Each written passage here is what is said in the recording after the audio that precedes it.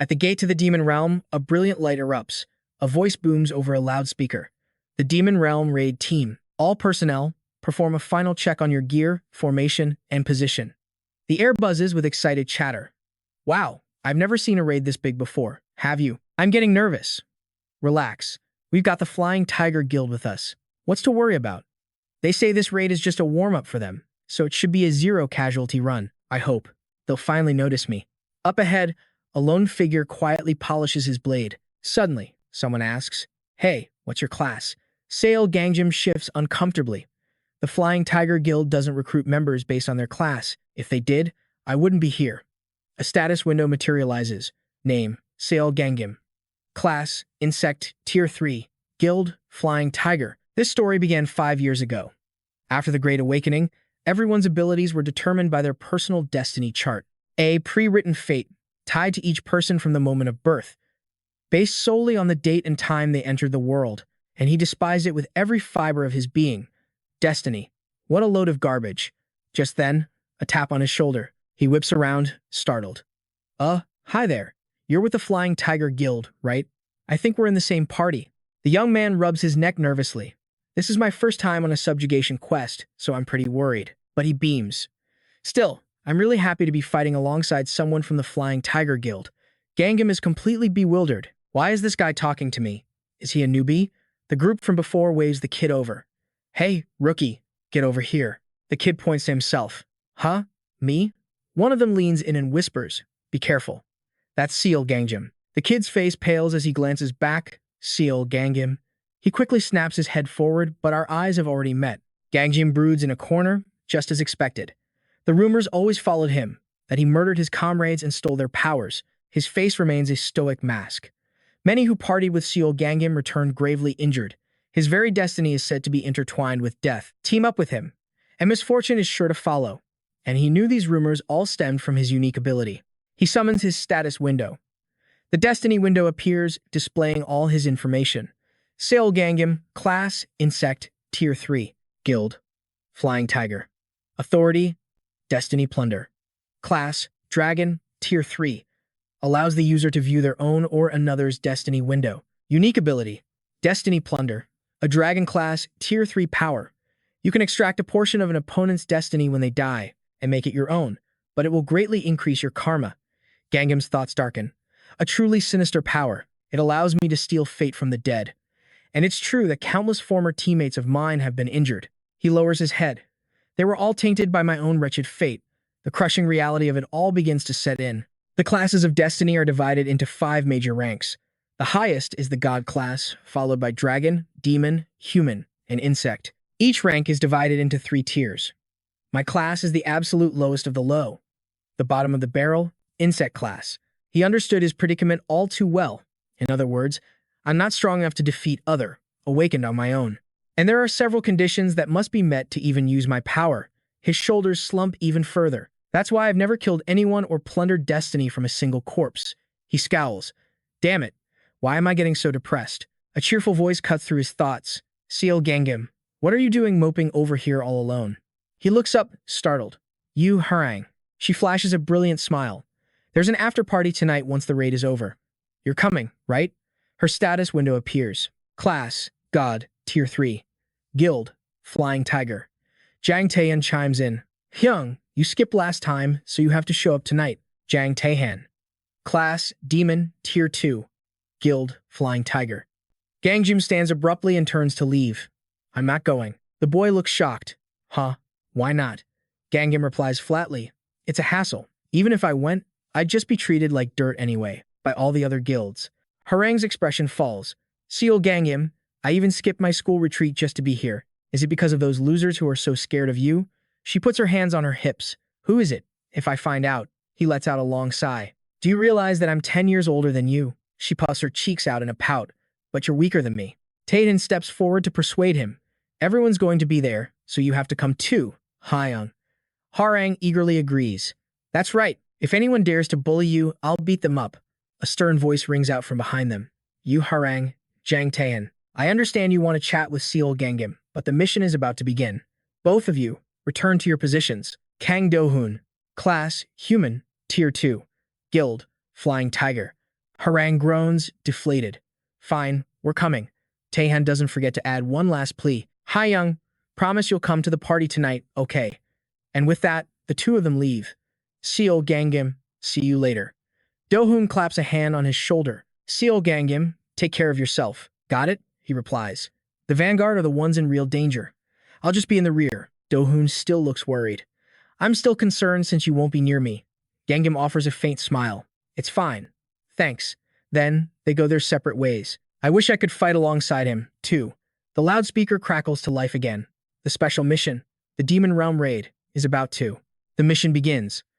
All teams, execute your orders without fail. Gangrim looked on intently.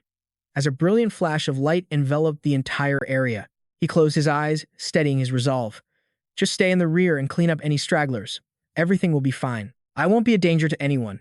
He tightened his grip on his sword. For just ahead, a horde of monsters awaited. High-rank monsters, and a lot of them. Vanguard teams, advance. The support units are on standby at the gate. Fueled by adrenaline, the hunters charged forward. A monster roared, its maw wide open. Do-hyun struck without hesitation. Tihan followed, his fist crashing into the beast. Harang galloped in on his mount. A monster crouched low, ready to pounce. Swiss began her summoning chant. Rear guard, prepare to engage. The creature's body swelled, unleashing a barrage of projectiles. The commander shouted his orders. Vanguard, ignore the small fry and maintain formation. 3 monsters stood clustered together, their eyes glowing with a menacing crimson light. Gangrim moved in, cutting one down with a single slash. He raised his sword again, ready for the next. Blood sprayed high, splattering the tree branches above. He paused, panting for breath. This is tougher than I expected. We're in too deep. The demonic energy is making it hard to breathe. A monster lunged from behind him. I have to get out of here. But it was too late, as its claws tore a deep gash across his back. As if awakened by the scent of blood, every monster turned its gaze on him. They swarmed from all sides, while the first beast pinned him to the ground, helpless. Gangrim squeezed his eyes shut. Somebody, help! Just then, a blinding light erupted. Shinsua descended, dispatching the monsters with swift precision. A wave of relief washed over the survivors. It was the master of the Flying Tiger Guild. She was even powerful enough to support the rear guard. He raised a hand weakly. Thank you. She gave a slight wave in return. Shinsua, 3rd tier, God class, Guildmaster of the Flying Tiger Guild. Suddenly, the ground trembled and debris rained down. Shinua's head snapped toward the disturbance. Panic erupted among the hunters. What was that? The boss. But we aren't supposed to reach the boss's lair yet.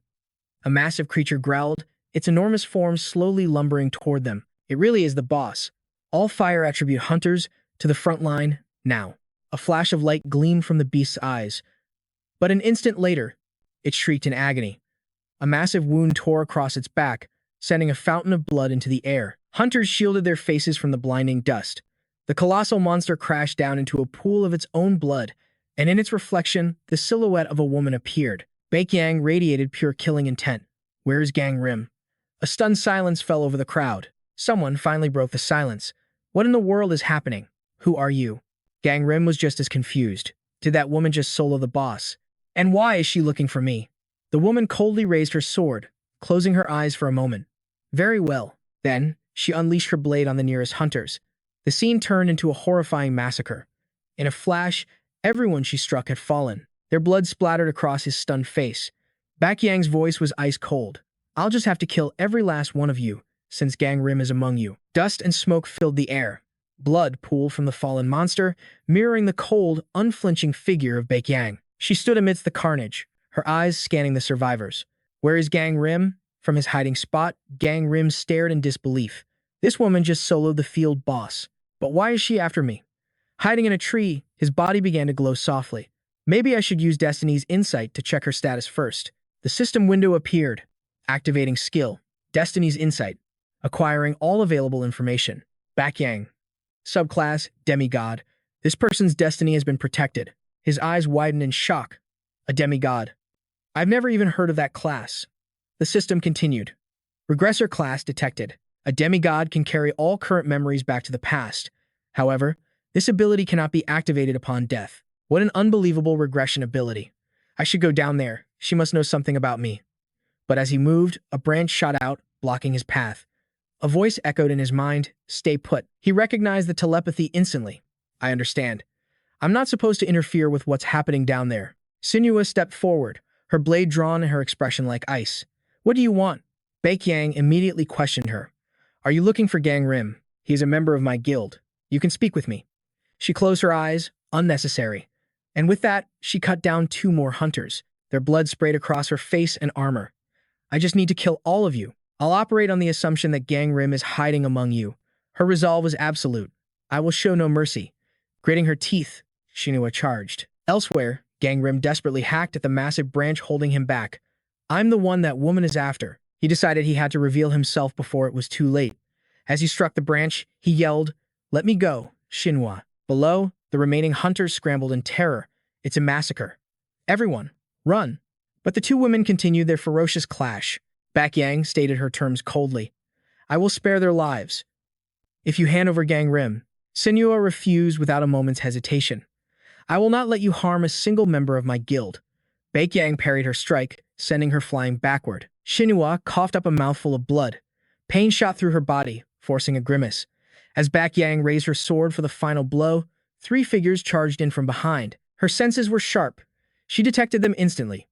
She spun around, her blade ready to strike. Now she stood face to face with Du Hyan. He froze. A cold blade pressed against his throat.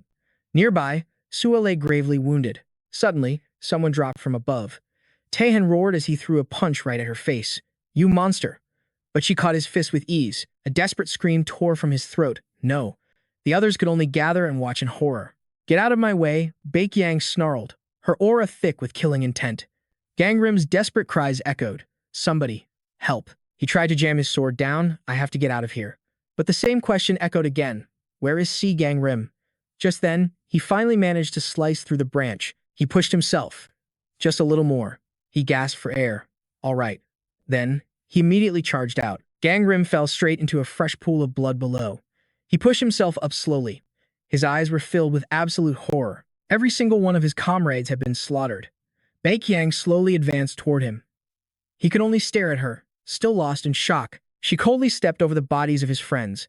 The brutal, bloody scene assaulted his senses. His face drained of color as he realized, I'm too late. Overwhelming loss and guilt crashed over him in waves. It should have been me, he choked out, tears streaming down his face. He couldn't stop them from falling. It's all my fault. A worthless, bug-level weakling. Baekhyang's expression remained like ice. You must be Gangrim. Suddenly, Sua's massive vines erupted from the earth as she appeared with a surge of power. How dare you? But she reacted instantly. To touch a member of my guild. Her voice was filled with rage. I won't let you. Baekhyang looked at her with an empty gaze. If you had just handed over Gangrim, you could have saved the others. And with that, she drove her sword straight through Sua. Sua struggled to explain. A guild master's duty is to protect. She shouted with her last ounce of strength, her hand still gripping Baekhyang's wrist. Our guild members. A brilliant light flared. Gangrim watched, powerless, as she was impaled, and the barrier shattered. No. Tears welled in his eyes as a single thought consumed him. I'm going to die. He was forced to face reality. I can't beat her. He stared at her, knowing she would kill him next. She came here to kill me. I was the only one who should have died. But why? His gaze shifted towards Sua. Why did she have to die instead? The familiar system window appeared, scanning for corpses in the area. He saw it as his one final chance. Would you like to use the skill, Fate Plunder? Gangrim's eyes burned with hatred. The system prompted again, activating Fate Plunder. Using this skill will accumulate karma. Currently, there are 421 corpses in the vicinity. Who would you like to plunder fate from? He bit his lip so hard it bled, his eyes blazing with resolve. All of them. All 421. In that moment, his entire aura changed completely. The system updated, now checking for plunderable fates. This is all because of my insect class fate. Gangrim squeezed his eyes shut in agony. Your base magic proficiency is too low. Only a fraction of each fate can be extracted. So many people had died for him. After a moment of analysis, he received the results. Due to the high number of targets, fates will be extracted at random. Painful memories came flooding back. They were right about me. Your magic has increased after absorbing a portion of the target's mana. You have acquired the authority, White Blossom Flourish. Death follows you everywhere. You have acquired the authority, Stealth Technique. But with the pain came beautiful memories too. Your water attribute resistance has been increased. Who dares to bother him? I'll handle them. It's all my fault. Don't worry, there's no one kinder than him. You have acquired the authority, heavenly weight. You have acquired the authority, airwalk. Gangrim staggered, clutching his head. My destiny killed everyone. It's all my fault. Then, a voice cut through his thoughts. You possess quite an interesting fate. He looked up with vacant, soulless eyes. You have acquired the authority, wood, leaf style. Baikyang uttered two cold words. Just die. The system announced its finalization. You have successfully plundered the fates of 421 people. In that instant, he unleashed a powerful slash at her body. This is all your fault. The sheer speed of the attack caught her by surprise. She quickly leaped back to create distance. Gangrim steeled himself. I refuse to let it end like this. The two then rushed into battle. I'll get my revenge on this woman before I die. The Swordmaster authority has been activated. Her image was reflected clearly in his eyes. The Eagle Eye authority has been activated. He charged forward without a moment of hesitation. The Reflection authority has been activated. He slashed again before she could even react. The Golden Buddha authority has been activated, but Baikyang countered immediately after. The Steel Body authority has been activated. Her blades slashed deep into his body. The Pain Resistance authority has been activated. He jumped high into the air. The Airwalk authority has been activated. He held his sword tightly, aiming straight for her. The Heavenly Weight authority has been activated. He seized the opportunity she had revealed an opening. But she looked back, her eyes glowing ominously. An overwhelming power descended upon him. The Ice Soul Summoning authority has been activated. Gangrim coughed up a mouthful of blood as he was slammed straight into the ground. He angrily clenched his fists. Damn it. Even with all these powers, I don't know how to use them. His sword lay broken beside him. My body is broken.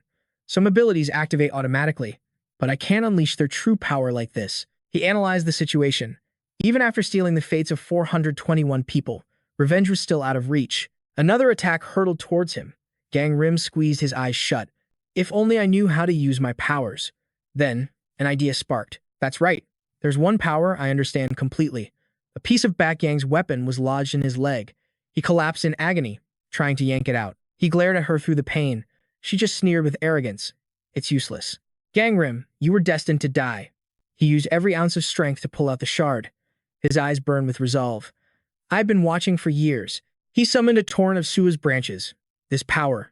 This one I know, inside and out. Massive branches shot straight toward her. The wood leaf ability activated. Surprised, Baikyang raised her sword to block. Gangrim assessed her movements. She was trying to hack through each branch individually. I thought she was just a sword master, but she's skilled in magic, too. She unleashed a massive, sweeping attack. With magic of this level, every single branch was severed. She was making it impossible to maintain the technique. In that exact moment, Gangrim lunged from behind her. He raised the very weapon she had used against him and plunged it straight into her back. Time seemed to slow down as blood sprayed into the air. Baikyang began to fall.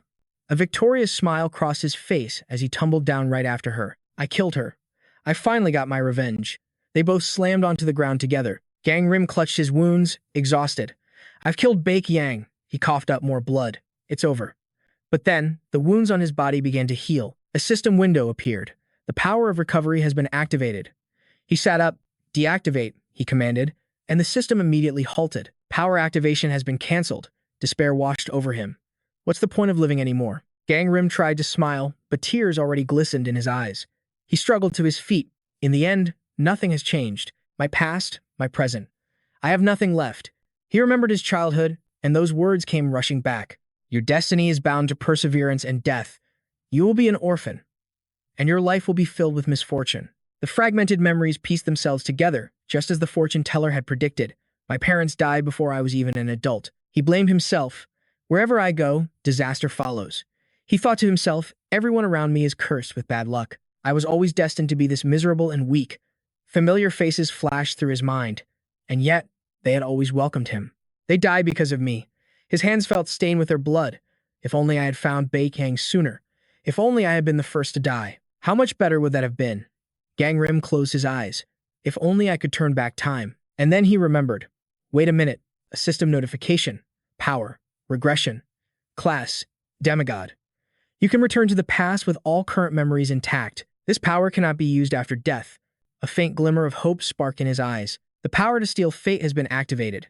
The power of regression has been acquired. He wondered which timeline he would return to. But finally, the system's voice echoed in his mind. The power of regression has been activated. He swore to himself, even if I return to the very moment Baikyang appears, I'll face her. He waited with desperate hope. Please, just work. Words began to appear. Activation commencing. Regression successful.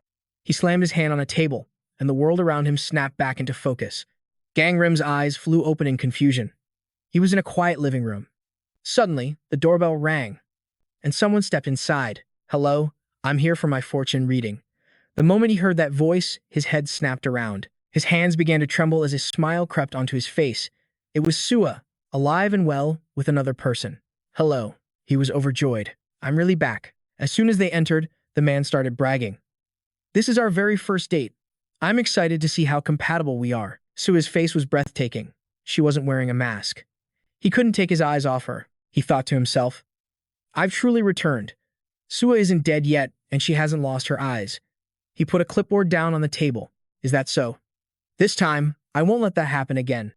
Gangrim handed them a piece of paper and a pen. "Please write down your names, ages, and times of birth here." The man happily handed the paper back. All done, but Sua just sighed. "Huh?" She looked incredibly uncomfortable. He remembered now. She once mentioned getting involved with a very strange man. "I have to make sure she leaves before he does." He took both papers back. "Allow me to see how compatible you two are." He began the reading. "Your fortune is of the metal element, while hers is of the wood element." He reached his conclusion. This type of reading is known as metal overcoming wood. He explained cheerfully. "This is a terrible omen, because an axe can easily cut down a tree." They were both stunned. "What?" Sua, however, looked thrilled. "Really? I guess we have no choice, since our fate is so horrible." But the man exploded. "Are you kidding me? What the hell do you think you're doing? Where's the owner of this place?" He pointed. "He's right over there, at the counter." The man's brow furrowed. "Get rid of him." Something about this guy just felt wrong. But she lingered. "I want to hear more about my destiny. This man is gifted." He began to tremble with rage. "You will regret this. Do you really think a woman like you could ever meet someone as incredible as me?" She didn't even spare him a glance. "It seems she has no intention of seeing you. Please leave." Hearing that only fueled his fury. He stormed out, slamming the door behind him. "You better not even think about finding me again." Sua quietly watched the door shut. Only then did she speak. "I thought places like this were supposed to only mention the good things in life." He replied, "Normally, that's true. My apologies." She offered a friendly smile. "You seem to be very skilled. Could you read my fortune for me?" He immediately agreed. "Ah, of course." Suddenly, his entire demeanor shifted. A blinding light flashed, and the very space around them began to twist into chaos. "Your stats are being calculated based on your destiny." Gangrim staggered, clutching his head. "Even though I knew this would happen, I guess the shock and dizziness were unavoidable." She asked, "What are you doing?" Then she slammed her hand on the table to get his attention. "Get under the desk, now." With that, Sua grabbed his hand and pulled him down. "Just like in my past life. Sua protected me." The two of them scrambled under the table, focusing. "Didn't you think you could change the future?" The space slowly returned to normal. She looked around, bewildered, as he quietly slipped away while she was still lost in thought. What was that strange announcement? Destiny. Stats. She realized he was leaving. "Wait for me." But he thought, "It's best if I don't get involved with Sua." And with that, he walked out of the room. Gangrim frantically scanned the area. "I hope there's something good in here." His face lit up as he reached out his hand. "There it is." But just then, Sua appeared. "Where are you going?" He quickly hid the item he'd found. She grabbed his sleeve. "We have to evacuate. Now." She started dragging him along. "Wait a second." Suddenly, a blood-curdling scream echoed through the hall. People burst in from outside, shouting, "Run, monsters." Sua's eyes widened in confusion. "Huh? Monsters?" A giant worm clamped its jaws on a man's leg. "Stay away from me. Somebody, help me." Blood gushed from the bite wound. Sua froze in horror. "Wait, I can't help you." But Gangrim calmly drew a knife. With one decisive slash, he split the creature in two. A smirk played on his lips. "I knew they would appear." The other worms began to slither toward them. Third class, insect-type giant worms. A large worm. Normally, they're herbivores, but now they'll devour animals and humans alike. He bravely charged forward to eliminate them. Everyone, get to safety. One by one, the monsters were cut down. Gangrim held one up by its head. "This is the last of them." He whipped his head around as another scream rang out. "Help me. There are still more of them over there." He commanded, "If you don't want to die, grab something to fight with.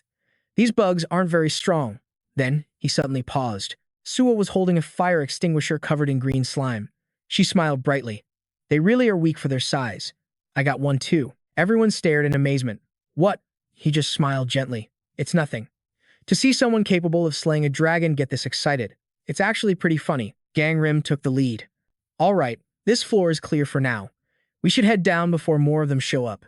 As they left one by one, people called out, "Thank you," but Gangrim stayed behind, digging for something inside a worm's carcass. "I need to collect these spirit gems while I have the chance."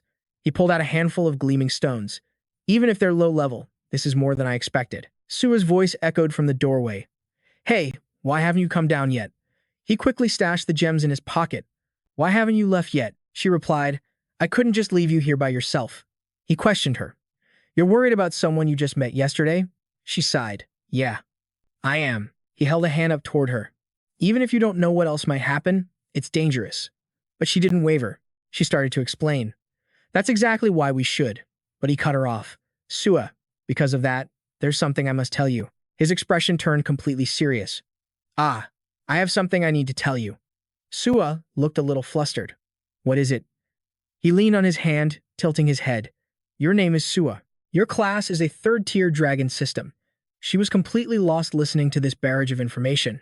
"Wait, what are you talking about?" He continued, "Your attribute is wood, and you have a power called the wood leaf method." In that very moment, a fate window materialized right in front of her face. Seeing it, he asked, "Did your fate window just open?" She stared at it in shock. "Fate window, I'm seeing something. And I also see the power, wood leaf method." He held up a finger. "Do you remember the announcement when we were in that room? That strange announcement. It means we've received superpowers." He thought to himself, "Since we've awakened, we won't die unless we run into something truly powerful." Gangrim then said, "Let's go down." The two of them headed down the stairwell. "Hey, so what's your destiny?" He warned her. "It's better if we don't tell each other what's in our fate windows." He glanced back. "It's like other people might be able to read it." Sua simply replied, "Okay." He fell into deep thought. "My fate window is exactly the same as last year. I wasn't able to keep the power I stole in my past life. The fate window is unchanged. Name, Gangrim. Class, third-tier insect. Attribute, fire. Its special function also appeared. Destiny investigation. Third-tier ruthless grade. You can steal a portion of the target's destiny. I can make it my own. But doing so increases my karma." He continued to weigh his options. Only one thing was different now. The system's conclusion was clear. "You have accumulated a massive amount of karma." He lowered his gaze. "This was the price for stealing the fate of 421 people. To change the future, I have to use my fate plunder ability. But gaining this much karma right now is far too dangerous." Gangrim's thoughts raced. Karma spikes when you commit a grave sin, like taking a life, or when a unique ability is used to steal someone's destiny. But if the karma becomes too great, the target is pushed beyond the boundary. The two of them continued searching the dark path with their light. Anyone who crossed that boundary suffered a terrible, horrifying fate. Sua suddenly spoke up. "Wait, I think someone's here." Down the desolate hallway, a shrouded figure emerged from the shadows. The person was completely bundled up, making them impossible to identify. With a kind heart, she rushed forward. "I'll help you." He urgently tried to stop her. "Wait." A giant worm erupted from behind the figure. Gangrim lunged, plunging his knife straight into the creature. The beast was finished in an instant. Luckily, it was just one. She asked, full of curiosity, "Is someone actually in there?" His hand reached out, touching the body, and began to glow. The easiest way to check for signs of life was for the system to immediately appear. Fate Plunder has been activated. He shook his head grimly. The number of survivors nearby just dropped by one. They're dead. He stared intently at the fate window. It looked like this person had a powerful ability. If only they'd awakened, they could have survived. The screen read, Class, Pyrokinesis. Rank, Tier 3. You can summon and control a small flame. The user can strike targets from a distance, as long as they remain in sight. A small flame flickered to life above his palm. "I'll take it." The system acknowledged his choice. "You have acquired the Pyrokinesis ability. As a penalty, you have also acquired karma points." Gangrim clenched his fist in triumph. "Perfect. This is exactly the kind of power I need." Just then, Sua ran off towards something. "What's over there?" The giant worm's blood sprayed everywhere. A man named Doc Gozen was excitedly hacking its body to pieces. "Haha. Is the tutorial this easy?" He boasted with confidence. "Bring on the final boss." That's when he finally noticed the other two. The worm's corpse flew towards them. He casually slung his weapon over his shoulder and approached. "More survivors?" he probed. "Are you guys my new party members?" Gangrim instinctively moved to shield Sua, his guard up. But contrary to his expectations, The man cheerfully held out his hand. The name's Doc Gozen. It's a pleasure to meet you both. Gangrim realized it instantly. That's right, this is his starting point too. He responded politely, I'm Seol Gangim. The man tilted his head. So, what's our heroine's name? She stammered, flustered. Heroine, I'm Shinsua. He shook hands with both Seol Gangim and Shinsua. Awesome, I'll remember that. Now that the Acquire Party member event is over, the real show should be starting soon. She was completely lost. What are you even talking about? He gave a breezy explanation. Isn't this how every game tutorial works? His fate window appeared before Gangrim. Name, Doc Gozen. Class, Divine. Rank, Tier 3. Attribute, Metal. Ability, Dreamwalker, Tier 1. The boundary between dreams and reality has become blurred. The user is less affected by demonic energy. Intelligence, pain tolerance, and fear resistance are all calibrated by the Dragon Chart system. Tier 1. Gangrim's expression darkened. Doc Gozen, he's destined to become the master of one of the 5 great guilds. However, looking at the slaughtered worms, Gangrim knew that even before his awakening, Gozen was already a huge problem. Didn't you two just take down a boss with your party? He asked. Or maybe you get a powerful new ally mid-battle or something? He clapped Gangrim on the shoulder. You probably awakened thanks to a comrade's noble sacrifice, right? Gangrim thought to himself. I know he's a famous novelist, but his delusions are off the charts. Suddenly, a blood-curdling scream echoed through the hall, drawing all 3 of their gazes. A terrified man was sprinting toward them. Help me! A monster! A truly colossal worm was chasing him from behind. Name, Great Worm.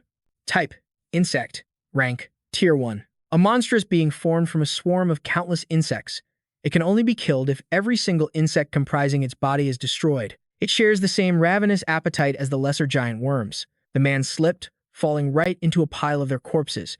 Pure terror was etched onto his face. Sua watched, horrified and stunned. Blood began to pool around the fallen man. Gozen, however, just made an observation.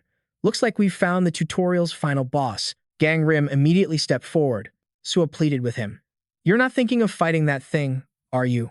We have to run. He unleashed a massive fireball straight ahead. The great worm was struck head-on. Magic? I knew I could count on you. Gozen looked at him expectantly. So what do you think? Can you kill it? Gangrim's answer was blunt. No. He stated with certainty. Right now, killing that thing is impossible. Gangrim explained. For now, all I can do is hold it back with my fire. But before he could even finish speaking, the monster broke through the flames and charged. He stood his ground, shouting at the others. Run. Then he turned to follow, unleashing another attack to try and slow it down. He realized his attacks were having no effect. The 2 of them ran ahead, with him in the middle, and the great worm right behind them. Then, an explosion ripped through the air. Model. The moment he escaped, Sua frantically called for Seol Gangim. She urged him, get over here now. But Gozen grabbed her wrist, dragging her away. Don't stop, Sua snapped in frustration. Hey, wait a second, let go of me. The colossal worm slithered menacingly toward him. A wave of shock washed over him once more.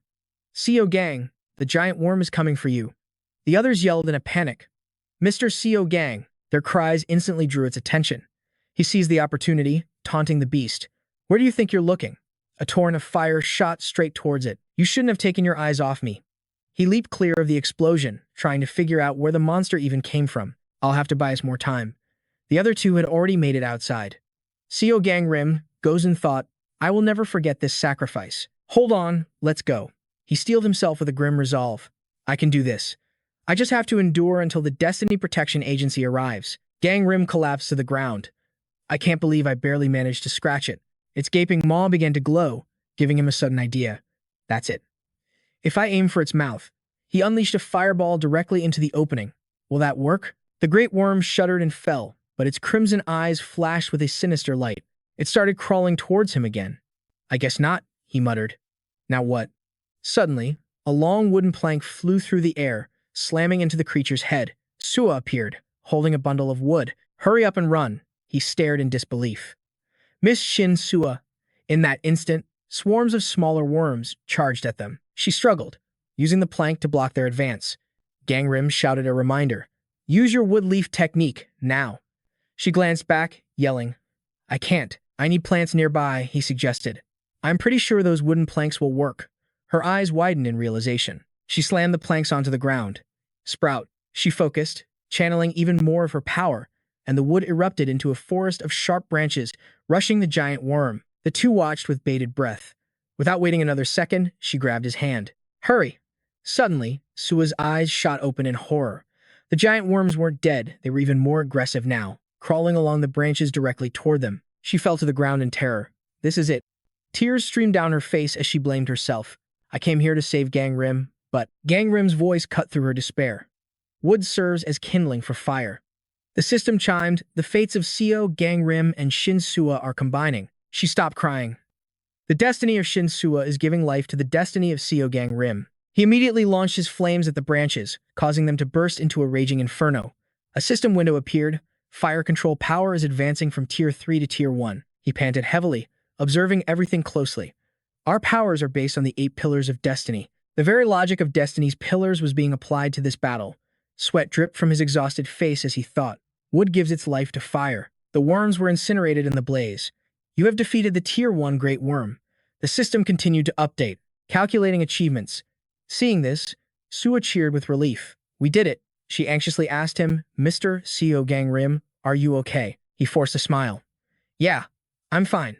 You have received a bonus reward for defeating an opponent stronger than yourself. She then helped him escape the area. This is the first floor. The exit is still safe. Anemia due to severe mana depletion. She grabbed the doorknob. We finally made it out. But as the door swung open, a gust of wind blew in. The space behind the door was pitch black. Sua was completely bewildered. Where are we? A green pillar of light enveloped them. This building is supposed to be in the city center. Gangrim's sharp eyes noticed a totem pole in the lobby. I can't believe the first floor connects to a place like this. The statue radiated a gentle light. Power. Ancient artifact, Tier 3 Dragon System Totem. A totem pole containing the energies of overwhelming and completion. It heals any human who approaches and repels all monsters. The door vanished behind them, making her jump. The door, she cried out in alarm. What do we do now? He calmly replied, for now, we rest. At least there are no monsters here. Just then, Gozen casually walked out. How in the world did you people manage to survive? The moment Sua saw him, she couldn't hide her rage. He rubbed his chin. How strange. The hero Shinsua actually left my side. What is that supposed to mean? She yelled, pointing an accusing finger at him. Hero, don't make me laugh. You're a villain, a criminal. You betrayed your friends. You'd do anything to save your own skin. He froze, stunned by her words. What? He clutched his head in denial. No, that can't be right. It's true, but I can't be a villain. Gangrim broke the tense atmosphere. He's in even worse shape than before. Miss Sua, over here. The other survivors in the area were in a state of confusion. Where are we? There were just monsters everywhere. They looked on in disbelief as their wounds began to heal. Huh? My injuries? A panic started to set in. They checked their phones. No service. Everything just suddenly broke. The situation descended into chaos. Is it safe here? Everyone was terrified. Was that fire? No one had a clue what was happening. What is going on? Suddenly, a person appeared on a raised platform. The figure began to speak. It seems all the members of this sector have gathered. Then, she introduced herself with an air of authority. I am Anna Vahasia, from the main branch of the Destiny Protection Agency. She scanned the crowd with a cool gaze. From this moment forward, her eyes began to glow intensely. I will be managing all of you here. The crowd murmured in confusion. What? The Fate Protection Agency? What is that? The crowd instantly erupted in protest. Manager, what are you talking about? This is kidnapping. Let us out of here right now. What the hell is the meaning of this? But Gangrim was different. He already knew everything. For him, this was the true beginning. In my past life, I was a complete failure. He clenched his fists, his knuckles turning white. But this time, it will be different. I will become the strongest I possibly can before leaving this place. Utter confusion swept through the crowd. What did she say? The Fate Protection Agency. Anavi addressed their questions calmly. Our job is to protect the people from the coming disaster. But no one believed her. A manager, what the hell are you talking about? This is just kidnapping. Let us go now. They all condemned her actions. What's the point of all this? Ignoring them, she continued. The demon world will open in seconds, which is why we intervened. So those insects from before. That was you people, wasn't it? The woman simply stated, it was foreseen by our director's precognition. The room descended into pure chaos. You can't do this. I'll sue you all. Let me out. Gozen just grit his teeth in frustration. Finally, he couldn't take it anymore and roared. Shut your mouths, you ignorant fools. Instantly, all eyes turned toward him. He sneered at them. Can't you see this is a once-in-a-lifetime opportunity? With that level of stupidity, you'll always be worthless extras. Gangrim observed silently. He's the same as ever. But he's right. He glanced over at the man. Being chosen to be here is a privilege. Anavi sighed.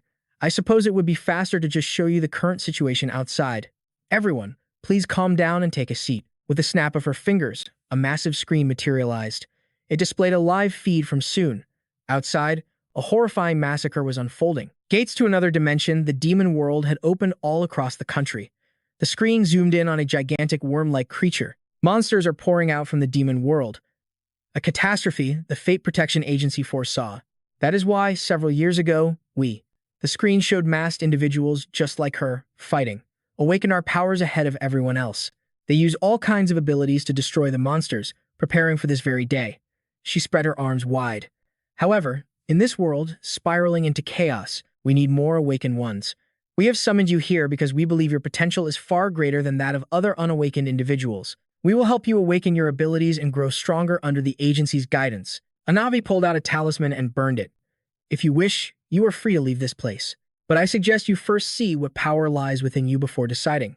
You might just change your minds. The fate window appeared once more. Name, Seol Gangim. Class, Tier 3, Insect. Attribute, Fire. Powers, Fate Discovery, Fate Plunder, Fire Bird. Everyone was stunned. What is this? Is this my power? What does Tier 1 even mean? But for Gangrim, this was all too familiar. He was fairly certain of one thing. This isn't Anavi's power at work. I want to use Fate Discovery on Chazia, but she's wearing a mask. Anavi continued to guide them. You have now seen your latent powers. You can think of them as supernatural abilities, or even magic. She explained how the Awakened would use these powers to hunt monsters. She went into great detail, and eventually attack the demon world itself to eliminate the threat. But this is an extremely dangerous line of work. She stated coldly, you could very well die on a mission. Fear flashed in their eyes. The same goes for the training process. If you wish to avoid danger and receive our protection. Anavi's tone was firm. You must renounce your powers. Someone with no will to fight is unworthy of possessing such power. She clapped her hands. I will give you exactly 1 hour to think it over. Their surroundings began to blur. You can rest on the second floor. We provided guidebooks. I suggest you read them. After 1 hour, those who wish to stay must return to this spot. A wave of light enveloped everyone. Those who wish to leave can use the emergency exit on the 3rd floor. But as I said, once you leave, you will never see your fate window again. With that, Anavi turned and walked away. See you soon. She glanced at her watch. It's time. I will assume everyone who returns has agreed to participate in the training. A massive gate slowly materialized before them. This was the first trial. Everyone turned to face it. The gate radiated a mysterious aura. A maximum of 3 people can enter at once. If you complete the challenge and exit through this gate, the trial will end for you. She explained the rules. Each room has a different clear condition. You can check the requirements once you are inside. A hologram appeared, displaying a monster. Objective: eliminate the target. Anavi continued, there is no limit to how many times you can attempt the first trial. But if you leave without completing the objective, you will have to start the mission all over again. She then produced a small box. These are the item boxes being provided to everyone. Take 1 box and then proceed to the supply center, she explained. If you are injured, you can use the healing items inside, or you can return to the waiting room to use the healing totem pole. She then added a grave warning. We need you to sign a consent form. It states that the Fate Protection Agency will not be held responsible in the event of your death. Of course, we'll do everything in our power to prevent the worst from happening. Then, she bowed her head. Good luck. The room fell silent. Then, one man bravely raised his hand. Is anyone willing to team up with me? He asked. My ability is a Tier 1 demon class. Gangrim watched quietly from the side. Who wants to join? The man began to step away from the crowd. He's announcing his subclass, he noted. Just like a job fair. Suddenly, a voice called out to him. Mr. Seol Gangim. It was the girl he'd helped back at the building. She hurried over to express her gratitude. Thank you for before. She scratched her head awkwardly. You don't have a team yet, right? Neither do I. Sua held out her hand hopefully. Would you like to team up with me? He just stared at her, completely frozen. Mr. Seol Gangim. His intense gaze never left her. The stare made her incredibly flustered. Gangrim pressed his lips together, his hand trembling. Thank you. That horrifying memory came rushing back. Only when Gangrim dies can everyone else survive. He grabbed his head in despair. It was all my fault. Sua asked with concern. Are you feeling unwell? He shielded his face, pushing her away. I'm fine. With that, he turned sharply. I refuse. He glanced back at her one last time, and Gangrim made sure to add, I'm more comfortable working alone. Hearing this, a sad expression washed over her face. Oh, I understand. I just thought we worked really well together, Mr. Seol Gangim. He tried to reassure her, Sua, you'll find someone else you can coordinate with. But his words seemed to give her a different kind of strength. Mr. Seol Gangim, she called out, even if we can't hunt together, I hope we can still look out for each other. Without turning back, he walked away coldly.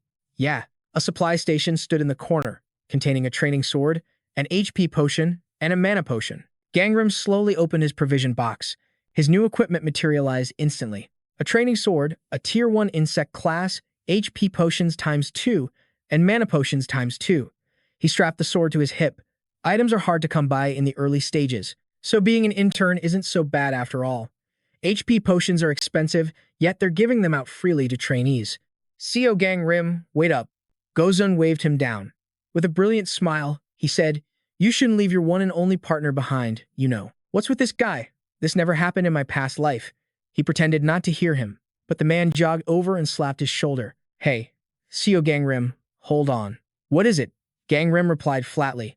If things keep going like this, the man proposed, you and I are going to be the main characters of this story. So let's clear this first stage together. Gangrim shook his head firmly. I prefer to go alone. Don't worry, he insisted, confidently slicking back his hair. I'm not like those side characters who just drag you down. I'm strong. I'm the protagonist. Main character, supporting role, and extra. Doc Gozen categorized people as if they were in a novel. Gangrim recalled his past. The protagonist? Huh? In my previous life, he treated me like a worthless extra. I think he's mistaken me for someone powerful. He stroked his chin, thinking carefully. A strong companion would definitely make things easier. Sua is very strong. But if she's near me, she'll only suffer misfortune. That's why I can't let her join me. So what about Gozen? He sank deeper into thought. If something bad happens to Doc Gozen, it doesn't really matter, does it? What's on your mind? Gozen interrupted. Change your mind yet? Gangrim finally answered. Fine. Let's go together. Really? Gozen exclaimed, surprised. He sprinted back to grab his box. Wait here. I gotta get my supply crate. Gozen snatched the box right out of the mascot's hands. So this is the supply box? I'd love to chat with a cute mascot like you, but we'll talk later. Sua watched him with an annoyed expression. Why are you looking at me like that? He sneered. Is it because you're not a main character? She just remained silent. He walked off excitedly. Seol Gangim. Got it. Let's go. Ahead of them, a door began to glow. I can feel it. The presence of death. I can sense the aura of the metal demons. Together, the two pushed the door open and stepped inside. Seol Gangim and Doc Gozen have entered. You have entered the Mountain of Blades underworld. The rules of the stage appeared. All rooms are connected by 4 corridors. Monsters, traps, and safe zones exist in each room and corridor. Find the exit and escape. A system notification announced the first stage. The Mountain of Blades underworld will now commence. Gangrim repeated the objective. So our mission is to find the exit. Awesome. Let's get started. Gozen shouted, looking around. I wonder if the layout is the same as in my past life. This path. Monsters and traps. Huh. Gozen said with curiosity. I wonder what's going to pop out. He was completely oblivious to his surroundings. Look out. A blade shot up from the floor, knocking him over. Gozen wasn't scared at all. In fact, he looked thrilled. So this is a trap? How original. He grinned from ear to ear. But hey, I'm a fan of the classics. He pushed himself up from the ground. Yo, Seol Gangim, let's get a move on. Torches lined the walls, lighting the way. No more traps, he praised. Looks like you've got some good luck, Seol Gangim. Gangrim immediately denied it. No, I'm extremely unlucky. They continue their discussion. Huh? I think I hear something. You did set up the experience share, right? Yeah, I did it when I read the guide. Up ahead, a horde of demons gathered. Bone Demon, a tier 3 insect class monster constructed from human bones. Their senses are dull, and they're sensitive to light. Gozen readied his stance, remarking, they look tougher than insects, at least. After some training, they might even get stronger. He glanced back. There are a lot of them, but if we work together. Gangrim unleashed a burst of fire, instantly incinerating one of the bone demons. The others turned in unison, then began to retreat in a single file line. The entrance is narrow. If we corner them in here, they'll have no path of escape. Gozen was impressed. Well, Gangrim, you're a pretty sharp guy. Gangrim drew his sword. If you're just going to spout nonsense, then go home. The two launched into battle against the bone demons. Gangrim plunged his blade deep into the wall, using it as a foothold to kick a demon square in the head. Gozen charged forward with a cocky grin. I can't let you take the lead on this one. The two of them teamed up to annihilate the horde. He raised his sword, exhilarated. Now that was a rush. Soon after, all the bone demons had been defeated. Gangrim, aren't these things in every room we find? He complained. This is getting more and more boring. I think we've killed over 100 of them. Gangrim simply asked, Are you tired? He sheathed his sword. Not really. These monsters aren't that strong. I learned how to fight with a sword, just in case I was ever transported into another world or a novel. Gozen's eyes narrowed. Hey, Gangrim. Honestly, ever since I first saw you, I've been curious about something. Gangrim gave him a cold look. What is it? Gozen leaned in close and whispered, You're a regressor, a reincarnator, a dimension hopper, or something like that, aren't you? The accusation hit its mark. Gangrim froze completely. He warned, if you're going to keep spewing garbage like that, then get lost. Gozen just smiled. I guess I hit the nail on the head, huh? Gangrim shoved him from behind. Stop wasting time and let's go. You walk ahead, but his companion continued to tease him. I'm not joking, you know. You're aware that you're not normal, right? Gozen pressed on. You're always strangely calm, you adapt incredibly fast, and you're not afraid of monsters at all. Gangrim avoided his gaze, searching for any excuse. When I was a kid, I used to see ghosts, so I'm used to it. Gozen replied, Huh. For real? Man, now I'm even more curious about your past. He proposed, You have to tell me about it, but before he could finish, Gangrim pushed him hard, sending him forward. The floor suddenly gave way, and Gangrim's momentum carried him down into the chasm. Gozen was startled. Gangrim, he shouted with a serious tone. Run. Gozen quickly scrambled back to safety. He glanced back at the chaotic mess inside, a worried look on his face. Gangrim. But then, his expression turned icy cold as he turned away. Isn't he supposed to be the main character? And with that, he walked off. I do love stories with a regression plot, so this isn't too unfortunate. I wonder what happens to the story now. Elsewhere, Gangrim fell into a mysterious place. He carefully drew his sword in defense, then plunged it into the wall. Thanks to that, he landed safely. A system message appeared. You have entered a hidden area. The corner of his mouth curved into a smirk. Warning. Monsters in the hidden area are stronger than in normal areas. Gangrim scanned his surroundings. Every path has traps or monsters that you must face. The path leading to the normal area has been activated. Once you return, the hidden path will be sealed. He stepped forward bravely. You can request to be rescued. Do you want to give up and go back? Time left to request rescue. 2 minutes and 58 seconds. As if I'd ever give up like that. A swarm of bone demons was gathered in one place. I might get more stats than I expected. He created a flame in his hand. Wow, I'm actually grateful to Gozen for helping me get into all these monster rooms. I need a chance to grow on my own. Shinwoo's story is probably a different matter. He then raised his hand high, concentrating his aim on them. The bone demons all charged at him at once. Gangrim took them down one by one. Your stat points have increased by 10. Your stat points have increased by 10. The bones of the demons were scattered everywhere. Your strength has increased to stage 4 after using stat points. They have been completely annihilated by him. Your strength has increased to stage 5 after using stat points. He walked past them with his sword. Everything is easier from the beginning when I raise my stats. I can't believe I got this many stat points. The system updated.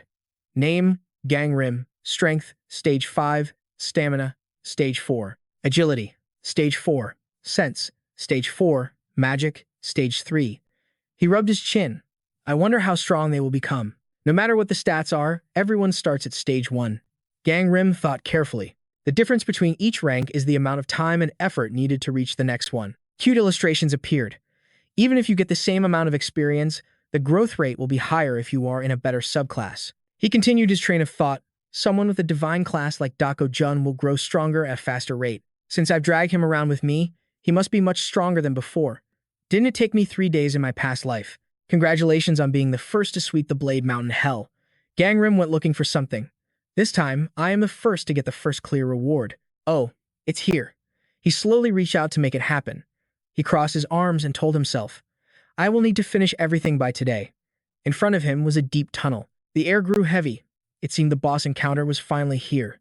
He tilted his head back, his eyes scanning the terrifying vista before him. A single bead of sweat traced a path down his cheek.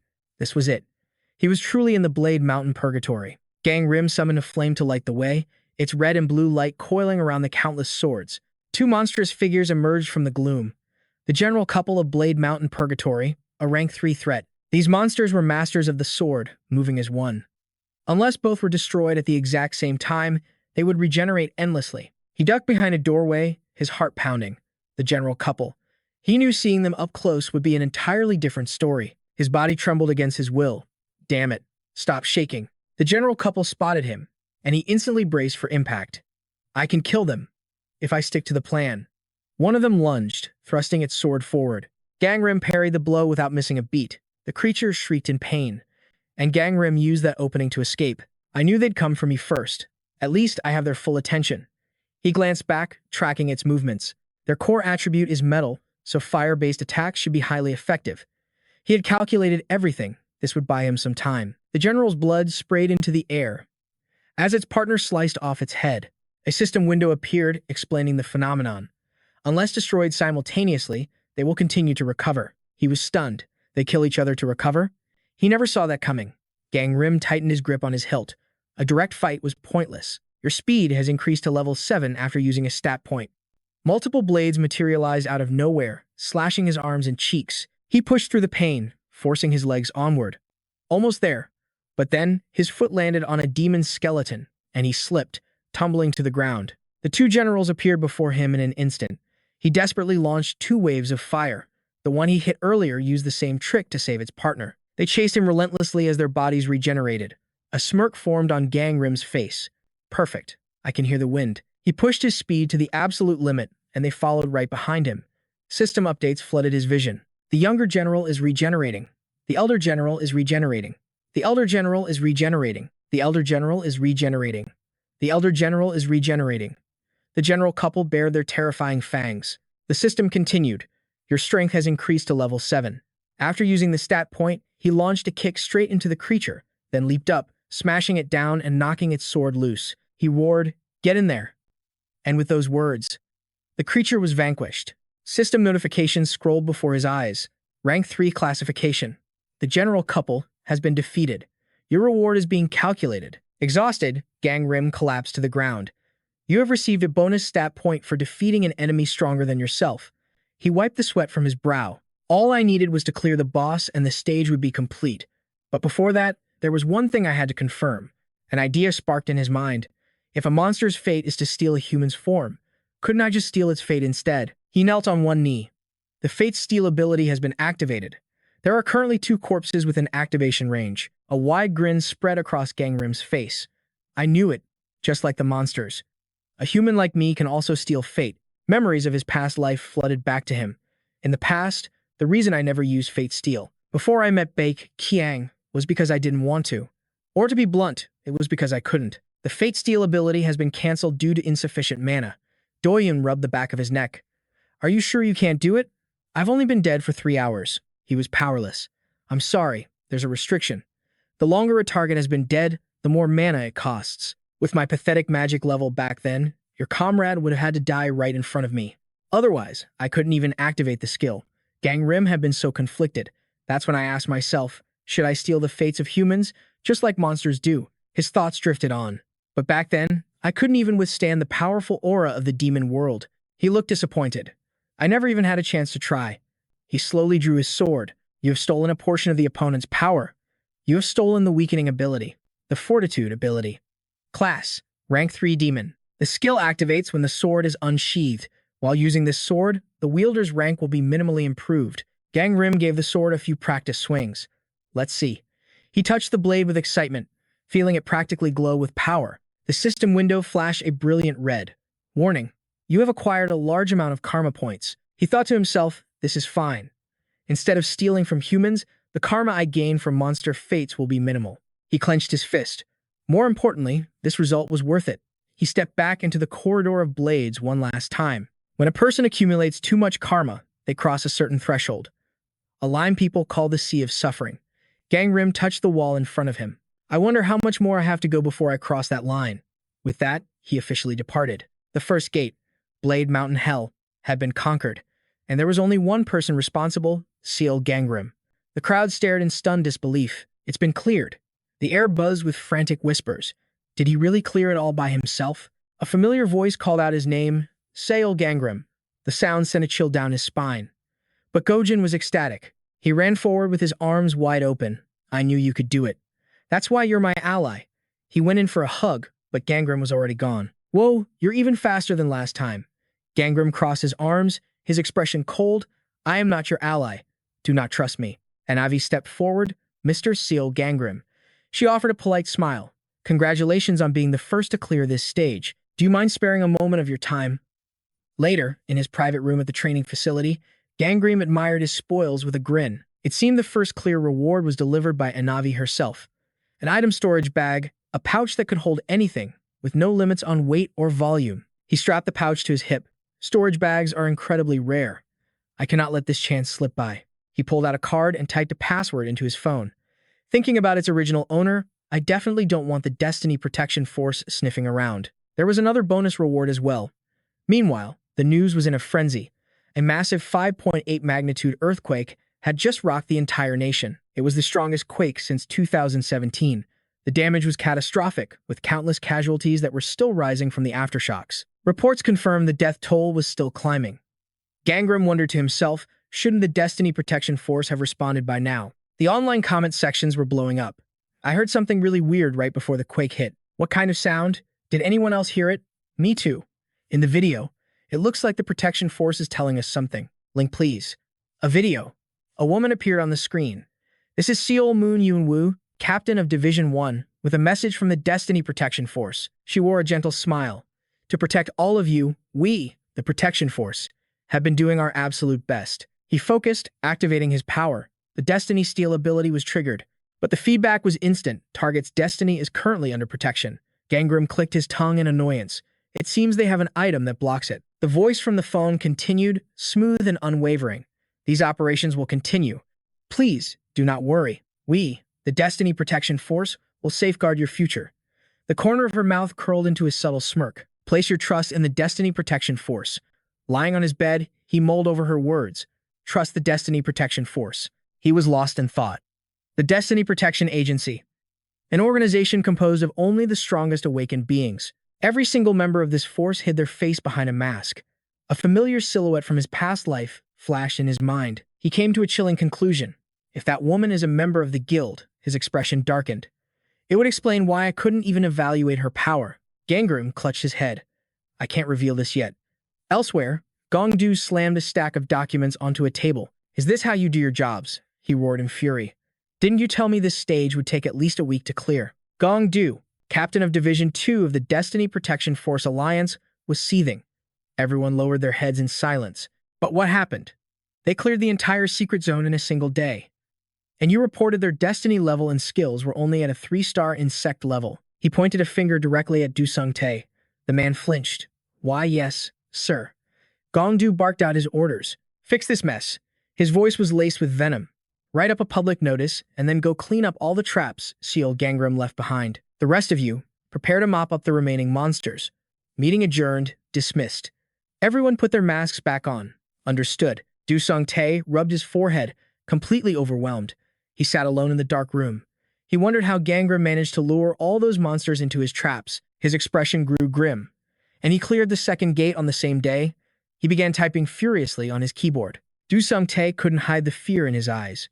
What if the higher-ups find out the one who cleared the gate was just a so-called insect-level nobody? This is impossible.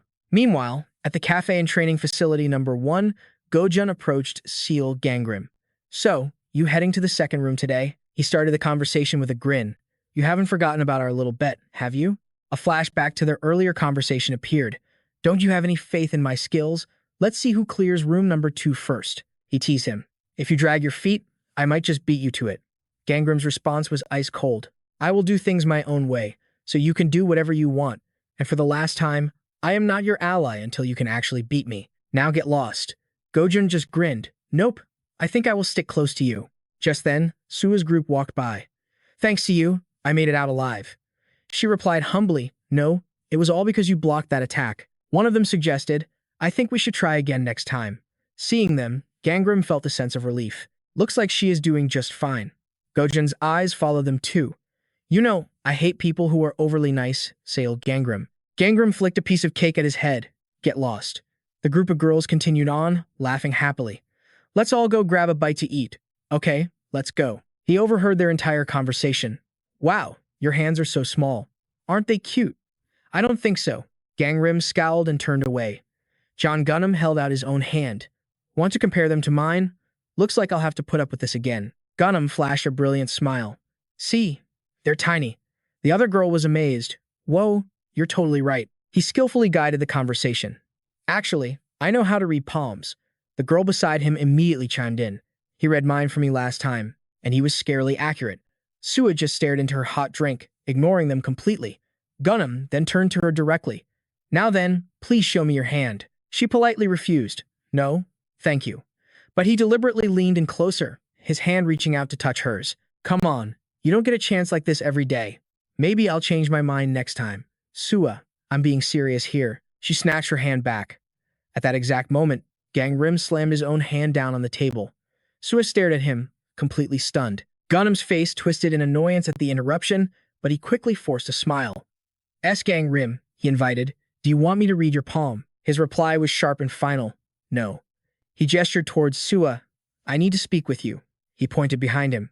Can we? She seemed dazed for a moment before agreeing. Oh. Yes, of course. Gangrim and Sua left the table together. I want to talk somewhere more private. All right. Suddenly, two people approached them. Hey. Gangrim. What's up? They grinned brightly. Thanks for sharing the Wi-Fi. The paper with the network password was taped to the wall. After I managed to clear the underworld mountain room by myself and share the Wi-Fi, this was one of the rewards. He watched them with a pensive look. People were becoming friendlier to me. Let's party up sometime. But this kind of friendliness, his expression darkened, felt completely alien to him. Memories of his past life flooded his mind. Before his regression, this was the exact moment when everyone began to avoid and abandon him. If Gangrim is there, I'm not going. Hearing those words, his past self would just bow his head meekly. I'll go then. I won't bother you. Was it because my class was just too low? Gangrim immediately isolated himself from the group. Back then, Gunham was the only one who smiled at him. Gang, think you can handle going alone today? He had replied, yes. He remembered how even then, John Gunham treated him differently from everyone else. He clapped a hand on his shoulder. If there was an open spot in the party, I would have brought you along. Be careful out there. He forced a weak smile. It's fine. The two of them were close back then, even after he knew about his ability. Awesome. High five. A strange light emanated from Gunham's palm. He glanced slyly at the window of fate. I never would have expected this. One day, Gangrim was walking down the hall when he overheard a conversation. I almost died going to the demon world with S-Gang. What's wrong with Gangrim? His ability. His to plunder skills from the dead. They were spreading malicious rumors about him. You mean he plans to kill someone and steal their skills? Yeah, exactly. You should be careful, too. He bit his lip, hiding in the shadows. This is insane. He then stormed into Gunham's room. You promised you wouldn't tell anyone. Gunham played dumb. What? I have no idea what you're talking about. Gangrim accused him. You told everyone about my ability. Gunham replied with a shameless grin. Do you have any proof? Gangrim was stunned. What? It was obviously you bastard. Gunham let out a wicked laugh.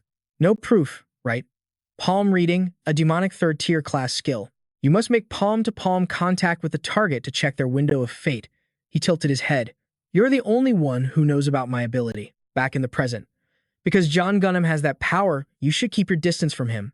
Don't ever let him see or touch your hand. After hearing the full story, Sua sighed. So that's why he was acting like that. Gangrim quickly turned to leave. Anyway, I just wanted to warn you. I'm leaving now. She reached out a hand. Gangrim, she said. I've also cleared the underworld mountain trial room. Placing a hand over her heart, she proposed, would you like to challenge this second room with me? Gangrim shook his head. It's still too difficult for you, Sua. She looked flustered. Why would it be too hard for me? He avoided her gaze. Right now, you lack too much combat experience. Sua froze at his words, then tried to defend herself. I don't think I'm that weak, he continued. But your abilities will be weakened in the next room because it has a fire attribute, he explained carefully. The golden energy there will suppress your wood-based destiny, Sua. That room is a terrible matchup for you. It's because the metal element counters your wood element. Your wood leaf art will be useless this time.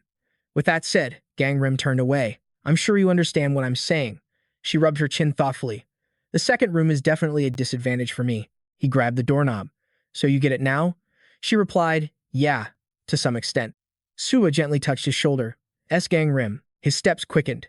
He walked away alone. a hint of sadness in his posture. Why? He pressed his lips together, thinking. Even after I explained all that, she had smiled so brightly. Thanks for the advice. She pushed the door open to go inside. Sua recalled his earlier words. I prefer to be alone. She wondered. He rejected me, but he partied up with Dokun. She speculated. I guess he's trying to keep a distance between us. Something felt off, but he still went out of his way to warn me about John Gunnam's ability. I know. He could have just made up some other excuse to refuse me. She watched his back disappear through the glass. So why was he so honest about it? Could he actually be worried about me? A voice suddenly called his name. Seol Gangim. Gunnam was leaning against the wall. You heading to the second room with Shinu? Gangrim slid his hands into his pockets. No.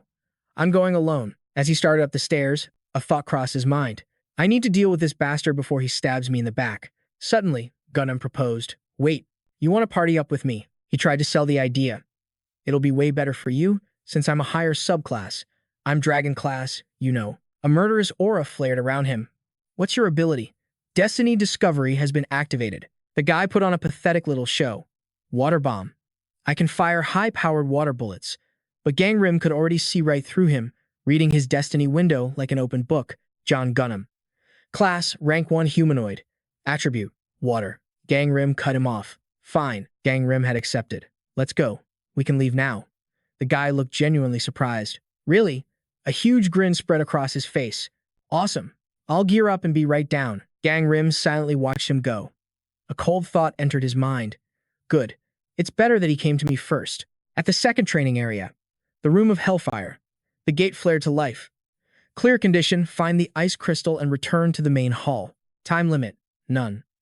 The system window confirmed their entry. Seol Gangim and John Gunnam have entered. Gunnam stared, shocked by the landscape around them. He muttered, doesn't really look like hell to me. A system notification popped up. You have entered the room of Hellfire. The entire chamber glowed with a fiery, crimson light. Gunnam spoke with total confidence. I'm surprised you agreed so easily. I guess you realized my water attribute would be perfect for a room like this. As they ventured deeper, one of them asked, Anyway, you saw the clear condition, right? Ice? In a place like this? Gunnam wondered aloud. He summoned an orb of water. It's way too hot. How the hell? Gangrim's gaze sharpened. But since you're with me, we'll find it soon enough, won't we? He raised his sword high, staring intently at him.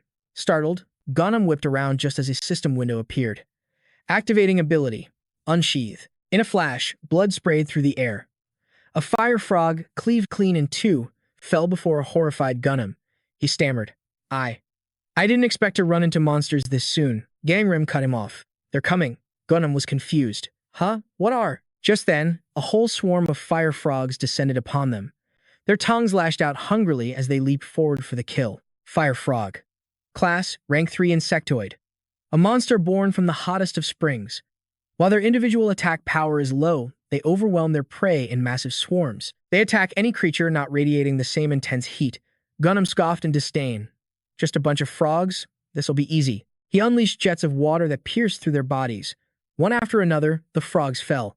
Seeing his success, he got cocky. Nice. My powers work great in here. He turned to Gangrim. This will be a breeze once we find the ice crystal. Gangrim replied flatly. That's the only way. He remained perfectly calm, thinking to himself. I already know where it is. There's no need to rush. So, what should I do with this guy? Gunnam was shocked to see a faint smirk on his face. Huh? Is he? Smiling, he crossed his arms, trying to figure it out. Does he realize what a good choice he made, teaming up with me for this stage? Meanwhile, the bodies of the fire frogs were piling high. Clutching his head, he collapsed from exhaustion. Is this what they call mana deficiency? There were far more monsters here than in the room of the Blade Mountain.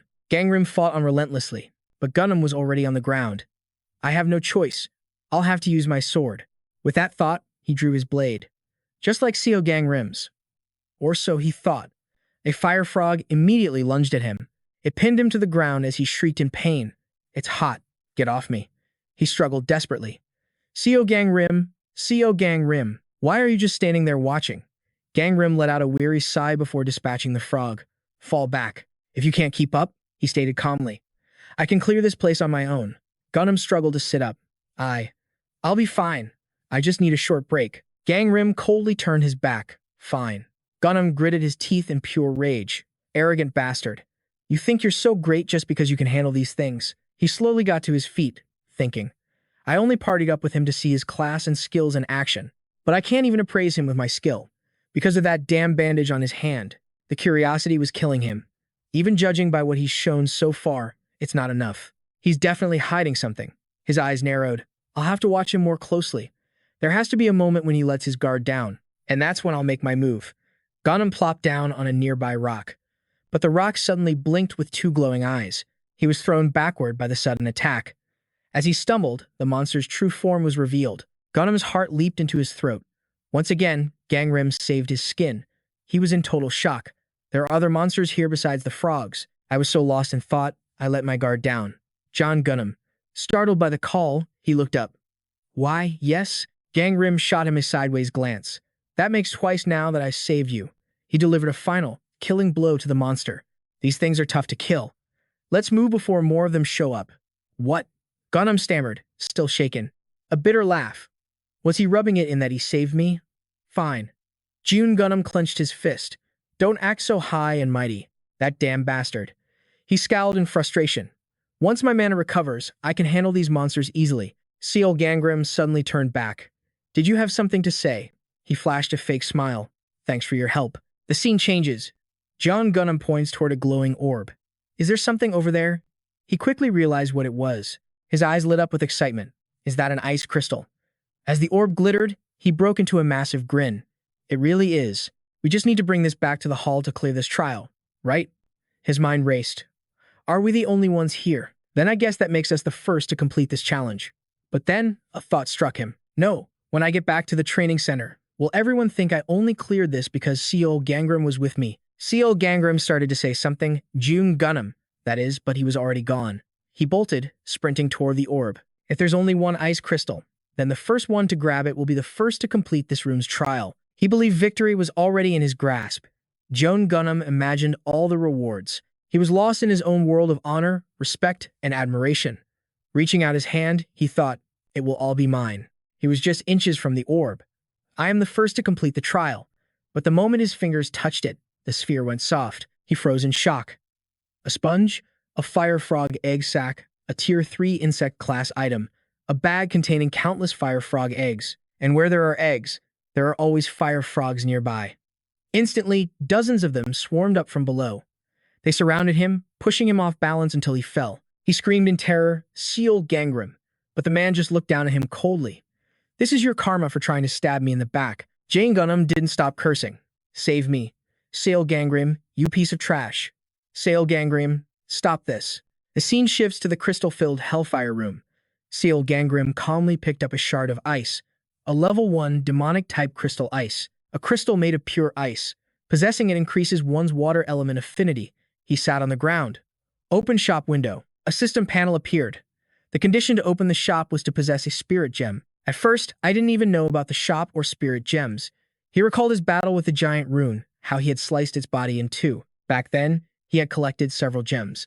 But this time, I was able to open the shop because I managed to get a few spirit gems before coming here. Seol Gangim tapped an icon on the screen. You have purchased the item, Wish Chest. The item appeared instantly. I had to trade in my achievement stats since I didn't have enough money. A level 1 demonic type wish chest. If you place an item inside and make a wish, you can receive your desired item. But if your offering isn't valuable enough, you get nothing. He opened the lid and placed the ice shard inside. What a ridiculous name. In the end, they just want you to offer something precious and expensive. He closed his eyes and clasped his hands. The crystal ice is a tier 3 demonic item, he thought. What I want is a higher grade demonic item. You are now praying. A pulse of light emanated from the chest. It's a bit of a long shot, but they're both demonic type, so there's a chance. Seol Gangim stared in disbelief. An item emerged, much to his disappointment. You have received a tier 3 insect type item, insect honey. Annoyed, he casually shattered a few more ice formations. He began collecting the pieces. If I can't get quality, I'll go for quantity. With this much ice, there's no way I can fail. I'll keep trying until I get what I want. Meanwhile, a single tooth clattered to the ground. John Gangim was covered in severe burns. Seol Gangim, you bastard. He dragged his broken body forward. Do you really think you can get away with leaving me behind like this? Once I find you, he muttered to himself, I'll shove this sword right through that arrogant face of yours. A glowing object caught his attention. Huh, what's that? An egg? His eyes widened. No, It was a door, slowly opening. Seol Gangim, filled with excitement, grabbed a fire frog and rushed through the new exit. The second gateway to the Hellfire room has been completed. I did it. I'm the first one to clear the stage. Everyone gathered around his rival, Seol Gangim, their eyes filled with admiration. Seol Gangim, you actually cleared the stage. Amazing, and in just one day. He grinned from ear to ear. Yes, this is it. This is the reaction I wanted. With this, I'm far greater than that fool, Seol Gangim. Seething with malice, he approached his target. Seol Gangim, so there you are. He said accusingly, how could you just run off on your own? I waited for you for a long time. Seol Gangim looked confused. About that, Seol Gangim's face turned ice cold. About you leaving me all alone. Anavi appeared, cutting him off. Seol Gangim, the first to complete the Hellfire room. Seol Gangim smiled and waved. Yes, that's me. He extended a hand. I'll forgive you, but just this once. We should shake on it and make up. Seol Gangim knew exactly what he was planning, but he agreed to the handshake anyway, activating skill, palm reading. He squeezed Seol Gangim's hand. Don't look so scared. Reading the fate of rival Seol Gangim, Seol Gangim's face lit up as he received the fate window, becoming the first to clear the stage. Seeing that bastard look so pathetic made me feel a whole lot better. Gangim CO, level 3 insect type, fire element, a pyrokinetic. Level 3, insect type. Remove shell. Level 1 human type. After reading, he whipped his head around in shock. He's a level 3 insect type? I thought he was human. He scowled in frustration. I went through all that just to team up with some bug freak. Gangim watched him, feeling uneasy. But then his expression relaxed. He placed a hand on his chest. Good thing I used this just in time. A talisman materialized before him. A level 1 spectral amulet. It shields a portion of one's destiny in the fate window, making it unreadable to others. He recalled how he had to give up other items. He was running low on crystal ice after acquiring this talisman. But it looks like he found one of the crystal ice shards. The one I hid inside the fire frog. Seol Gangim introduced himself warmly. I'm a water type, and I'm quite capable. Anavi cut straight to the chase. Can you tell me how you found the crystal ice? Gozen was intensely curious. Even Gangim's CO came out looking exhausted. Yet this guy cleared that challenge room in a single day. After getting the information she needed, she left. Thank you for cooperating, he smiled brightly.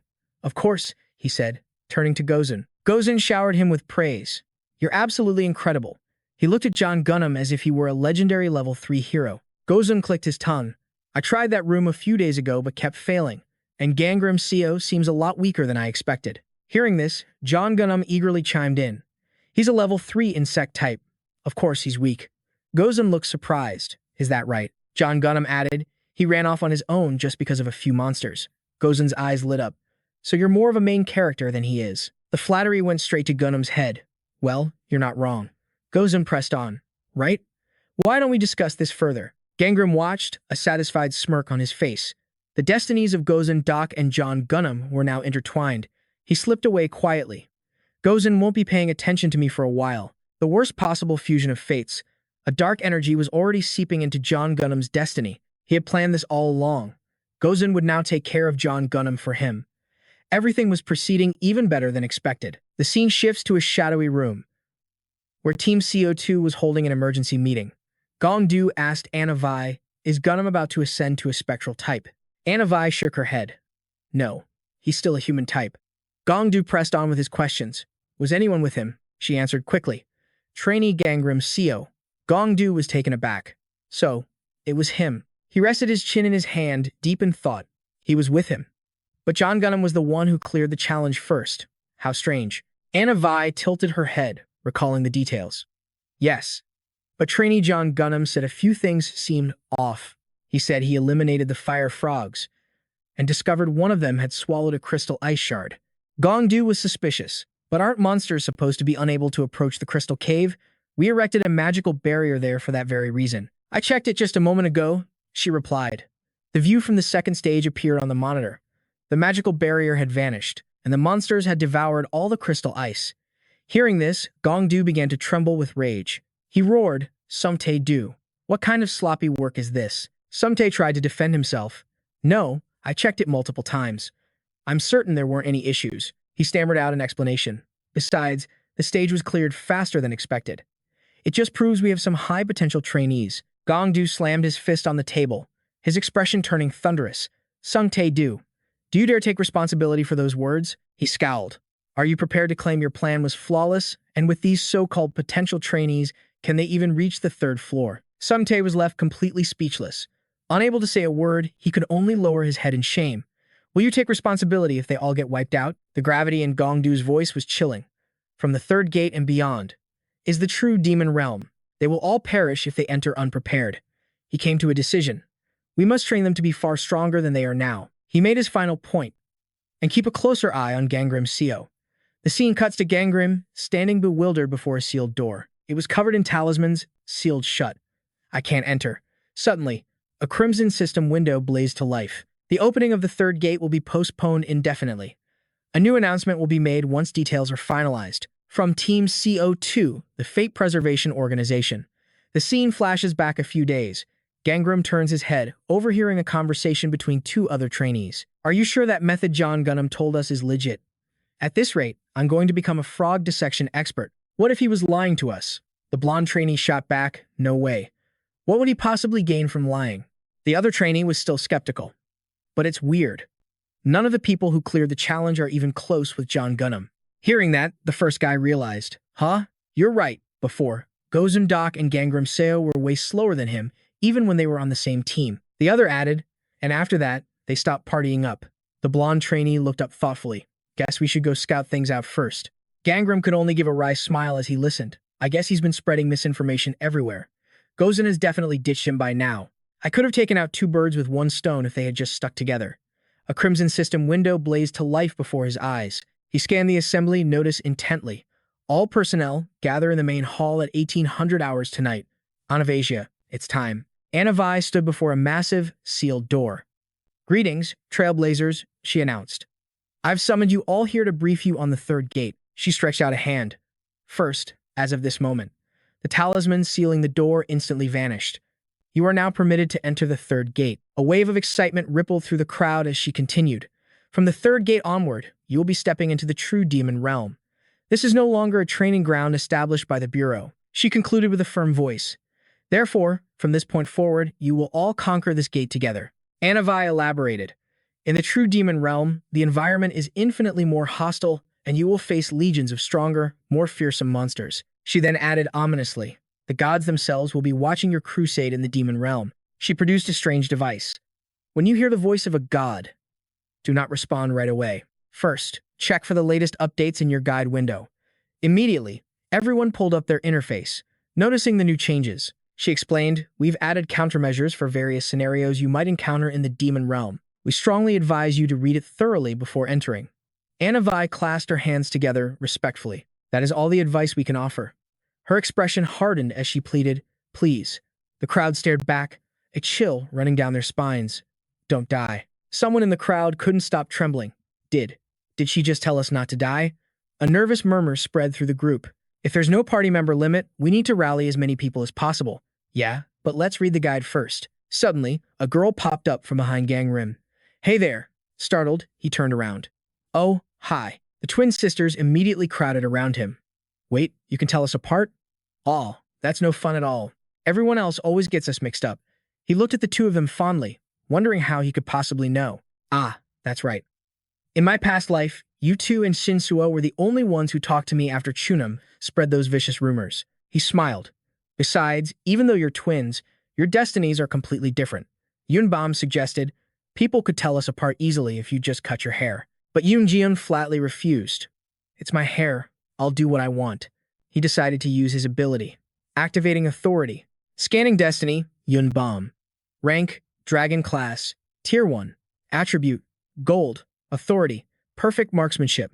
Subclass, Phantom, Tier 1. When using an authority or ranged weapon, you will never miss your target. Mana consumption varies based on the target's distance and level. The girl's full destiny window was now visible. Scanning destiny, Yeonjeon. Rank, Dragon Class, Tier 1. Attribute, Gold. Authority, Infallible Accuracy. Subclass, Phantom, Tier 1. When using an authority or ranged weapon, you will never miss your target. Mana consumption varies based on the target's distance and level. Gangrim's head fell. So, nothing has changed. A painful memory resurfaced. In his past life, Yunbom survived, but she was completely broken. Meanwhile, Yoon Jaeon. She died in this third gate. The system flashed red. You have sensed the presence of the White Fox Death Spirit on Yoon Gaeon. She will face a life-threatening danger within the next few days. With that in mind, he turned to Yoon Jeon. Do you want to team up with me for the third gate? Her eyes lit up as she eagerly agreed. Sure. I didn't want to hunt with her anyway. The girl pouted. What did you say? He tilted his head, and Yoon Bom followed suit. This time, I'll make sure they both survive. He placed his hand on the gate, and the stage rules instantly appeared. Third training gate, the Frost Chamber. Clear condition. Hunt in the Valley of Glaciers. Hunt at least one of each monster type. Total monster types slain must not exceed 10. Time limit, 14 days. The world inside was a frozen wasteland, where icy winds battered the players relentlessly. The demon realm is currently under the influence of Water Ki. This element is hostile to Gangrim's destiny. All stats are reduced by 10%. A mechanical voice echoed. You have entered the Frost Chamber. The sisters shivered. It's so cold. Yoonbom reminded her. Hunting monsters is our mission, remember? Yoonjeon squinted against the wind. I can't see a thing. Just then, a few rabbits appeared, catching their eye. Look over there. They're so cute. But the rabbits' glittering eyes suddenly glowed crimson. They transformed into grotesque monsters. In a spray of blood, the creatures were swiftly annihilated. One-horned rabbit. Class, insect, tier 1. What the hell was that? Tier 1 insect class. They looked way weaker than that. The two girls excitedly opened their system windows. This item shop is so cruel. It has tons of stuff, but no search function. One of the girls asked curiously, how do you find items so easily? He thought to himself, well, I have been using this for years. He came up with a quick excuse. The layout is just like a game I used to play. The girl pleaded, hey, can you help me pick out a weapon?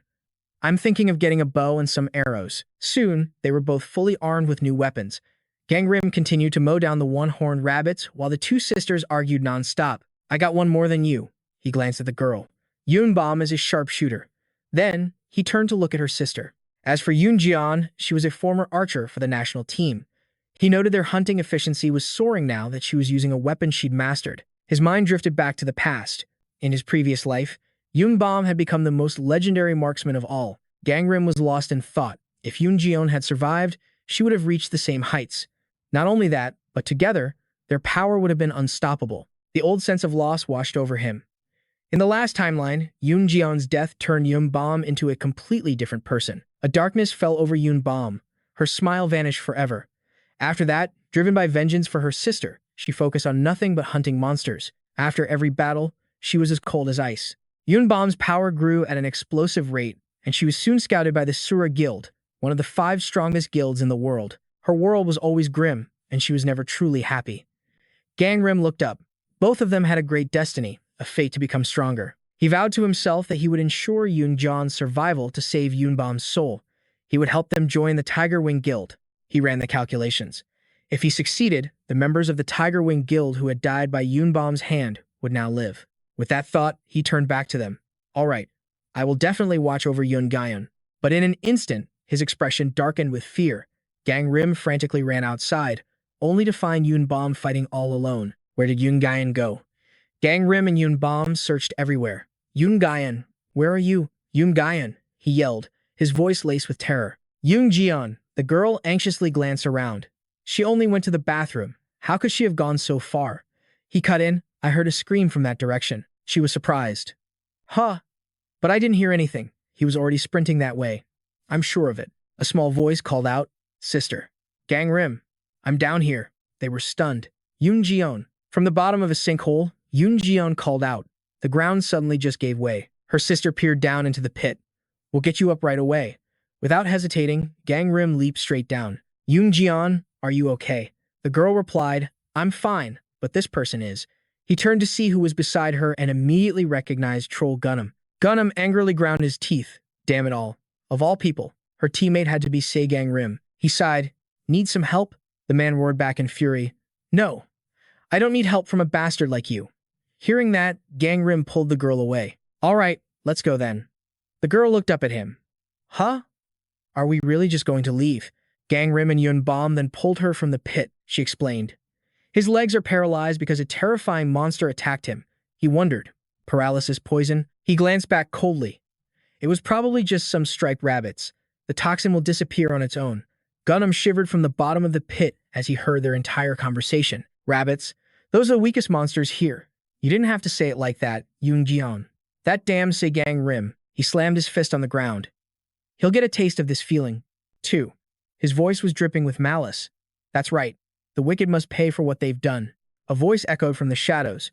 Do you need any help? He was suspicious. Who are you? The scene shifts. Gangrim leads the two girls toward the portal. Let's head back now. The difficulty will spike when it gets dark. The two of them seemed reluctant. But I raised my stats to get stronger. And I've gathered a lot of achievements, too. He reassured them. There's no need to rush. This is only the first day. The girl asked, so you'll be with us again tomorrow, right? He made a promise. Yes. Let's stay together until we complete this trial room, okay? The girl's face lit up with excitement. Awesome. Let's clear this room together. Suddenly, a horrifying roar echoed through the area, a truly terrifying sound. Gangrim sprinted toward the noise. You two head back to the waiting room first. Yunbom was worried. Huh? What about you? He replied. I forgot a few things. I'll be back soon. A pack of wolves was surrounding Sua's group. Every single one was in a state of bloodlust. She was fighting with all her strength. Everyone, stay calm. She grew anxious watching her teammates get attacked. She ordered them, everyone, get behind me. Activate ability, Woodleaf method. Sua used her sword to defend against the wolves' ferocious attacks. She refused to give up. The Woodleaf method is protecting everyone. Sua. She had to remind herself to kill as many as possible. Then things will be easier later. A wolf suddenly bit her shoulder. Blood sprayed out as she gritted her teeth in agony. If only we had one more person who could fight. Just then, Gangrim appeared, converting his achievement stats into his Firebird ability. The Firebird ability had leveled up to the 2nd-tier insect class. He helped her escape from the wolf pack. See Gangrim. Every slash from his sword was incredibly skillful and precise. She also helped take down the stragglers. When the battle was over, she gasped for air. That was over so fast. Thank you, Gangrim. But Gangrim's expression was not good at all. Back in the waiting room, his voice was sharp. Why didn't you run away? Everyone looked on, confused, as Gangrim harshly scolded her. You had to know that situation was too disadvantageous for you. He told her she should run if she knows she can't win. You're skilled enough to have escaped without a scratch. Sua was indignant. You're always saying I'm weak, but he denied it. This time, you were just lucky. He was furious with worry. What would have happened if those monsters had hidden abilities that you knew nothing about? What if no one had come to save her? The haunting memory of his past life flashed before his eyes. Such a pointless, tragic end. The memory of Sua's death in his previous life still haunted him, a mistake he refused to repeat. Are you trying to throw your life away to protect them? He roared. Saving others is a luxury only the strong can afford. He turned his back, his voice as cold as ice.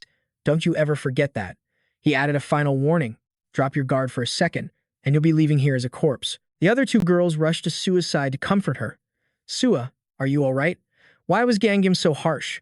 Was he saying you should have just let us all die? She gave them a weak, awkward smile. She explained, no, he was just worried about me. That's all. The other girl looked surprised. Huh? But he still rushed in to save us, she pointed out, watching his retreating figure. I don't get why he tries so hard to be the villain. Deep down, he's actually a really warm person. Taking a breath, Sua called out his name. Gangim. He paused in his tracks. Thank you for worrying about me. Hearing her words, he let out a heavy sigh. Still, he thought, it is what it is. The scene shifts to the battle at the third gate, where the ice room was the first to be cleared. Clearer. Do Doc Gozen. Monsters defeated. 10 out of 10 types. The two sisters looked dejected. You've cleared the ice room, but someone else already cleared a room first. I really thought we would be the first ones. And you just finished too. Seriously, we were that close. The two then asked, so, are you leaving now? Gangjim assured them he would stay and wait until they finished as well. He quietly watched the innocent sisters, a rare moment of peace on his face. No one ever returns here after they've cleared it, so I can always come back for it later. Gangim refocused on his true objective, the hidden reward, attainable only by hunting all 11 monster types.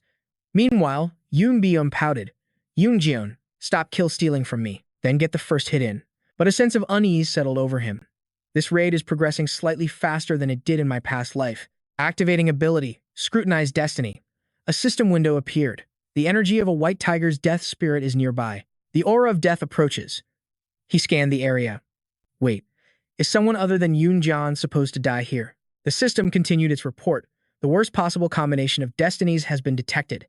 Demonic energy is clinging to the fate of Joan Gunnam. It'll be a huge pain if I get tangled up with that guy again, he thought. Gangim stroked his chin, considering his options. Should I just eliminate him right now? Before leaving, he didn't forget to warn them. I'm going to scout the area around that hill. You two keep hunting and stick together so you don't get lost. The girl replied obediently. Okay. With his sword in hand, he set off. As long as those two stay together, they should be fine. But just as he expected, Gundam was waiting for him up ahead. There you are. I've been looking for you. Seol Gangim's eyes narrowed. Why? A strange crystal floated ominously by his side. I believe it's time for a little payback. His eyes glowed with a menacing red light. For every single thing you did to me. Gangim remained unfazed. And you think you have what it takes. This damn lunatic. Gundam raised his hand arrogantly as a powerful light burst forth. Of course I do. After all, I'm the main character. You can hear it, can't you? The voice of a god seemed to echo as Gundam summoned shards of ice crackling with frosty energy. He grinned maniacally. Get ready, Seol Gangim. With that, he unleashed a volley of ice projectiles at Gangim. Gundam roared. Behold the power of a god. Seol Gangim gripped his sword, bracing for impact as he blocked the attack.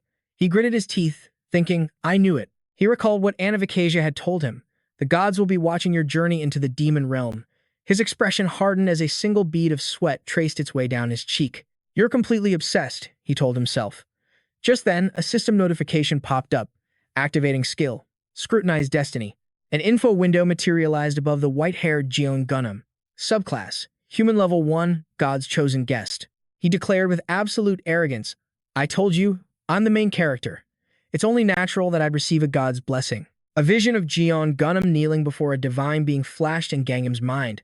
Those who walk with the gods are called apostles. Watching Gundam wield a storm of countless ice shards with wild abandon, Gangim understood.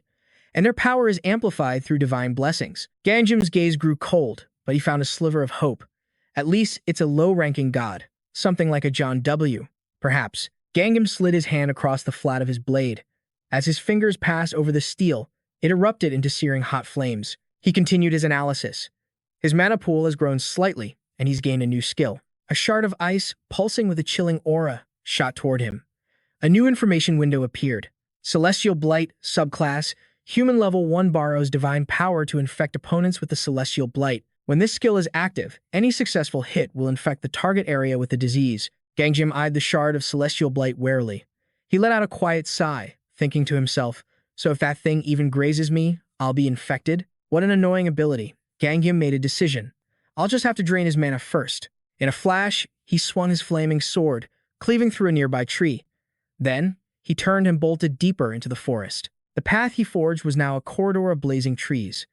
Gundam gave chase, launching more shards of Celestial Blight after Seol Gangim. Running is useless, he screamed. A section of the forest was now a raging inferno, burning brightly. Jeon Gundam began to absorb the chilling energy around him. Model, he clutched his fists and roared to the heavens. The wrath of the gods will hunt you to the very ends of the earth. But from the forest, a stampede erupted. A herd of red-eyed boars charged through, cutting right between Gangrim and a startled Gundam. The boars couldn't dodge Gundam's barrage of ice arrows and were instantly felled, collapsing to the snowy ground. Gundam relentlessly commanded Thean Hoa to pursue Gangrim. He roared in fury, Damn you, stand still, Gang. Gundam's face twisted in anger as he screamed, Get lost, you damn pests. With that, he leaped into the air, trying to vault over the herd. But from nowhere, a monstrous boar appeared, its massive jaws wide open.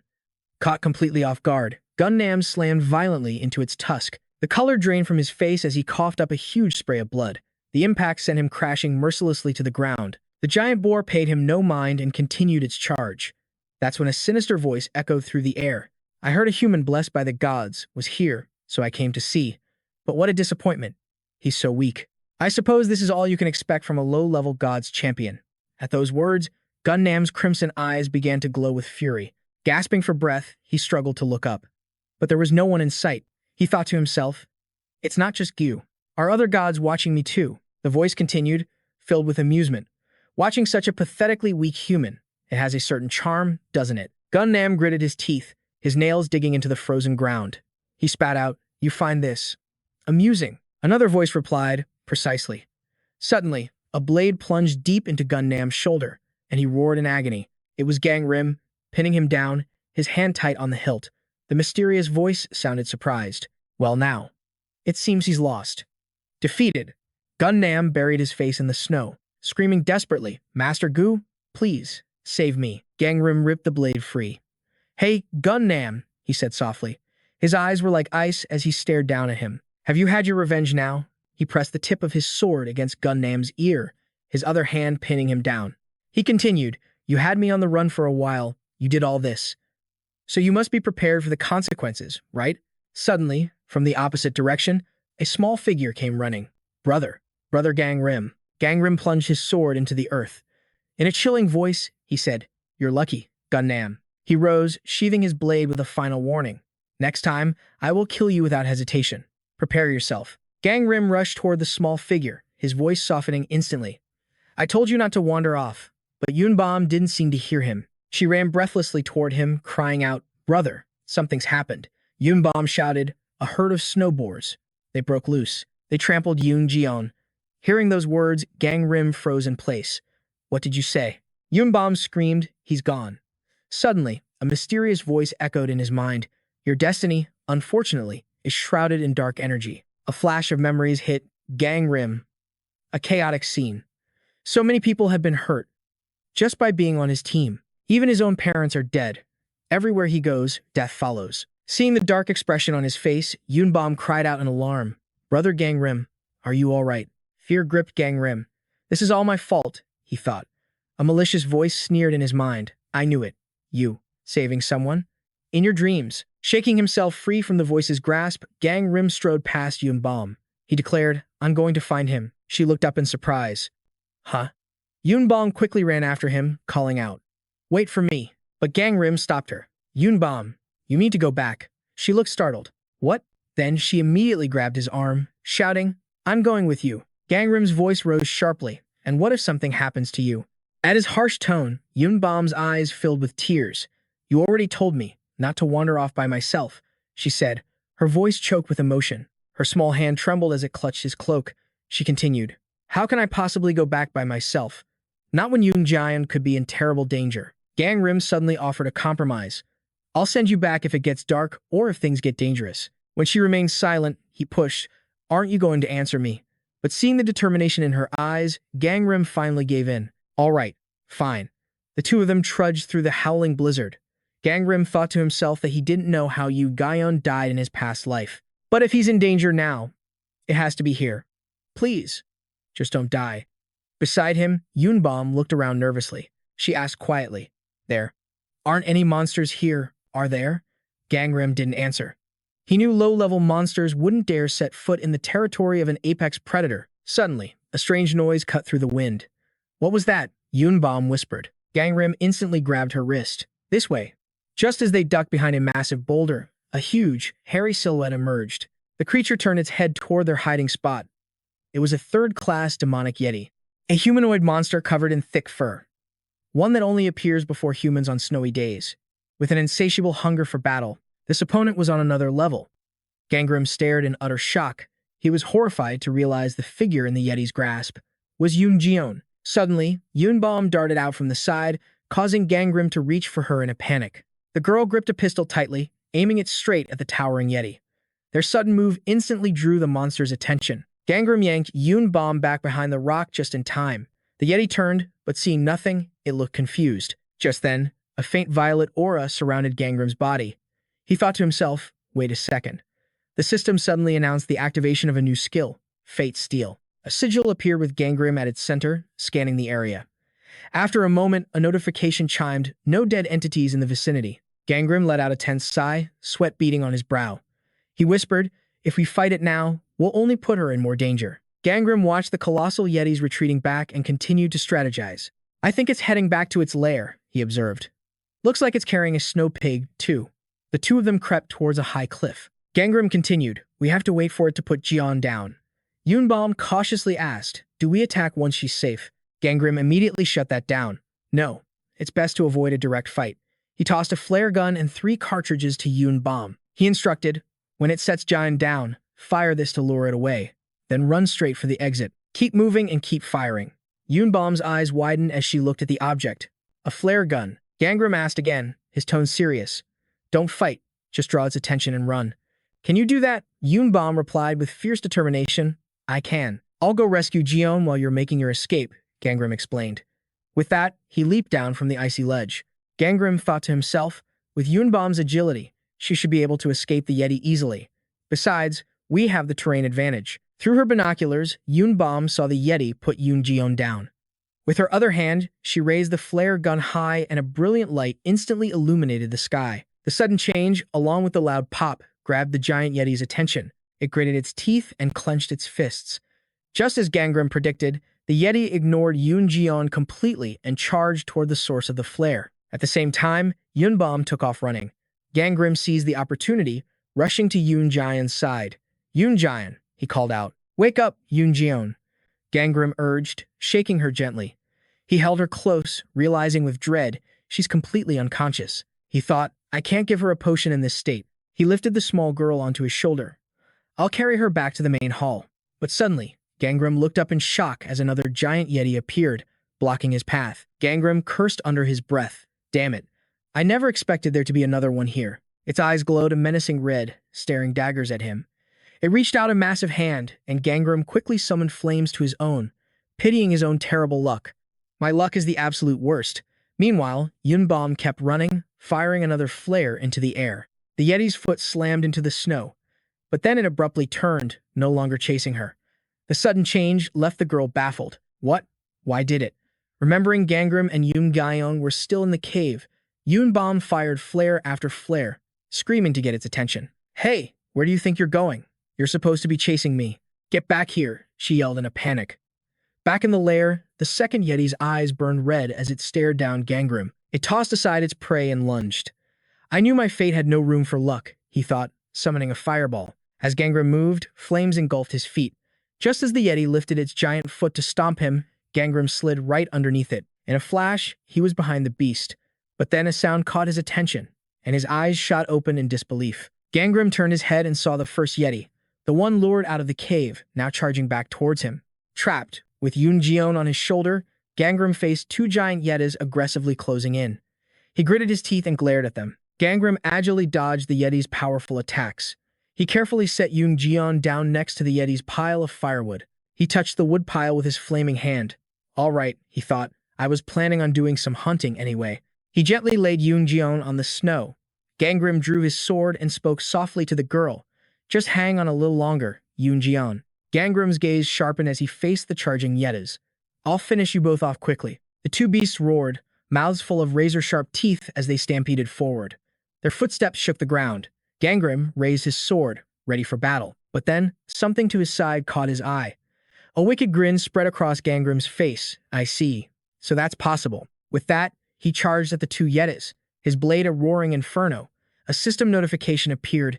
Your skill proficiency has increased to level 18. The two monsters relentlessly smashed the ice floor, trying to crush Gangrim, but he was too fast, dodging every blow as the ground shattered around him. No matter where the Yetis struck, Gangrim was already gone. The red-skinned beast slammed both fists down, but Gangrim simply leaped into the air. He raised his blazing sword high, preparing to strike. Gangrim vaulted over the crimson snow golem, his true target the one behind it. He launched himself into the air, using his momentum to slam it into its bewildered ally. Staggering from the impact, the red golem dropped to one knee. Seizing the opening, Gangrim unleashed a devastating slash with his sword. The blue snow golem watched in shock. Under the immense weight of the two giants, the ice beneath them began to splinter and crack. In moments, one of the beasts lost its footing, sinking slowly into the frigid water below. The other desperately clung to the edge of the ice. A crimson arc flashed through the darkness. A system notification appeared. You have defeated the snow golem, a tier 3 demon. All right, Gangrim thought. The demon world is full of treacherous terrain, just like this ice and snow. Gangrim remembered when Yoon Jion fell into a chasm, her small voice calling out, Brother Gangrim, I'm down here. He continued his train of thought, and these frozen landscapes are often as fragile as the one that swallowed Yoon Gyeon. Watching the massive golem struggle to climb back up, he thought, these wretched monsters won't be able to get back on the ice. Suddenly, it slammed its fist on the surface, shattering the ice all around him. As Gangrim plunged downward, he cursed internally. Damn it. Just then, a tangle of branches shot out, catching him midair. A figure appeared at the edge of the broken ice, looking down, leaving Gangrim completely stunned. Shinsua's calm voice echoed, if you let your guard down like that, you'll be leaving this place as a corpse. Gangrim, I'm glad I wasn't too late. He managed a grateful, weary smile. Thank you. Shinsua smiled faintly. You should be thanking the one who came to find me. Just behind her, Yunbom's figure darted past. I'll pull you up. Hold on tight, Shinsua offered. But Gangrim refused. No, he told her. Lower me down first.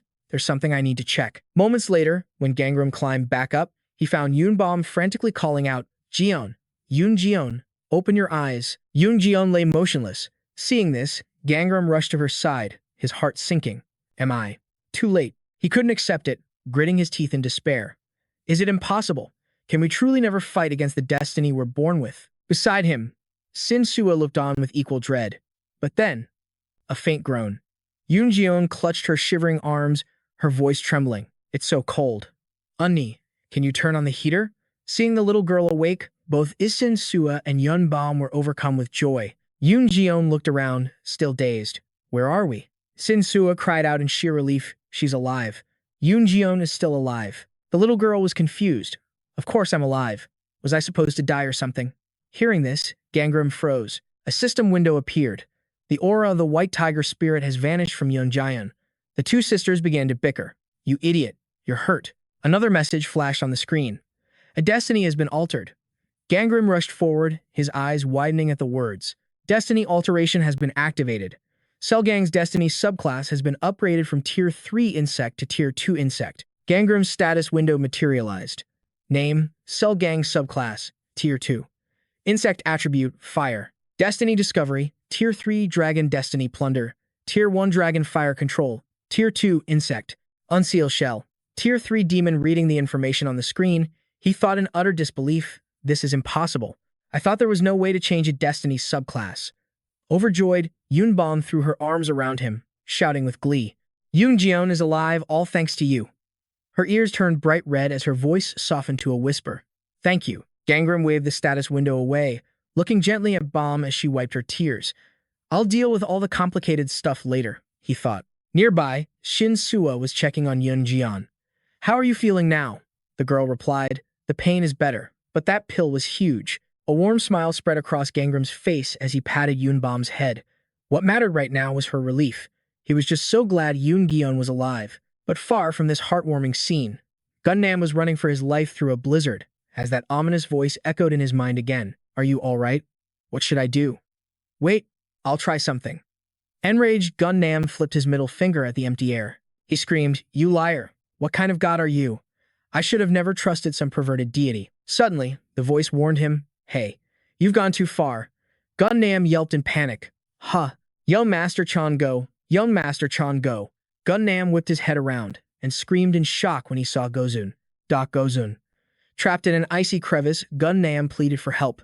Save me. Gangrim attacked me, so I ran, and then he furiously cursed Gangrim's name.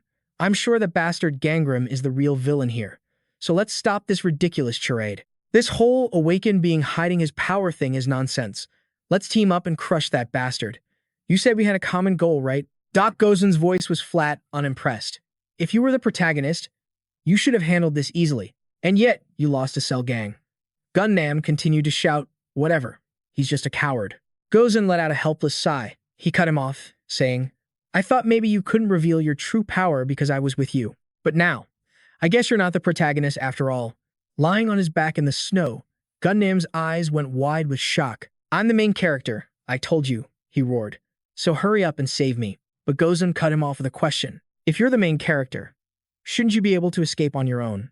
The question left Gunnam utterly speechless. What? No, I'm not the main character, he shrieked desperately. Please, just get me out of here, Gozen asked coolly. Oh, you're not? Suddenly, his eyes narrowed, piercing right through Gunnam. If you're not the protagonist, then why should I even bother with you? As Gozen turned his back, Gunnam screamed in a panic. Wait, Director Gozen, don't leave me. Please, save me. Hey, you psycho bastard, get back here. Gunnam's screams echoed across the snowy mountains. Meanwhile, Director Gozen and Gangrim swung their swords, slaying the beasts around them. Each of his slashes felled another monster, but their numbers were overwhelming. It wasn't long before Gangrim was completely surrounded. After wiping out the horde, he paused to clean his blade.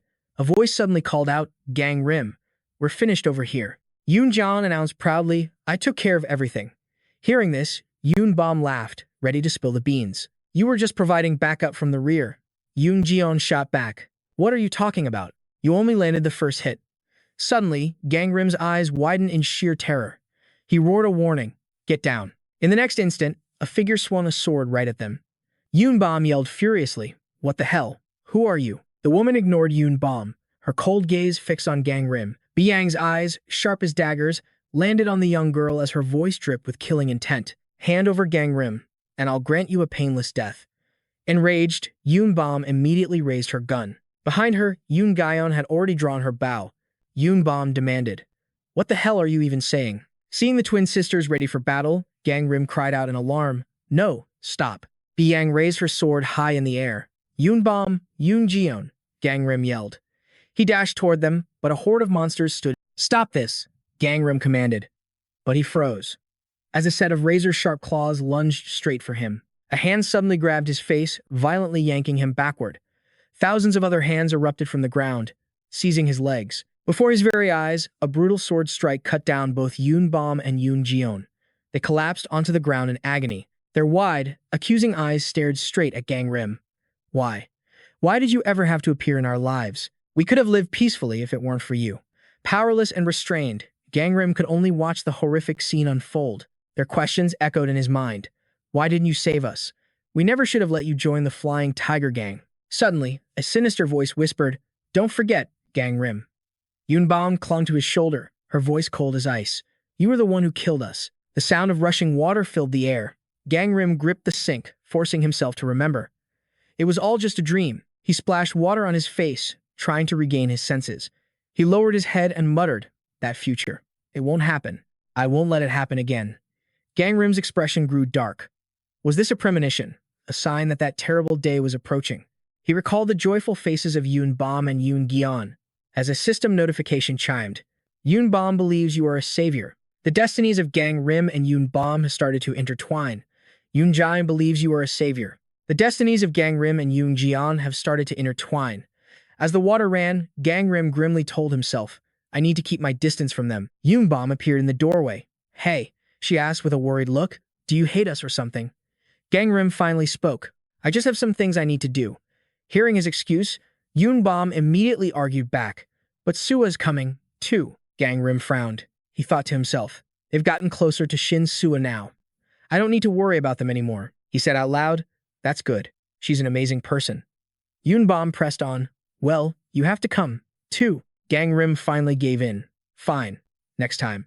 With that, he slammed the door shut. Yoon Jeon stared at the door, confused. Hasn't Gangrim been distant ever since that day? Yoon Bom spoke up. He must have a reason. The two walked downstairs and made an X sign for Sua. She sighed, looking defeated. There's nothing we can do. Let's just head to the fourth room by ourselves. With that, Sua opened the mystical gateway. Behind her stood Yoon Bom and Yoon Jeon, bow at the ready. The three of them stood in awe of the serene landscape of the Sword Forest Chamber, the fourth training room. The room's completion condition was to hunt monsters and collect soul gems in the Sword Forest Labyrinth. Their current soul gem count was 0 out of 1,000. Yoon Bom said cheerfully, It's a forest this time. Yoon Jeon added, The air is so refreshing. Shinsua gave them a warning. You two, be careful. Something's coming. Yoon Bom immediately drew her pistol and asked aloud, Is it a monster? Where's it coming from? Shinsua raised her sword to block a falling golden leaf, but another one sliced open her other hand. Sua spoke grimly. No, it's not a monster. I think in this room. The forest itself is the real danger. Glistening in the sunlight, Yoon Bom adjusted the gun in her hands. She stared at the info panel floating before her and sighed, 1,000 soul gems, this is going to take a while. Shinsua's voice was sharp with caution. Let's scout the area first. Yoon Bom crossed her arms, insisting. We stick together this time to avoid getting separated. Yoon Gyeon just waved her off. I'm not a child. Yoon Bom reminded the younger girl, Kang Lim specifically told us to stay together.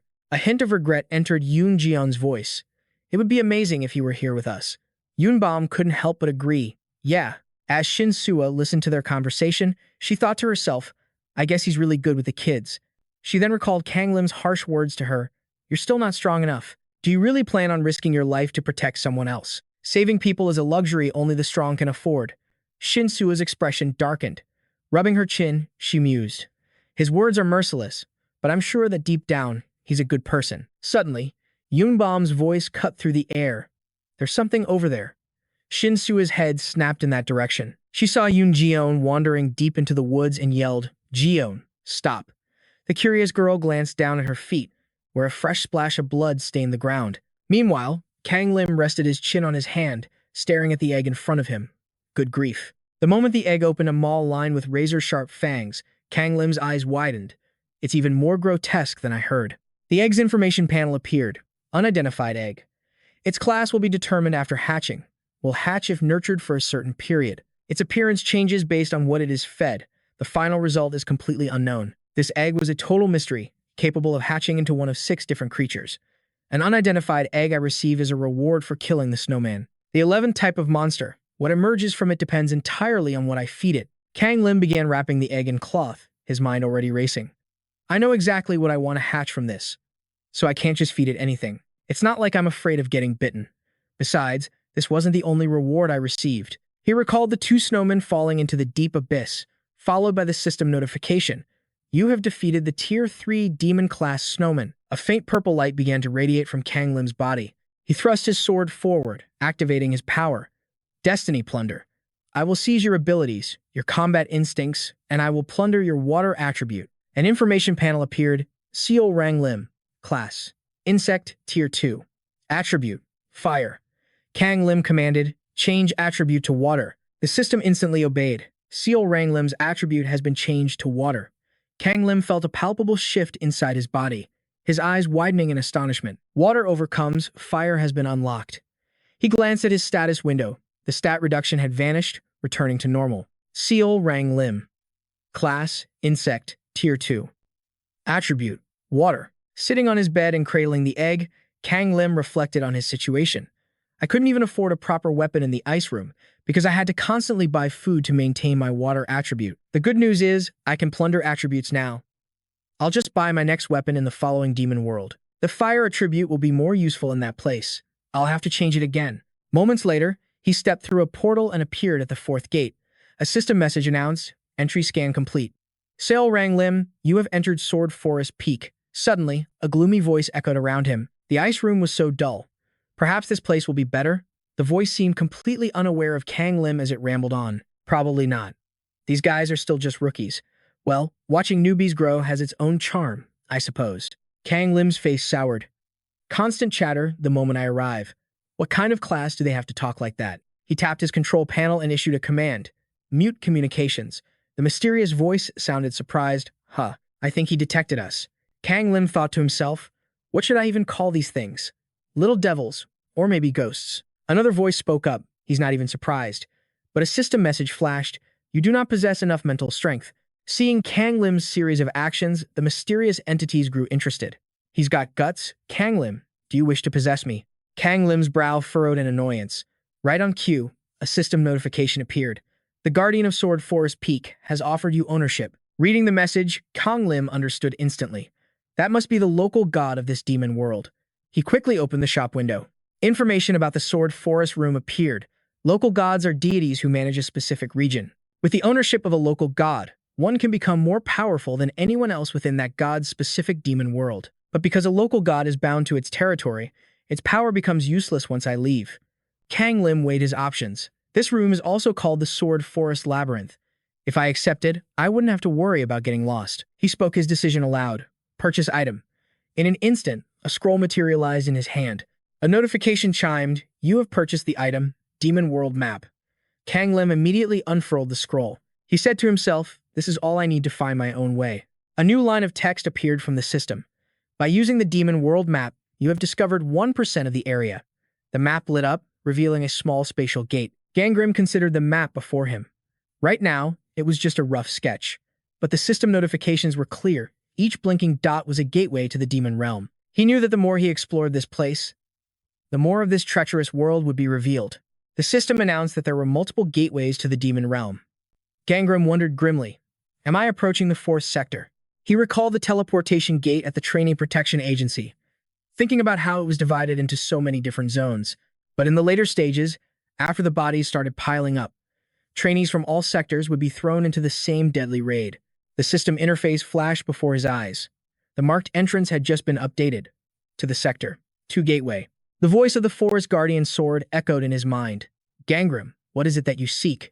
I can find it for you if you just accept my ownership. Gangrim put the map away in his inventory. He couldn't shake the feeling. They were controlling how many people could enter the demon realm, forcing everyone into a desperate battle against each other. The Guardian Sword's voice probed him again. Can you hear me? Gangrim's refusal was absolute. I have no intention of accepting your offer, so give up. Suddenly, a series of notifications flooded his vision. The Master of 10,000 Flames has used the item, Trace of the Gods. A grand message will be activated in 10 minutes. A brilliant crimson light washed over Gangrim's face, causing his eyes to fly open in shock. A muscular man with blazing orange hair appeared out of nowhere. He reached a hand towards Gangrim, his voice booming. The King of 10,000 Flames makes an offer. Do you accept his patronage? A window of brilliant gold text flared to life, stunning him. The Master of 10,000 Flames proclaimed that the other connected gods were nothing. The fiery-haired messenger continued. The Master of 10,000 Flames says he can elevate a fire attribute human to unimaginable new heights. Gangrim let out a heavy sigh. He thought to himself, that's a pretty moving speech, especially for a guy with an insect class build. Seol Gangim. Class, Insect, Tier 2. Attribute, Fire. Gangrim stood firm in his decision. Even with this incredible offer dangling right in front of him, he still had no plans to accept it. The Master of 10,000 Flames demands to know why you have not yet answered. The Master of 10,000 Flames says this is a once-in-a-lifetime opportunity. Suddenly, a chilling new message appeared. The Master of 10,000 Flames is watching you. In that instant, a giant grasshopper erupted from the earth. Gangrim swung his sword without hesitation, spraying green blood into the air. From the monster's mouth, he retrieved a glowing gem. His current soul gem count now stood at 36 out of 1,000. Gangrim knew what he had to do. He needed to collect 1,000 soul gems, but that didn't mean he had to hunt 1,000 monsters. Since soul gems came in many different grades, the insect class guide appeared. Objective: collect 1,000 soul gems. Tier 3, Insect, Giant Worm. Tier 2, Insect, Blade Mantis. Tier 3, Humanoid, Imp. Gangrim sheathed his sword and calmly walked on. He thought back, in my past life, I killed countless Mantises, all because I didn't have the right skills. But this time will be different. Gangrim told himself, each imp is worth 10 gems. I'm not going to target them. Suddenly, he stepped into a wet pool of blood. Gangrim looked down, surprised. He thought, these are the traces of a trap, but why? Gangrim looked around in alarm, only to discover the area was littered with the corpses of giant grasshoppers. He couldn't help but feel suspicious. Why is all this blood here? Could it be? An image of a lion mask with glowing red eyes flashed in his mind, its owner holding a sword. A cold fear gripped Gangrim. He's already started his hunt. He remembered his desperate struggle against that beastman alongside Sua. Sheer terror flooded his heart. In his past life, he had become the target of a masked killer. Shinsua had saved his life because she was in the same sector. But Shinsua, the memory slammed into him. The killer's sword parried hers aside, before slashing across her face, sending blood flying. She lost an eye, saving him that day. He remembered desperately holding her as she fell. Back in the present, Gangrim broke into a terrified sprint. As he ran, his mind raced. After that attack, he vanished. I never learned his true identity. Wait, aren't Shinsua's and Doc Gozen's teams the only ones here? He tore through the forest, his thoughts in a panic. Then, this blood. Could it be theirs? After running for a while, he finally saw her. Yoon-jeon had collapsed on the ground. She was surrounded by a group of strangers, sending alarms through his head. Gangrim saw one of them holding a strange potion, kneeling beside Yoon-jeon. The look of agony on her face was the same terrified expression he remembered from his past life. Pure rage surged through Gangrim's veins. Gritting his teeth, he launched forward, swinging his blade in a deadly arc. Gangrim roared, "Get away from Yoon-jeon." The man was startled by his sudden shout. Elsewhere, Gong-do was speaking in a grave tone. Has the trainee who went missing in the ice chamber returned? And Abe responded, not yet. Trainee Gunham has still not come back. Gong-do sat at the meeting table and delivered his verdict. Then he is most certainly dead. The person to his right spoke up. I had such high hopes for him. He was the first one to clear the Hellfire chamber. Anavicha suggested, should we go and look for him? Gong-do immediately shot the idea down with a sharp reply. That's not a good idea, but we cannot interfere with matters in the demon realm, he continued. At the first location, everyone already signed a life or death agreement. Hearing Gong-do's words, Anavi frowned in frustration. Gong-do added, regardless, in the next demon realm, Another zone has already cleared a room. Suddenly, he shouted, it was someone from Zone 1. Gong-du spoke with grim determination. The first to clear a room, no matter the zone, must be one of ours. We cannot lose to Zone 1. Noticing Anavai's darkening expression, Yuzun stepped forward to reason with her. Anavai, why do you keep doing this work? You get this upset over a single death. Surely, you know others will die too. Anavai replied, actually, I was thinking about something else. Her words surprised Yuzun. What is it? Anavai revealed what she'd been doing. I was reviewing the trainees from other zones since I'd finished organizing the files. While looking through the data, she discovered a strange line of red text. Anavai recounted in horror. Among the trainees, there is a serial killer. Back in Gangrim's room, he pressed a sword against the strange man's neck. He roared, stay away from Yoonjeon. The man quickly tried to de-escalate. Calm down. Let's just talk. A pale golden light pulsed around Gangrim as the system announced an ability activation. Destiny Discovery. Namuzun. Third-tier human. Fire attribute. He held up a potion, frantically explaining. We're helping her recover. This is an antidote I bought from the shop. He urged Gangrim to lower his weapon. Behind Yuzun stood a group of people from various tiers. A third-tier human, a second-tier human, and a third-tier demon. Yoonjeon lay on the ground, gasping in pain. Gangrim glanced at the young girl as her information panel appeared. Yoonjeon. First-tier dragon. Metal attribute. Status. Poisoned. Paralytic fever. Seeing her struggle, Gangrim thought to himself, he's right. She needs an antidote. Still, he remained wary. How can I trust you people? He resolved. I need to get her out of here. Suddenly, Shinsua ran to Gangrim's side. She explained, brother, they aren't enemies. Gangrim demanded an explanation from Shinsua. Then what is the situation? The girl behind Shinsua offered to explain. Let me clear this up. The truth is, he stepped on a trap we set for hunting monsters. We had no idea someone from another zone was here. We sincerely apologize. The one speaking was Du Hyum, a second-tier demon with the metal attribute, guardian spirit, the divine protector of the Du clan. She continued, in any case, we brought him here to care for him. I just got back from removing all the traps we placed around this area. So the girl named Du Hyum was the one who set the traps. First-tier human. The higher the tier, the more traps you can set. They even attract prey without needing bait. Gangrim's brow furrowed as he thought. That murderer was also skilled with poison and traps. This woman is probably the strongest one in this group. She even possesses a guardian spirit. Gangrim watched Yuzun give Yoonjeon the medicine, his mind racing. But based on abilities, that guy is even more suspicious. Stealth. Third-tier human. Holding your breath makes your body invisible. The effect ends the moment you breathe again. Knowing Yuzun's class made Gangrim suspicious, but he seemed too weak to have harmed Shinsua. A moment later, Yoon-Gyan regained consciousness, and everyone breathed a sigh of relief. Gangrim spoke up. All right then. He remained on high alert, not knowing who the real killer was. I'll have to be cautious with all of them. He asked, is the treatment finished? Yuzun replied, yes, it's done now. Then I'll be taking her with me. Gangrim lifted Yoonjeon onto his back, thinking, even if none of them are the killer, it's still too dangerous to travel with people from Zone 4. Gangrim's group of 4 set up camp in the forest. Shinsua, tending the fire, suddenly spoke. It gets dark so quickly out here. Yunbom clung to Shinsua's arm. The girl laughed nervously. I've never had to sleep in the wilderness before. Yoonjeon appeared behind Yunbom, calling her a coward. Yunbom retorted, annoyed, aren't you scared? There are monsters everywhere. Hearing her sister's question, Yoonjeon grew quiet. Suddenly, a sphere wrapped in flames rolled toward them. Shinsua gasped, what is that? Gangrim explained, it's to repel monsters. I got it from the shop. Hearing this, Yunbom and Yoonjeon couldn't help but be impressed. You know so much. You're so strong and knowledgeable. Yunbom asked excitedly, can I be your disciple? The question caught Gangrim completely off guard. His what? Yoonjeon jumped in. Me too, brother. I'm way better than my sister. Yunbom shot back angrily. I asked first. The two began to argue relentlessly. And I'm definitely stronger than you. Oh yeah. Well, I have 2 more soul gems than you. That's because you stole a bunch of my monster kills. Watching the scene, Gangrim thought, this is so chaotic. He stepped in to stop them. Hey, I'm not planning on teaching anyone, so stop fighting. But then, a voice rang out that sent a chill down his spine. Why not join us instead? Gangrim spun around to see a strange man emerge from the shadows. The man sneered. Well, it seems some of you are quite powerful. I've been watching you for a while. I am Baekcheon, the leader of Zone 4. Gangrim demanded, what do you want? Baekcheon just smirked. I just want to invite you to a little game. A survival game.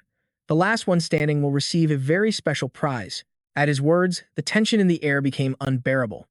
Baekcheon's deadly game was about to begin. With everyone, Shinsua wondered, as Gangrim stood up.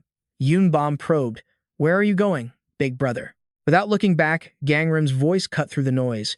"It's too loud here." He walked away, adding, "I'm sleeping far from here, so don't wait up." Seeing Gangrim's abrupt change in demeanor, the remaining three were left utterly bewildered. Gangrim scowled, burying his face in his hands. "What the hell am I doing?" he thought. I decided to keep my distance from them. Then, Gangrim took out the egg from that morning, which he had wrapped carefully. "I still have a few things to do," he reminded himself. Gangrim brought a small branch near the egg's mouth, waving it gently as he spoke. All right. You must be starving. Here, eat up." A system notification chimed. "Unidentified egg has rejected this item." Immediately, the egg angrily spat out the leaf. A series of notifications flooded the screen. Unidentified egg requests meet. Unidentified egg is determined to go on a hunger strike. Gangrim ignored it, forcing the egg's mouth onto a nearby branch. "Eat," the system announced. Growth status, 0.4%. 4%. Gangrim urged it on, "Eat more." Standing on a branch high above, Gangrim looked down at the three below. Those mysterious voices echoed in his head again. "Gangrim, why did you have to come back?" He must care a lot about his teammates. I get it now. This is what they call it tsundere. What's a tsundere? The voices chattered endlessly. It means someone who looks cold on the outside but is warm on the inside. If you just say potatoes are the best, a tsundere kid will bring you a whole basket of them. I see. That really does sound exactly like Gangrim. Annoyed, Gangrim clenched his fist, making a vow. "I'll get stronger as fast as I can. And turn off this damn communication feature." He sat down on the branch with a heavy sigh, but the voices just kept on talking. He could be with them right now, but once again, he chooses to push himself away. Hey, that's just Gangrim's style. I, for one, find it rather exciting. Down by the campfire, Sua rested her chin in her hands. She smiled, watching the twins argue. "Yoonjeon, why are you so careless? Stop nagging me already. I'm already reflecting on my actions." One of the mysterious voices whispered, "Quiet everyone, I can't hear what Gangrim's companions are saying." Below, Yunbom shouted, "You shouldn't just think, you need to act." Her words sparked a memory for Gangrim, reminding him of his past comrades. "This reminds me of the Phi Ho Bang," he thought. "You Harang and I used to bicker just like that all the time." The image of Sua watching them with affection, and Shinsua would always just watch us and smile, Gangrim recalled. The old memory brought a faint sense of joy to his heart. That was our everyday life back then, he mused. Soon, I'll be busy again. But I think the Phi Ho Bang of this lifetime will be just as lively. Gangrim leaned his head against the tree, feeling nostalgic. It was a bittersweet mix of emotions. The scene was so warm and sweet. Suddenly, a sweet fragrance drifted past. Gangrim's eyes shot open in surprise. He frowned, thinking, wait, what is this sweet smell? A mouthful of razor-sharp teeth appeared from the darkness. It had caught the same scent as Gangrim. Without warning, 3 monstrous bears burst forth from a spatial gate. Drawn by the intoxicating aroma, they charged toward Shinsua's campfire. Gangrim instantly leaped down from the tree, startling Sua. "Oh my gosh!" she cried out in shock. "Gangrim." He didn't answer, instead swinging his sword to slash through the nearby branches. Shinsua asked, "What are you looking for?" Gangrim's expression darkened. He questioned her sharply. "Shinsua, did any of you leave this spot after I left?" Sua shook her head. "No." Gangrim bent down, picking up a peach that was radiating the overwhelming scent. Staring at it, he pressed. "Then did anyone pass by here?" An information window popped up. Demonic peach. Grade 3 insect class. A type of peach favored by demons, luring them with its scent. It has no particular flavor. Gangrim's eyes followed a long trail of demon peaches laid out before them. His suspicion grew. There are no peach trees around here. Someone left these recently. Most likely that crazed killer. He tucked the demon peach into his pouch. Could it be that bastard with the invisibility skill, he wondered. From behind, Yunbom spoke up. "Doc Gozen passed by here a little while ago." Hearing this, Gangrim turned his head, curious. He asked, "Isn't Doc Gozen a stranger from another sector?" Yunbom replied, "Yes, about an hour ago." Yoonjeon chimed in. "Why? Did he do something?" "He was glaring at us when he passed by." Gangrim couldn't believe it. Doc Gozen is the killer? Still, a sliver of caution remained. Who knows what a psycho like that is thinking? He turned back and announced, "This entire area is littered with fruit that attracts demons." Shinsua immediately understood his implication. "Are you saying someone is trying to put us in danger?" Yunbom asked, her voice filled with concern. Who would do such a thing? Who knows? Gangrim said grimly, but there's one thing I'm sure of. His eyes glinted with vigilance as he continued, we need to be wary of everyone. Gangrim told the others, I'm going to get rid of all these peaches now. But behind a distant tree, the lion-masked man appeared. Gangrim's sharp eyes had already noticed him, staring intently at the bears, leaving them completely bewildered. Gangrim suspected he'd sensed someone, but the presence vanished without a trace. Elsewhere, Doc Gozen swung his sword with finality, blood splattering across his face. This is getting tedious, he thought to himself. He walked deeper into the forest, leaving a trail of carnage behind him. What a pathetic script, Doc Gozen thought with a sigh of boredom. There were no rivals, no allies, and no enemies. No gods or heroes seemed to take any interest in him. All he ever did was hunt low-level demons. He looked up at the sky, feeling utterly powerless, and wondered, what was his role in all this? Doc Gozen recalled a conversation between the twin sisters. How did that guy, Gangrim, get so strong? I can't believe he managed to defeat a Yeti. He frowned, the name echoing in his mind. Gangrim. A shocking thought struck Doc Gozen. He defeated a boss-tier demon that I haven't even encountered yet. And here I am, the first person to clear the ice room, while he was off saving someone. Doubt began to fester in his heart. So how could someone with that kind of power be defeated by John Gunn in the fire hell room? Then it hit him. Wait a second. What if drawing my attention to John Gunn was Gangrim's plan all along? Remembering Gangrim's piercing gaze sent a shiver down Doc Gozen's spine. What if Gangrim is a regressor, someone from the future? If that's true, he would know everything. Every strategy and every reward. He's just trying to keep me away so he can monopolize it all. His eyes blazed with newfound understanding. All the pieces of the puzzle were finally falling into place. Instantly, Doc Gozen shot forward like an arrow. I need to find Gangrim, he thought with a surge of excitement.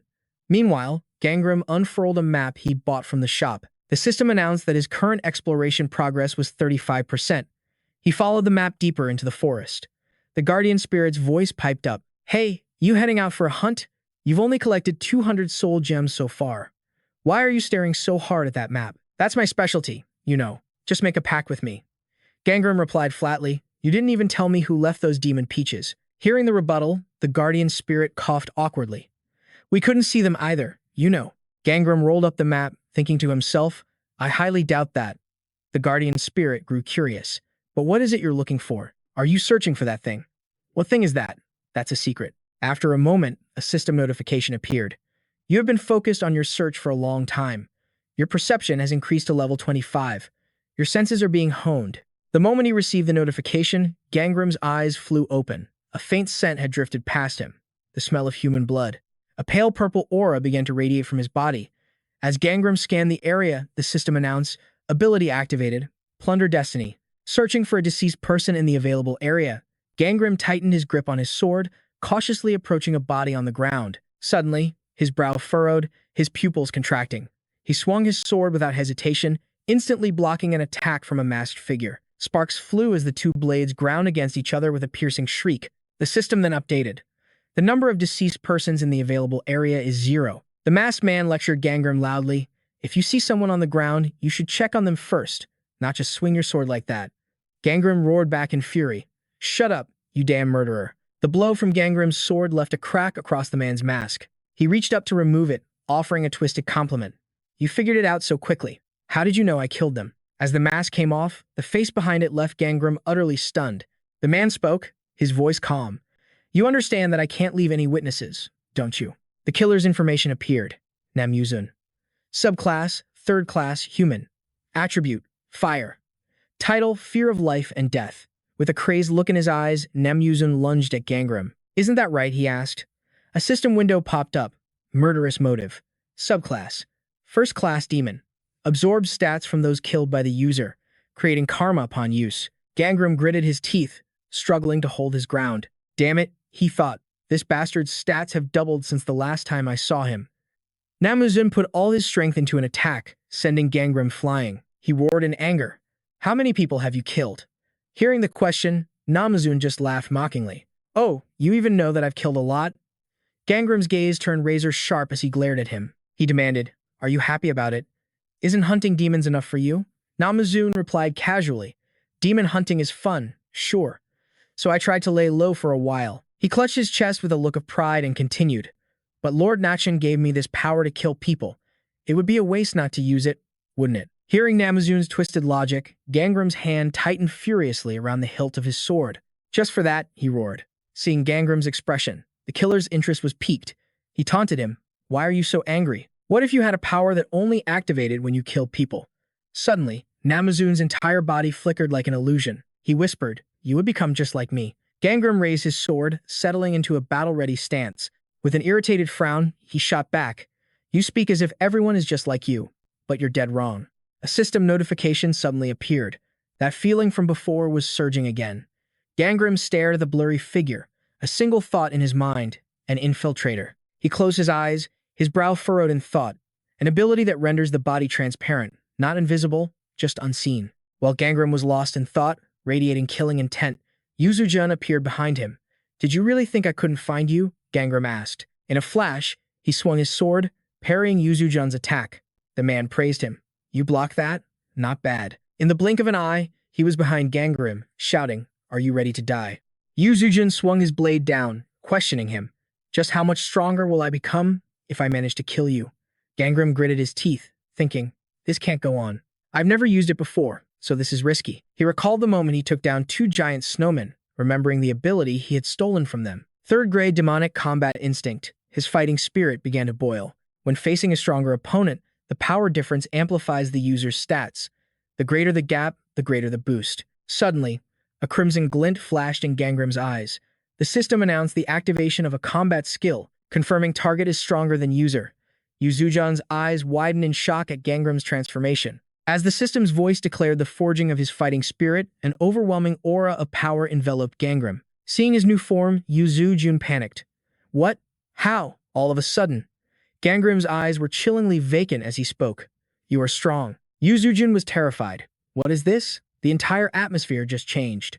As Gangrim swung his sword, he thought to himself, if I kill someone stronger than me. Yuzujun struggled to block Gangrim's relentless attacks, summoning flames in his other hand. Without hesitation, Gangrim drove his fist straight into Yuzujun's face, a thrill running through him. The feeling should be incredible, right? Taking advantage of the opening, a blade sliced across Gangrim's chest. Pinned to the ground, Yuzujun cursed him. You bastard. He looked up in terror at Gangrim, whose eyes were filled with murderous intent, raising his sword for the final blow.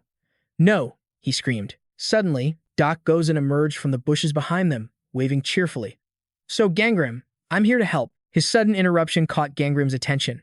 He looked at the abundant aura of power flowing from Gozen, his eyes wide with surprise. A thrill shot through Gangrim. Another strong one, he thought. Instantly, he stretched out a hand and charged toward Doc Gozen. Seeing Gangrim rush at him, Gozen looked flustered. Wait, is this a team recruitment event? He noticed something was off about Gangrim. As he raised his sword to block the attack, he asked excitedly, So what do I need to do? Abruptly, Gangrim lowered his sword, his voice flat. You've been swept into a meaningless battle, and you've lost your reason. Gozen seized the opportunity, landing a powerful punch on Gangrim's shoulder. Let me help you snap out of it, he yelled. The blow sent Gangrim staggering backward. Doc Gozen's eyes lit up.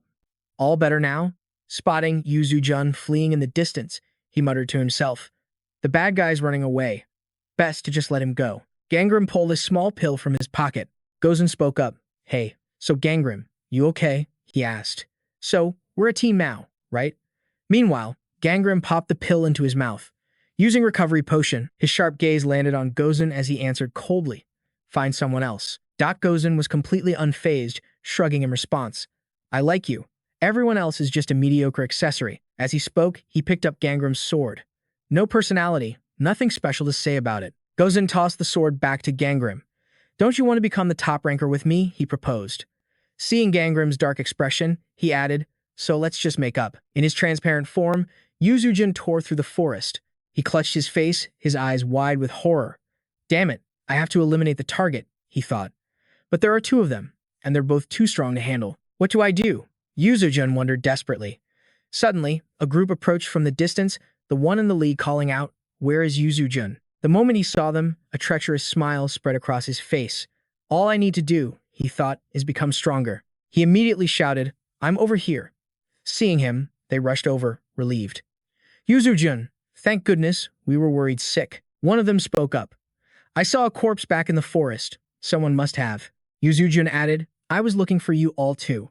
The killer is over there. He suddenly collapsed to the ground, causing everyone to shout his name in surprise. The group swarmed around him in a panic. You're hurt. I have a healing skill. Yuzujun struggled to reply, thank you, everyone. As he finished his sentence, blood suddenly splattered. His voice twisted. Really? The person who offered to heal him collapsed. Yuzujun stood among the fresh corpses, a bright red notification glowing before his eyes. Serial killer skill activated. 10% of the target's stats have been absorbed. Points acquired. Suddenly, a cord materialized around Yuzujun's neck. A new notification appeared, startling him. The fear of the living and the dead are pleased with your actions. The fear of the living and the dead offers Yuzun a gift, a necklace with a razor blade pendant. The necklace flares with power, granting him a 10% boost to his strength. Yuzun's eyes light up as he shouts, power? A wicked grin spreads across his face. With this, I can finally kill Gangrim. My thanks to you, Nahan. But just then, a single drop of water lands on his face. The heavens open up. He walks past the corpses on the ground. A system alert flashes, warning that the surrounding water energy is rising. Yuzun curses under his breath, damn it, rain. A flood of notifications follows. Water energy counters Yuzun's element. Strength stat decreased by 10%, but the fear of the living and the dead reassures him. It claims that Gangrim's core element is fire. He should be growing weaker too. Reading the text, Yuzun mutters to himself, we have the same element? What a relief. Gazing at the dark sky, he reminds himself, I have to find him before this storm gets any worse. Deep in the woods, Gangrim's sword fells another tree. Suddenly, a figure lands silently behind him. Gangrim wipes the rain from his face. Just one more to go. But in that brief moment of distraction, Yuzun emerges from the shadows, his sword raised high. As the blade slices down, Gangrim swiftly swings his arm back, deflecting the blow. Yuzun stares in disbelief. What? You? He lets out a manic laugh, unleashing a relentless flurry of attacks. What is this? Gangrim's face darkens as a glint of madness shines in Yuzun's eyes. Getting weak already, he asks in a chilling voice, his gaze empty as he watches Gangrim struggle to defend. Yuzun leaps backward, shouting, if I knew you were this pathetic, I would have killed fewer people. He rushes in again, relentlessly swinging his sword. He taunts him with every blow. How could you have gotten so weak? Where did all your teammates go? Wandering around all alone like this. You're practically begging to be killed, aren't you? Hearing that final taunt, Gangrim actually smiles. Seeing that expression, Yuzun is taken aback. Why are you smiling? Suddenly, Gangrim's sword hand erupts in a blue aura. The power surges, wrapping around his entire body. All the raindrops around him freeze in midair. Gangrim's gaze locks onto Yuzun. The system announces that Gangrim's attribute has been changed to water. The stat reduction has been nullified.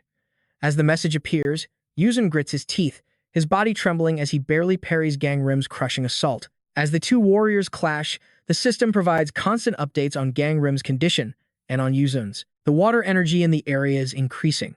Gangrim's stats have increased by 10% thanks to the bonus from his water attribute. The surrounding water energies are overlapping. Yuzun's stats have decreased by 20%. Feeling Gangrim's overwhelming power, Yuzun thinks in sheer terror. What is this? I thought Gangrim was supposed to be getting weaker, too. He scowls, screaming into the air. You told me Gangrim was a fire attribute. Just then, lightning strikes a tree behind Gangrim, illuminating his piercing gaze. Is that what Nahan told you? He asks. Yuzun doesn't answer, trembling as he blocks another powerful blow. A system notification appears. The fear of the living and the dead advises you not to believe such lies. The fear of the living and the dead states that even with the attribute disadvantage, Yuzun is still stronger than Gangrim. Seeing the power level comparison, he wonders. Is that really true? A sudden noise draws Gangrim's attention. Seizing the opportunity, Yuzun breaks free from his opponent's control. I don't know how you managed to change your attribute, he says, pouring all his strength into one final swing. Gangrim raises his blade to block, but it shatters into 1,000 pieces. His eyes widen in shock. Yuzun immediately follows up with a powerful kick. But I'm still much stronger than you, he roars triumphantly. The kick sends Gangrim flying backward, slamming his back against a tree. Before he can even recover, Yuzun closes the distance in a flash. He pins Gangrim to the tree, pressing the razor-sharp point of his sword to his cheek. That was fun, Yuzun says with a cruel smile. Gangrim, you won't be alone. He thinks of Sinwu and the twins. A twisted look of joy spreads across his face as he yells, because I'm sending every last one of your friends to join you. Suddenly, a sharp object pierces through Yuzun's stomach from behind, yanking him backward. The object is held firmly in Gangrim's hand. His eyes burn with fury as he questions Yuzun. Who's sending who? The sudden counterattack leaves Yuzhen stunned. Impossible. He stumbles backward, staring at Gangrim, who is now controlling the metal shard that has impaled him, just with a piece of that sword. Gangrim grips the shard, his voice cold as ice. You're mistaken. It's not just a piece of a sword. Yuzhen screams in terror. Damn it. Nahen. Save me. Hate fills Gangrim's eyes as he raises the shard high. It's too late, he declares. The system announces that the fear of the living and the dead has temporarily severed its connection. A bolt of lightning illuminates the sky as blood splatters across the ground. Gangrim steps into a puddle of water. His eyes begin to glow, and a murderous aura pours out from him as he says coldly, I have them, too. So this is it. A power that can only be activated through slaughter. A system window flashed. Skill activated. Steal fate. Gangim's blade cleaved through a monster's leg. He thought to himself that the spoils from the demon world this time had far exceeded his wildest expectations. Gangim caught his breath. The first thing that came to mind was this weapon. The Thunder 7-branch sword. The item's stats appeared. Thunder 7-branch sword, unrefined. Class, 3rd tier dragon. A blade forged from an ancient tree struck by lightning. Gangim remembered the grueling search, how he turned this entire forest upside down just to find it. He cut down countless trees in this area alone. He'd even resorted to installing lightning rods on the trees. An image of him driving a metal rod into a massive trunk flashed in his mind. As he cut down another giant grasshopper, Gangim remembered he'd also taken Nam Yuzhen's stealth skill and all of his gear, and somehow, his fate level had also increased. But as he plunged his sword into another monster's skull, a chilling thought surfaced. There was just one problem. Gangim fell to his knees, clutching his head as an accusing voice echoed in his mind. You murdered them, Gangim. Suddenly, footsteps approached from behind. A voice called out his name. Doc Gozen held up the monster's severed head, asking with a confused look, why are you still wasting time killing these worthless things? What about Nam Yuzhen? Gangim ignored the question, retorting, aren't you supposed to be guarding the gate to the 4th zone? What are you doing here? Gangim recalled the moment his rage boiled over, pressing his blade against Gozen's shoulder as he spoke. A truce? I just lost track of a murderer because of you. Unfazed, Doc Gozen simply brushed the blade away. He then asked, so what if I bring him to you now? What do I have to do to earn your trust? Gangim narrowed his eyes, thinking, I figured he'd act this way after Gunham died. I suppose I can keep him around, as a form of insurance. After a moment of thought, Gangim sheathed his sword and faced Gozen. In that case, do exactly as I say. Gozen's eyes lit up with excitement. All right, what's the plan? Gangim ordered. Take out your map. The two of them compared their maps side by side. A system notification chimed. Investigation completion percentage has been updated. Gangim spoke. There's an exit leading to another zone right here. Go stand guard there and make sure he has no way to escape. Doc Gozen watched intently as Gangim expertly extracted a gem from the monster's head. Rubbing his chin thoughtfully, he said, I hadn't heard from you in a few days, so I came to check if you'd finished things up. Gangim replied, I couldn't find him either, so I shifted my focus to my quest. I assume he's already escaped. Doc Gozen placed a hand on Gangim's shoulder, a sly grin spreading across his face. You're a terrible liar. I'm sure you already killed him. Hearing this, Gangim's expression darkened as he shot a sharp glare at Gozen, but he kept rambling on. And I bet that's an item you looted from him, right? You even switched weapons. Gangim swatted his hand away and explained. A god gave me this necklace. I bought this weapon from the item shop. My old one was broken. Doc Gozen looked surprised. Really? But Gangim immediately cut him off. Stop getting lost in your own delusions. I'll say it again. I really don't know what happened to him. Doc Gozen finally seemed to give up. Fine, if you say so. He looked Gangim up and down before speaking again. But if you really did kill him, Gozen placed a hand on his chest, his face beaming. You know, you can tell me. I'm on your side. Seeing Gozen's eager expression, Gangim was at a loss for words. He turned away sharply, replying coldly, I didn't. And stop acting like we're friends. Pushing himself up, Gozen replied, well then, I guess I'll go collect some spirit cores, too. He started walking in the opposite direction, waving dismissively. Looks like Shinsua was the first one to clear the raid. Congrats. Gangim said nothing, just stared silently at Gozen's retreating figure. A system window popped up. Spirit cores collected. 1,000 out of 1,000. The blood-slicked core in Gangim's hand began to glow. You have completed the quest, the Grim Sword. That's good. A loud shout from Yun Bom and Ian Gaion suddenly broke the silence. Master Gangim, please take us as your disciples. Gangim, who was taking a drink of water, bluntly refused. No, but the twins wouldn't give up. They pleaded, we'll work our hardest. We'll do anything you ask. Is it because we're too weak? We've even been blessed by the gods. Hearing Yunbom mention those words, Gangjing was taken aback. Gods? In that instant, a brilliant golden light radiated from his body. The system chimed, skill activated. Glimpse of fate. An image of a powerful woman drawing a bow flashed before his eyes. Yunbom answered proudly, I have the blessing of the goddess of the moon and the hunt. Along with her, the vision of a powerfully built man appeared. Ion Jian added, and I am blessed by the god of the sun's bow. Hearing their claims, Gangim thought to himself, it must be Apollo and Artemis. He then said aloud, those two gods are a perfect match for your attributes. At Gangim's words, the twins' faces lit up with hope. So does that mean you'll take us in? Model. What about us? But Gangrim didn't answer. Instead, he just pointed upwards. With a grave tone, he said, you should ask your own gods. Yoon Gyeon slumped into her seat, crestfallen. What? Her sister, Yoon Bom, leaned in curiously. So which god gave you their blessing? Gangrim answered truthfully. I haven't been blessed by anyone. Yoon Jian pressed him. But why not? Gangrim let out a heavy sigh. None of the gods were interested. Suddenly, Yoon Bom's eyes lit up. Really? In that case, what about the father of gods and humanity? She chattered on excitedly. Among those blessed by gods from the same faction, there's a synergy effect for their skills. Yoon Jian quickly clamped a hand over her sister's mouth. The girl laughed nervously. My sister here isn't really interested in divine blessings either.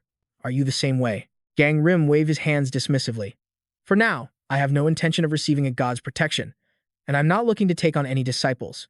Yoon Jian was stunned. Did I hear him correctly? She remembered Gangrim's terrifying expression from before. A suspicion grew in her mind. Could there be a reason he refuses to be blessed? Gangrim sighed, trying to explain. Like I told you before, I'm not yet worthy enough to teach the two of you.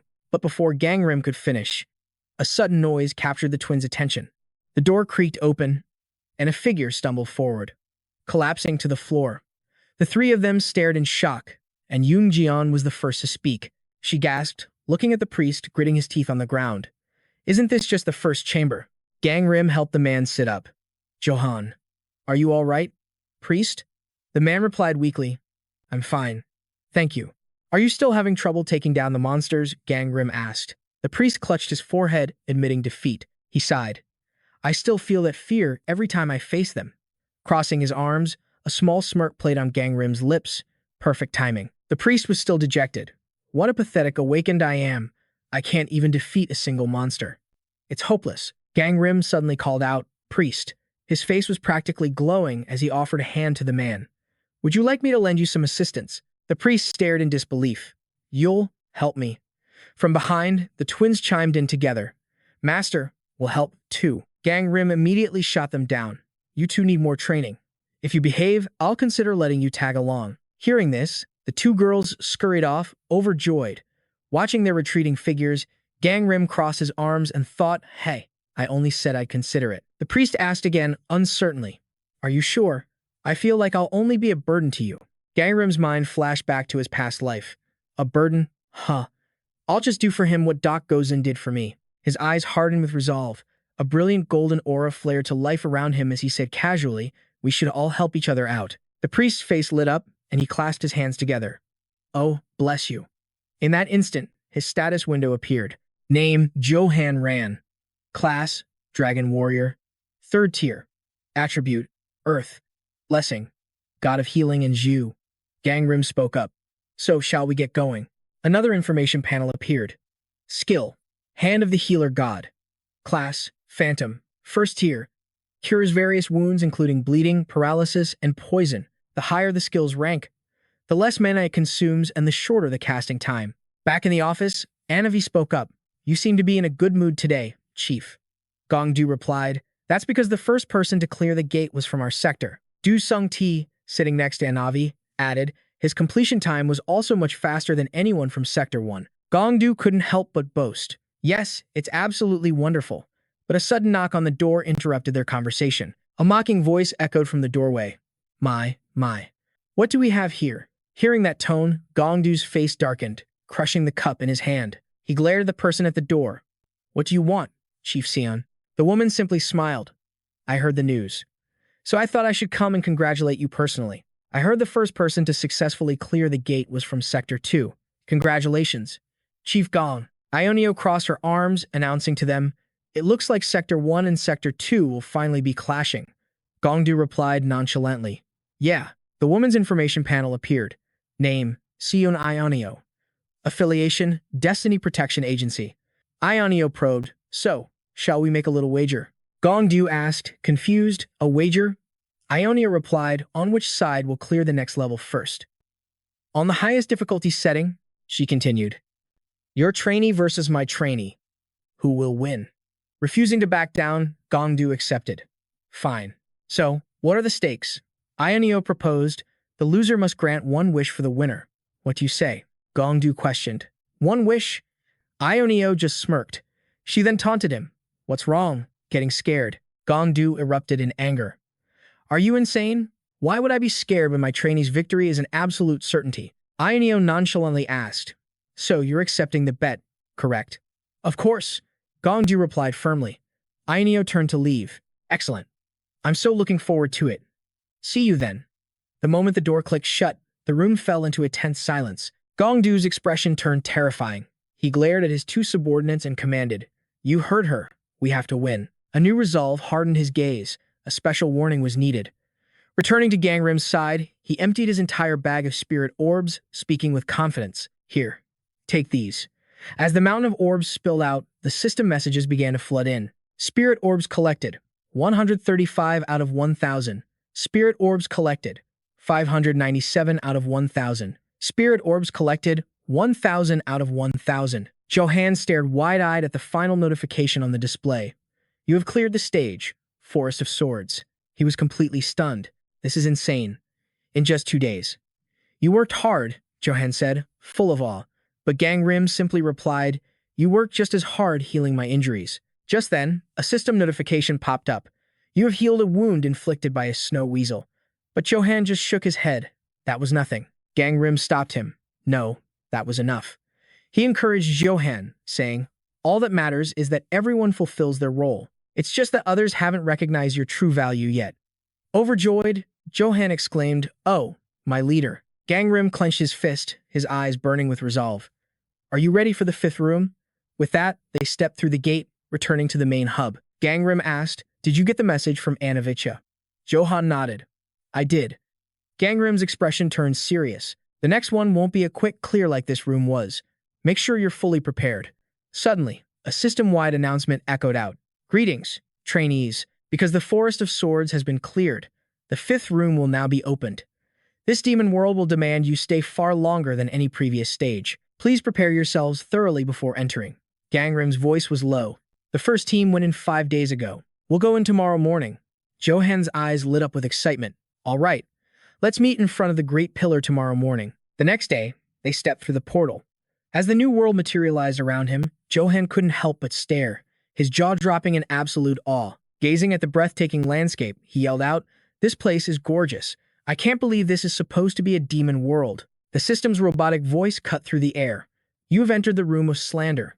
This room has a special condition. First, the reward for the first to clear this stage will depend on the difficulty. Second, use of the item shop is prohibited. Third, you cannot leave this room until the stage is cleared. Reading the conditions, a dark memory surfaced for Gangrim. That third condition. It was hell in my past life. The clear condition was to obtain 30 of something to return to the main hall. Johan broke the silence. So it's not going to tell us what we need to collect? Gangrim replied grimly. Looks like we'll have to grab anything that seems important. Everything is a secret, Johan mused. Is that why this room is called the Room of Slander? Hearing this, Gangrim turned to him with a dark look. No, it's not that kind of slander. He slowly stuck out his own tongue. A terrifying expression crossed his face. It means, they'll cut out your tongue. He then hammered a stake deep into the earth with a rock. He swiftly prepared a fire pit as well. Before long, their temporary shelter was complete. Holding a bundle of firewood, Johan spoke up. I was pretty worried when I saw those conditions, but with a shelter like this, we won't need to retreat. Gangrim wiped a bead of sweat from his brow. He replied, buying this kit before we came in was definitely the right call. He tossed an ignition orb into the fire pit. I'm going to scout the area, he said. You wait here. With that, Gangrim turned and disappeared into the woods. The shelter is secure, he thought. Standing by a crystal-clear stream, his thoughts turned to his next objective, food. He spotted some plump, juicy-looking fruit, but he was instantly suspicious. These look way too perfect, he muttered. His eyes then shifted, locking onto two vicious beasts lurking in the grove. Guardian monsters, just as I thought. He looked back at the fruit-laden branches, a question forming in his mind. Are those monsters really the problem here? At this rate, we'll starve. It might be better to find Xenia's camp. Suddenly, a voice erupted from the bushes. An irritated Sengwu emerged, scowling. I told you never to mention Xenia's name again, he snapped. I'd rather bite my own tongue off than ask her for help. He remembered Xenia's cold words to him. It's clear we're not compatible. This will never work. The memory made him flinch. How could I possibly ask for help from the woman who flat-out rejected me? Xenia's rejection had been blunt. I have absolutely no intention of dating you, so please leave. Rage boiled inside him just from the memory. Hiding with his 3 companions, Sengwu barked out an order. Whatever. Just wipe out those monsters and grab the fruit. We need to move now, while we still have the energy. One of the men beside him questioned it. Are we the ones fighting again? Then what was the point of buying all those expensive weapons? Sengwu shot back. What did I hire you for if I have to fight myself? Without another word, he roared. Get moving. I'm paying you to do this. At Choi Sengwu's command, his hired thugs charged the guardian beasts. Seeing them get knocked back, spitting up blood, he shouted with glee.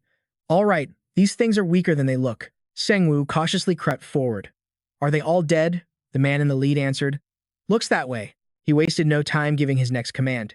Harvest every piece of fruit you can find before more of them show up. One of the men climbed a tree, boasting, back in the day, my nickname was Little Monkey. Someone from below immediately shot back, was that because of your face? Suddenly, Suo noticed something at his feet, thinking to himself, what is this? He stared at the monster's corpse, its bones completely exposed. Suo wondered why the creature was so emaciated. He frowned, a sense of dread creeping in. There's so much fruit here, so why? Then, a chilling voice echoed from the shadows. Because if you eat the fruit without asking, the master of this garden will take your tongue. Seng repeated the word with disbelief. Master? In the next instant, a horde of red-eyed monkeys charged furiously toward him. The guardian spirit scolded him. You people are so rude. Another person urged them on. We have to run, now. The closer Seng looked, the more distorted the monkeys' faces became. The ominous voice rang out again. A final warning, before your tongues disappear. Without a moment's hesitation, the monkeys lunged at Choi Seng's group. Choi Seng screamed in pure terror. Run for it. At his command, the entire group scattered, running for their lives. But as Choi Seng fled, a thought flashed through his mind. Watching the mercenaries he hired sprint past him, he yelled in a panic. Hey, wait, you're supposed to be protecting me. Just as Seng cursed them, useless bastards, a monkey pounced on him, forcing his mouth open. Suddenly, a sound from ahead drew its attention. A sword pierced the monkey's neck, sending it flying backward from the force. Seng's eyes flew open in shock, his pupils constricting. A figure appeared before him, speaking calmly. It seems your life was destined to be saved by others. Gangrim smiled, offering praise. You're a lucky man.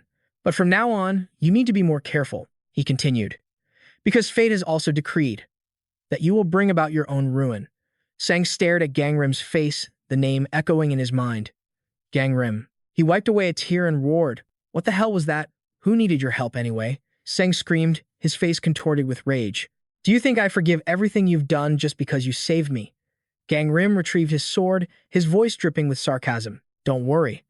I wouldn't help you even if you got on your knees and begged. Hearing this, Seng was stunned into a furious outburst. What did you say, you bastard? Gangrim noticed more figures approaching and glanced at Suo. Choi Suo. Shouldn't you be running? In the next moment, Gangrim dove into the horde of monkeys, cutting them down one by one. Seng was helped up by the mercenaries from before. They hovered over him anxiously, asking, Mr. Choi Seng, are you all right? I'm so sorry. I had no idea you were left behind. One of them added, It's a good thing Gangrim was here to save you. At those words, Seng ground his teeth in fury. His eyes turned cold and lifeless as he muttered, I will never forgive you. Seol Gangim. Deep in the forest, Gangrim's sword was a blur of motion, each slash leaving a trail of orange-gold light as he annihilated the monkeys. 2 monkeys saw an opening and lunged at his back. Without even turning, he reached behind him and unleashed a blast of fire. It incinerated the monkey instantly. Gangrim scanned his surroundings, then pulled an egg from his pouch, wondering, is that all of them? Since no one's around, I should probably feed this thing. Gangrim held the egg out towards the monkey corpses, and it began to drool eagerly. But contrary to the egg's expectations, Gangrim held an apple right up to its mouth. Here's your food, he said. The egg obediently began to munch on the apple. Gangrim let out a deep sigh. Gangrim returned to their makeshift camp, where he and Johan were roasting meat. Johan asked curiously, Is this from that monster before? Gangrim nodded. It is. He smiled, recalling a past event. Remember, when I asked for your help last time? The priest replied, I remember. But what can I possibly do to help? Gangrim didn't answer right away, instead taking a large bite of the roasted meat. Suddenly, Gangrim's face went pale, and he coughed up a mouthful of blood. Seeing this, Johan cried out in alarm, Seol Gangim. He slowly wiped the blood from his lips, a wry smile forming. Every single monster in this demon realm is poisonous. Johan was horrified. Poison? Gangrim's condition was clearly worsening. He clutched his chest, making a request. Please, heal me. He pushed a mana recovery potion toward Johan, his voice filled with trust. Drink this if you need to. I believe in you. Father, the system announces the activation of the skill, Hand of Healing. As Johan healed him, Gangrim continued eating, the poison-inducing hallucinations.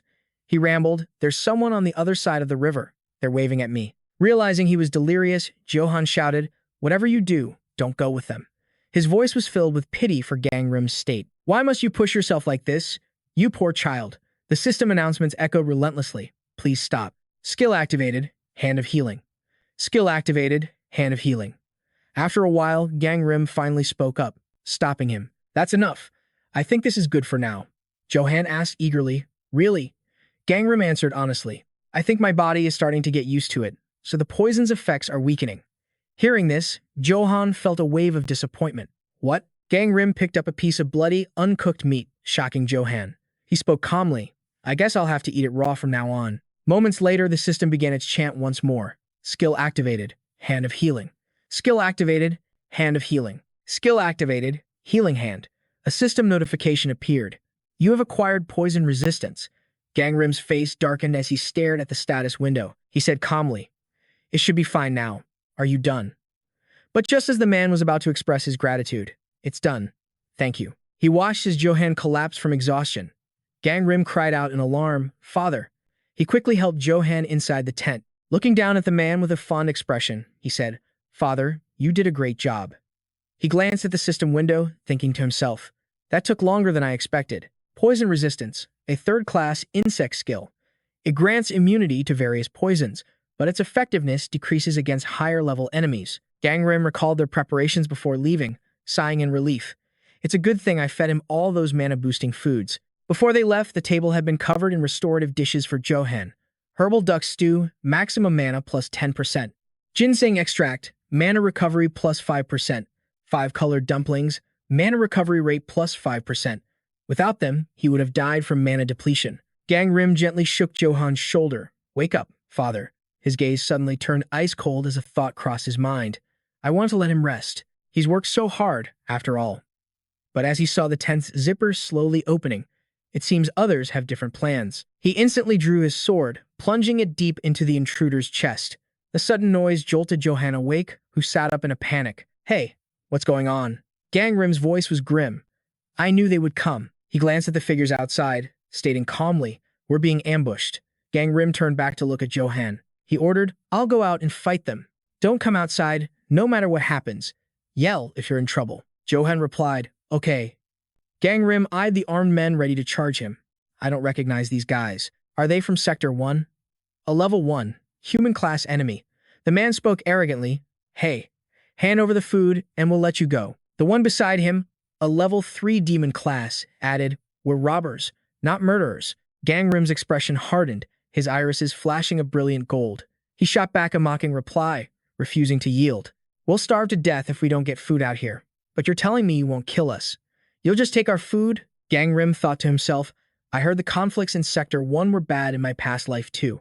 He probed them. And what if I refuse to hand it over? The group's leader started to answer. Then, before suddenly roaring, we'll take it by force. In an instant, the entire group charged toward Gangrim. Their leader swung his sword, but Gangrim ducked under the blow with ease. He grabbed the man's head with one hand and slammed it hard into his knee. Gangrim frowned. Something feels off. As he smashed the hilt of his sword into another attacker, he wondered. With their skills and classes, finding food out here should be easy for them. Watching another one charge with his sword raised high, Gangrim suspected, are they just trying to pick a fight? Suddenly, a man hanging back shouted, Hey, this bastard is too strong. He yelled, Damn it. Let's fall back and report to the captain. Hearing that, Gangrim's eyes widened in surprise. Captain, Just then, a small orb was thrown towards Gangrim's flaming hand. Inside the tent, Johan was trembling uncontrollably. His eyes were shut tight, his hand clutching the cross on his necklace. But then, smoke began to seep into the tent, making him look up in alarm. An explosion, he thought fearfully. Johan crawled worriedly out of the tent, calling out, "Han, are you okay? I'm coming." But then, Johan froze, remembering Gangrim's warning. Don't come outside, no matter what happens. His eyes shot open, his pupils shrinking in terror. What can I even do? If I go out there, just think. Why did he tell you to stay inside? Johan bit his lip, clenching his fists in helplessness. It's because you're nothing but a hindrance, just another burden for him to carry. Outside, thick smoke billowed around the tent as Johan's doubts swirled inside. But is it really okay to just hide like this? Suddenly, a hand grabbed the tent flap. Johan looked up, startled. Gangrim unzipped the tent, covering his nose. They used a smoke bomb to get away. Johan asked anxiously, "Han, are you hurt?" Gangrim replied, "No, I'm fine." Johan questioned, "Why do you think they attacked us?" Still covering his nose from the fumes, Gangrim explained, "They were after our food." Hearing this, Johan was confused. Food? Seeing Johan's bewildered expression, Gangrim elaborated. The conflicts between the sectors were already terrible back in the demon world. I imagine it's the same here. We need to be wary of strangers. A dark thought crossed Johan's mind. He looked down, asking in a low voice, "Would it have been better if I hadn't come with you?" Gangrim didn't catch the heavy meaning in his words. He asked again, "Huh? What do you mean?" Johan answered sorrowfully, "I'm just holding you back. I'm a burden. Besides, what's the point of completing this training if I need someone else's help? Don't you think Anavi was right when she said that those who lack the will to fight are completely useless?" Hearing this sudden outpouring, Gangrim frowned in confusion. He thought to himself, what is he talking about? What in the world are you saying? Gangrim placed a firm hand on Johan's shoulder. "Father," he called out, "do you remember what I told you? Those people just haven't recognized your true talent." A totem pole materialized before them, along with a paper packet holding deep red pills. Gangrim continued, "For now, the only way to recover is with this totem and the healing pills distributed each day. But what happens after the training is over? That's when the real trial begins." Hearing Gangrim's explanation, Johan was left completely speechless. Once they find out how priceless these recovery pills are, Gangrim said with confidence, "The party that kicked you out will be drowning in regret." He then pulled his hand from Johan's shoulder, his voice filled with resolve. "In any case, I will be the one fighting. Your duty is to heal." Gangrim spoke sincerely. "I don't believe in things like fate or destiny, but I guarantee you will save countless lives in the future." He looked down at the kneeling Johan and asked softly, "Do you still want to give up?" Johan looked up in shock, asking himself, "Can I really save people?" A new fire ignited within him as he clenched his fists, declaring, "No, I will not give up, so please, help me," he pleaded. Gangrim replied without a moment's hesitation, "Of course." Outside, a thick fog still enveloped the area. Inside the tent, Gangrim and Johan had reached a new understanding. "I'm still going to need your help, father, right?" 3 days later, in another part of the forest, a new tent had been set up. Yunbong and Yunjion ran over excitedly. "Shinsua, we're back." Shinsua greeted them with a warm smile. "Welcome back. Did you find everything?" Yunbom answered, "Not yet. I think we have to go deeper into the forest." Yunjion added, "Everyone else is too weak. They weren't any help at all." Hearing her sister, Yunbom gently chided her. "You shouldn't say that. Everyone is just trying to help us." "But you were thinking the same thing, weren't you?" Yunjion shot back. Yunbom scratched her ear, flustered. "Well, of course, if we were with him." Remembering all the things Gangrim had taught her, she continued, "We would learn so much more, and it would be so much easier. Though he's probably already deep inside the forest." Hearing Yunbom's words, Shinsua rubbed her chin. "We'll just have to do our best on our own," she mused, until Gangrim finishes scouting the area and finds the best path forward. Yunbom wondered, "When do you think he'll get back?" Shinsua smiled faintly. "I don't know. Maybe even today."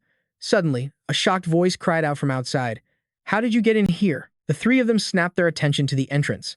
A hand grabbed the tent flap, pulling it open. Shinsua. Shinsua's eyes widened in shock at the visitor. Doc Gozen stood there, smirking. "Have you seen Gangrim?" Before Shinsua could even reply, he spoke for her. "I'll take that as a no." Yunjian shouted, "How did you get past all the traps we set?" "I disarmed them," Doc Gozen answered casually. Shinsua's gaze sharpened. "What are you doing here? You always work alone." "I'm looking for Gangrim," Doc Gozen replied honestly. He stroked his chin, adding, The gods told me he was near this place. Shinsua crossed her arms, her expression hardening. We haven't seen him. He pointed toward the twins with a cruel grin. Do you think he'd show up if I got rid of some of the excess baggage around here? Yoonjian exploded in fury. Are you calling us baggage? Seeing her anger, Doc Gozen feigned surprise. Oh no, you two are support class. He continued with a sneer. But there are plenty of useless things out there. Shinsua stepped protectively in front of the twins. She challenged him, is that how you look at and judge other people? Doc Gozen casually tossed an apple to Shinsua. Here, catch. A system notification sound chimed. You have received the item triple-scented fruit. You have completed the quest. The Chamber of Reckless Words. Difficulty. Low. Clutching the apple, Shinsua gave Doc Gozen a dark glare. I already have enough of these. He just smiled. So you already know about it, then. I want to cooperate with you. Shinsua stared, stunned. What? I can't find Gangrim, but since you're at least support class. Before he could finish, an arrow zipped past his face, cutting him off. Yoon Jaeon's voice was ice cold. I have no intention of becoming your ally. Shinsua quickly raised a hand to stop her. Jeon, stand down. A swirling blue-black aura began to envelop Doc Gozen. He spoke, his voice dripping with menace. Then I guess I'll have to persuade you by force. Suddenly, splashes of green liquid splattered onto his hand. Enraged, Shinsua crushed the apple in her fist, its juice running down her arm. She warned him, you should stop now, before we're forced to make you bleed. Doc Gozen licked the sweet juice from his hand. You? He asked with a condescending smirk. He reached behind his back, his hand closing around the hilt of a sword. In an instant, he drew two blades, his voice a low taunt. All right. I was thinking the same thing. Both warriors unleashed their power, staring each other down. Doc Gozen's grin widened. Fighting you might be more interesting than fighting him. Anyway, Doc Gozen's power took the form of a snarling tiger, roaring its challenge at the mighty dragon manifesting from Shinsua's own aura. He spoke up. Fighting you would be far more interesting than dealing with that kid. Witnessing the rising tension, Yunbom frantically tried to intervene. Everyone, calm down. Suddenly, a girl burst through the tent flap, pointing behind her and shouting, I think someone's cooking monster meat nearby. Shinua was stunned. Cooking it. Doc Gozen's face lit up with joy. Coming here was the right call. Where are they now? Meanwhile, at Gangrim's camp, he was carefully stirring a pot over the fire. The incredible aroma drifted on the wind, weaving deep into the forest. Gangrim thought to himself, today marks the 10th day since the first teams arrived. By now, everyone else must have run out of the food they brought. Glancing at the apples on a tree, he mused that wild fruit was the only natural food source around here. Besides that, there were only vicious boars with mouths full of razor-sharp teeth and other poisonous plants and animals. Sitting by his pot, Gangrim knew the value of edible food was about to skyrocket. For trainees who were barely earning 100 soul gems a day. Suddenly, Doc Gozen and Shinua's group rushed in. Calling out his name, Gangrim. Gangrim greeted them with a smile. Hello, Miss Singhua. She shouted back in a panic. You can't eat that. She warned him. Almost everything in this demon world is poisonous, if that soup is made from things you found here. Gangrim simply ladled the soup into a bowl, replying, Don't worry, I've already neutralized the toxins. Shinua stared at the steaming bowl, completely baffled. You can remove toxins? Doc Gozen eagerly grabbed the bowl, exclaiming with delight, Thanks for the meal, Gangrim. Gangrim held out his hand, stating the price, 1,000 soul gems per bowl. Doc Gozen's smile froze. That's incredibly expensive. Here, take it. Shinua chimed in, I'll buy one too. Gangrim immediately gave her a different price, 200 gems. Seeing the difference, Gozen demanded to know why their prices were so different. Gangrim replied haughtily, because I'm the one setting the price. Hearing this, Doc Gozen could only sigh in defeat. After all, Shinua was the female lead. Just then, another group arrived, drawn by the commotion. Hot soup for 200 soul gems, a bowl. They paid without hesitation, and soon everyone had a bowl. Gangrim then got to the point. Are you both looking for items above intermediate grade? Shinua replied, Yes, and we were hoping you would help us. Gangrim glanced at Doc Gozen. And what about you? He scratched his head. Things didn't go well in Sector 1. But I feel like if I'm with you, anything is possible. Doc Gozen shot a look at the other group and added, We could probably finish things much faster if we didn't have to babysit all these side characters. Shinua immediately shot back. In a situation like this, we should all be working together. The two began to bicker. Have you ever seen a main character in a party of more than 10 people? We're not characters in one of your novels. Gangrim finally offered a suggestion. You two should probably just team up with each other. Hearing that, they both started shouting over each other. I want to. I want to work with you. He then returned to Shinua's tent. Placing his hands firmly on the table, Gangrim told them, no matter what either of you say, I have no intention of teaming up with you. Shinua pleaded anxiously. It'll be difficult to defeat the people from Sector 1 by yourself. They've been systematically interfering with us. Recalling the ambushes, she warned him. Every single time we run into them, it turns into a fight. Gangrim stroked his chin. Is that so? He thought to himself that he needed to reassess the situation in Sector 1. Bringing the priest along would just complicate things. Gangrim made his decision. I think you should stay here at the camp. Johan protested with a worried look. I can't just leave you. Before he could finish, Gangrim cut him off. Honestly, having you with me makes it hard to focus. Johan then asked quietly, can I leave him in your care? Shinua happily agreed. Of course. Gangrim crossed his arms and told Johan, you'll be safer here, and you'll have more opportunities to use your abilities. The priest looked worried, but Gangrim just shook his head, cutting him off again. I can take care of myself. Shinua reminded Gangrim, all right, but if anything happens, please let me know. He simply nodded in understanding. Deep within the fruit tree forest, the guardian god spoke up. Hey, Gangrim, you've gotten much stronger, haven't you? These monsters are too weak. Gangrim, we need to go deeper. Are the monsters there stronger? Much stronger. Gangrim casually took a bite from an apple he was holding. He thought, the 6 fruits have finally appeared. They should have shown up sooner. Suddenly, a pink and purple light flashed behind him as the system notification rang out. Your senses are being sharpened. Gangrim whipped his head to the left in shock, thinking, it's right next to me. He stood frozen, staring at the creature. How did something get that close without him even noticing? Gangrim's hand immediately went to his sword hilt as he wondered, where did it come from? As a giant gorilla lunged toward him, the system activated, activating the loner. The gorilla paused, its brow furrowed in confusion. It looked around, but Gangrim was nowhere to be seen. Where did he go? The gorilla was clueless, not realizing Gangrim was just a phantom clinging to the massive branch in its grip. Suddenly, the branch erupted in flames. The beast stared in shock at the weapon in its hand, completely distracted. Gangrim seized the opening, his blade flashing down onto its shoulder. He couldn't help but marvel, so this is the power of a high-tier item. Landing lightly on the ground, a thought crossed his mind. This kind of power is too dangerous to use against the players from Area 1. Sheathing his weapon, Gangrim considered his next move. What was the priority now? Should he investigate the creature's origins? As he held the purple fruit it had dropped, a system window pinged to life. You have acquired the item, Heavenly Sent Fruit. You have completed the quest, the confession room.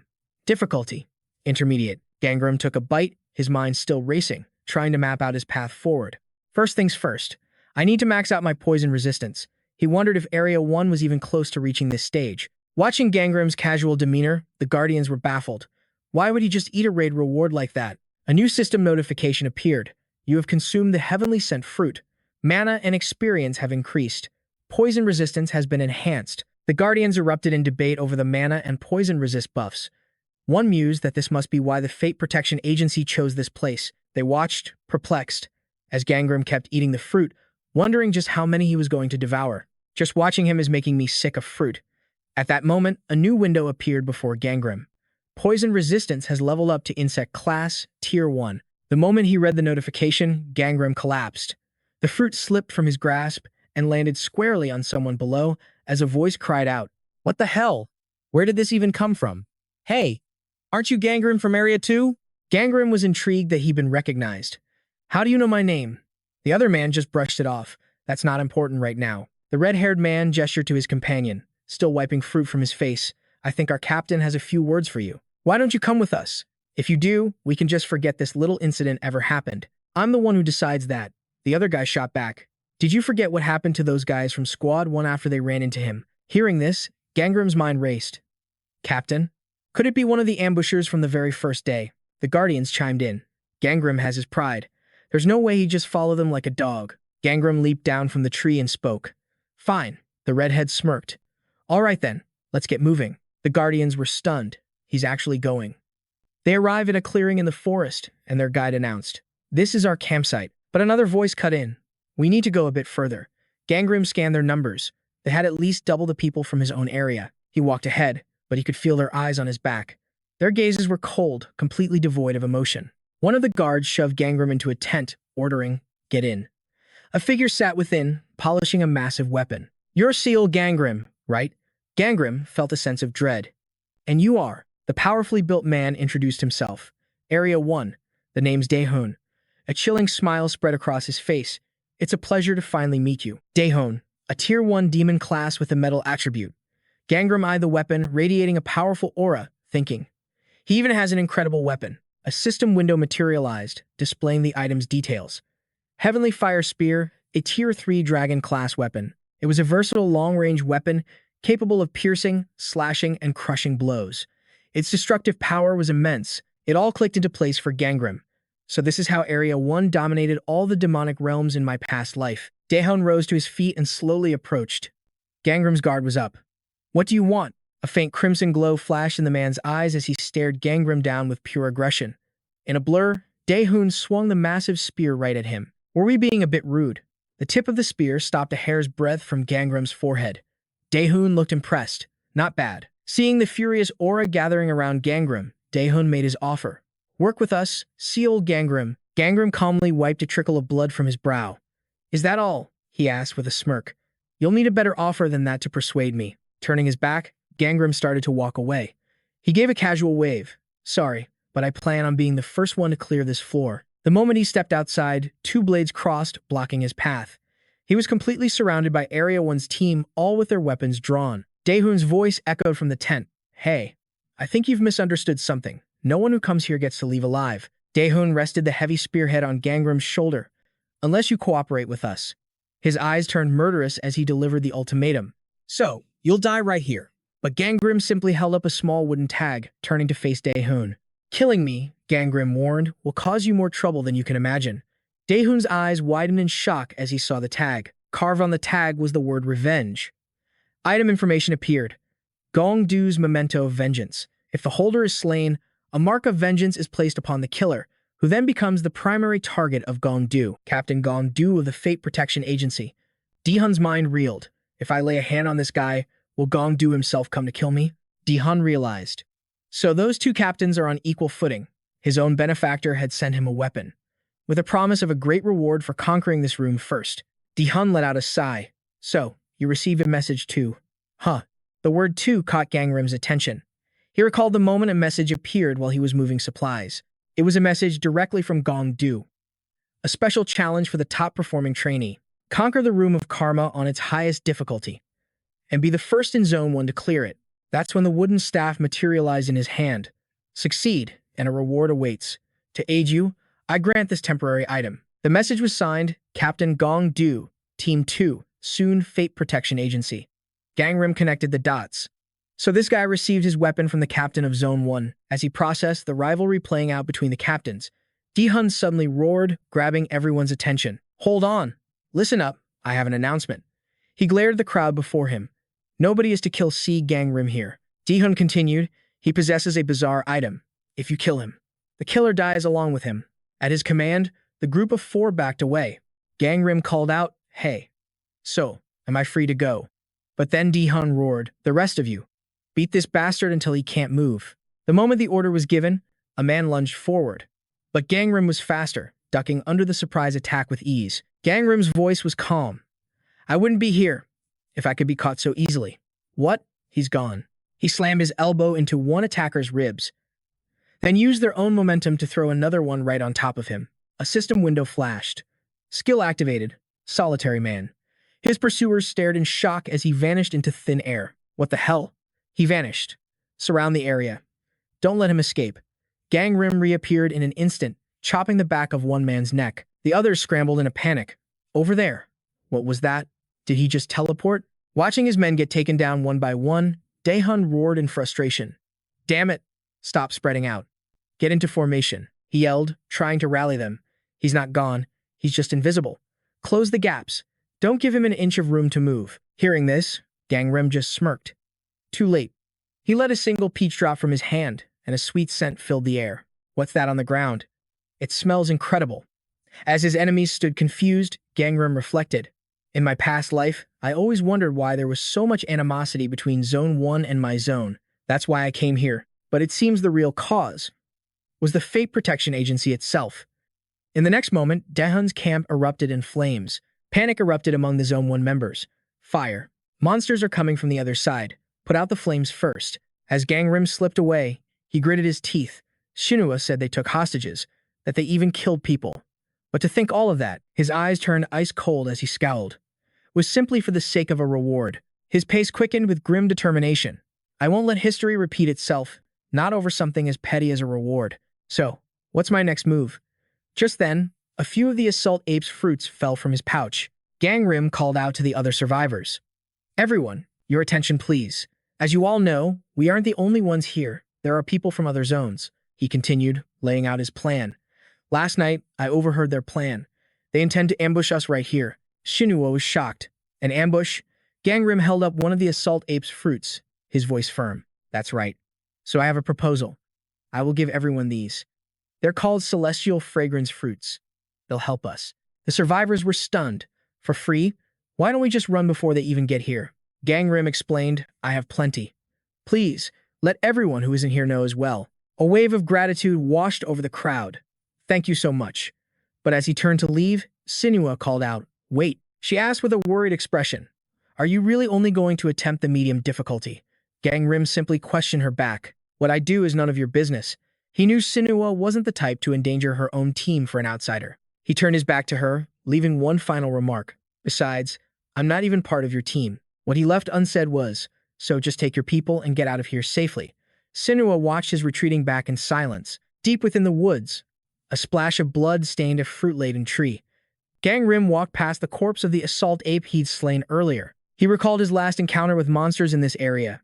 That assault ape had ambushed him, appearing suddenly out of nowhere. Peeking from behind a tree, he watched another ape approach. But monsters don't just materialize out of thin air. They are living creatures from the demon realm. He suddenly thought of the Yeti he had encountered near the entrance, which means they must have a nest, just like that Yeti. He crept closer to the giant beast, so that's where they're coming from? At the base of the tree, Gangrim spotted a small opening. He spoke with certainty, found it. Gangrim squeezed his way inside, thinking to himself, but how did they manage to get in here? Suddenly, the ground gave way. He plummeted into a massive underground cavern. He thought in astonishment, this place is way bigger than I imagined. Summoning a flame to his hand, he lit up the surroundings. As his fingers brushed against the cavern wall, a strange light reflected across his face. His jaw dropped in utter disbelief. Looking at the scene before them, his guardians couldn't help but gasp.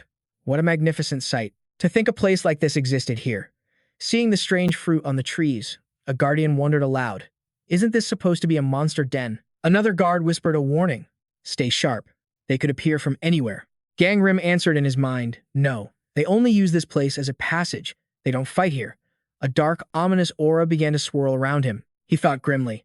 This place itself is the real danger. A gateway deep into the demon world. Gangrim approached the base of the great tree, where another hollow opening appeared. He wondered, are the monsters hiding deep inside? He plucked one of the fruits from a branch. The system immediately chimed in. You have obtained the item, Myriad Fragrance Fruit. With the fruit in hand, Gangrim jumped back to the ground. Now I just need to get out of here without being seen. But a sudden explosion shattered his thoughts. An explosion? The smoke from the blast slowly began to clear. Dehun and his men strode forward, a sickening smirk on his face. Thanks for the help. We never would have found this place without you. Gangrim's brow furrowed. You followed me? Dehun didn't bother denying it. That's right. And look who I found. He held up Yoonjian, dangling her upside down. Dehun continued, on my way to Sector 2. At the sight of the little girl, Gangrim's face turned to thunder.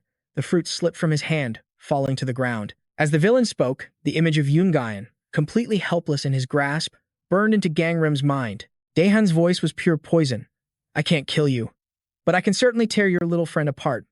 How does that sound? He grabbed Yoonjian by the collar, pressing the tip of his spear to her throat. His threat was crystal clear. Give me the fragrance fruit if you want this kid to live. Seeing Yoonjian completely at his mercy, terror and rage warred on Gangrim's face. Yet, his voice remained steady. I don't have it. Gangrim strode forward and crushed the fruit under his boot. His eyes turned sharp as ice, his face a mask of shadows. He pointed toward the great tree behind him. If you want it, take it yourself. There's plenty to go around. Hearing this, Dehun immediately turned to his men. He barked an order to his subordinate. Listen up. I'll hold her here. You go get the fragrance fruit. The others cheered with excitement. Let's go, they shouted with glee. We can finally go back. Dehun, you're gonna pay us when we get back, right? Dehun waved them off. Yeah, sure. Gangrim's voice cut in, cold and hard. Let Jeon go. The villain sneered, "Drop your weapon first." Immediately after, Dihun roughly shoved Jun to the ground. He held his spear just over Jion's head, taunting him with a disgusting grin. "Go on, if you have the guts." Gangrim dropped his sword without hesitation. "Fine." Seeing his decisiveness, Dihun was momentarily stunned. Gangrim rushed to Yoon Jian, prying her eyes open as he called her name. "Jian. Yoon Jian." He quickly pulled out a pouch of herbs and poured them into her mouth. Dihun watched curiously. "What did you just feed her?" Supporting Yoon Jian with one hand, Gangrim replied, "An antidote." Dihun just laughed. "I didn't poison her." Suddenly, his gaze shifted to the tree, where his men were collapsing one by one. He yelled in a panic, "What's wrong with you guys?" His men clutched their eyes, screaming in agony. "My eyes! I'm so dizzy!" Dihun shrieked at Gangrim. "What the hell did you do?" A system notification suddenly appeared. "Warning. You have been exposed to the scent of the myriad fragrance fruit for too long." Gangrim stared at Dihun, his expression grim. "You're feeling the effects now, aren't you?" In moments, the cavern was filled with the fruit's toxic aroma. The system's warning continued. "The scent of the myriad fragrance fruit is invasive." Dihun thought in horror. The poison, it's spreading. As he inhaled the sweet scent, Dihun's mind raced. How do I cure this? Could he possibly know? He remembered seeing Gangrim force the herbs into Yoon Gyan's mouth. "I get it now." Dihun roared in fury, swinging his spear directly at Gangrim. He charged like a madman, screaming, "Gangrim, give me the antidote." Gangrim gritted his teeth, dodging the wild attack. Damn it, why isn't he affected yet? The blade of the spear grazed his shoulder, and he winced in pain. A new notification flashed before his eyes. Toxin entering the body through the wound. Gangrim's eyes widened in horror, his pupils constricting.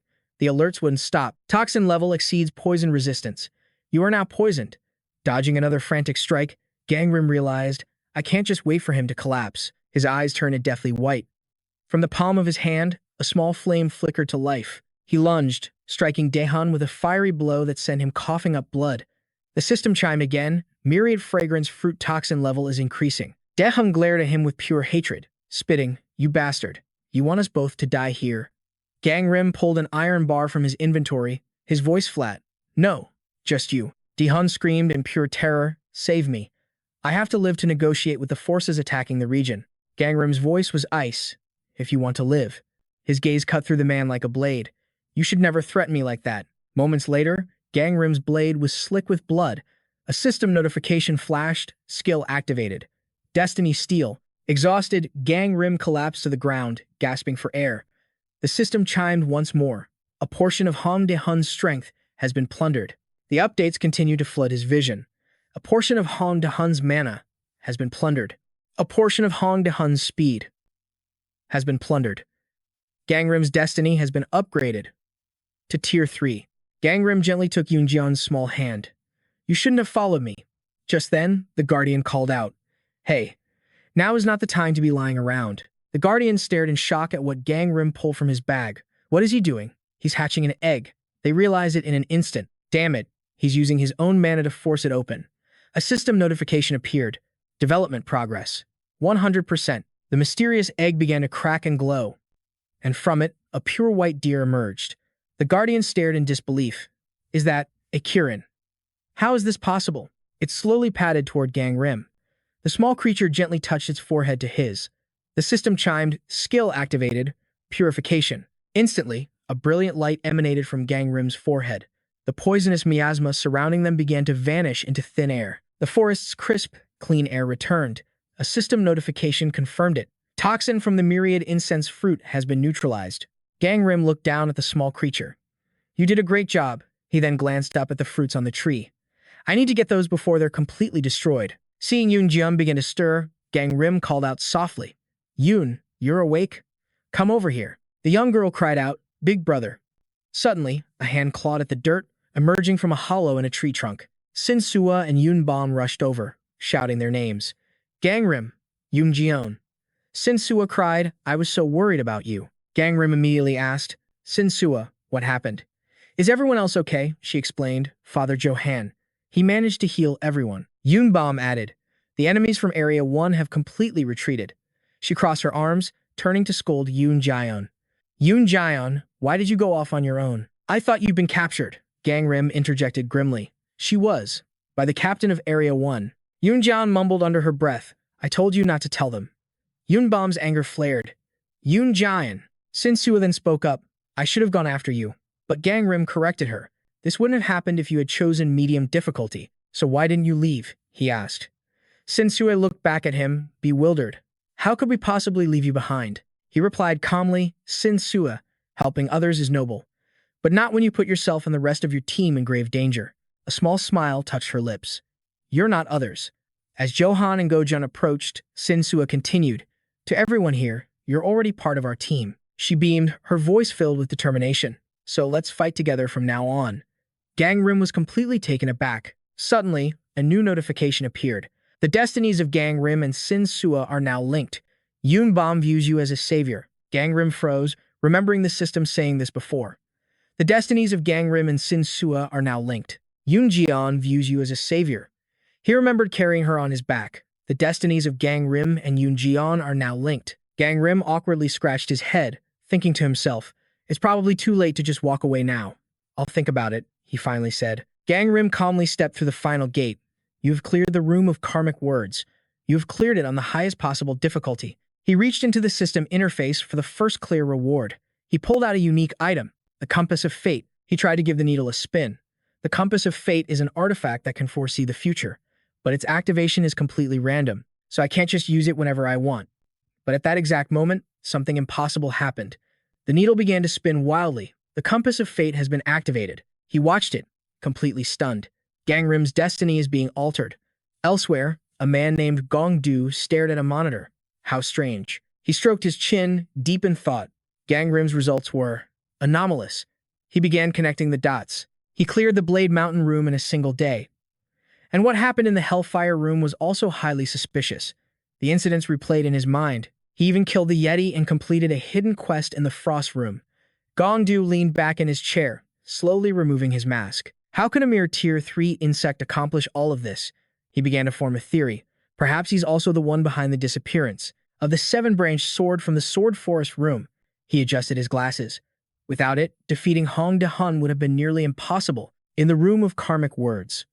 And the one variable that bothers me most is Ione.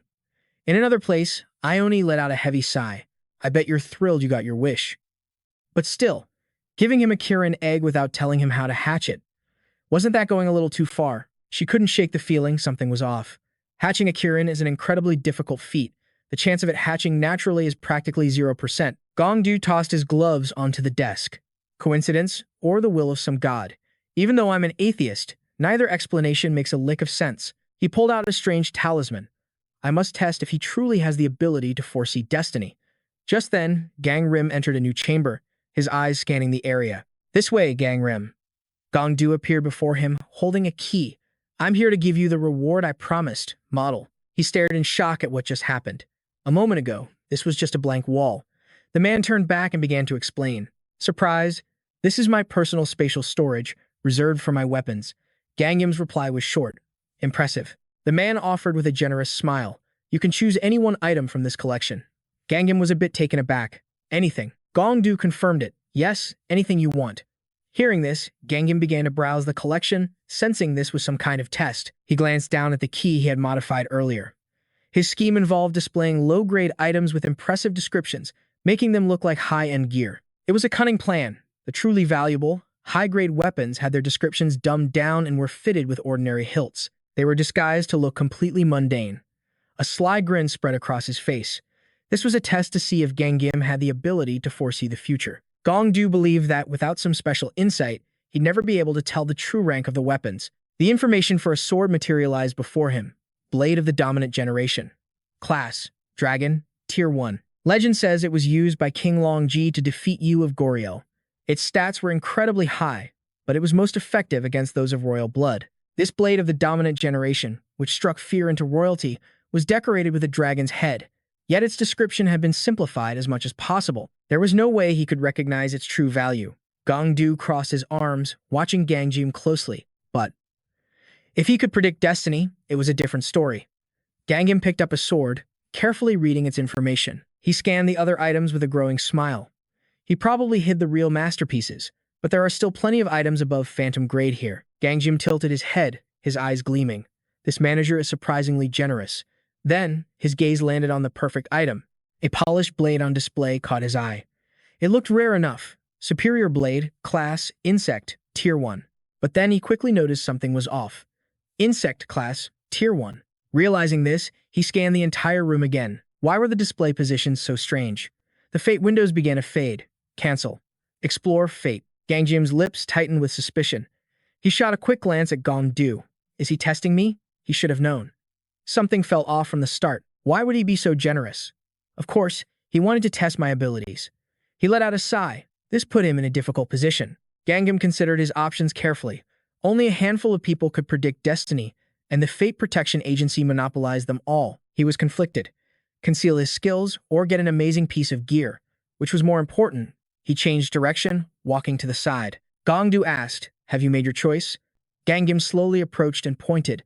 "The thing I want is..." Gongdu's eyes flew wide open in astonishment. Startled, he blurted out, "Me?" Gangim froze. What on earth was this guy talking about? He quickly tried to explain. "No," but was cut off. "You truly are brilliant." Gongdu looked incredibly proud. "To think you realize that I am the most valuable thing in this room." He praised himself. "I know I'm a catch, but that's not an option." Gangim was speechless. What I was pointing at was..." Gangim finally clarified, pointing to the key he was holding. "I propose you lend me this entire arsenal. That way, you'll benefit even more." He began his clever persuasion. "You won't have to give up a single item, and District 2 will have the highest ranking player."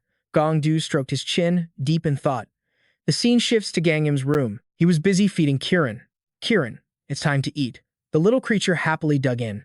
He estimated it would take about 3 days to make another key. "In the meantime, I'm going to make you as strong as possible." He tore open a food packet. Still, he could feel his wallet crying. "I never thought I'd spend 12,000 spirit orbs in a single day." Raising Kirin was seriously expensive. Gangim poured more food for the creature. "Is it good?" "All right then, eat up and grow strong." Suddenly, a look of shock crossed his face. A system notification appeared. Kirin has evolved to Phantom Class, Tier 2. Kirin has acquired the skill, Water Control. He read the creature's fate window. Skill, Water Control. Rank, Phantom Class, Tier 2. Allows free movement in water and the ability to manipulate it. It can control water now. Gangim pointed to the side. "Kirin, try using your skill on that water." Kirin lowered its head, creating a small sphere of water. Tiny water orbs began to float upwards, to his amazement. "Huh?" Gangim's face suddenly went pale. "Wait a second," a mass of water shot forward. A huge blast soaked him completely, blowing a massive hole through the wall. Choice Wind stood there, completely drenched. He roared in fury, "Hey, S-ranker Gangim." Gangim was at a total loss for words. Meanwhile, in the dining hall, a group of youths were chatting. "This is amazing." One of them gushed while eating. "This food is a gourmet meal." Another complained, "I was so sick of eating nothing but fruit." "Yeah, if it wasn't for Gangim selling us this." Someone else chimed in. "He might seem cold, but he's actually a really kind person." "That's right," another confirmed. "Gangim has always been a good guy. You just haven't been paying attention." He started recalling a past event. That time we were surrounded by monsters. He was the one who saved us. "And remember when we were bitten by those Kulks monsters in the building before we started training here?" Someone else wondered aloud. "Really? Then why don't you team up with him?" The other guy looked flustered, I guess, because he seems so aloof. "I don't know," he admitted, sounding a bit guilty. He lowered his head, embarrassed. "We only cleared a medium difficulty stage, and we're getting free fruit. I feel bad for thinking he was such a cold guy." Just then, Gangrim walked through the door. "I'm glad you like the new room." He turned back and affirmed with a smile. "But I'm still paying for this," Sang declared, crossing his arms. "I'm only being nice because you were the first to clear a stage, just like me." Gangrim looked surprised.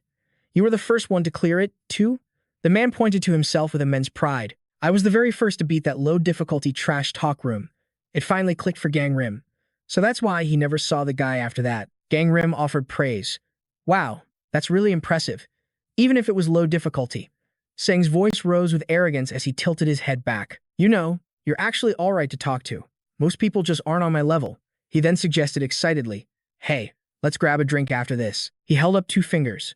"Give me 2 glasses." The clay doll waved its hand, displaying his spirit orb balance, but Sang quickly cut it off. "Don't bother with that, just bring them over." Sang promised, "I'll pay for it next time." Before he could finish his sentence, he was slapped across the face. He slammed the table in a rage, clutching his stinging cheek. "You've got to be kidding me." Do you have any idea who I am? Seng shot up, screaming. How dare you look down on me? You're just a paper doll. Gangrim helplessly grabbed his shoulder to hold him back. Seng, I'll pay for this. Please, stop yelling at the poor thing. The man scoffed. With what money? Gangrim just scratched his head. You have to remember, spirit orbs are the only currency here. Gangrim leaned down and asked, how much is it? The clay dolls happily began preparing a drink. Seng's eyes widened. VIP? Gangrim explained, they're calling me a VIP guest. Because I spent 12,000 spirit orbs here yesterday. Gangrim remained perfectly calm. That's not necessary. Just one drink for him is fine. Seng could only stare at him, his jaw hanging wide open. 12,000. The clay doll then used its foot to slide the drink over to him. Seeing this, Seng's face darkened instantly as he bit his lip, seething with anger. He exploded, punching the clay doll with all his might. Do you know who I am? Huh.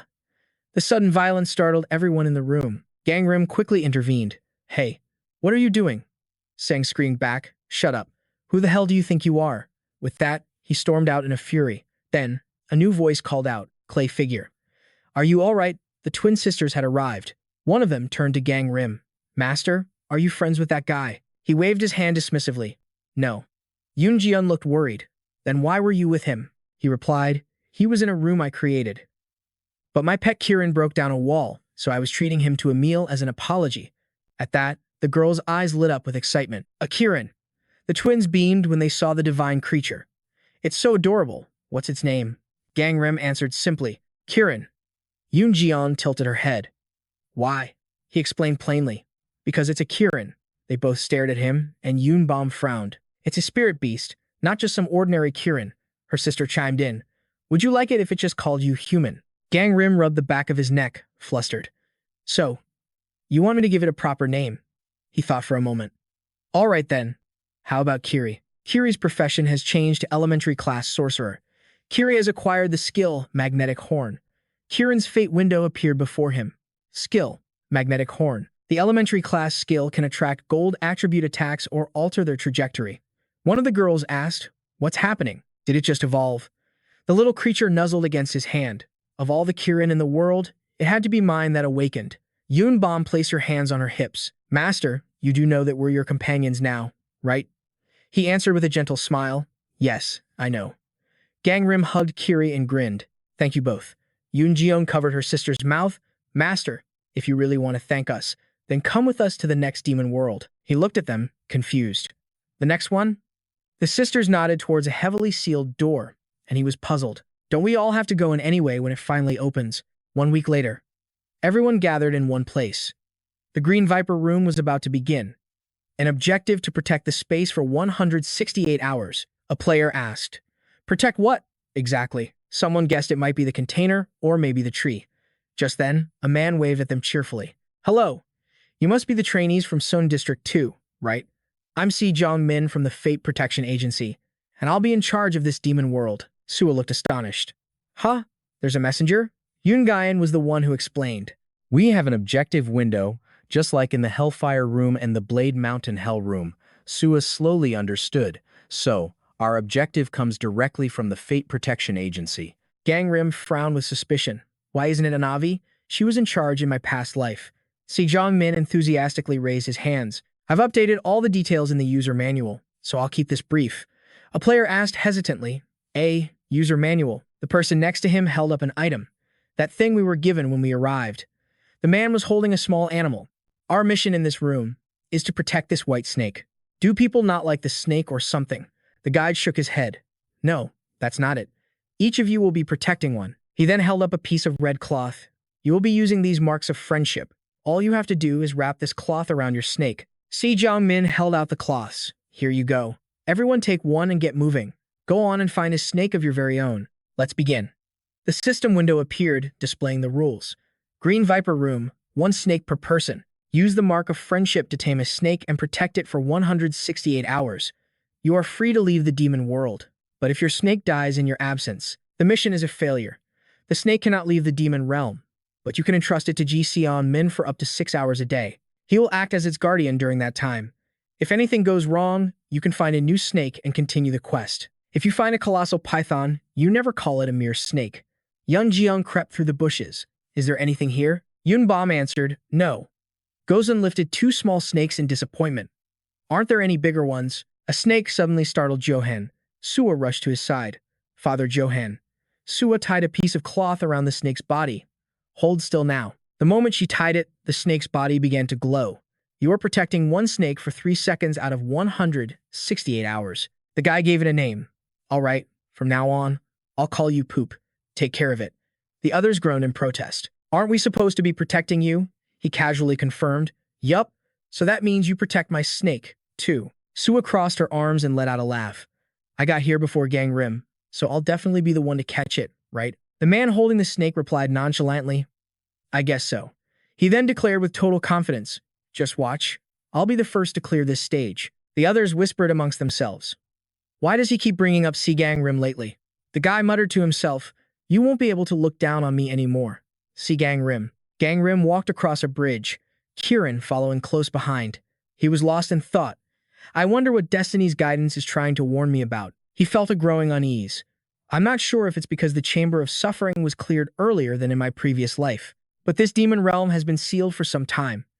And the appearance of a new spokesperson is also worth considering. Gangrim's brow furrowed, his eyes gazing below.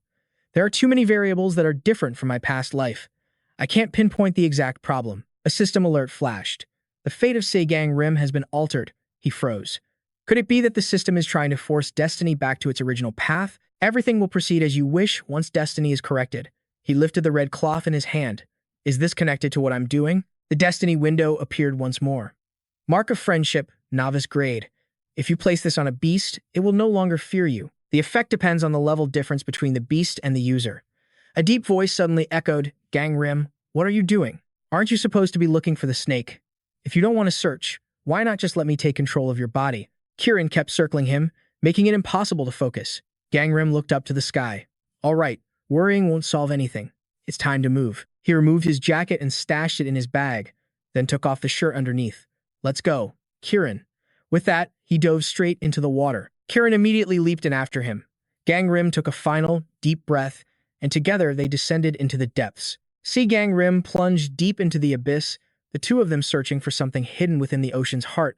I think he's hunting for a hydra. How long can a mere mortal hold his breath anyway? A system window appeared. Lung capacity has increased by 20% due to a bonus from the water attribute. Kieran began to absorb the surrounding energy, activating a skill. Water Dominion. The system continued to explain.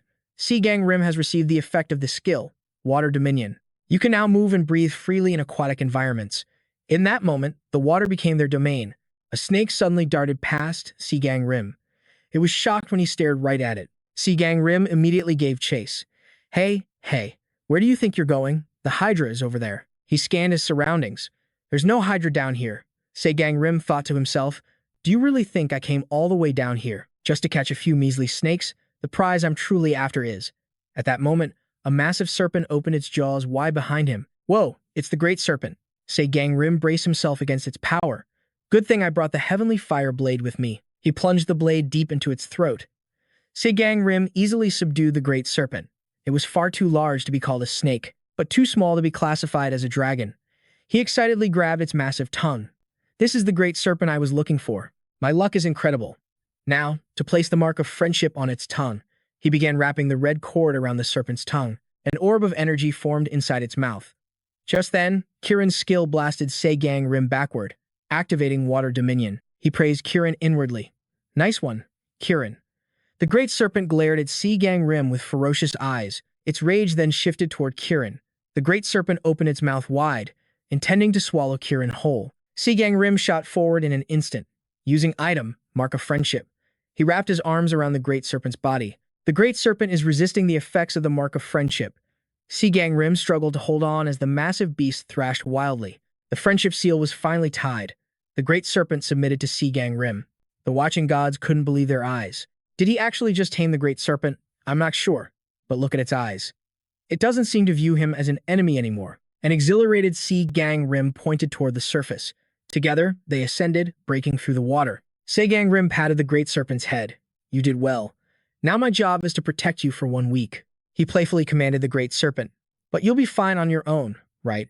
We'll meet again in 1 week, so don't you come out. Stay out of the water for a week. and just live your life like you always have." The Great Serpent gave him a confused look, but obeyed, returning to the vast ocean. The gods watched in utter disbelief. He tamed it just 5 minutes ago, and he's already casting it aside. Hey, it's the Great Serpent. It'll be fine. Seol Gangim let out a hearty laugh. Now then, I've earned myself a week-long vacation, right? But a god immediately scolded him. So this is why you sought out the Great Serpent? You conniving little brat. Seol Gangim went back to hunting monsters. A system notification popped up. Strength had risen to level 26. Strength, 26. Stamina, 23. Speed, 26.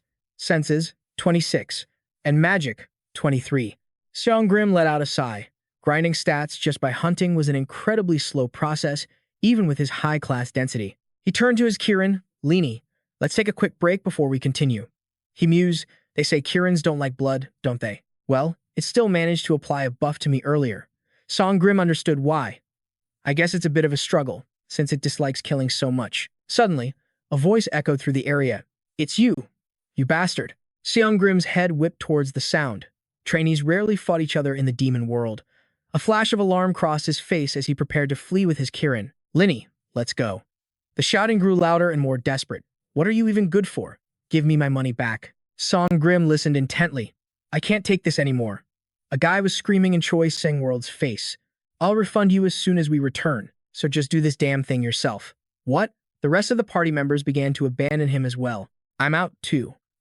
All you ever do is insult us and compare us to him. Seol Gangim this, Seol Gangim that. Why don't you just go and hire him instead? Seol Gangim was stunned. What? Hire? Me? The gods immediately began to urge him on. Seol Gangim, go talk to him. He's clearly in some deep trouble. If you play your cards right, you might get some spirit orbs out of him. Seol Gangim hesitated for a moment. That's right. I need money to raise Lini. But then he remembered their last encounter. That guy is completely broke. Just then, Choi Sang-world spotted him and rushed over. Seol Gangim. The man yelled frantically, Seol Gangim. You have to save my snake. In an instant, they were both sprinting toward the commotion. So let me get this straight. Your snake is being attacked, but you lost it and have no idea where it is? Yeah, Seol Gangim asked coolly. So, what's in it for me? Choi Sang-world shouted, you still haven't paid me for that meal. Seol Gangim stopped dead in his tracks. He immediately refused. I don't work for free. What? Choi Sang-world yelled in desperation. Spirit orbs. I have 2,000 spirit orbs. Seol Gangim's eyes widened. You've collected quite a few, haven't you? Did you get those from your former teammates? The system announced, transaction complete. Health of the target with mark of friendship has fallen below 50%. Seol Gangim smiled, completely satisfied. The spirit orbs are mine. Meanwhile, Choi Sang-world was losing his mind. If you're done, then hurry up and save my snake. At that moment, his snake was taking a vicious beating. A fellow trainee cackled. This is the end for you.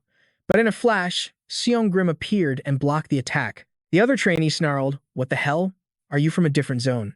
I found this snake first, so get lost and find your own. That's not going to happen, Seol Gangim replied instantly. Choi Sang-world rushed to his pet's side, cradling it in his arms. Don't die on me, he cried. Gucci, open your mouth. This potion. The other trainee just stared, completely baffled. Choi Sang-world erupted in a rage. Who the hell are you to try and kill my snake? The other trainee was even more confused. Your snake. His fury intensified. Can't you see the mark of friendship right here? Go find some other snakes to protect. The trainee looked on, utterly disgusted. Why would I protect a snake? Seol Gangim suddenly interjected. Isn't our mission in the demon world to protect the snakes? Now the other trainee was completely lost. What are you two even talking about? He frantically rechecked his own quest log. My mission is to kill snakes. Both of them stared, their jaws on the floor. What? A terrible feeling began to stir in Seol Gangim's gut. The missions for the third zone are different from my past life. I guess. This is the will of fate itself. He remembered it clearly.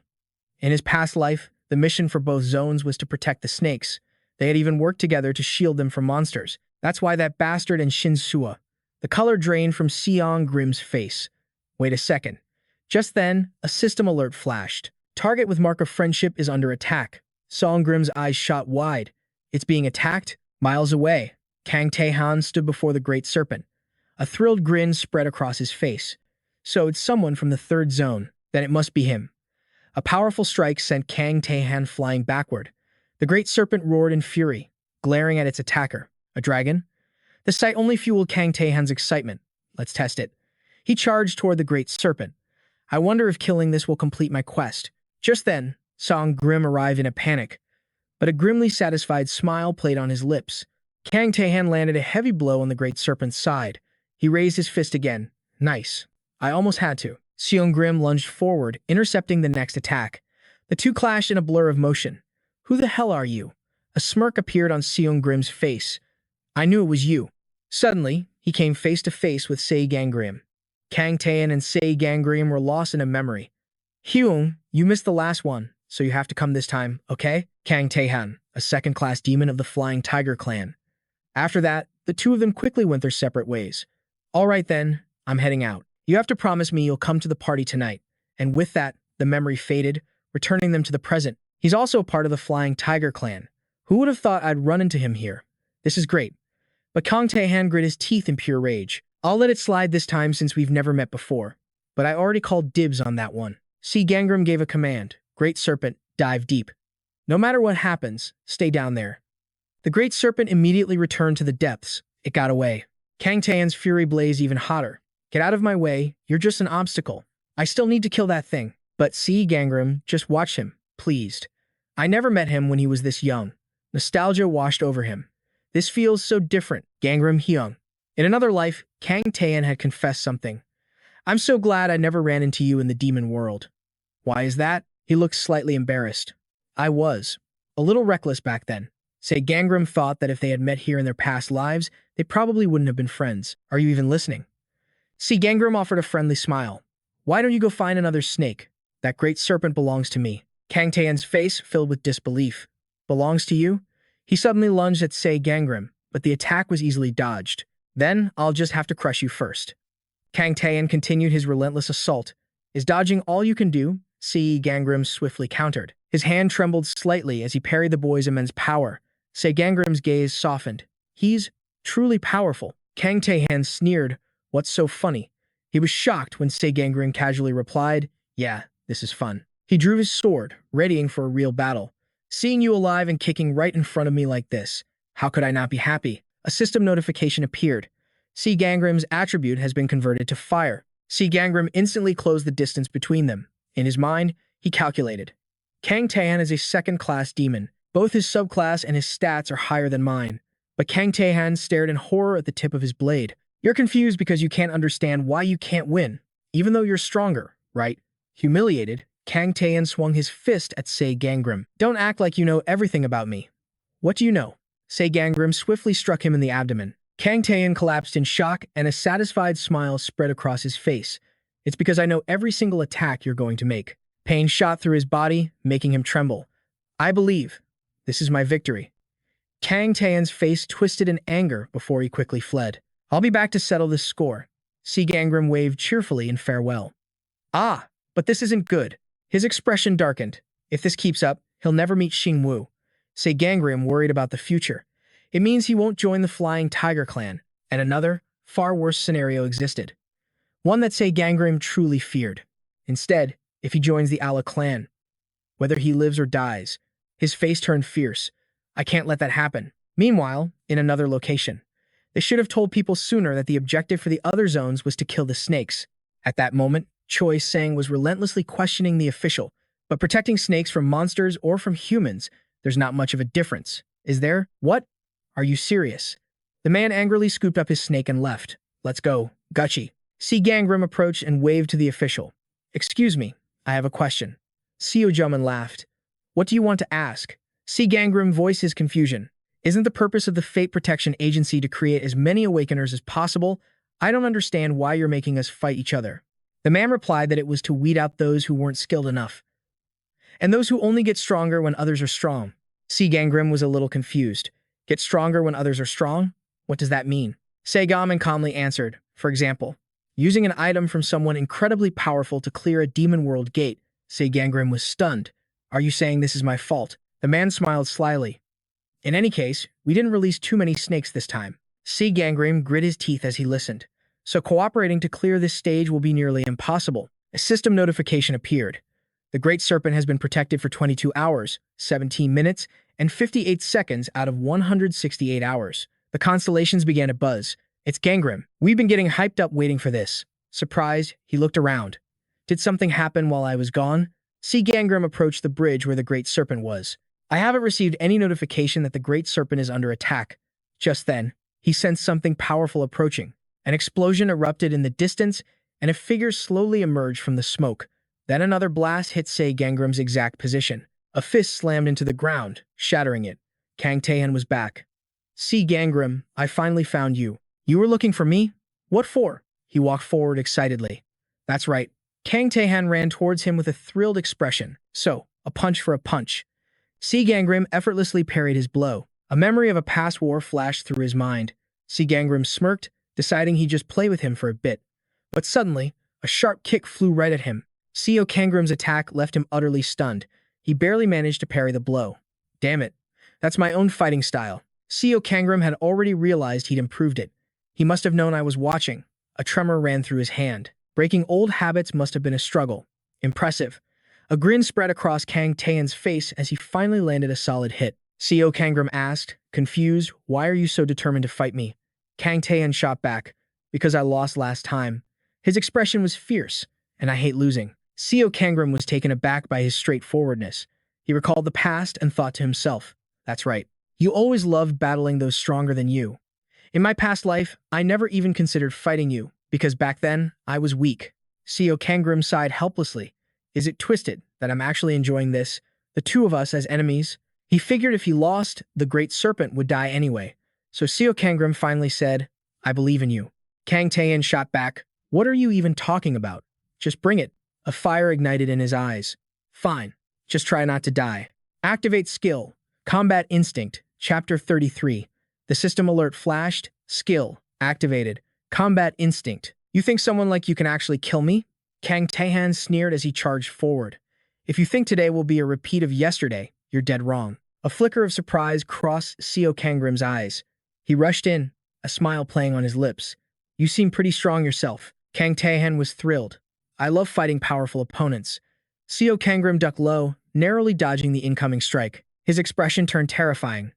Kill the strong. Seol Gangrim launched a direct assault. It was like he'd become a completely different, much more interesting person. A seed of fear began to sprout in Kang Taehan. What the hell is wrong with this guy? He desperately evaded Seol Gangrim's frenzied onslaught. He's been aiming for my vital points this whole time. Is he actually trying to kill me? Has he completely lost his mind? The look of pure excitement on his face sent a shiver down Kang Taehan's spine. He wasn't like this yesterday at all. His stamina was starting to drain. At this rate, I'm going to lose again. Kang Taehan poured all his remaining strength into one powerful blow. He slammed his fist into Seol Gangrim's hip, and blood sprayed from his mouth. I have to kill him. Kang Taehan pressed his ferocious attack. The same words echoed relentlessly inside Seol Gangrim's mind. I want to kill. I want to kill. I want to kill. I want to kill. I want to kill. I want to kill. Seol Gangrim's face became a cold, emotionless mask. How could a guy like him do that? System alerts flooded his vision. Skill. Combat Instinct has evolved to Demonic Instinct, Level 2. Temporary lucidity restored. Seol Gangrim's expression returned to normal. Finally, I'm back in control. Kang Taehan stared in absolute shock as flames erupted around Seol Gangrim. What the hell? Seol Gangrim's aura blazed as fire swirled around his entire body. I've finally figured out how to kill you. Kang Taehan waved his hands in terror. How are you still moving? I know I broke your bones. Doesn't it hurt? Ignoring him, Seol Gangrim swung his blade. Kang Taehan immediately scrambled to get away. A little pain like this won't stop me. Are you insane? An ecstatic look crossed Seol Gangrim's face. Die. Kang Taehan stared in disbelief, stumbling backward in fear. All right, you win. I lose. Seol Gangrim roared with excitement. Then die. Skill. Combat Instinct has been deactivated due to insufficient mana. The system alerts continued. Skill. Fire Control has been deactivated due to insufficient mana. I won't kill you. Good call. Seol Gangrim turned to leave. Now give up and find another snake to kill. Kang Taehan yelled back in humiliation. I'll be back tomorrow. If I lose then, I'll be back the day after. Seol Gangrim glanced over his shoulder. Don't bother. In the end, I'll be the one who wins. The gods began to chatter amongst themselves. They're fighting again tomorrow? How exciting. They're so perfectly matched. It seems only one of them can complete this mission. Well, Kang Taehan could just find a different snake. Oh, please. We both know he'd never do that. That's right, Seol Gangim thought. That's not in Kang Taehan's nature. But I can't let either of us fail. Just then, the others began to question the administrator. Is that really true? That's completely unfair. All Sector 3 has to do is kill a snake. Can't we find another snake to protect? Anastasia explained calmly. The objective for Sector 2 is to protect the snake, and you have failed. When the mission timer runs out, you will all be sent back. Please be aware of this. Seol Gangim listened in silence. The objective for Sector 2. An idea suddenly sparked in his mind. He rushed over to the administrator. Anastasia. He whispered something in her ear. A satisfied smile spread across her face. Seol Gangim's own face lit up at her response. It just might be possible. All right then, he thought as he walked away. Now I have another reason why I absolutely cannot afford to lose. Seol Gangim then summoned Kirin. Come on out, Linny. It's time to hunt. The system displayed the mission timer. Protect the Great Serpent. 49 hours, 3 minutes, and 52 seconds of 168 hours remaining. The two rivals clashed relentlessly for days. Protect the Great Serpent. 73 hours, 31 minutes, and 2 seconds of 168 hours remaining. New techniques were unleashed in their seemingly endless battle. Protect the Great Serpent. 100 hours, 1 minute, and 48 seconds remaining. Kang Taehan fought with everything he had, desperate for victory.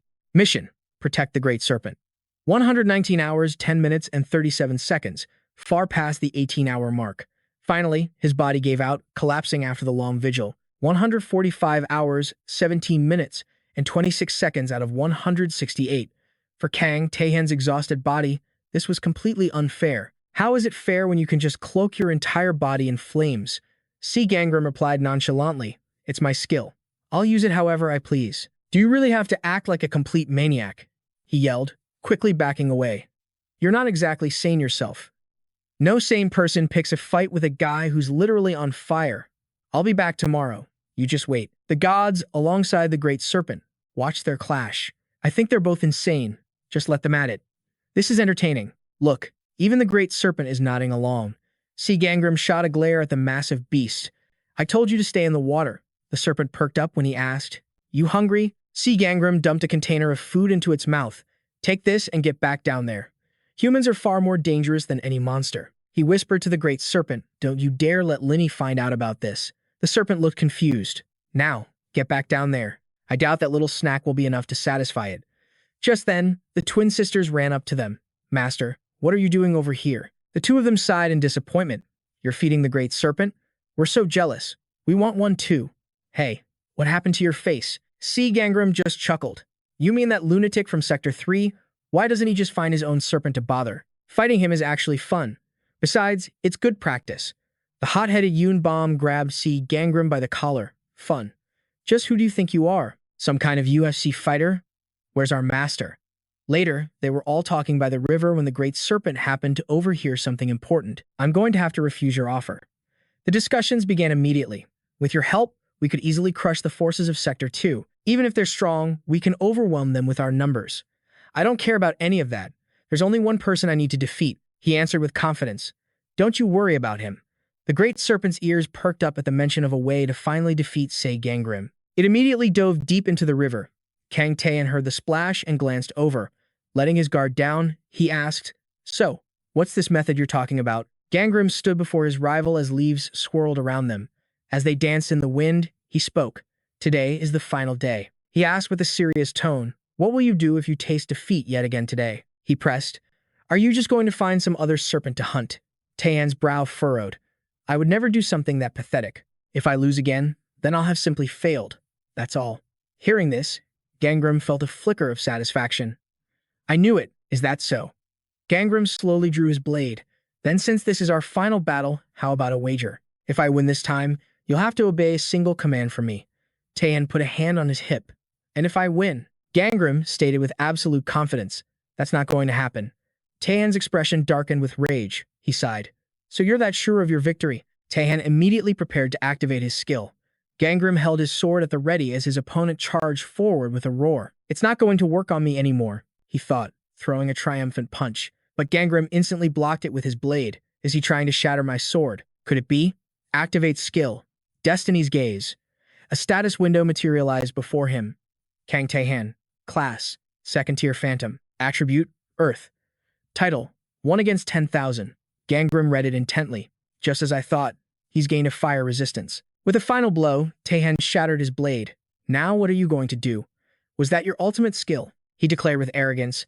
I told you before that I would be the one to claim victory in the end. Suddenly, a surge of dark energy erupted, slashing him across the leg. Damn it. What the hell was that? A wicked grin spread across Gangrim's face. I will be the one who wins. A bead of sweat trickled down Taehan's temple. This lunatic. He's lost his mind again. Taehan slowly pushed himself back to his feet. I take it that was your secret weapon, he said, uncurling his fingers. But did you really think I'd come here with only one trick up my sleeve? He summoned a spear into his hand. You're the one who started this. Activate skill. Formless spear. Gangrim's eyes widened in shock. Every instinct screamed of the immense danger before him. He recognized it instantly. Isn't that the three-pronged serpent spear? It has to be. He must have received it as a gift from one of the gods, just like the one from the Romance of the Three Kingdoms. Taehan thrust his hand forward, unleashing a massive wave of energy right at him. He struggled to defend against the onslaught. Activate skill. Combat instincts. Gangrim gritted his teeth. Damn it, don't you dare break. With combat instincts active, he managed to deflect the attack's trajectory. I have to win today, no matter the cost. System notice, the skill Combat Instincts has responded to your intense rivalry and has evolved to Phantom Class, first grade. A strange light materialized before his very eyes. It traced a path all around where he and Taehan stood. What is this light? He wondered. Is this a path? He began to understand the new skill. I can see it. The trajectory of Kang Taehan's attacks and every single one of his openings. In the next instant, Gangrim closed the distance. His focus was absolute. Taehan's heart pounded. Did he still have another skill up his sleeve? Before Taehan could even react, a searing slash tore across his body. He cried out, his face contorted in agony. His eyes rolled back into his head, and Taehan collapsed to the ground. A voice cut through the stunned silence. No way. Did Gangrim actually win? Gangrim himself was pale and gasping for breath after that final blow. The whispers grew louder. What? How could he possibly have won? He won against the legendary serpent spear, Jiang Ba. I guess using a weapon you're not comfortable with is never a good idea. Gangrim snapped his head around. But wait, is he dying? He frantically shook Taehan's body. Damn it, did I push him too far? I have to get him to Father Johan. Suddenly, a bullet sliced past his neck. An ambush? A group of figures materialized from the shadows. Attack him now. He's got to be exhausted. And with that, they all charged at once. Scum from the third region. Gangrim calmly uncorked a potion. I need to give Taehan some of this healing elixir first. But an unseen force knocked the vial from his hand. He stared in shock. Mud. His eyes darted towards two new figures in the distance. Is that Earth attribute magic? Gangrim struggled against the pull of the mud. Damn it, I have to get out of here. The flame on his hand flickered and died. Who are these guys? A system window popped up. Fire control deactivated due to mana depletion. He desperately looked for a way out. Is this how Seol Gangim falls? After coming so far?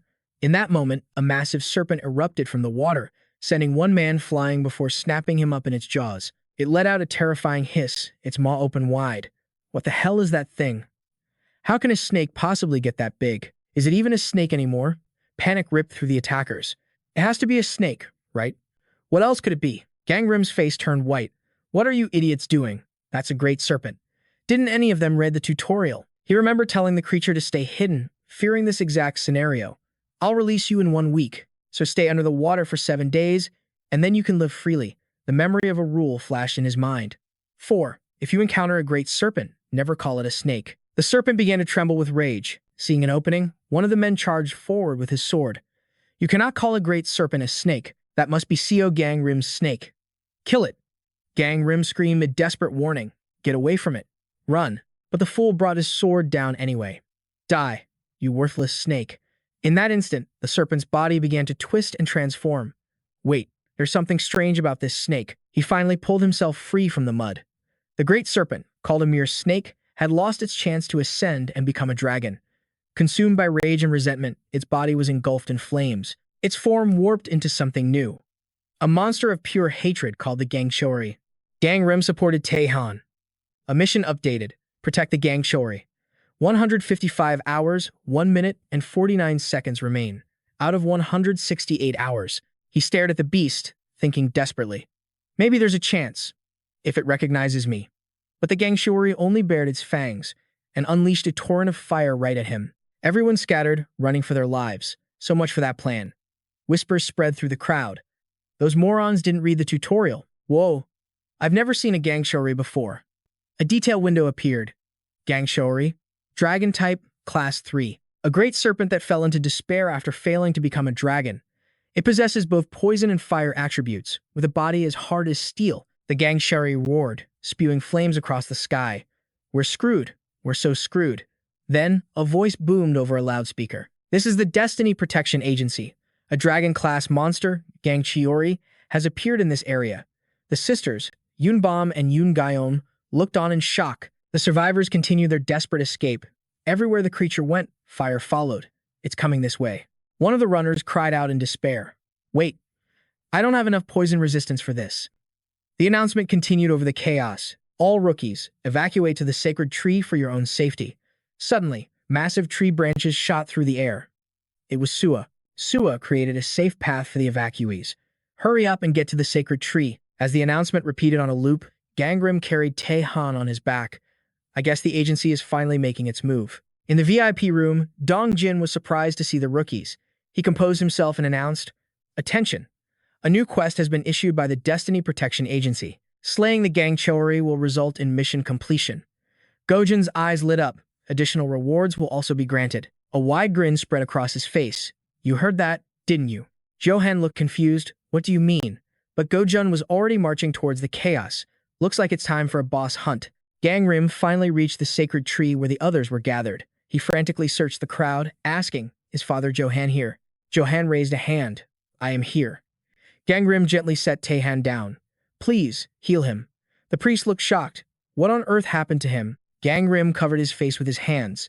It's my fault. Sua ran over, worried. Seol Gangim, are you okay? He turned to look at her. Sua. I'm fine. He's the one who's hurt. She knelt to get a better look. Is this the guy from the 3rd region who always picks fights with you? He answered, the very same. She asked with a gentle smile. So I guess that means your great serpent is okay? What are you going to do about the quest to kill the Gangchori? Gangrim stood up, his gaze firm. I need to go assess the situation myself. He didn't hide the truth. That Gangchori is the great serpent I was supposed to be protecting. Her eyes widened in shock. They're the same creature? Sua pleaded urgently. Then you can't possibly kill it. Exactly. Gangrim looked up at the beast. But I can't just let it run rampant. Suddenly, Tae-han shot up to his feet, trying to stop him. Don't. Gangrim turned to face him. You're awake? Tae-han clutched his wound, forcing the words out. You can't kill it. Gangrim was baffled. He was planning to kill it anyway. Tae-han retorted, If I kill it, that's a different story. Gangrim studied him, deep in thought. Is this about loyalty? Well, then I'll just have to find a way. Just then, Dong-min appeared. That won't accomplish anything. Gangrim was slightly surprised. A messenger? Dong-min explained, a great serpent that has fallen. Must be eliminated. The heat and poison radiating from its body could annihilate the entire demon world. With a sigh, he added, normally, the protection agency would handle this, but I have no idea what the higher-ups are thinking. Tae-han's face darkened as he absorbed every word. A failure that couldn't become a dragon. Is indeed a very serious problem. His head hung low. A failure. Gangrim and Dong-min continued their discussion. Regardless, it must be stopped. This isn't a problem you can solve on your own. I understand. Gangrim then made a proposal. I think I'll have to deal with Gangchul myself. Can I count on everyone's help? Sua's eyes were filled with resolve. Of course. Behind her stood the 2 Yoon sisters. We're a team, she declared. A team. Tae-han furrowed his brow. Then what about the great serpent? Does it mean nothing to you? He leaped to his feet. Wait, are you really going to kill it? Sweat beaded on his forehead. It was his great serpent. After all. He gritted his teeth as Tae-han's rage finally boiled over. You of all people shouldn't be the one to kill it. With that, he sprinted away. Hey, Kang Tae-han. Gangrim called out, watching helplessly, as Tae-han's figure vanished into the distance. Later, at the sacred tree, Tae-han's expression was grim as he remembered. Dong-min's words. A failure that couldn't become a dragon is a very serious problem. He sank deep into his thoughts. Perched alone on a branch, he shut his eyes tight. You're a failure. The scars of the past resurfaced. You're dragging my name through the mud. His father's cruel words echoed in his mind. I'm so ashamed to have a son like you. For 20 years, Tae-han thought. He did everything his father said, but perhaps it was still never enough for him. Every time he was hit, he could only endure it in silence. He wondered why this was all he could ever do. Everyone had said he was destined for greatness. Then he answered his own question. It's not that I couldn't achieve those things. I just wasn't the perfect son that my parents wanted. Despair washed over Taehan. To them, anything less than perfect was a failure. He couldn't shake the terrible feeling that he would never escape this fate. One event after another from his past confirmed it.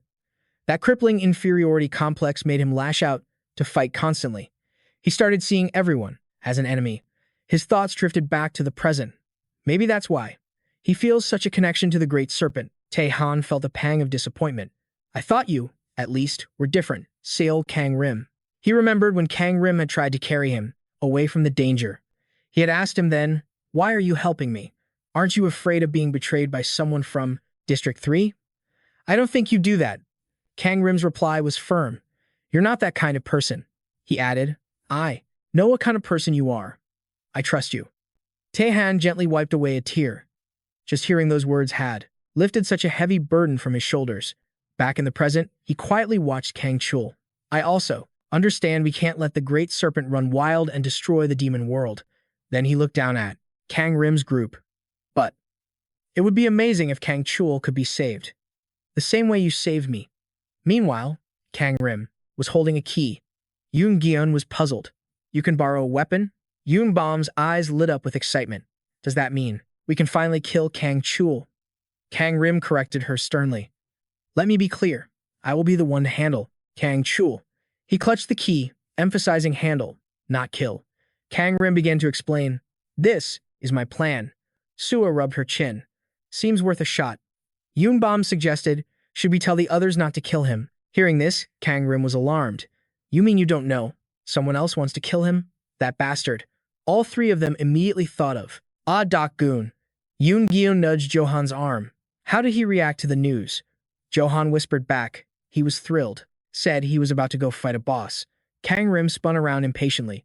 "Where is he now?" Gozen tilted his head, a chilling smile on his face. "Where are you all going?" "To the Serpent's corridor, of course." Sua retorted, annoyed. "You actually want to fight that thing?" But the man spread his arms wide and ran. Someone tried to stop him. "Just get through today, and the mission is complete." Why do this? But he simply walked right past him. "I'm heading to safety with Gui. If you want to fight it, go right ahead." The other man coldly grabbed his serpent. "Really?" Gozen mercilessly crushed it. "But what will you do now?" With that, he activated his disintegration skill. "I'm letting go." "See, your snake is dead." The man shrieked in terror. "No, Gozen, please." Gozen just waved a hand dismissively. "Don't be so pathetic." A murderous aura exploded from him. "You're all next," he threatened. Everyone clutched their giant serpents in utter fear. But Gozen charged forward, slaughtering them one by one. "My snake, how could you do this?" Their lifeless bodies now littered the ground. "No, please, don't kill mine," someone cried out in protest. "This isn't fair. Why does your serpent get to live while ours are slaughtered?" Gozen simply replied, "Oh, you mean my snake." Without a shred of emotion, he eliminated his own great serpent. A system window appeared. "You have failed to protect your snake for 155 hours, 24 minutes, and 1 second out of 168 hours. The creature was cleaved in two, its body crashing to the ground. Everyone watched in absolute horror. Satisfied now? Gozen asked with a brilliant smile. "Now, our only option left is to kill Gang Chiori. So let's fight together, shall we?" Gozen's group quickly made their way over. "Hey, see Gangim. Time to go kill Gang Chiori." Gangim turned around. "I was just looking for you." He eyed the crowd behind Gozen. "Why do you have so many people with you?" Gozen explained proudly. "They're the support team for the main character." He leaned forward with a manic excitement. "You must have a plan to kill it, right?" Behind him, the others were frantically signaling. "Just say yes, Gangim. Don't let this psycho take charge." Gangim replied calmly, "Yes, and I'll need your cooperation too. I have a way to handle Gang Chiori." As Gozen's team entered the demon realm, Dongmin rubbed his head. "I'll never understand the director's decisions. The interns could actually die in here." The man replied, "That's exactly why we're here to help them." A cheerful voice called out, "Team Leader Gong, you're late." It was Ione Io. He fumed internally. What is she doing here? He then turned to another figure, Team Leader Y. "It's been a while." Captain Y just let out a long yawn. Humph. On the battlefield, Gang Chiori was under attack. Gong Du wondered aloud, who's fighting it? Another person checked his system screen. It's your intern, team leader Gong, Seol Gangim, and all the members from Area 2, he added, with a look of pure contempt. Seol Gangim sighed, flicking a talisman in his hand. They're not going to kill it like this.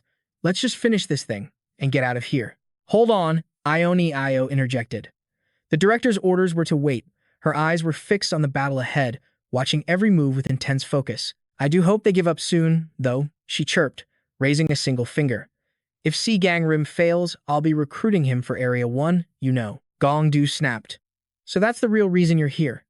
Ione Io's voice was sickly sweet.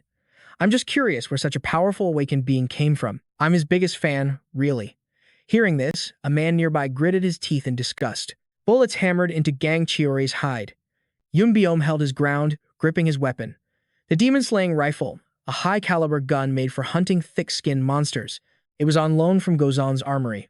The beast roared, retaliating with a torrent of flame. Johan moved instantly to intercept it. Skill activated, protective barrier. An arrow zipped past the creature's head. Union appeared, trying to draw its attention. Hey, ugly, over here. The young girl took aim, her eyes locked on the target, the blood bow. A replica of the one used by the hero who shot down the 9 sons. It was also borrowed from Gozen's armory. Kirin then joined the fray. Skill activated, water control. Watching from afar, Gong Du was stunned. What in the world are they doing? Why do they keep missing the mark? He grit his teeth in frustration. How did those weaklings get their hands on such weapons? At this rate, they'll never be able to defeat Gang Chiori. The monstrous Gang Chiori reared back for another furious attack. But the flames gathering in its maw suddenly sputtered and died. Seizing the opportunity, everyone charged forward. It's out of fire. All units, advance. But the air was still thick with toxic fumes and scorching heat. A shield bearer yelled from the front lines. The heat and toxic gas are still too intense. We need anyone with fire and poison resistance up front now. The attackers quickly regrouped. Can we really do this? We should try to corner it against a wall. Instantly, massive blocks of ice erupted around the beast. Skill activated. Summon ice wall. All right, keep pushing it towards the marked coordinates. They charged again, but their attempt failed. It's too difficult. Sua took command of the water system users with a serious expression. I'll try to restrict its movements, she declared. Everyone else, focus on extinguishing the flames. A coordinated assault of plants and water slammed into Gang Chiori. Skill activated. Leaf swarm. Skill activated. Aqua bomb. Keep it up. Don't let the fire reach the summoned plants. Water cannon. Everyone poured all their strength into the desperate battle. Don't give up. Activate. Monstrous strength. Activate. Physical reinforcement. They spurred each other on. We're almost there.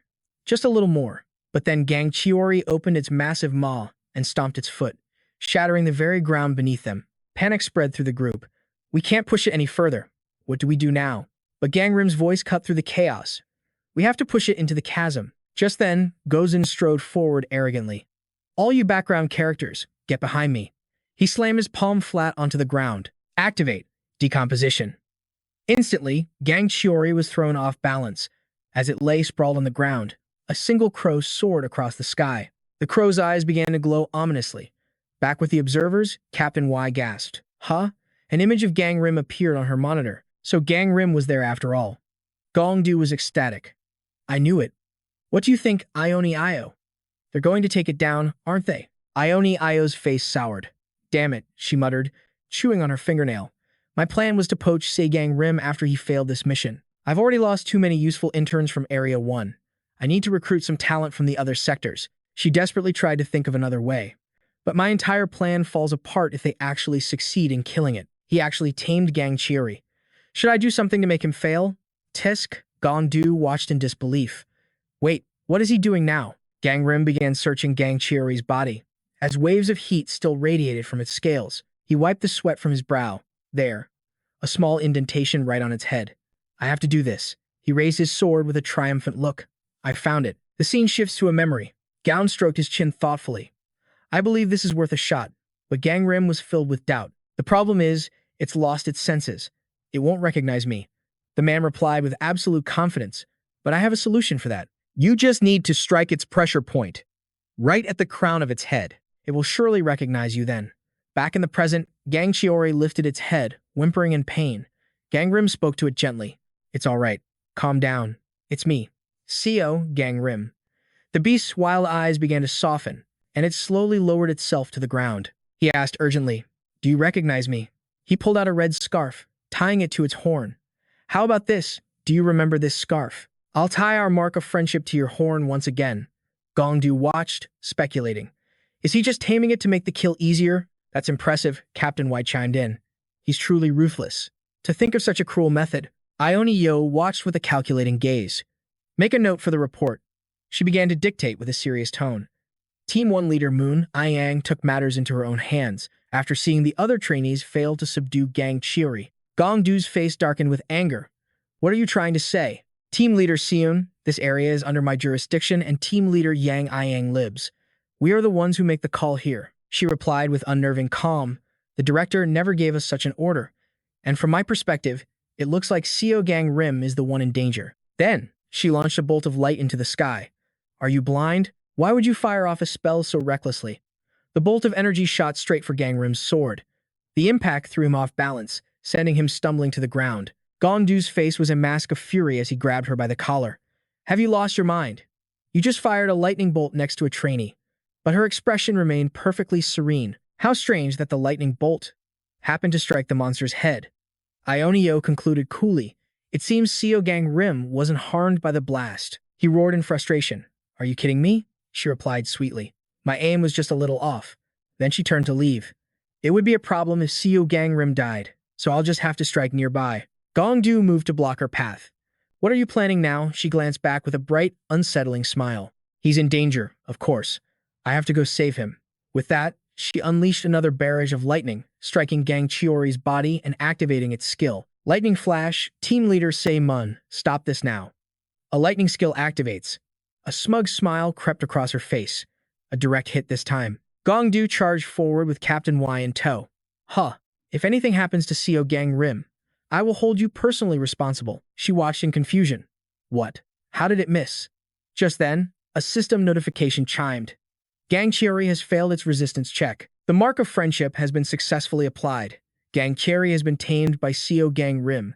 Gangrim gritted his teeth, exhausted. Damn it. The apostles are interfering.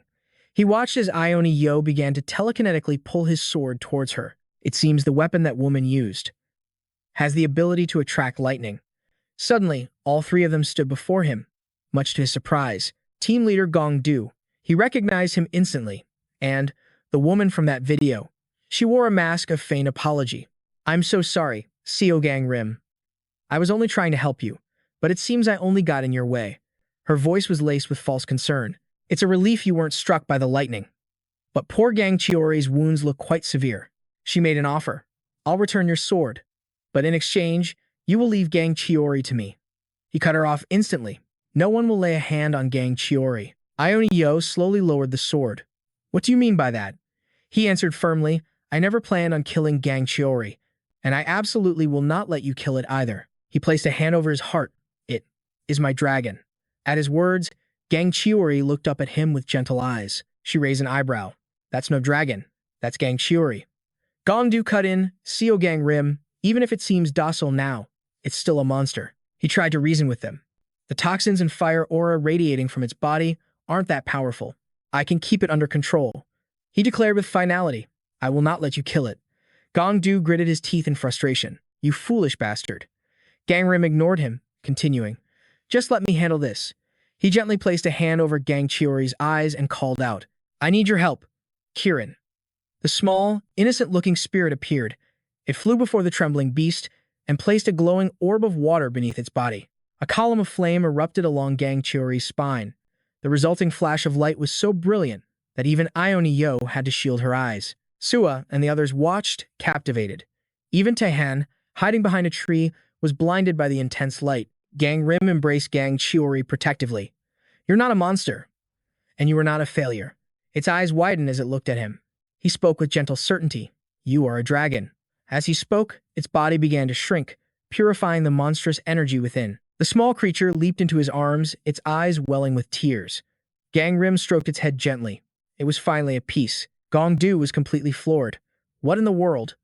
Ione Yo couldn't believe it. How could a mere unicorn possess such power? A fascinated Captain Y stepped closer to touch it, convinced it had to be a dragon. You actually defeated the monster gang Shoal. Yoon Jion shouted with joy. The notification just popped up. Mission complete, Yoonbom announced. I got it too, Johan replied with a wide grin. Same here. A wave of pure joy washed over the entire group. Gangram stepped forward with a question. Messenger, am I allowed to take the dragon with me? But Gongdu quickly interjected. That's your choice. But I think you should focus on your own survival first, Seol Gang. He answered politely. Thank you. The man added nervously. I only saw it from a distance, so I can't be certain. Besides, that's not the only wound you have on your body. Yoni Yeo spoke in a syrupy sweet tone. Exactly. If we had just left him for dead, he surely would have died by now. He snapped back. Watch your mouth. She turned and demanded. Heal him again. You brought the supplies, right? The other person nodded. Of course. She boasted. You know how expensive this stuff is. I was saving this for a true emergency. A moment later, the report came. It's done. She replied. Good. Annoyed about the wasted medicine, she turned to find someone else to blame. Just then, Gangram saw Taeyeon step out from behind a tree. You came here to harm it, didn't you? He was silent for a moment before waving his hands dismissively. No, that's not a great serpent. It's a dragon. He and Gang Chiori exchanged a look, and the man spoke first. I don't know if there are any other serpents I can even show you. Gang Chiori bared its fangs at him, making the man flinch back. Never mind. I have no intention of looking for one, Taeyeon repeated himself. Like I said, I lost. I'll withdraw. But Gangram unsheathed a sword from his inventory. First, you're going to follow my orders, he sighed. And what would that be? Gangram turned and walked away, calling over his shoulder, Follow me. Why is that necessary? Gang Chiori leaped onto his shoulder, glaring at Taeyeon with hostile eyes. He glanced back. It's nothing major. The man reached out, calling after them. It sounds pretty major to me. Hey, let's just talk here. Seol Gangim and Taeyeon met in an empty clearing. Taeyeon asked in surprise, Is this okay? Gangrim simply nodded. He began. If you don't want to, but Taeyeon immediately cut him off. I'll do as you say. A bright smile spread across his face as he extended a hand. It's a pleasure working with you. The two of them sealed the deal with a handshake. The fates of Seol Gangim and Jiang Taeyeon were now bound together. The seals on Seol Gangrim's destiny have been released. Seol Gangrim's destiny class is now second-tier human. In a dark space, Gangrim wondered, what's happening? There's a heavy weight on my chest. He guessed. Is this sleep paralysis again? He bit his lip in pain. Damn it, it hurts. I thought I was used to the sleep paralysis and the nightmares by now. He struggled, trying to move his body. I can move. I think I can move. Gangrim finally realized Kirin was lying on top of him. Maybe I can sit up now. He let out a sigh of relief and sank back into the pillow. The little Kirin anxiously stood up to check on him. He placed his hands on it. You. He lifted the creature with trembling arms. Get off me right now. Skill activated. Purify. Kirin placed a glowing light on his forehead. Why are you using that on me? Gangrim squeezed one eye shut as the light intensified. He jolted upright, suddenly wide awake. What? Is it night already? Has a whole day passed? Kirin started nudging at his shirt. What are you doing? Did you purify the leftover poison? He gently stroked the little creature's head. Thank you, my little Kirin. Gangrim slowly swung his legs over the side of the bed. I must have slept the entire day. I was completely exhausted. He leaned over, looking under the bed. Gang Cherry stared back at him with a fierce glare. The Black-Red Dragon. A Tier 3 demonic class monster. A dragon that commands the powers of poison, fire, and water. It's incredibly aggressive, with higher attack power than other dragons. He recalled yesterday's events, but I had to send it back to the spirit realm, because it kept trying to bite Jiang Taeyeon. Gangrim scooped the creature up. Did I summon it in my sleep? There. What should I call you? David Lucky?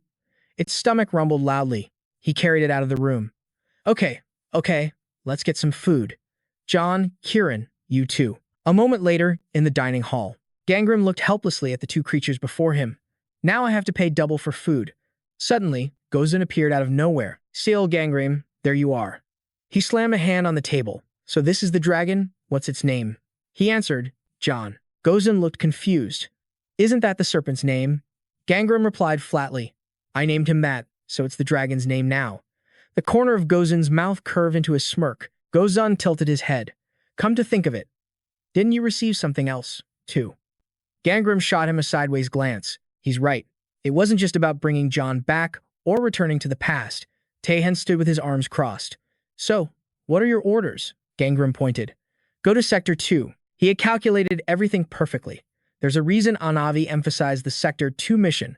for the trainees who lost their serpents. All of you failed the Sector 2 mission. And on top of that, even if the mission fails, you get another chance if you move to a different sector. Gangrim continued his train of thought. At that point, you can redo the entire mission, but it won't be nearly as difficult. Gozen rested his chin on his hand. Why would you do all that for him? Gangrim sighed. He seems useful. But Gozen was still curious. There are tons of people like him out there. He replied with a hint of impatience. Maybe it's because he knows his place. Unlike some people. Gozen's eyes suddenly lit up. Does that mean he's destined for success in the future? Gangrim looked exasperated. Do you think I can see the future? Gozen nodded seriously. Yeah. Back in that room of vipers, you look just like a main character. He had etched Gangrim's every action into his memory. You're a dragon. He placed a hand over his own heart, so I did a little self-reflection. Gangrim was confused. About what? Gozen looked down. It's just, I think I might be lacking in some areas. Gangrim frowned. What could you possibly be lacking? I think you've already done more than enough. I just played my part in that whole mess. You were the real hero at Gangshul. His body trembled. No, I wanted to help you. He clenched his fists tightly. Like this. I've only just begun. Just then, Sua pushed the door open and walked in. She paused for a moment, seeing the two of them together. Gozen clutched his shoulder. I should get going. I've been thinking too much. I need to get back to work. Gangrim watched him leave. He seems a little too eager to get back to writing, he remarked. Sua walked right past Gozen. Gangrim, are you okay? Did he just sense Gozen deliberately avoiding Sua? He answered politely, yeah, I'm fine. What about you? She placed a hand on the table. I'm okay. But her expression was worried. He didn't do anything strange, did he? A lot of people have been brought down by that guy. The tension in the air was palpable. Everyone was wary of Taehan, all because he was an outsider from a different sector. He stated firmly, don't worry about Taehan. He's not a bad person. Just outside, Taehan and Gozen bumped into each other. He shot a cold glare at the retreating figure. He then joined their conversation. Hey, Young, were you two just talking about me? Gangrim took the initiative to introduce him. This is Sua. Sua gave him a friendly look. Hi, I'm on the same team as Gangrim. Sua. Taehan pulled up a chair and sat down. Hello, my name is Jang Taehan. I'm from Sector 3. It's a pleasure to meet you. A tense silence fell over the three of them. Gangrim had to hold Gangchul back to stop it from biting Taehan. Sua finally stood up. Well, enjoy your meal, you too. He was flustered. All right, see you later. Both men watched her walk away. I thought she would have stayed a bit longer, Taehan mused, then asked quietly, is she your girlfriend? No way, he denied, and you should be calling me Hyung. Taehan grinned. Right, you are older than me, after all. You only just started calling me that yesterday, Gangrim reminded him. Taehan avoided his gaze.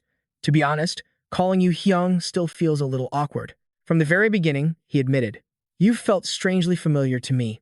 Gangrim was surprised. How can you be so sure? I just am. It made me think you were the one I fought against before. He continued. And I got that exact same feeling from Sua just now. I have a feeling we'll be working together a lot more in the future.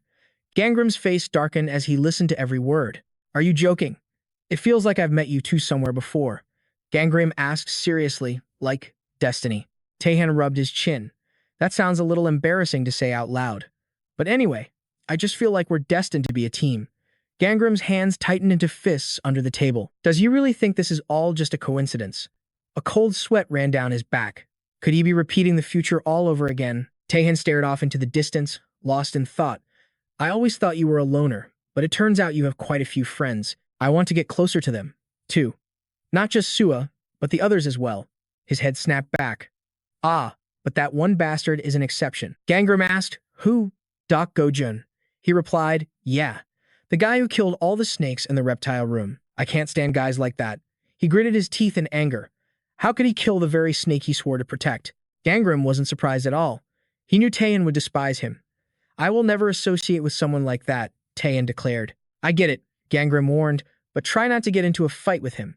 He'll probably get along with Sua and Cha Johan. He's the same age as Yoon Bam and Yoon Gian, so they should be fine, he thought. Taehan continued, oh, and one more thing. Taehan waved his hand. I have a proposal to make. The scene shifts elsewhere, as Taehan kicks down a door, a thrill flashing in his eyes. Then he took a running start and bolted. The others, hearing the commotion, came out to see what was happening. Taehan wiped a smear of blood from his face. Yoon Bam had a gun pointed straight at him. He wondered aloud, aren't you going to tell me why you're attacking me? The young girl's expression was like ice as she clutched the weapon. It's because I cannot accept you. His fists clenched in irritation. And who are you to accept me or not? You're the one who brought me here, she stated, her aura radiating hostility. Because I am the master's #1 disciple, and my patron god doesn't like you very much. Yunbom accused him. He said that because you suddenly jumped in to save Seikang from us, you're nothing but trouble. The girl's guard never wavered, her body humming with the power of Olympus. I heard you asked him to accept you yesterday, and even mentioned the oath of the Peach Garden. Is that true? Tan listened silently, sensing the power of Shu Han. He let out a smirk. Oh? If your god likes him so much, why didn't he recruit him sooner? Why are you so angry when I've already failed? Next to her, Yoon Jion stood with his back to the wall. The girl pressed on. The master doesn't care about things like that, so why don't you just give up? No, he answered flatly. A different girl finally spoke up. Do you even understand the situation you're in? We're being patient because we don't think you can possibly fight back against us.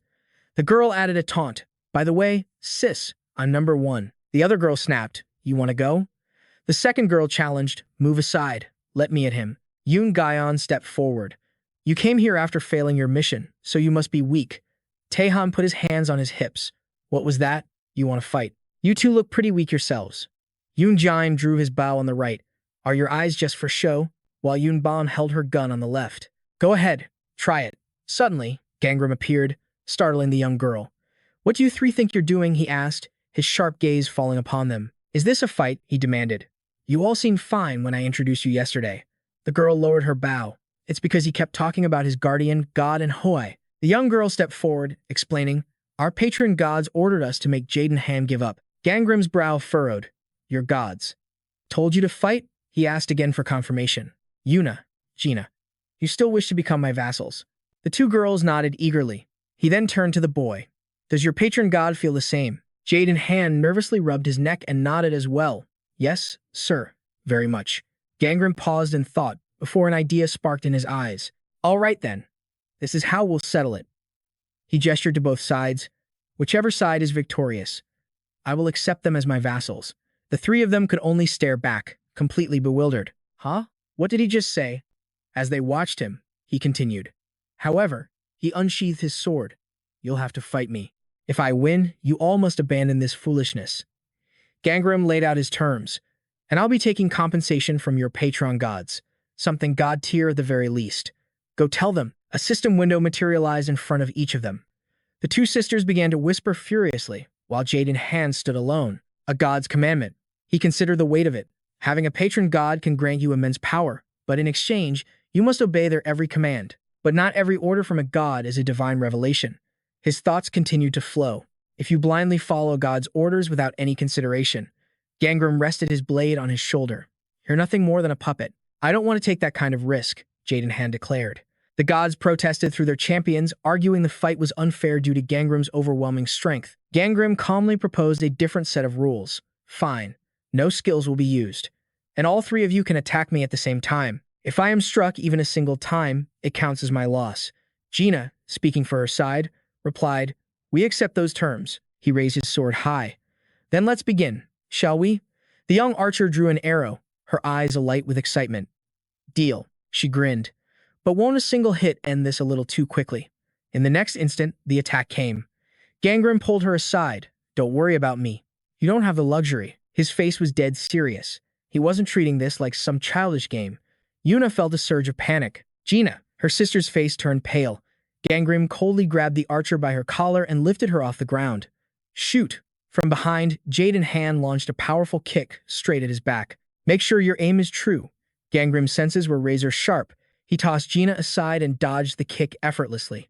Jaden smirked with confidence. Don't think you can forget about me. He stared down, thrilled by the challenge. Gangrim remained perfectly calm. Why are you so worked up? The boy threw another kick. Gangrim evaded it again, swinging his sword in a counter-arc. It was in that moment Jaden Han realized the truth. Huh, are you going easy on me? Keep this up, and you're going to lose quickly. Gangrim's expression was like ice. Suddenly, an arrow whizzed past. Jaden glanced back in confusion. Why are you shooting at me?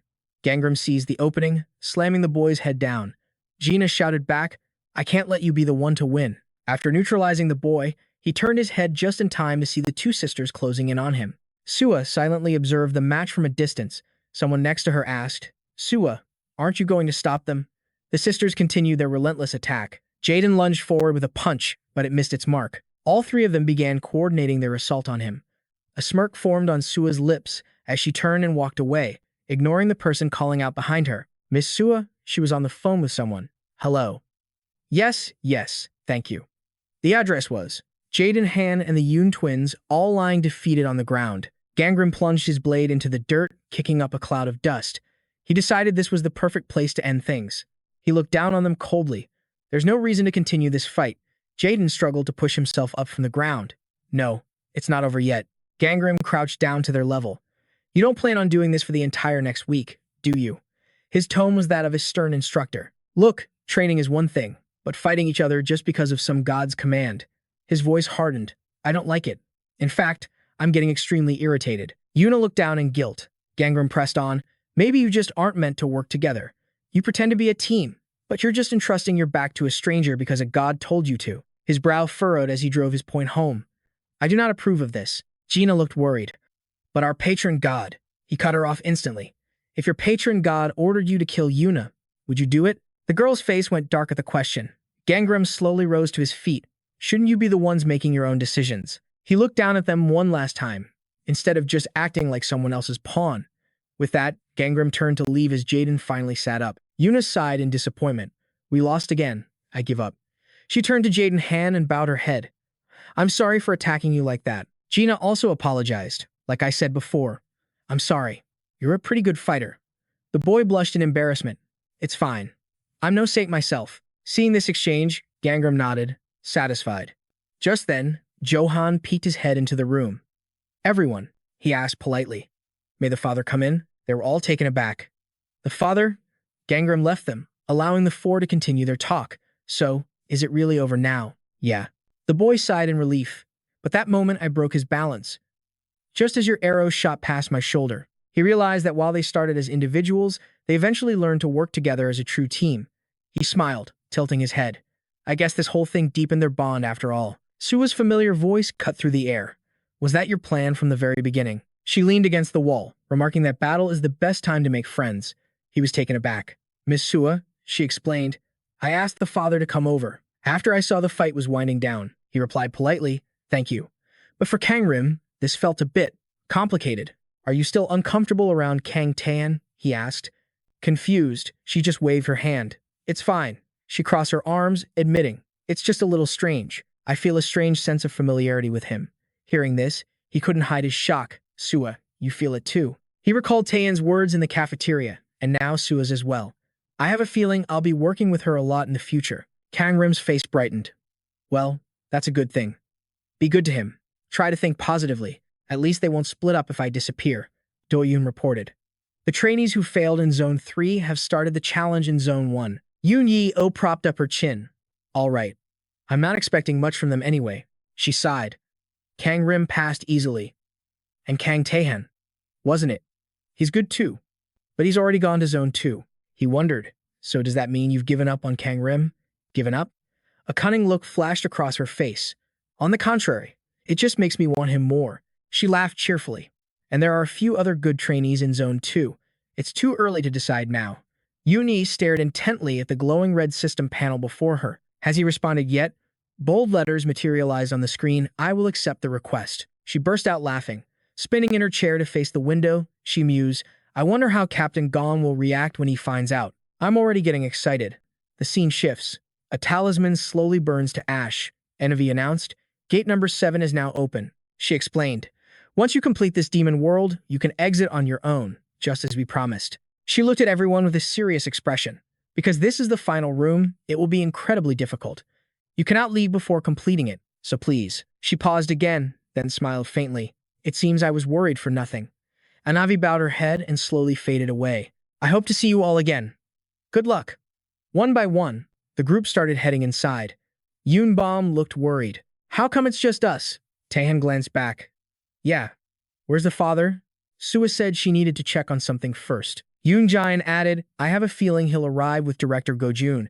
He's probably still writing that novel of his. He grumbled, who even cares about that guy? Gangrim slowly descended the stairs. Their faces lit up. Master. Taehan waved enthusiastically. Hey, the gate's open. Let's go. Kang Rim smiled back warmly. Am I late? I just had to prepare something. The boy put his hands on his hips. What were you doing? Kang Rim placed a finger to his lips, a silent secret. Yoon Bom looked up and asked, So, should we wait for Kang Rim? Kang Rim waved them on. It won't take long. You guys go on ahead. The girl reminded him. Okay, but make sure you hurry. He flashed a bright smile. He seemed a little more energetic today. But then, his demeanor shifted instantly. He quietly slipped away down another path. Someone was already waiting for him in the room. Seeing them, Kang Rim smiled. Sua started the conversation warmly. Kang Rim, I heard the final room is open. Aren't you going? He turned the question back on her. What about you? She replied. I'm heading there now. Let's go together. He suggested she go first. I need to take care of a few things. But she suddenly reached out, blocking his path. Kang Rim forced a smile. Sua, she held up her phone. I don't have your number. Sua offered her phone to him. I've already exchanged numbers with everyone else. Flustered, he took a slight step back. Will you give me your number? Kang Rim slowly raised his hand, then pulled it back. Sua's voice grew sharp. You're not going to, are you? She lowered her head. You're planning on never seeing me again after we get out of here, aren't you? Kang Rim remained silent. Her hands trembled as she clenched them into tight fists. She raised her voice. Is that why you've always kept your distance from us? He struggled to avoid her gaze. Kang Rim. Sua's voice was laced with disappointment. So you really have no intention of seeing me again once we leave this place? Kang Rim was still silent, his own hands tightening into fists. She couldn't hold it in any longer, shouting. So that's why you always kept us at arm's length. He looked away from her. Kang Rim. The two of them stood frozen in a tense standoff. The reason why I have to keep my distance, Kang Rim thought to himself. I never had any intention of seeing them again after this. It's the only way to keep them safe when Baekhyang finally comes for me. Kang Rim. Sua called out again. He tried to appear calm. No, give me your phone. She was suspicious. You're not going to give me a fake number, are you? He offered a gentle smile as he handed her phone back. That's my number. She still eyed him warily. Sua took her phone and turned to leave. I'll trust you for now. I'll contact you after we get out of here. See you later. Kang Rim turned away, his expression pained. I know there won't be a next time. The scene changes. Kang Rim is training with Kirin and Kang Chori. He claps, praising Yoon Bom's fire skill, which is now leveled up to Phantom Level 2. The kid was even controlling his master's sword, activating the skill, Magnetic Horn. Time flew by. 4 days later, the two beasts were sprawled out on the floor, exhausted. Kang Rim looked at them gently. You both worked hard. Get some rest. He then lay down on the ground himself. I need to get to the demon world. And fast. The system chimed. An item from the cradle of gods and men had appeared, a relic from the nameless hero of life. He stared up in disbelief. Just how incredible were these rewards for them to only appear now? A list of items was presented. Rank 3 Dragon Grade Boots, a Rank 3 Dragon Grade Menus, and a Rank 3 Demonic Life Potion.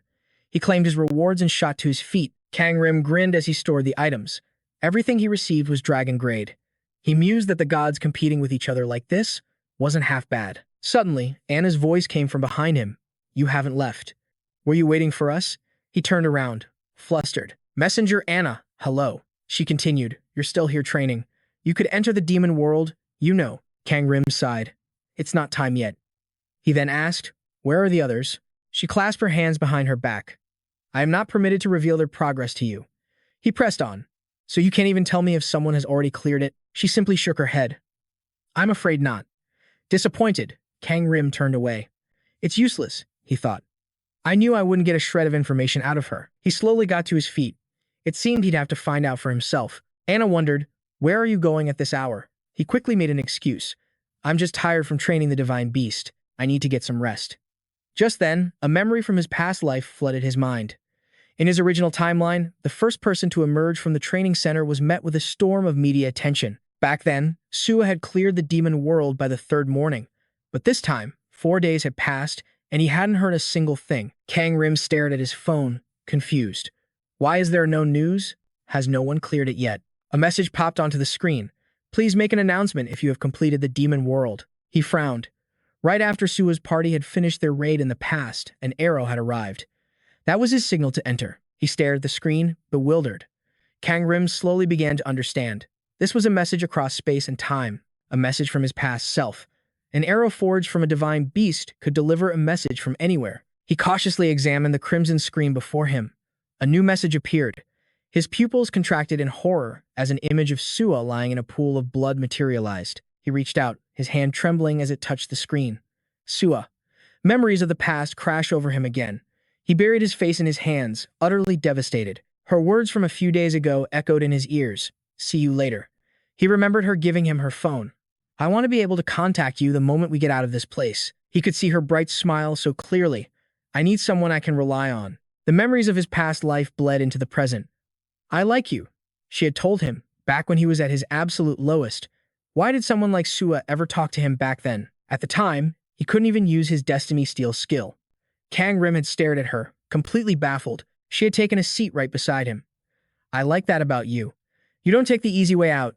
She was always so optimistic, even in situations where the easy choice was obvious. He had shyly looked away. Ah, yeah, right. I can't use it because I'm too weak, he thought. It's not that I don't want to. Kang Rim had completely misunderstood her. Is she mocking me?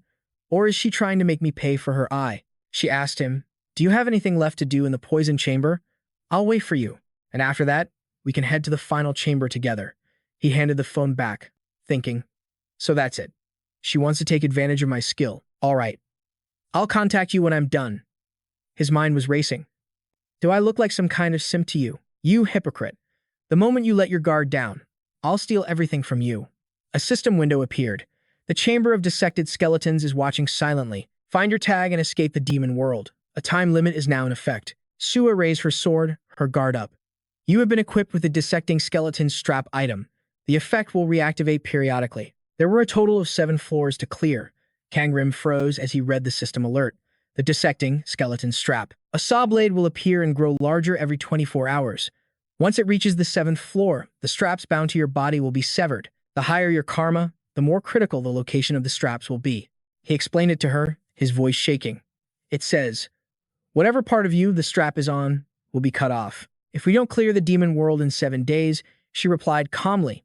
I suppose we'll just have to find our tags quickly then, she pointed. Yours is on your pinky finger. He stared at his hand, stunned. The rule was clear. Higher karma meant the straps appeared on more vital spots. Sua glanced back at him. Karma. I guess the better a person you are, the fewer straps you get. He scoffed rudely. How the hell can a system even measure something like that? She gave him a thumbs up. So, you're a good person. His aggressive mood instantly softened. What are you smiling about? She turned away. I wish I could be a good person like you. A small smile played on her lips. No matter what my destiny holds. He watched her, captivated. It feels a little late to think about this now, she said. But I want to try and be kind from this point on, you know. But Kang Rim's suspicion lingered. Is she just putting on an act? She doesn't seem like the kind type, but does she actually believe that I am? The scars of his past still haunt him. Do you really believe that? Dark thoughts swirled in his mind. Who would ever want to partner with you? A murderous aura radiated from him as he advanced. Go on. All you do is bring death to everything around you. Kang Rim wondered if he was about to be fooled once again. Is there anyone in this entire world who is truly sincere? Just then, Sua's sharp senses detected the sound of drums. He clutched his head in anguish. Surely, Shinsua would do the same. She cried out his name in a panic. Seol Gangim. A squad of swordsmen appeared behind him. Just another nameless mob. She lunged forward, pulling him out of harm's way. She was ready to fight for him. That one act was enough to shatter his trance. Shinsua, her blade dripped with fresh blood. Sua stood firm, shielding him. She clutched her wounded shoulder, saying, I would have run faster if I knew they weren't chasing you to the other room. Kang Rim's face fell. The Destiny message window didn't tell me that. She quickly tried to explain, do you think I'm blaming you? That wasn't my intention at all. Just telling me the monsters' names and skills was a huge help, he roared back. How can you call that helping? He was on the verge of a breakdown. You got hurt again because of me. He steadied himself with his sword. In the Chamber of Blades, you lost an eye protecting me. Tears streamed down his face. Without me, your life would be better. So why do you insist on keeping me by your side? Sua stared at him for a long moment, stunned. Then, she offered a gentle smile. I've already told you why. Back in the present, Gang Chiori bit down on Kang Rim's hand. Because it's me. The sharp pain snapped him out of his spiraling thoughts. He noticed his 2 companions staring at him intently. Kang Rim's mind raced with worry. Do I have to go save Shinwoo? But he stopped himself. No. He had to remember. Have you forgotten why you're even here? He covered his face in his hands. Going there will only put her in more danger. Gang Chiori and Kirin moved to comfort him. My entire destiny is to be a danger to others. That's right. It's better for everyone if I stay away. He told himself. Shinsua is strong enough on her own. But memories of a past life bled into his thoughts. I told you, it's me. Suo was always smiling, saying she loved watching him fight against his own fate. He bit his lip to stop a sob. And you can help me next time. A system notification chimed, initiating the chamber of sewn bones. Excited whispers echoed from unseen sources. Gangrim is here. Will we finally be chosen? I finally made it in. Someone asked, what took you so long? Did something happen? Gangrim cut straight to the point. You know where Shinsua went, don't you? The being seemed reluctant to answer, asking that with your very first question. Why should we tell you anything? The voice laid out its demand. We will tell you. If you accept one of us as your patron god. His eyes narrowed slightly. But you should worry about yourself first. Gangrim saw his own reflection in the blade of his sword. He carefully inspected his neck, wrists, and ankles. From the shackles bound to him, razor-sharp blades began to emerge. My goodness, he's taking this so calmly. The blades pressed deeper into his skin. If you fail to clear this chamber within 7 days, you can say goodbye to your head. He pulled his collar up, his expression an icy mask. So you don't know where Shinwol is, do you? The voices were vague. Who knows?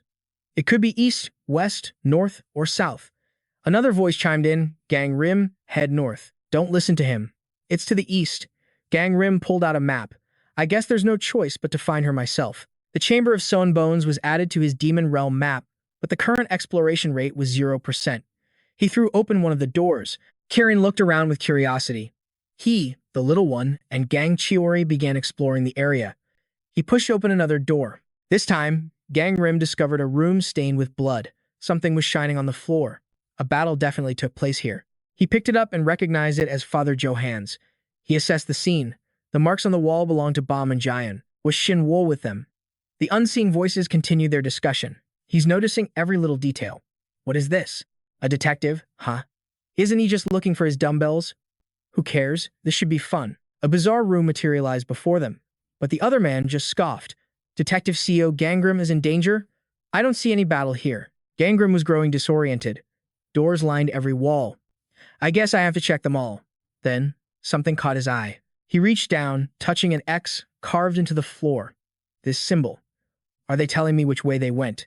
He and his two companions split up to search. If X means this is the wrong way, then there should be a different mark on the other doors.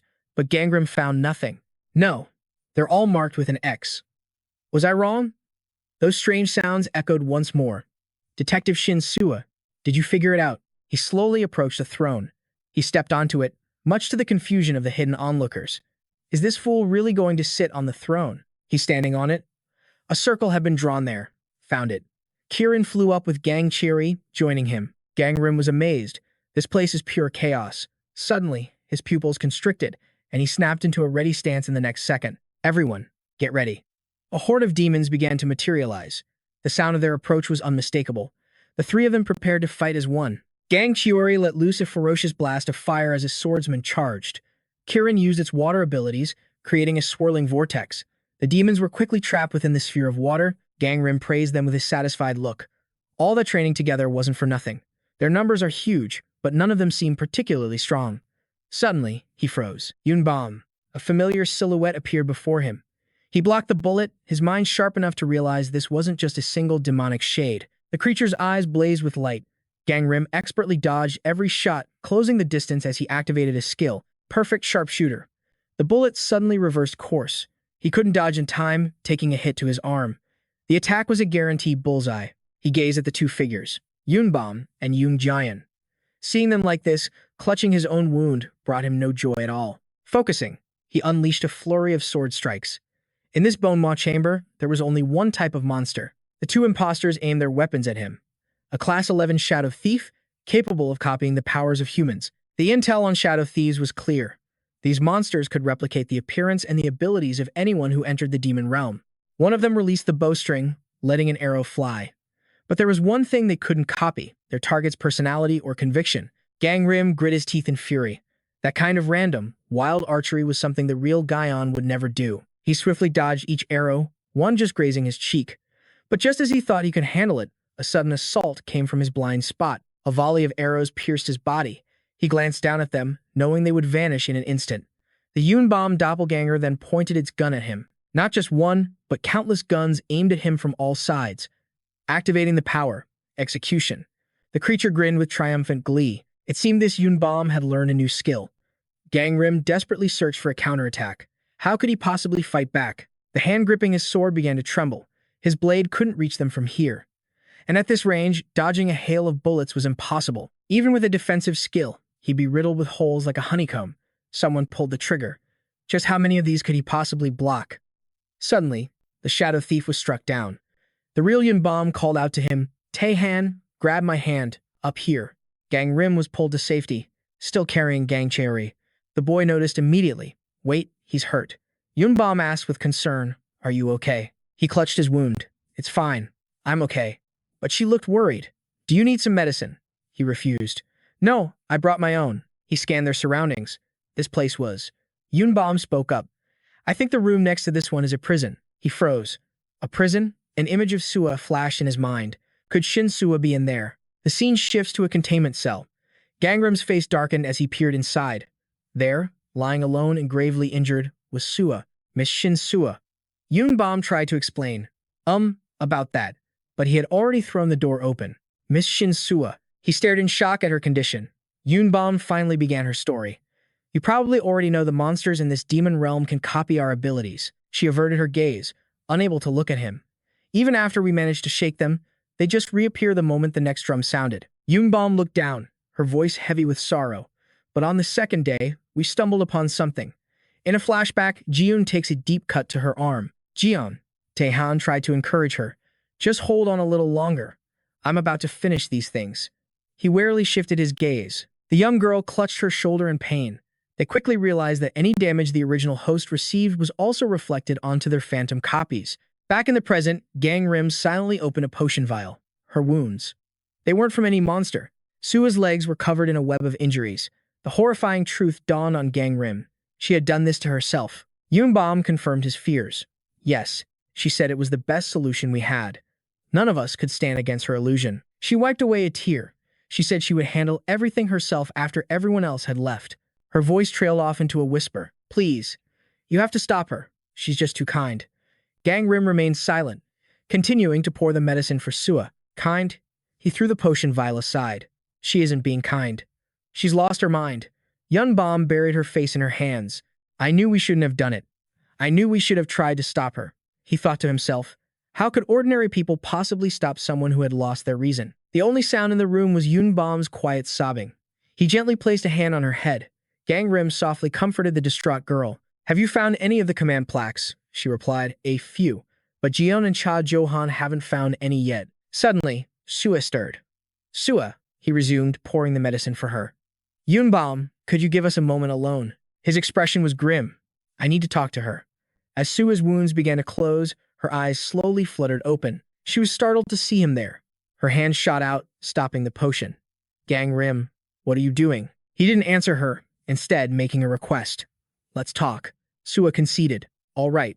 But put the medicine away." She reached for her sword. "Because if I recover." Before his very eyes, she decisively plunged the blade into her own leg. Sua trembled from the searing pain. "The others will be in danger." She pulled the sword free, then shattered the potion bottle against the floor. Gang Rim grabbed the blade with his bare hand. "I said we need to talk." Sua looked at his hand in horror. Her face went pale with fright. "What are you doing?" "Let go." He remained perfectly calm. "You need to let go of the sword first. We still have some time before the next drum sounds." She fell silent, her head bowed. Her sword was tossed to the side. Sua frowned, reaching for his bleeding hand. "That's not what I said." He shot back. "I just said I'd be late." Seol Gangim pressed him. "Then why would you do this?" He continued, "You could have won if you fought your own illusion." She immediately denied it. "No, I could never win, and I'm sure you know why," she hinted. "You can just look at my destiny window." A light flashed in his eyes as he activated his power, peering into her fate. Seol Gangim's eyes flew wide open. It was Sinua's destiny window. He bit his lip hard. "Why? Why is it changing like this?" Hearing her, he didn't say a word, his brow furrowing as he unleashed his ability. Power activated. Explore destiny. Seol Gangim was stunned to find it. Bloodlust, a third-tier ghost grade skill. This skill's power increases upon contact with human blood.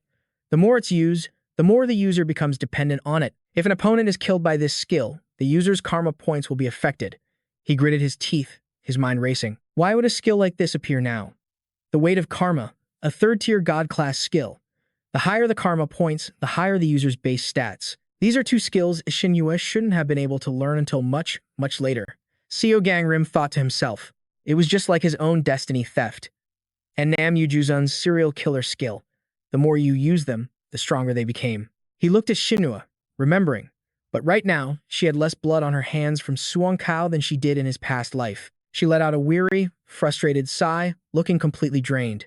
That means she hasn't used these skills yet. Seol Gangim's mind raced with a dark prediction. On the other hand, her illusion would have no reason not to use them. He took a slow step closer and spoke. I'm fairly certain your illusion grows stronger every time it appears. Seol Gangim covered his mouth, a wave of dread washing over him. A monster that can use a skill like bloodlust is a serious threat. Shinsua noticed the look on his face. She quickly waved her hands, urging him, so please, just leave me behind. Go with the others. Seol Gangim hesitated. What about you? I'll figure something out on my own. But he grabbed her shoulders firmly, shaking her slightly. Miss Shinsua, look at me. Her eyes were shut tight, as if she were about to lose consciousness. Miss Shinsua. He panicked, trying to support her as he shouted, Are you just going to die here? Her eyes suddenly fluttered open. She raised a hand, lightly touching his arm. Mr. Seol Gangim, I just need to rest my eyes for a moment. Shinsua slumped to the ground, whispering to reassure him. I'll leave soon, too. He clenched his jaw, unable to bear watching her like this. Sometime after everyone had left, the others began to regroup with joyous faces. Johan R. called out excitedly. He rushed over to Seol Gangim, beaming. It's so good to see you. You too. Thanks to this, I was able to find everyone. Seeing him pull a rosary from his pocket, Johan R.'s face lit up with surprise and relief. Thank you. I thought I'd never find anyone again. It seemed everyone had gathered now. I'm just glad we can travel together once more. Suddenly, Seol Gangim was taken aback by what he said next. I was so worried when we were separated. But here we are, reunited. Even after entering different dimensions, Seol Gangim's brow furrowed as he questioned Johan R. Weren't you with Doc Gozen? Caught off guard, he stammered an explanation. No, I couldn't find anyone. We should have waited for each other. The entry points in this space change if we don't all enter at the exact same time from the outside. Johan R. quickly tried to change the subject. Oh, right. I should go check on Miss Shinua's condition. As he started to walk over, Seol Gangim grabbed his arm to stop him. She just fell asleep. I gave her some medicine, so she should be fine. So you found her a while ago? Suddenly, the atmosphere grew heavy. Everyone looked down, an unspoken tension filling the air. Yeonbom quickly spoke up, trying to lift the mood. I'm sure we'll be able to get out of here soon. And Yoonjong chimed in, yeah, we have Mr. Seol Gangim with us. After all, hearing this, Jang Tae-han just buried his face in his hands. He shook his head. Okay, that's great and all. But if we run into Seol Gangim's illusion, we're going to have a really bad time. A flicker of fear crossed Yeonbom's face. As long as it's weaker than the original, what if it's strong like Sua's was? Yeonjeon replied, It's hard to say. We won't know until we actually face it. Standing to the side, Seol Gangim was lost in worried thought. Do you guys think? The illusion's strength might depend on the kind of skills we possess, but Jiang Tae-han just sidled up to him, looking him up and down. Then, blushing slightly, he couldn't help but point and say, Seol Gangim, you got a pretty cool-looking collar. Teased by Jiang Tae-han, he quickly covered it with his hand and shot him a glare. Nearby, Yeonbom and Yoonjeon started whispering, Is that a collar? Mr. Seol Gangim, does that mean you're going to die? Seol Gangim waved his hand dismissively, explaining, I'll be safe as long as I leave this space before that happens. It had only been a day since he arrived, so he hadn't figured everything out yet. Instantly, Yeonbom grabbed Jiang Tae-han's arm in a hurry. Then let's go check out the surrounding area. Johan R. agreed enthusiastically. Right, let's go. But Seol Gangim stopped them in their tracks. Hold on, the ones who just got back need to rest. The rest of us will move out. Damn it, he's still wounded. Yoonjeon deliberately jabbed the wound, making Gangrim's face go pale with pain. You're staying here on guard duty. If stragglers from other zones show up, Lady Sua will need a protector. Seol Gangim trembled, clutching the wound that was seeping blood. I think we should leave 2 people behind as guards, just like last time. Father, I will stay with Gangim. With that, the group quickly departed. All right then. Doc Gozen, you'll stay here on watch. Wait, but they ignored his desperate calls and slammed the heavy door shut. We need to sync our maps first. Left behind, Seol Gangim could only slump to the ground in exhaustion. So, Doc Gozen, since it's just the two of us, why don't you answer a few of my questions? He calmly stood with his arms crossed, replying, "Oh, what is it you wish to know? Why did you choose this room as our base?" Seol Gangim's eyes narrowed with serious suspicion. There was no need to lock Shinsua up in a prison cell like this. Doc Gozen then offered his explanation. She chose this place herself. She believed her illusions would be weaker here, because there is no vegetation around. Hearing that, Seol Gangim thought to himself, metal overcomes earth. He was right to think this place would weaken Shinsua, whose element is earth. But to leave someone in her condition on a cold stone floor is just. He lowered his head, lost in worried thoughts, while Doc Gozen just smiled knowingly. "Are you out of questions already?" he asked, stepping closer to Seol Gangim. "Because you're the main character." Doc Gozen's expression suddenly turned dead serious. "I thought you would ask something far more important." Seol Gangim scowled right back. He looked up and demanded, "Why did you send me that message?" "So you did figure it out." Doc Gozen gave a faint smile. "So you realize I was the one who sent it. Just answer the question." He replied with a triumphant grin. "Well, the main character wasn't around. I was getting worried. You see, you hadn't shown up for 4 days." As he spoke, Doc Gozen sat down on a nearby bench. "Are you angry that I left her here?" Seol Gangim turned his head to the side, avoiding his gaze, and awkwardly ran a hand through his hair. "It's fine. In any case, thanks to you, I knew Shinsua was safe. I knew you would thank me." Suddenly, Seol Gangim grew curious about something else. "Hey, how did you even get a space-time message? The price is pretty steep for a mere trainee." Doc Gozen instantly raised a finger to his lips in a sign of secrecy. The taunting look on his face sent a chill down his spine. "Well, if you really want to know, it's not that hard to find out. That's enough." But Doc Gozen didn't stop his teasing. "But this is a really interesting story. Don't you want to hear it?" "I don't need to." He threw himself back onto the stone bench with a sigh. "Ah, well, I suppose you know about this already, being a regressor and all. But it seems even you couldn't have predicted this situation, since so many things have changed. Or maybe you just aren't powerful enough yet to foresee certain events." Seol Gangim's face hardened with irritation. "If you're going to spout nonsense, just say it." But Doc Gozen just chuckled with delight. "It's just a guess on my part." Then suddenly, he probed deeper. "How many karma points have you accumulated?" The space between them fell silent. Seol Gangim glared back and retorted, "What are you talking about?" "You know exactly what I'm talking about." He began to explain. "The suture band changes its location based on what we've done in the past. The more evil you commit, the more dangerous the band's location becomes." Doc Gozen held up both his hands in front of Gangim. "I've done some bad things in my time, so they wanted to end my life as a writer." He lowered his head, interrogating him in a low growl. "The higher one's karma, the stronger their illusions. So what is it you really want?" But unexpectedly, his face was full of excitement and thrilled amusement. Then Doc Gozen put both hands around his own neck, pretending to choke himself. "The evil things you've done have always been kept hidden. On the outside, you always act so righteous." He let out a gleeful laugh. "I just wonder what really happened." Seol Gangim looked pale, clearly shaken. "In your past life, what did you do?" Doc Gozen suddenly shot up from his seat. Seol Gangim. His eyes were wide with a mad intensity as he stared him down. "I'm so damn curious. Just what kind of person are you?" Seol Gangim looked back and admitted it. "I'm a criminal." Hearing this, Doc Gozen clutched his stomach and burst into loud laughter. "What? No way. You think I would believe that?" Gangim just turned away, avoiding the topic. Of course, it could be true, but Doc Gozen was feeling more relaxed now. "I really want to meet your shadow. It must be incredibly powerful. You hide so much. So just shut your mouth." Suddenly, he made an offer. "Me? I can keep my mouth shut if you tell me an interesting story." Doc Gozen's eyes glittered with excitement. "Tell me, a story from your past life or a prediction of the future." This made Seol Gangim let out a long, hesitant sigh. "I told you, I'm not a regressor or anything." He tried to deflect, to refuse Doc Gozen's demand. "Or how about I guess, and you just tell me if I'm right? Come on, just tell me about your childhood." Elsewhere, Anavicha spoke from behind to Gu, who was sitting in front of a monitor. "It's a good thing we were given permission to monitor the final demon realm." She then added, "You're most worried about Seol Gangim, aren't you?" "Exactly." Right after, someone else approached. "Captain, I brought the documents you wanted." At the sight of Sung Tae-yu, the other two turned their heads, but the more they investigated Gangrim's Seo, the more mysterious he became. "So, what did you find?" Gongdu asked, scratching his head as he stared intently at the file, which Sung Tae-yu then handed over. "There's nothing. No criminal record, no past incidents. He's completely normal." The only thing that stands out is that he lost his parents young and was adopted by a shaman, but my investigation shows he never allowed a single god to possess him. After that, he just lived an ordinary life. Some Taeyu couldn't hide his utter astonishment. How could he rack up so many demerit points? Anavicha, standing nearby, chimed in. Did he murder someone? If a case is unsolved, there won't be a complete record, right? Gongdu's face instantly grew serious, but I don't think that's it. 1 or 2 lives wouldn't create that many demerit points. He would have had to kill at least 100 people.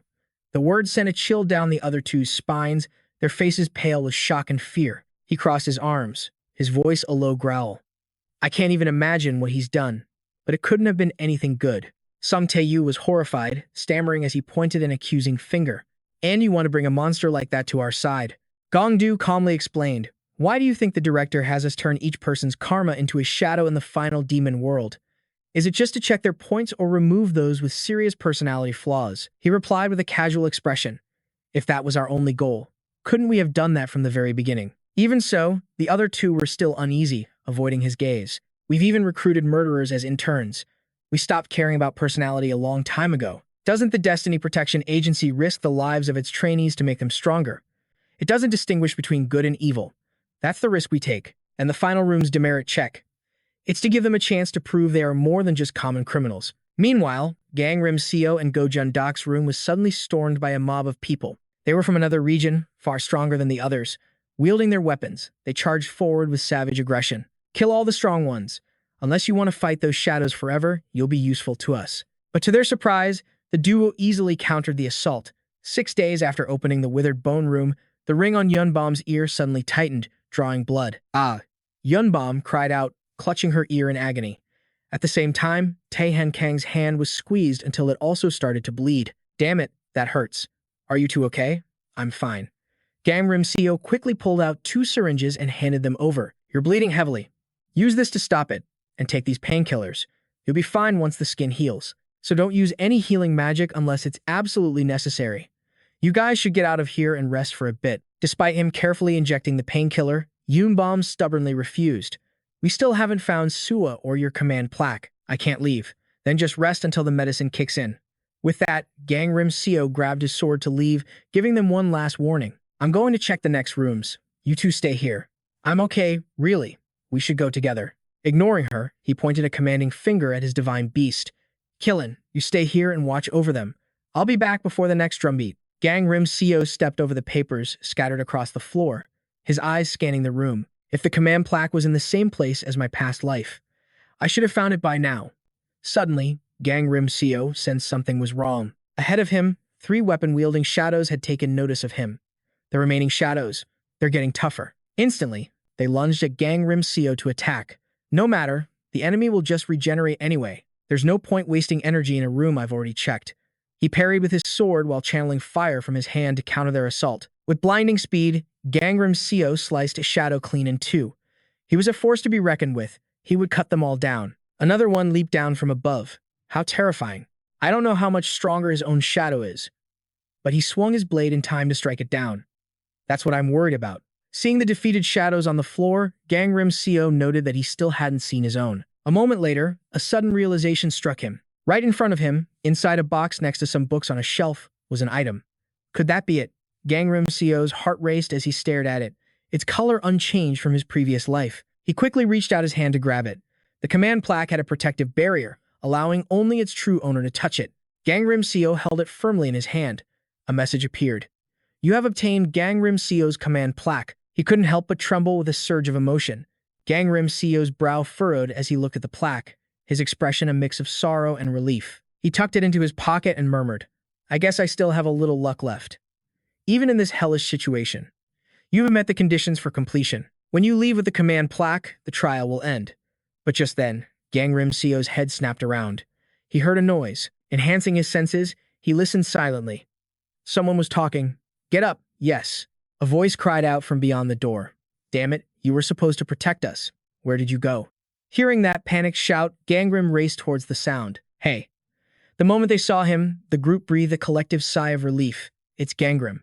A girl rushed forward, firing off questions. We haven't seen you at all. You must have entered later than us. Yeah, I did. Do you want to join our party? The others chimed in, their spirits lifted. Yeah, we trust you. It would be great to have you with us. Actually, I'm looking for Goshina's nameplate. Gangrim skillfully deflected their offer. Has anyone here seen it? A man perched on a stack of crates answered hesitantly. She's still in here? Wait, didn't someone find that? Who was it? He craned his neck, looking for the person beside him. But he's already gone. Swo, wasn't that guy on your team? Do you know where they are now? At that, the man named Swo hesitated. Then looked up and tossed something to Gangrim. I just know where it was found. Nice one, Swo. Gangrim was pleased, quickly examining the item. Thanks for this. A system message appeared. Demon Realm inspection rate has changed. After checking it, Gangrim handed it back to Swo. By the way, you guys are all badly injured. What happened? Did you run into another team? One of the survivors grimaced, exhaustion etched on his face. No, it was just a shadow, but it was unbelievably strong. The man's face went pale, his voice trembling with fear. It's nothing like the other shadows we've seen. Every time it takes someone down, it transforms. The whole group erupted in a panicked chatter. It was horrifying. Every time someone died, it twisted into something monstrous. Damn it. Calling it a monster is an understatement. After it, looms over the body. It steals the skills of the person it just killed. Throughout all this, Gangrim remained silent, just listening. Swo picked up the story. The first day we got here, we didn't see a thing. I think the shadow only appeared a few days ago. Yeah, on the fourth night. It has these red lines on its body and neck. You can't miss them. As he was speaking, the color suddenly drained from his face. Swo's eyes widened in horror. He stammered, Gee Gangrim, when did you get here? Gangrim shot him a cold glance. It looks like you're wearing bands on both of your legs. Swo instinctively reached out towards Gangrim, and on your wrist, too. But Gangrim's sharp glare made him snatch his hand back. Breaking into a cold sweat, Swo pointed a trembling finger. Gangrim, let me see your neck. His fear turned to frustrated anger as he shouted, Didn't you hear what I just said? His outburst instantly drew everyone's attention. Whispers erupted through the crowd. Swo, what's going on? Are you saying that thing is Gangrim's shadow? Others in the group were hesitant to believe it. No way, that's absurd. How can you possibly be sure about something like that? But Swo's voice grew louder, full of conviction. The timing matches perfectly, and he's just as strong as that thing. Plus, he's got those bands all over his body, just like the shadow. Through it all, Gangrim simply watched Swo's accusations in silence. All we need to see is the one on your neck. At his words, a wave of suspicion washed over the crowd.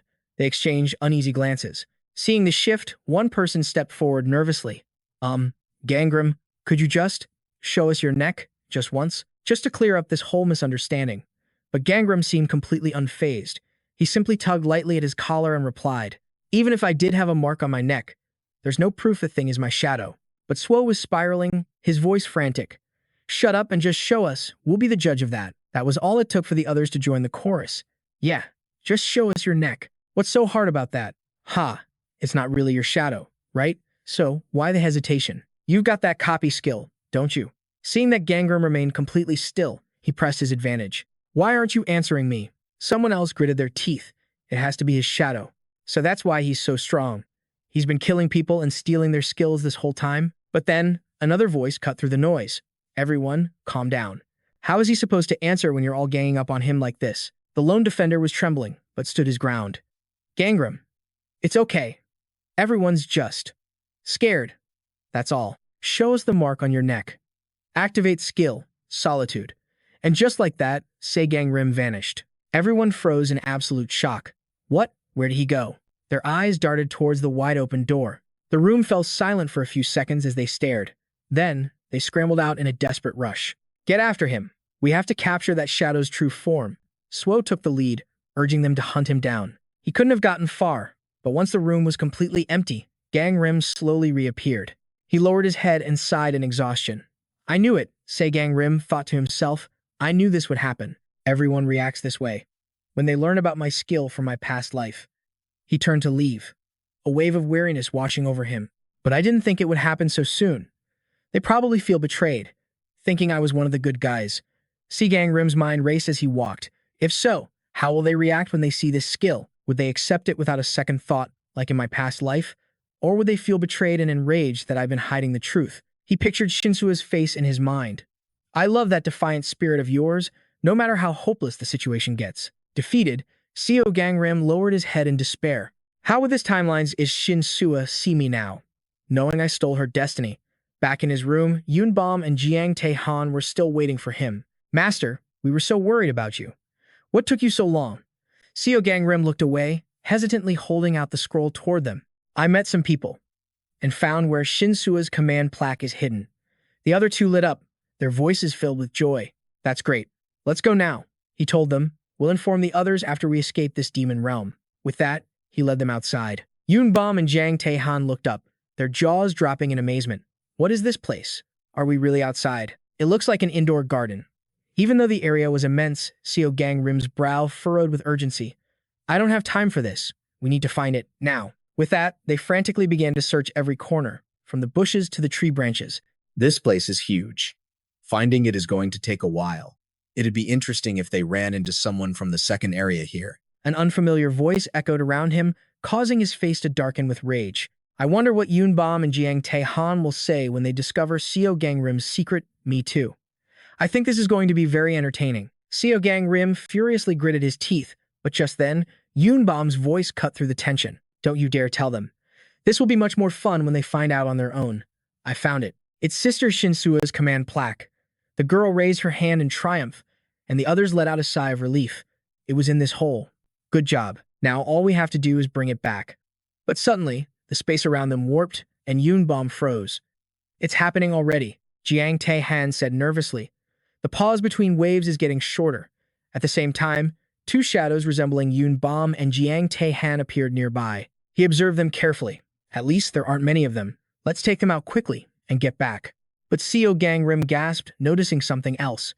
A third shadow emerged, stunning him. The bracelet on its left arm. Seol Gangim instantly recognized the phantom. It was Shinsua's shadow, but then he froze, his face turning pale. Huh.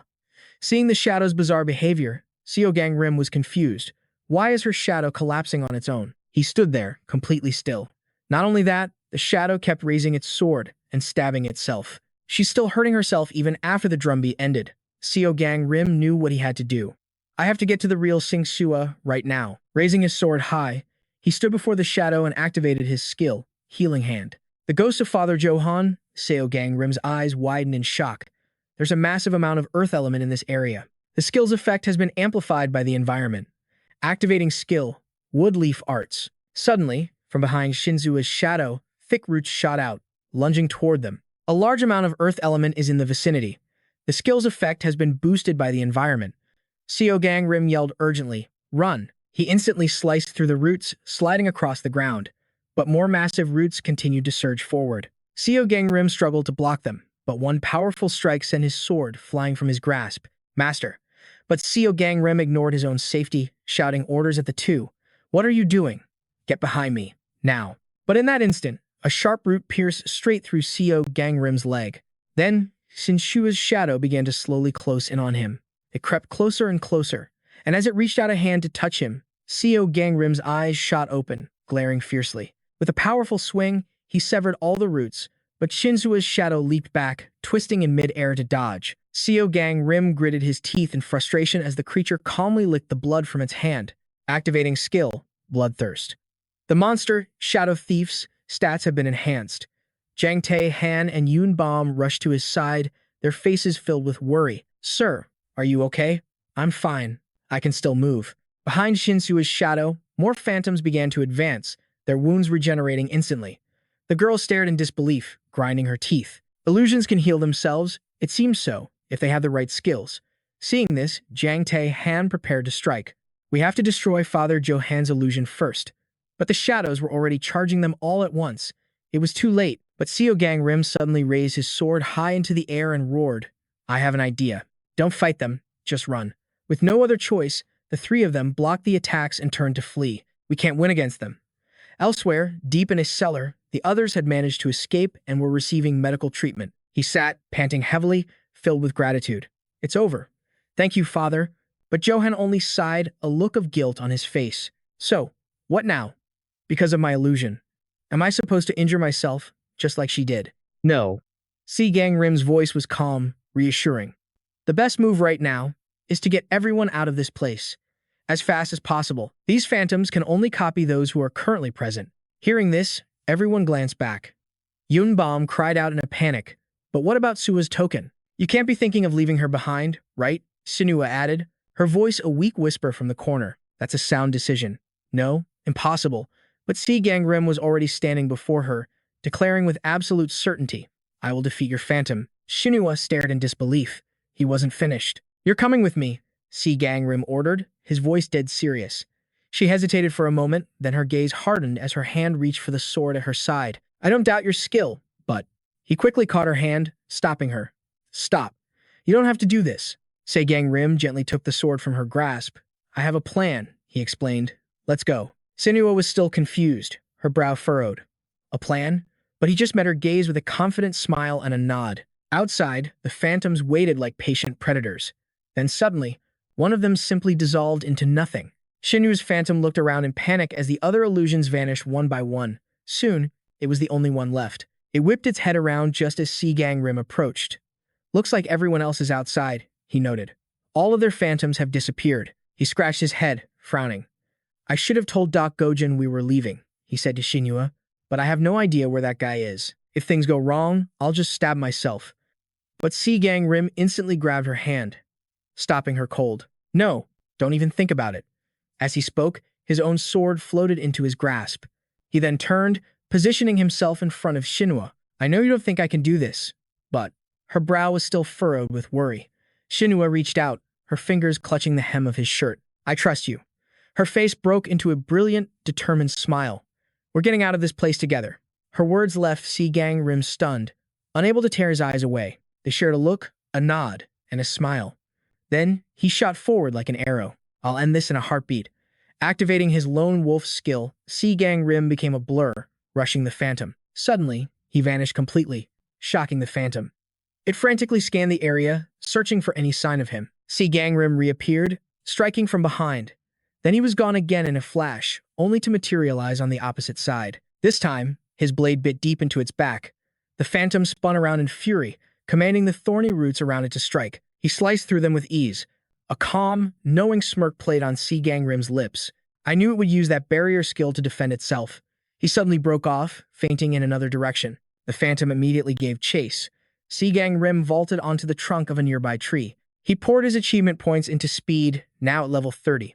The roots swarmed upwards, attempting to encircle him. They surged right at his back. The roots grew thicker, trying to ensnare him completely. He ran right over them, using the vines as a path to close the distance.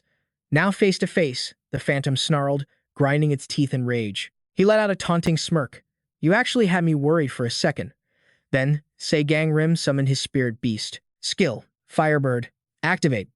The creature opened its beak, conjuring a massive orb of fire. Skill. Firebomb. Caught off guard at point-blank range, the phantom panicked. The plan was working perfectly. It was instantly consumed by the inferno. Seizing the opening, Seol Gangim sliced through the remaining roots. The phantom let out a final, agonizing shriek before collapsing, motionless. He glanced back, a grin on his face. All right, one phantom down. But as he celebrated his victory, a blinding flash erupted from behind him. Now, I just have to wait for it to fully disappear and retrieve Exenua's token. He instinctively leaped back to dodge the attack. Area 2 contestants, a whole group of them rushed forward. There he is. We found Seol Gangim. They charged in, giddy with excitement. Get him. Wait, be careful. He'll definitely try to run. 500 million. If we catch him, that's 500 million. 500 million. Seeing the greed in their eyes, Seol Gangim scowled and let out a weary sigh. A bounty, huh? You must be from Area 1. One of them taunted him. Just come quietly. You really don't want to cause a scene here. They raised their weapons, smirking. This won't be as easy for you as last time. Seol Gangim gritted his teeth, his frustration turning into killing intent. Does Area 1 really have a user with this kind of skill? Just then, another figure stepped forward. Seol Gangim's eyes widened in utter disbelief. It was Doc Gozen, and his sword was pointed directly at him. Good to see you again. Seol Gangim was completely bewildered. No. I don't understand. There's no reason for this. His eyes blazed with fury. Why? Did you switch to Area 1? He let out a dry, cynical laugh. Oh man, I would have been so happy if you looked a little more surprised. Doc Gozen glanced at Sella's shadow. Still, watching you kill that illusion was pretty fun. That was Sue's illusion, wasn't it? Seol Gangim could only force a reply. There was a much easier way, but you just had to make it difficult, like a typical main character. Hearing this, Doc Gozen excitedly rushed forward. I like it this way. But Seol Gangim stood frozen, completely still, a blade slashed straight for him. Afterwards, Doc Gozen casually remarked, "You know, you're acting a lot differently than I would." Seol Gangim glanced down in a panic, but was shocked when Doc Gozen swung his sword at the others. Doc Gozen. Why? He just laughed and announced to them, "This is exactly why I gave up on the idea of there being two main characters." Doc Gozen rested the sword on his shoulder cheerfully. "Instead, I decided I'd just be a supporting character." He added with amusement, "Makes me kind of like a double agent, right? The Time Messenger was just part of that plan." Seol Gangim added, "Besides, I could feel the bloodlust coming from all of you from down the hall." Doc Gozen's eyes turned cold as he stared them down. "Oh, you noticed that too?" He walked over to Seol Gangim, standing before him to face their enemies. "Well, you're the ones who made Shinsua harm herself for this mission. Therefore, you all need to be punished accordingly." Seol Gangim glanced over, asking, "So now what?" Just then, the others charged, screaming, "I'm on your side, you traitor." But Doc Gozen just grinned, eager for a fight. Seol Gangim gritted his teeth and looked to the side, seeing Doc Gozen choking a man with one hand. He easily activated his decomposition skill. The man struggled for a moment before going limp, and was then tossed to the ground like trash. Both Seol Gangim and the remaining enemy stared in absolute horror. Doc Gozen, however, looked thrilled, his excitement growing. "If you want to get through this stage safely, you need to use your skill, and fast." Seol Gangim asked with sudden suspicion. "Where did you hear about that?" Doc Gozen stepped closer. "Why do you care about the little details? The skill to steal the fate of others." Doc Gozen's crazed, taunting expression didn't fade. "I want to see you use it." Hearing this, Seol Gangim snapped in a panic. "I would never use that here. Never." But just then, a strange sound echoed as dark shadows began to swarm the area. A new presence had emerged from nowhere. "What is this?" It was just getting fun. "Well, it's just an illusion anyway." A man right behind Seol Gangim was suddenly cut down. "It's too far. I'll take it out first." Doc Gozen still looked intrigued. "Oh? It's your illusion." A shadow lunged at him with blinding speed. With a single swing of its sword, it sent Gozen flying. The impact was so strong, he coughed up blood. Doc Gozen struggled on the ground, trying to stay upright. Even Seol Gangim couldn't believe his eyes. That can't be. Doc Gozen was defeated in a single hit. He stood motionless, staring at his own shadow. Though smoke obscured the moment of impact, his instincts screamed. The killing intent radiating from it was absolutely suffocating. The shadow's red eyes glared back at Seol Gangim. He was stunned, whispering to himself, That's my illusion." Just then, a voice called out, "Seol Gangim, don't lose focus." Both of them turned toward the sound. "Steal its fate. Who else but you could possibly defeat an illusion of yourself?" It was Doc Gozen, shouting encouragement from across the room. "He's right," Seol Gangim thought, "that illusion. It terrifies me. It acts like a wild beast, and it grows stronger every time someone dies." He took a breath, calming his mind and focusing his power. "I have to steal its destiny first." Seol Gangim raised his sword and faced his own shadow. "Activate. Destiny steal. Stealing all destinies within this area. I have to kill this thing right here, right now." Investing achievement points to increase all stats. Mana, level 30. Stamina, level 30. Agility, level 30. Senses, level 30. Strength, level 29.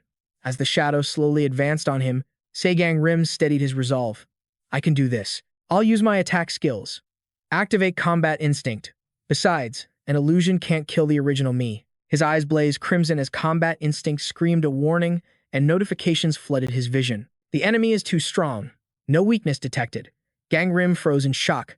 "No weakness. My senses are amplified by combat instinct, but I still can't find a weak point." The shadow slowly raised its blade. Then it pointed the sword straight at him. "I can't move." Gangim could only raise his sword to block the incoming strike. A crushing force slammed down, sending horrific shockwaves blasting through the area. A first-class humanoid shadow mimic. With the ability to copy its target's skills, the shadow raised a hand, a cryptic smile playing on its lips. Copying target's skills, it placed a hand on Gangrim's face and began to absorb his abilities. "I'm trying to absorb the monster's true essence." A sinister laugh echoes around me. Is Seol Gangim really just an illusion? At that moment, fragmented memories from Seol Gangim's past flood his mind. As a child, he was sick, huddled against his mother. An angry man's voice boomed, "Don't you know the cause of his illness? How can you even call yourself a doctor?" The other man pleaded, "Please, calm down first." Later, Seol Gangim was helped into a car as it drove away. Then, the voice of a shaman pronounced judgment. "I told you, The boy will only get better if he accepts the god into his body. Seol Gangim's parents protested, full of anguish. I heard there was another option. We can do nothing else. The god that wants his body is too powerful.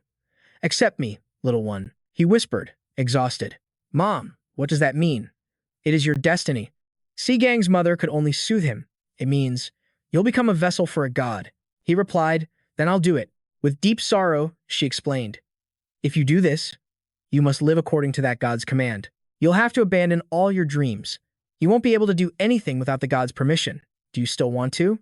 The boy shook his head, refusing. His parents wept, pulling him into a comforting embrace. It's okay. We'll help you get better. But then, disaster struck.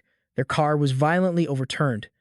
It was clear they'd been in a traffic accident on the way home from the shaman. The state of the bodies was horrific, but the child seemed completely unharmed. It was because the child had rejected the god, and so the god grew enraged. He stood numbly before his parents' memorial tablets. In front of Seol Gangim, his own enormous shadow loomed. They were the first humans to die because of you. The shadow's voice was a tempting whisper. It seems you've accumulated quite a bit of karma since then. Then, images of his comrades appeared. Look at the result of your actions. Seol Gangim clutched his head in agony and despair. Your parents died because of you, and the members of the Flying Tiger Squad were all slaughtered. Everyone who entered this demonic realm is also dead. The shadow seized the opportunity, its words like poison eroding his will. This all happened because you refused a god's request. It gripped Seol Gangim's shoulders. The shadow then embraced him as if showing kindness. Little one, do you still refuse to let me in? It whispered right beside his ear. Well, there is still a way to save your comrades without accepting my spirit. Startled, Seol Gangim's eyes darted towards the voice. But unexpectedly, the shadow shoved Seol Gangim violently. By letting you die right here. He was thrown downward, plunging into the depths of a dark sea. He stared up, lost and helpless. You can still make the right choice. Enter an eternal sleep right now. The surface was just above him, but Seol Gangim couldn't struggle. Then you will avoid all future karma. Karma? He squeezed his eyes shut. Well, if I die right here, the entire Flying Tiger Squad won't be massacred in the future. The shadows stood on the edge of a beach, watching him sink. That's right, a wise choice. It's far more comfortable here than out there. It watched with satisfaction. Yes, this place is so peaceful. But as Seol Gangim hugged himself, he thought, do I even have the right to feel this comfortable? After everything I've done? The shadow continued its mental assault with venomous words. Forget about the past. Yet, the images kept flashing. Forget, I can still see the faces of everyone who fell before me. I must atone for the sins I've committed. He clutched the necklace he wore. They've already paid for your sins. But what about Shinsua? An image of Shinsua collapsing to the ground. As if waking from a nightmare, Seol Gangim shot upwards. I never even got the chance to see if she was safe. His hand desperately reached for the surface. I have to get Shinsua out of this demonic realm. Rage fueled Seol Gangim as he fought to rise. His shadow glared down with disgust. You've made the wrong choice again. Countless arms reached out from the darkness, grabbing onto Seol Gangim's back. Just die. It's the only thing you can do. But he fearlessly shouted back in defiance. Even if I have to die. Seol Gangim struggled onward, even as he was being dragged down. I will get Shinsua out of here, no matter what.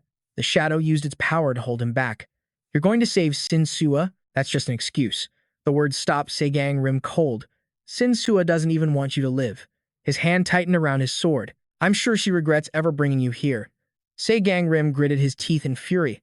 I bet she wishes she never even met you. The shadow stepped closer to him. I bet she wishes that you would just die. But this time, Seol Gangim answered with calm resolve. Even so, I have to get out of here. He drove his sword into the ground. There's nothing but suffering out there. Seol Gangim then swung his blade at the shadow. I don't care. You'll regret this. He glared back, his eyes burning. Never. Why are you so stubborn? Seol Gangim unleashed a powerful strike against it. Because I made a promise. He remembered raising his sword high with Shinsua, shouting that they would escape this hell together. Outside, a panicked Shinsua was desperately stabbing her own sword into the ground. Gangim, wake up, she cried, urgently grabbing his hand and pulling him to his feet. Gangrim's eyes widened in shock. You're back, Shinsua shouted with pure relief. I'm so glad. A disembodied voice groaned nearby. We really thought you were a goner. You owe everything to Shinsua. She fought with all her might to pull you from the darkness. A faint smile of relief touched Gangrim's lips. See, you were wrong. She anxiously gripped his arm. Shinsua waited for me. Can you even move? I'm fine. But just as Shinsua was celebrating, Gangim suddenly froze. Oh, Geez, she sighed.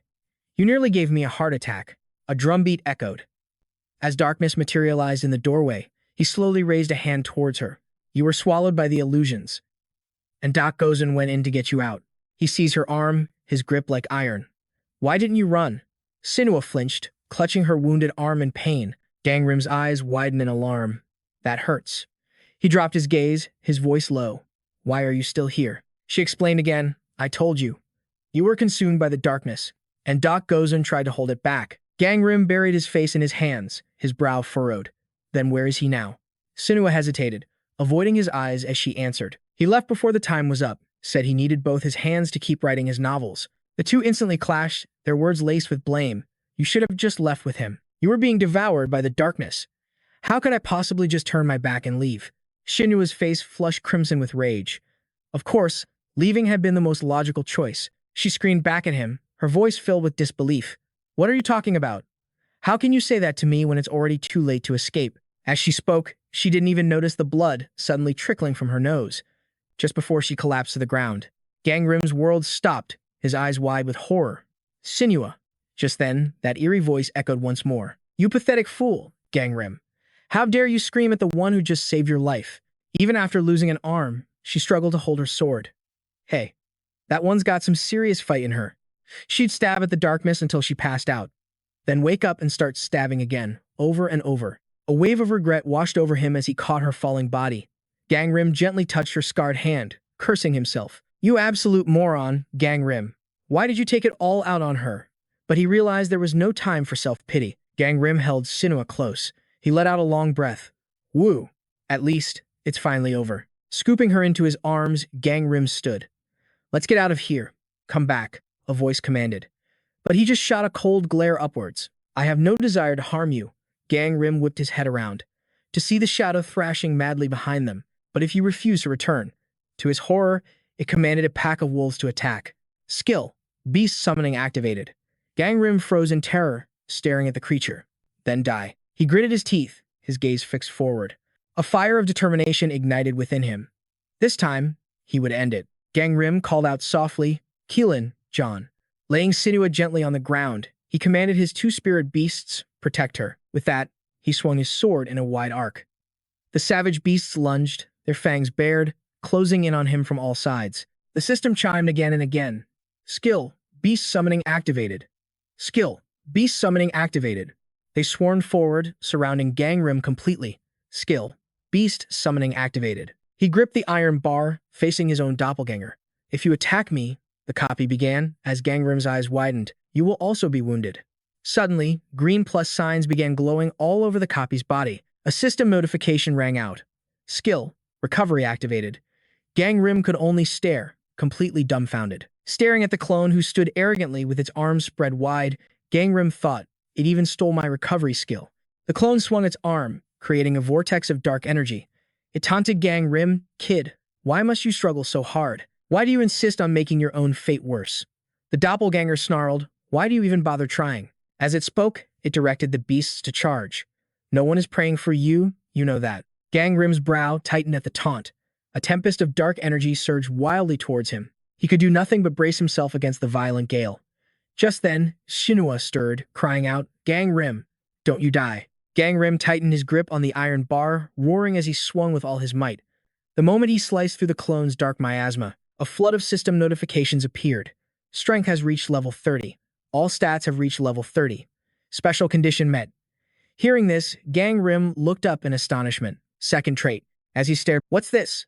A new notification flashed. Your zodiac sign is the rat. The system chimed, you can acquire a new skill related to your zodiac. The creature glanced at the image of a rat and sneered. The weakest of all the zodiacs is the rat, and you get a skill related to it. It continued its taunt. That won't help you get any stronger. But Gangrim refused to give up, firing back. My zodiac was decided for me from the start. As he touched the painting, he spoke. I'm done trying to run from my own fate. A system window appeared. You have acquired the skill, Cry of the Cornered Rat. In that instant, the golden silhouette of a rat materialized behind Gangrim. He flashed a brilliant smile, his voice brimming with confidence. This is what I do best. His clone appeared before him, arms spread wide, speaking with arrogance. You can't escape, especially not with that pathetically weak new skill. As it finished speaking, a pack of savage wolves lunged toward Gangrim. One immediately sank its teeth into his shoulder. As the others closed in, he suddenly grinned. Seeing that expression, the clone was stunned. "Why are you smiling?" A system alert popped up.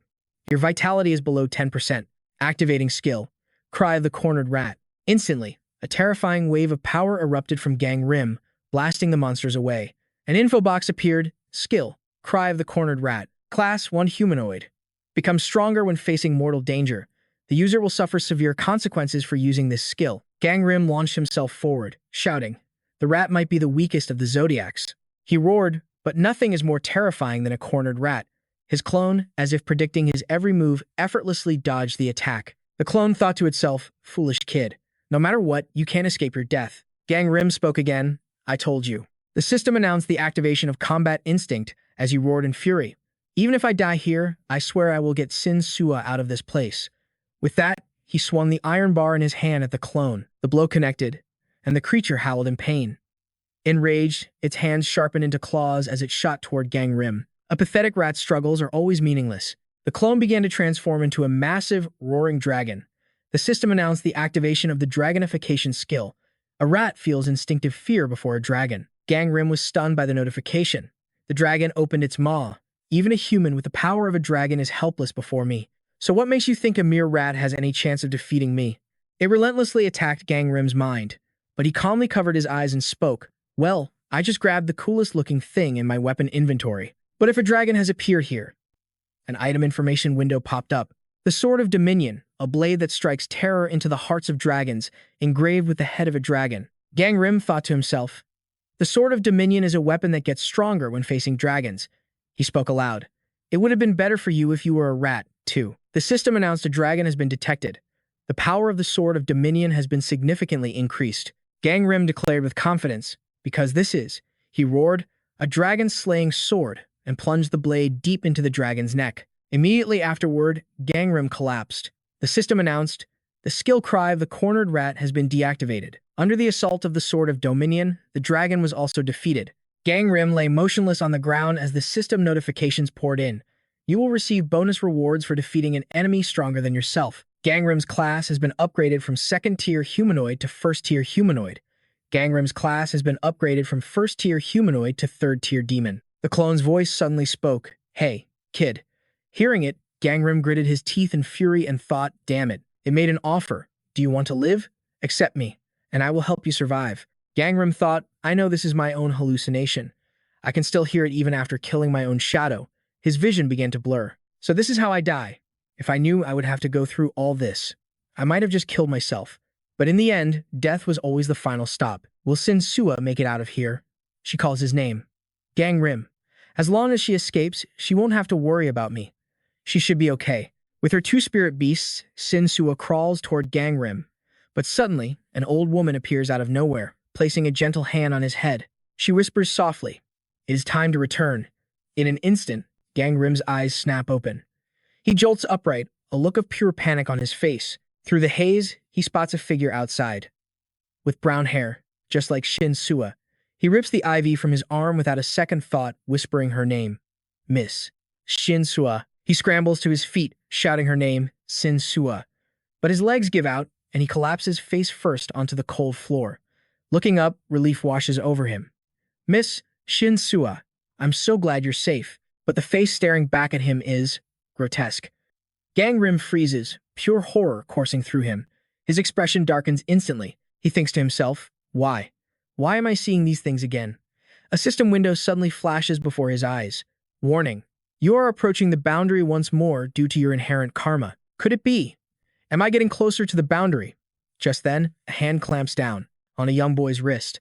A woman shoves him away violently, screaming in fury. "We can't take care of him anymore. Ever since he came, we've been cursed with nothing but bad luck." The hateful words echo endlessly in the young boy's ears. "Then why did you bring him here? My kids are in the hospital because of him. How long will you keep running?" A deeper voice whispers, "Accept me. It is all your fault. This is all happening because you refuse to accept a god. So what?" His small hands tremble as he clamps them over his ears, but it's useless. The voices seep directly into his mind. A voice thunders. "They suffer because you continue to reject me." Another voice sneers, "So what? Just make him accept the god already." At an ancient temple, a woman drags the boy inside. Flanked by two men, they force open the heavy doors. The moment his foot crosses the threshold, an aura of dark, purple energy erupts. The boy stares up in awe, completely forgetting he's being dragged forward. He thinks to himself, "It's so quiet here." Suddenly, a figure materializes from the shadows. "Are you Gangrim?" The shaman introduces herself. "I am Wagon." The young Gangrim can only stare in surprise. Wagon's brow furrows as she studies the boy's face. She glares at the three adults standing behind him. "What happened to this child's face?" Wagon demands. "They have requested a ritual to force you to accept a god. But perhaps that is not what you wish." Her words catch him off guard. Gangrim quickly turns his head away, hiding his face. Wagon gently kneels before him, meeting him at eye level. "If you do not wish for it, then it will not be done." At that single sentence, Gangrim's eyes fly open in disbelief. "However, the god that covets you is powerful. Too powerful for me to protect you completely." Wagon offers a solution.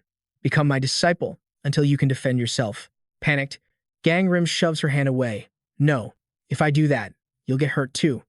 Wagon lets out a soft sigh. "You underestimate me, child." She firmly clasps his tiny hands in hers. "I, too, have a guardian deity. You need not worry." Gangrim listens in silence. It may be painful for a while, but everything will be all right. A gentle smile graces Wagon's lips. "Good people will find their way to you, and you will find happiness." Back in the present, Gangrim's eyes stare blankly at the ceiling. He remembers Wagon's hand on his head. She performed a ritual, he realizes, to suppress his sacred energy, and for a time, living with her. The ghosts disappeared. But then, the faces of those he lost flash through his mind. He lies there, lost in a daze, as a voice echoes in his mind. But as you gathered points, drawing ever closer to the boundary, you began to see and hear things that mortals should not. Gangrim slowly raises his hand, and when you finally cross that line, his hand nears a pane of glowing red glass. Behind it, a figure watches with its arms crossed. The figure's voice continues, "You will die." It reaches out a hand, whispering, "Closer."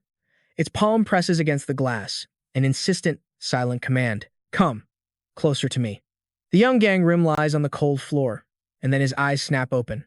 The two spirit beasts are perched on his chest. Was that a dream? A nearby voice answers calmly, "It was not a dream, Mr. Gang." The nurse beside him adds, "You've finally woken up after 1 whole month.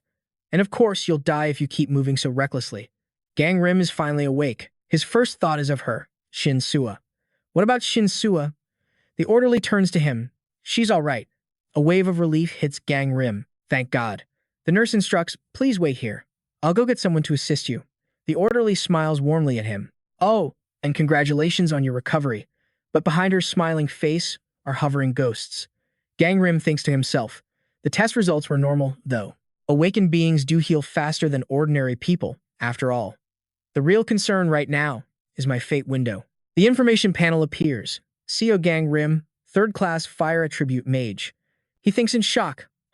I jumped 2 whole levels at once. He remembers lying beside Shinsua in the forest. Was it because I changed both my fate and hers? He stares at the status window, lost in thought. But how did we even escape from the demon realm? Just then, the door bursts open and 2 men stride in.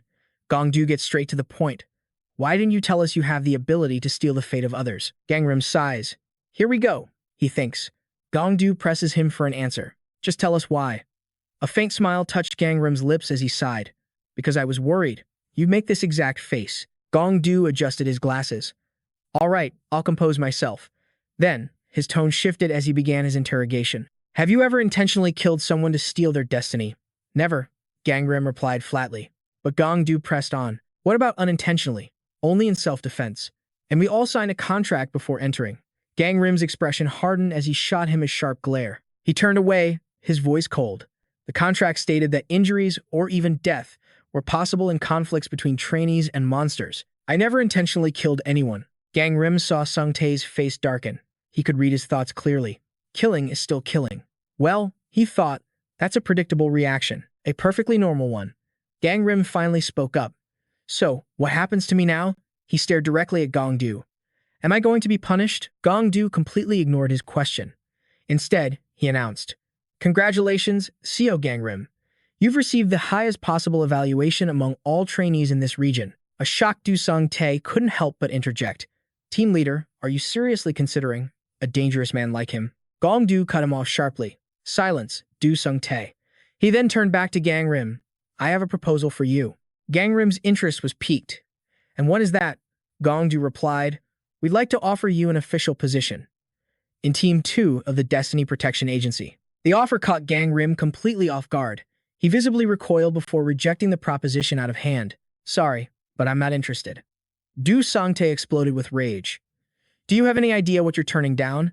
This is a once-in-a-lifetime opportunity. Du Sung-tae, Gong-du's voice was low and warning. He then placed a hand over his heart, his expression shifting to one of feigned sincerity. We understand we may have been a bit hasty, making an offer to someone who is still recovering. Gong-du offered Gang Rim a business card. Please, take a few days to rest, then contact us. You must want to see your family and get some fresh air first. I don't want to work for you, Gang Rim started, but Gong-du smoothly cut him off. Please come to the training room once you're discharged. There are a few things you need to know before you leave this facility. He gave a slight wink. We'll see you then, Seol Gangim. The moment the door closed, Gang Rim was lost in thought. Work for the Destiny Protection Agency? Huh. But considering their approach, this is as far as they'll go. He concluded. They must not know. About my ability to perceive destiny. He glanced at the data panel. Du Sung-tae, Dragon Class, Level 3. Gang Rim dismissed the screen. If they knew my secret, they'd use any means necessary to force me to join them. He quickly changed his clothes and opened the door. First things first, I have to find Shinsua. Gang Rim made his way to a hospital room, whispering her name. Shinsua? Before him, Shinsua lay on the bed, her eyes sealed shut. His gaze then fell upon Shinsua's severed arm. A wave of shock hit him, and his hands gripped the bed rail until his knuckles turned white. Gang Rim couldn't bear the sight and turned away. Suddenly, a notification flashed before his eyes. Aura of a death killer has been detected. Horrified, Gang Rim stared at Shinsua's sleeping form. A dire warning about her fate screamed in his mind. A killer? How is that even possible? In her past life, Shinsua never carried this much death energy. At that moment, the compass flew out from his pocket. Item: Destiny Compass has been activated. The needle began to spin wildly.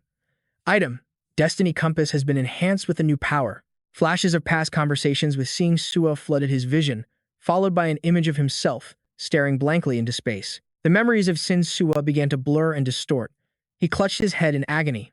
What is this? My head. A pained grunt escaped Gang Rim's lips. He saw a vision of Shinsua, her expression grim, her eyes lifeless, as a voice spoke to her. Seol Gangim isn't coming for you. In the vision, Sua swiped her hand, tearing apart the image of a strange woman. The woman's voice continued. He doesn't even know you're here. The mysterious figure crouched before a shackled Shinsua, her tone laced with pure confusion. I just don't understand you. Seol Gangim abandoned you the second he left the center. So why are you so willing to die for him? As the horrifying vision played out in his mind, Gangrim was frozen in place. Is this the future? No matter what you do, Seol Gangim is going to die. Shinsua shot a venomous glare at the woman, gritting her teeth as she growled a warning. Don't you dare lay a single finger on Seol Gangim. The woman simply replied, what a shame. Gangrim's eyes flew open. Why is this happening? Then, goodbye. The moment those final words echoed in his mind, true horror seized him. Powerless. Gangrim collapsed to the floor. It's happening in a place I don't even know about. The compass hovered above him, bathing him in a continuous, ethereal green light. His eyes lost all focus, becoming completely vacant. A terrifying realization struck him.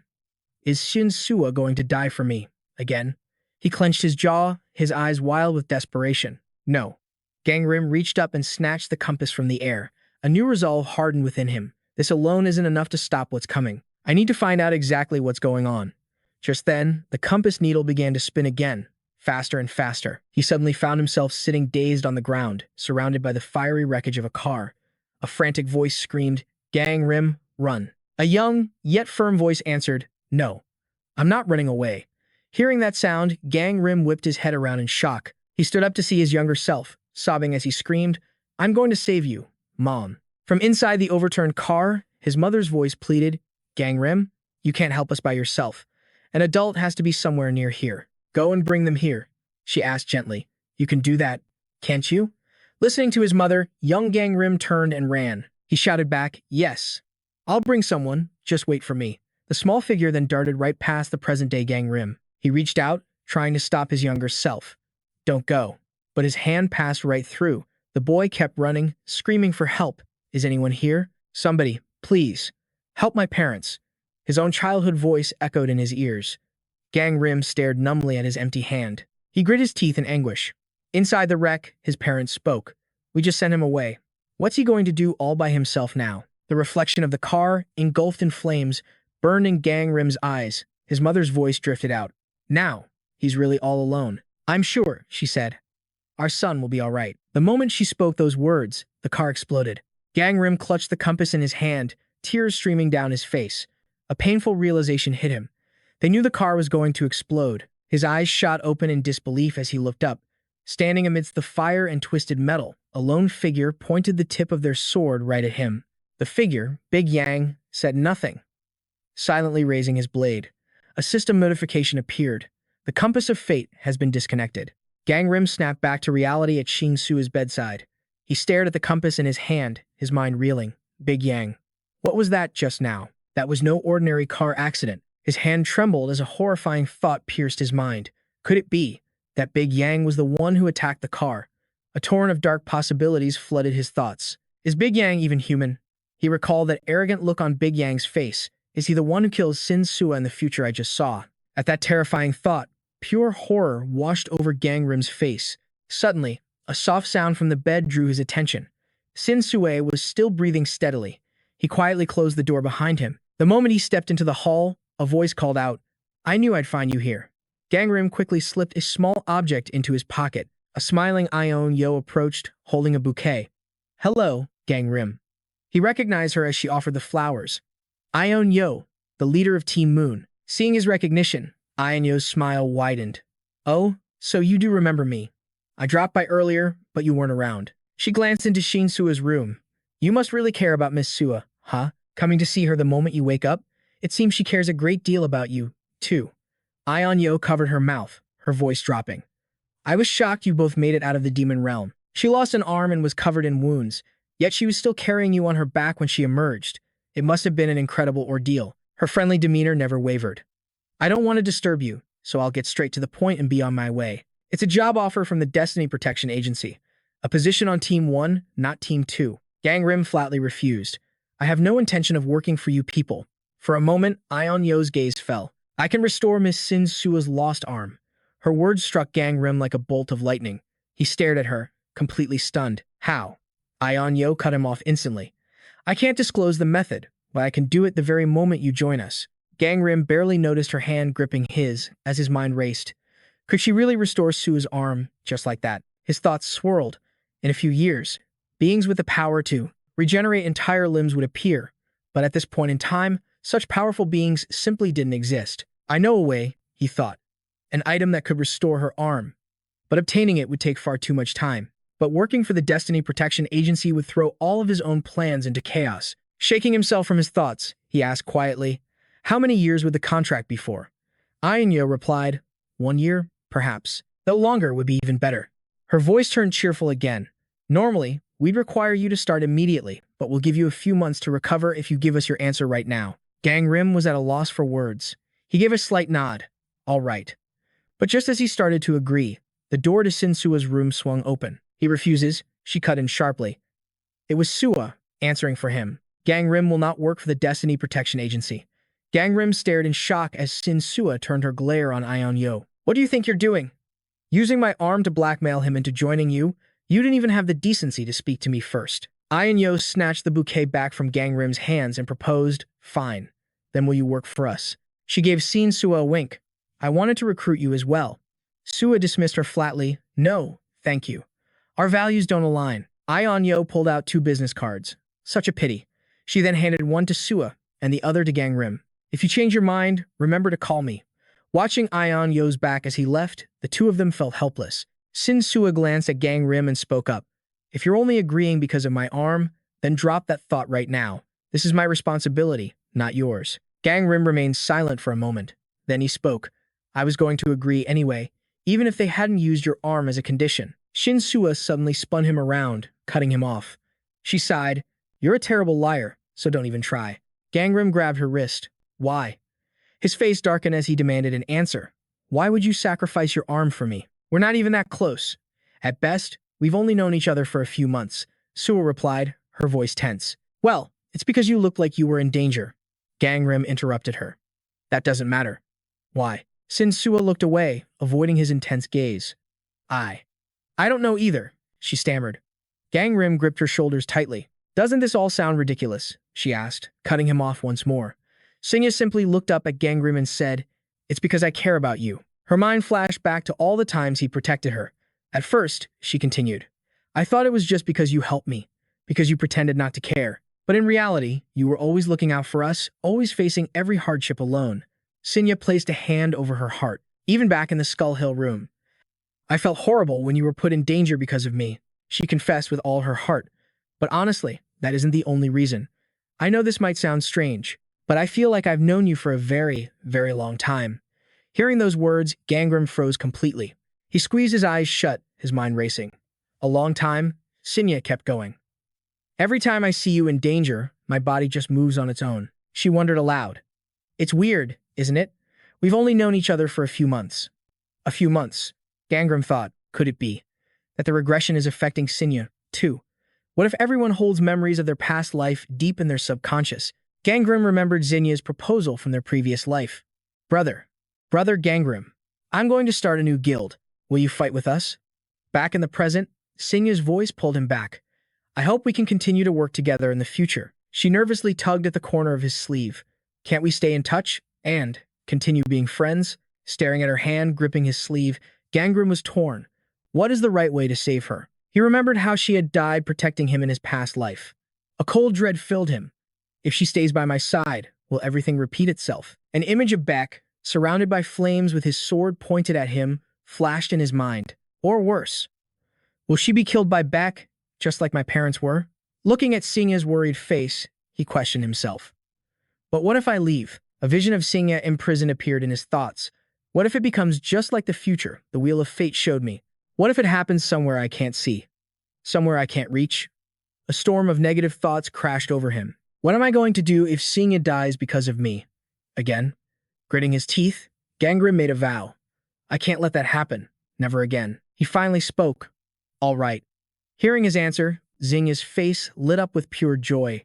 I heard something while I was applying to join the association. That hunters with the same goals can form their own guilds. Oh, and I definitely heard them call pseudo-awoken beings hunters. So, what if we join the same guild? Gangrim couldn't look her in the eye. He turned his head away and replied flatly, if I feel like it. Sinya didn't notice his strange tone, her happiness overflowing. Great, even if you keep refusing. I'll just keep asking you to join. Oh, she suddenly realized. And of course, once you join, you can't just leave whenever you want. Hearing that, a faint smile touched Gangrim's lips. This whole situation, he thought, reminded him of a time long ago. He recalled his past life, when Harang would chatter endlessly by his side. Gangrim had requested to leave the guild due to a lack of ability, but Shinya had refused, pacing back and forth while rattling off reasons. He had requested to leave for health reasons, but still, Shinya refused. He had requested to leave for his own personal growth, but Shinya shot him down again. Hearing Harang's constant nagging, Gangrim had finally cut her off. Just drop it, you Harang.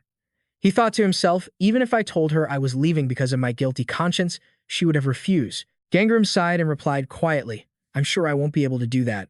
Suddenly, a loud voice called out, Gangrim. Johan ran toward them, tears of joy in his eyes. He shouted, You're finally awake. Gangrim and Johan began to talk. Man, it's been a while. I'm so glad you're up. He rubbed his hands together, grinning from ear to ear. I came alone since I wasn't sure, but I guarantee you, the others are dying to see you. Shinya's face brightened in realization. Oh, that's right. Everyone must be waiting. But in that instant, her image seemed to shatter before Gangrim's eyes. His eyes flew open in shock. Shinya spoke, oblivious. I'll go change and be right down. She told Johan, could you take Gangrim down first? He immediately agreed. You got it. Gangrim's thoughts were grim. I need to find a solution. As soon as possible. Johan led the way. This way. There's a training facility on the floor below where we used to be, he explained. I'm sure everyone is waiting for you there. We were all so worried about you, man. Johan let out a long sigh. It was just like that other time you were half dead.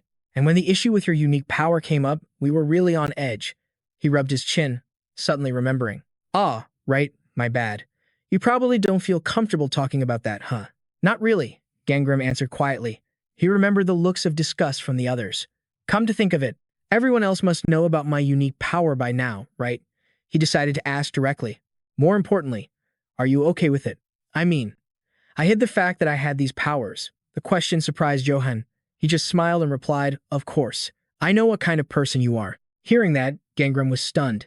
Spreading his arms wide, suddenly, Taehan's head shot up. He called out with joy. Yunbom and Yoonjeon did the same. Master, master. Yoonjeon rushed forward, throwing her arms around Gangrim. We were so worried, she cried. We thought you might have died. Taehan added with relief, thank heavens, you're finally awake. Seeing them, Gangrim was confused. Why are you all still here? It's been an entire month. Yunbom and Taehan replied in perfect sync. Of course, we were waiting for you, master. They treat me the same, Gangrim thought, even after seeing my true power. He spoke aloud. You should have left with the others. Yunbom's face twisted into a scowl. No way. I can't even stand to look at any of them anymore, she snapped. They're all a bunch of cowards. Even after they saw everything you did, Gangrim turned to Taehan. What happened? Taehan hesitated. Well, it's just that. But Yunbom cut in, seething with anger. Those rotten bastards. 2 weeks ago, the members of Team 2 started spreading rumors. One by one, people began to abandon the hospital. I hope they all recover soon, but that Seol Gangim guy, they say he still hasn't woken up. Choi Sang scoffed, good. That makes things easier. If a monster like him is let loose, it'd be better for everyone if he just died. Yunbom's fury erupted. Sang-woo, what did you just say? The man sneered back arrogantly. So what? Seol Gangim is a murderer. She grabbed him by the collar, but he just kept provoking her. I bet he only took you all in so he could steal your powers. With a roar of fury, Yunbom slammed him to the floor. The sudden impact made Sang-woo cough up blood. Yunbom's expression grew dark. She warned him, don't you dare speak about our master that way. Just then, Taehan and Yoonjeon rushed to the scene. Yunbom, what's going on? But Sang-woo wouldn't back down. I don't care who he is. He's a murderer, and I'll call him one. You all saw that monstrous power he was hiding, didn't you? Hearing this, Taehan's blood began to boil. He stepped forward menacingly. Hey, you punk. If Master Gangrim were a murderer, you'd already be dead. Sang-woo looked at Taehan, stunned. What did you say? Taehan grabbed his collar. You saw for yourself just how powerful he is. For a weakling like you, all he would have to do is decide. And you'd be wiped from existence. Yoonjeon chimed in, addressing the crowd. Besides, if our master was really a killer, you all would have died back in that demon realm. He could have just poisoned your food and it would have been over. Hearing her words, the onlookers were shocked into silence. Just then, another man stepped forward. But he did use that power. He draped an arm over Sang-woo, his own body covered in bandages. The man continued, I don't think he's a bad guy. But the truth is, that power of his still terrifies me. Feeling emboldened, Sang-woo started pointing fingers. See? That's right. Use your heads for a second. You have no idea what's going on in his mind. Nothing good can come from staying near a monster like that. Just then, Johan arrived. What's going on here? Is everyone all right? The members of Team 2 began to scatter. And Choi sang, don't pick fights with children. Hey, I'm the victim here. Annoyed, Yunbom finished recounting the story of how they'd been treated despite all the help Gangrim gave them. So that's what's been happening, Gangrim thought. Yoonjeon stepped in front of him and spoke with determination. Don't worry about any of that. No matter what they say, we'll follow you. We'll always be your disciples. Gangrim was taken aback. Why? Taehan proposed, it's better if you join us, right? Yunbom eagerly chimed in. We can train together for the sky opening. That's right, Gangrim thought. The sky opening. An image of a colossal dragon filled his mind. He mused. Since the Great Awakening, humans were granted the chance to awaken their 4 pillars and 8 characters. Destiny. Your stats are being calculated based on the 4 pillars and 8 characters. And after the sky opening, the awakened will evolve to a whole new level. A swirling portal materialized out of thin air. The sky opening marked the arrival of a treacherous demon realm, Gangrim thought. It's more difficult and dangerous than any ordinary demon world, yet countless awakeners still charge in. All for the sake of fame and fortune. Yunbom, brimming with energy, declared, we're going to raid a normal demon realm, too. We'll take on a quest to hunt down some magical beasts. She looked at him with hopeful eyes. Master, you'll train with us, won't you? Gangrim looked at the 4 loyal faces before him and smiled, but a different thought crossed his mind. My goal is to conquer the greatest demon realm. Before anyone else can, his answer was firm. No, he stated again, leaving no room for doubt. I have no plans to train with you. His inner voice was resolute, because I have to find that person. Before anyone else does, his words shocked them all. I have something else I need to do. Tears welled up in Yunbom's eyes as she pleaded. So, is this your way of cutting ties with us? Johan and Yunbom asked at the same time, their voices filled with dread. Is that what this is, Mr. Seol Gang? That's not it, is it? Gangrim hesitated. No, it's not like that. I really do have something I must do. Yoon Jeong looked down at her phone, her voice calm. Then we'll just wait until you're done. Gangrim turned his face away. He couldn't bring himself to look at them. He finally spoke. I don't know anymore. Yoon created a new group. The young girl announced, this is our new group chat. Don't you dare leave, master. Gangjim read the messages flooding in. Yun has invited you. Yun, I invited the master. Jay chimed in, congratulations, Shin. I was going to invite you when I woke up, but I completely forgot. My bad. Gangam let out a sigh, but a small smile touched his lips. It's fine. And Navi's message popped up, filled with concern. Are you sure you're going to be okay? Back at Navi's office, her worried voice filled the room. You don't even have a divine oracle anymore. It might be better for you to join the Fate Protection Agency. Gangam's response was immediate. I refuse. His firm words stunned the clay doll beside her. A thought crossed Gangam's mind, picturing a colossal golem holding a divine manuscript. An oracle is just like a quest. It's the god's protection. Even if priests borrow a god's power, becoming awakened hunters infused with a deity, they can never ignore the divine oracles. They are absolute commands. Raise all stats to 30. Conquer at least 3 demon realms. Increase the god's renown above a certain level. There were even mundane tasks like scrubbing floors. The ultimate goal for the gods is to make their names known throughout the world. The more famous a priest becomes, the farther their divine name spreads, so the gods issue quests and rewards to help their priests grow stronger. Stepping outside, Gangam looked up at the towering building behind him. Without a god's protection, he thought, I have so much to prepare. I need to hurry. Ganjam's status window materialized before him, the information panel glowing in the air. The 7-branched Sword of Thunder was damaged and required repairs. A level 3 dragon-grade weapon, a blade forged from a sacred tree struck by lightning. Gangjim's resolve hardened. First things first, I need to find a real weapon. As the sun dipped below the mountains, a lonely silence fell upon a small workshop at the mountain's base. A blacksmith's hammer rang out, expertly shaping a piece of glowing iron. Gangim called out, Excuse me, is anyone here? Hearing his voice, the smith replied, Ah, just a minute. She wiped the sweat from her brow with a towel, then looked at Gangjim. It's been a while since we had a visitor in this remote village, especially someone so young. I'm here to see Miss Han Roya, Gangim stated. He thought to himself, good. She hasn't been dragged into the Fate Protection Agency yet. The woman looked surprised. What? Me? A name clicked in Gangjim's mind.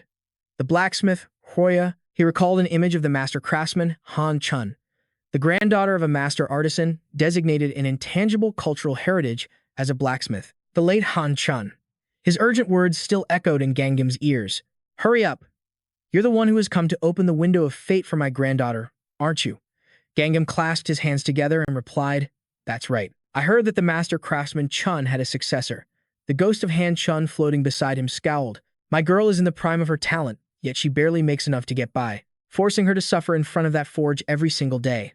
The guilt is killing me. Han Roya gave a weak smile. I'm nowhere near my grandfather's level. His successor. Gangam interrupted, No. A fire lit up in his eyes. I need your power, Han Roya. Her information panel appeared. Roya, level 3, demon grade, fire attribute. He scanned the screen before him. Blacksmith's flame skill, dragon grade level 3, a manufacturing flame that can create items containing mana, can adjust stats when processing metals, and can grant the ability to wield items of the same level as the skill. Roya was stunned. Staring at the contract in her hands, she couldn't hide her disbelief. Are these really your only conditions? From now on, you will work directly for S. Gangam. You are to have no involvement with the Fate Protection Agency. Her eyes shifted to the black bags on the table, filled with cash. Even though you sponsored me, helped me awaken, and even aided my succession, I never imagined you'd pay me this much every month. Gangjim scratched his head, a bit embarrassed. Well, I did help you awaken, but the succession wasn't my doing. That was all thanks to Master Han Chun, who has now become a god. Gangim took out the 7-branched Sword of Thunder and placed it on the table. For now, he said, please melt this down and repair it. Then, follow your god's oracle and develop your skills until I come find you again. I understand, Roya replied. She then spoke up shyly. Ah, my family's tomb is up on the mountain. Would it be all right if I visit my grandfather before I start working? Gangjim rubbed his chin, considering it. Visit the cemetery now, he thought. At night, the ghostly energy near the graves is strong. Monsters appear frequently. He offered, it's late. There's a high chance monsters will appear. I'll go with you. Hearing Gangjim's words, Han Roya panicked. Monsters. Gangjim quickly reassured her. They probably won't be anything too strong. Besides, if they show up, I'll take care of them. Roya's voice grew louder. Ah, okay. It's not too far. The two of them walked to a plot of land behind Roya's house. It's right here, she said. Gangjim thought to himself, she wasn't kidding. It is close. He suddenly remembered Han Chun confronting him once before. Who are you? Snooping around my granddaughter's workshop. Wait a minute. You're an awakened one. Excellent. You can take my granddaughter to the Fate Protection Agency and she might be able to hear it too. Gangjim thought to himself, in this life, he could hear Han Chun's voice so clearly. He just assumed it was because of his karma. He let out a sigh, pushing the thought aside. But maybe. It's just because we're so close to Han Chun's grave. Standing before the burial mound, Gangjim glanced at the weak signal in his status window. In this world, spiritual communication is faint, making it hard to clearly hear the voices of the gods. But by praying at a shrine or at the grave of the deceased, it's much easier to connect with their patron deity. Pouring wine into a cup, she spoke with a warm heart. Grandfather, thank you for always watching over me. Gangjim then asked, but even without all this, can't you still speak with him? After all, you've already been possessed by his spirit. Hanroya answered, only when I'm here. Does it truly feel like I'm talking with my grandfather? She continued, it's so close to home. I come here often to chat. Thankfully, I've only ever visited in the morning. A thought suddenly struck Gangjim. Ah, that's right. He passed away recently, didn't he? Hanroya immediately confirmed his suspicion. That's right. It hasn't even been half a year. Gangjim's mind raced. When a person dies, their soul departs, but their spiritual essence lingers on. And one can steal a person's destiny by extracting information from that very essence. That's why stealing destiny from an incomplete corpse requires an immense amount of mana. He stroked his chin thoughtfully. Has it been 4, maybe 5 months? In that case, I should be able to use my mana to extract it from the body. Gangjim recalled the moment he helped Hanroya unearth the grave. Of course, even if it's possible, I can't just desecrate her ancestor's grave right in front of her. Hanroya's soft voice broke his train of thought. Should we head back now? Suddenly, Gangjim moved to stand in front of her. His voice was low and urgent. Hanroya, get behind me. From the inky shadows, a single blood-red eye snapped open, followed by countless more, all fixed on them. Hanroya gasped in terror. Monsters! They're real. Gangjim's voice was grim. This graveyard is too close to your home. I need to find you an item to ward off these beasts if you want to focus on your smithing skill. Without warning, the creatures charged straight for them. Gangjim reacted in a flash, leaping forward with his sword drawn. But then, a hand shot out from nowhere, summoning 2 mystical talismans. The charms slapped onto the rabbits charging at Gangjim. Instantly, the entire pack collapsed to the ground. Gangjim's eyes widened. He recognized those talismans. The rabbits shrieked, their cries filling the air. A set of bronze bells appeared in a stranger's hand. As the person facing Gangjim shook them, the rabbits instantly exploded. Footsteps drew closer, and a voice cut through the silence. Weren't you ever taught how dangerous it is to linger around graves at night? The stranger added, and to think you'd bring a mere child to a place like this. Hanroya started to protest, but Gangjim stopped her. Miss Hanroya, could you head back first and wait for me? Gangjim's gaze was fixed tensely on the newcomer. Gangjim stepped forward, demanding, why are you here? The figure removed their mask, a smirk in their voice. Well, you still recognize my voice, do you? The last time we met was 5 years ago. It was Dohyun. It's been a while, Gangjim. A memory of their last encounter flashed through his mind. Gangjim replied coolly. Ah, it hasn't been that long. We saw each other during the training session, he reminded him. Dohyun just dangled the bronze bells in front of Gangjim's face. If you recognize me, why didn't you say anything?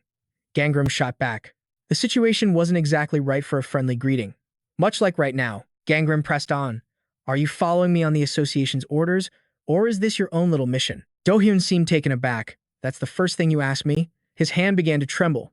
I thought, you'd ask about mother first. Dohyun's words made Gangjim's eyes fly open in shock. He asked urgently, is she doing well? Dohyun's expression darkened. Mother? He frowned, forcing the words out. She passed away 2 years ago. Gangjim said nothing, simply staring in stunned silence. Dohyun's voice was laced with agitation. She died. 2 years ago. The words refused to sink in for Gangrim. So, Master is really gone. Just like in his past life, she died just a few days before his awakening. His head bowed, he asked, "Why didn't you call me for the funeral?" Do-hyun lunged forward, grabbing his collar. "The funeral?" He roared. "You're the one who walked out on us. What right do you have?" The scene shifts to the past, to the day they first met. Wagon introduced them. "This is my son, Kang Do-hyun." She placed a hand on Gangrim's shoulder. "And this is Seol Gangim. Do-hyun, you're the older one, so you need to take good care of him." "Got it," she then announced, "because from this day forward, Gangrim will be my adoptive son." Do-hyun was stunned. "Your adoptive son?" Rage flared in Do-hyun's eyes. "How could you do this to me?" He shot to his feet. "You promised you wouldn't pass down your priestess title." Wagon replied calmly, "That's right, I won't pass it to you. After all, living your life bound to the will of a god is a painful existence." She shook her head. "I don't want that kind of life for you." Do-hyun's face clouded over. "Then, what the hell is he?" She explained softly, "A powerful deity has its eyes on this boy, but he refuses to let it take over his body, so I'm going to help him." Do-hyun froze, the words catching him off guard. He doesn't want to be possessed? But why? Does he look down on priests, just like all the other kids? "Then I will accept being possessed by that god," he declared. "I respect you so much, mother." Tears welled up in Do-hyun's eyes. "I want to be just like you." Outside, Gangrim sat with his knees to his chest, his head bowed in sorrow. Inside, the mother and son continued. That's not the issue here. After that, he tried his best to befriend Do-hyun. "Big brother, would you like a snack?" But his offer was cruelly swatted away. He approached Do-hyun's room again, holding a notebook. "Brother, can you help me with my homework?" He was met with a harsh retort. "Can't you see I'm busy? Do it yourself." But Gangrim always called his name with a cheerful voice, "Brother Do-hyun." This time, he got a response. "Seol Gang," Do-hyun ordered coldly. "If we're outside, act like you don't know me." Hearing those words crushed him. He wandered the streets alone in despair. Suddenly, a voice caught his attention. "Hey, it's the favored priest." A group of thugs were taunting Do-hyun. "I told you, I'm haunted by a ghost, so don't come near me." "I was just passing by," he replied calmly. "But they only push harder." "Is that so? Then pay the toll for passing through." Do-hyun stood his ground.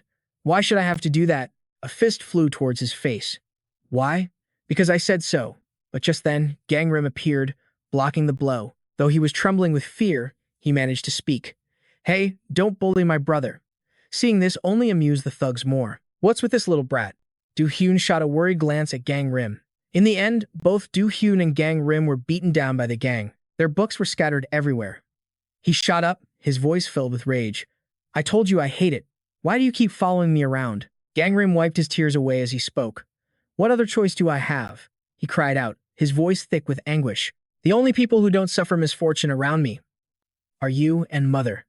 Hearing this, Do-hyun fell silent for a long time. He sat up completely, wiping the blood from his face. He helped Gangrim to his feet. "You don't call her mother. She is my mother." The tears wouldn't stop streaming down his face. "Master." Do-hyun offered a condition.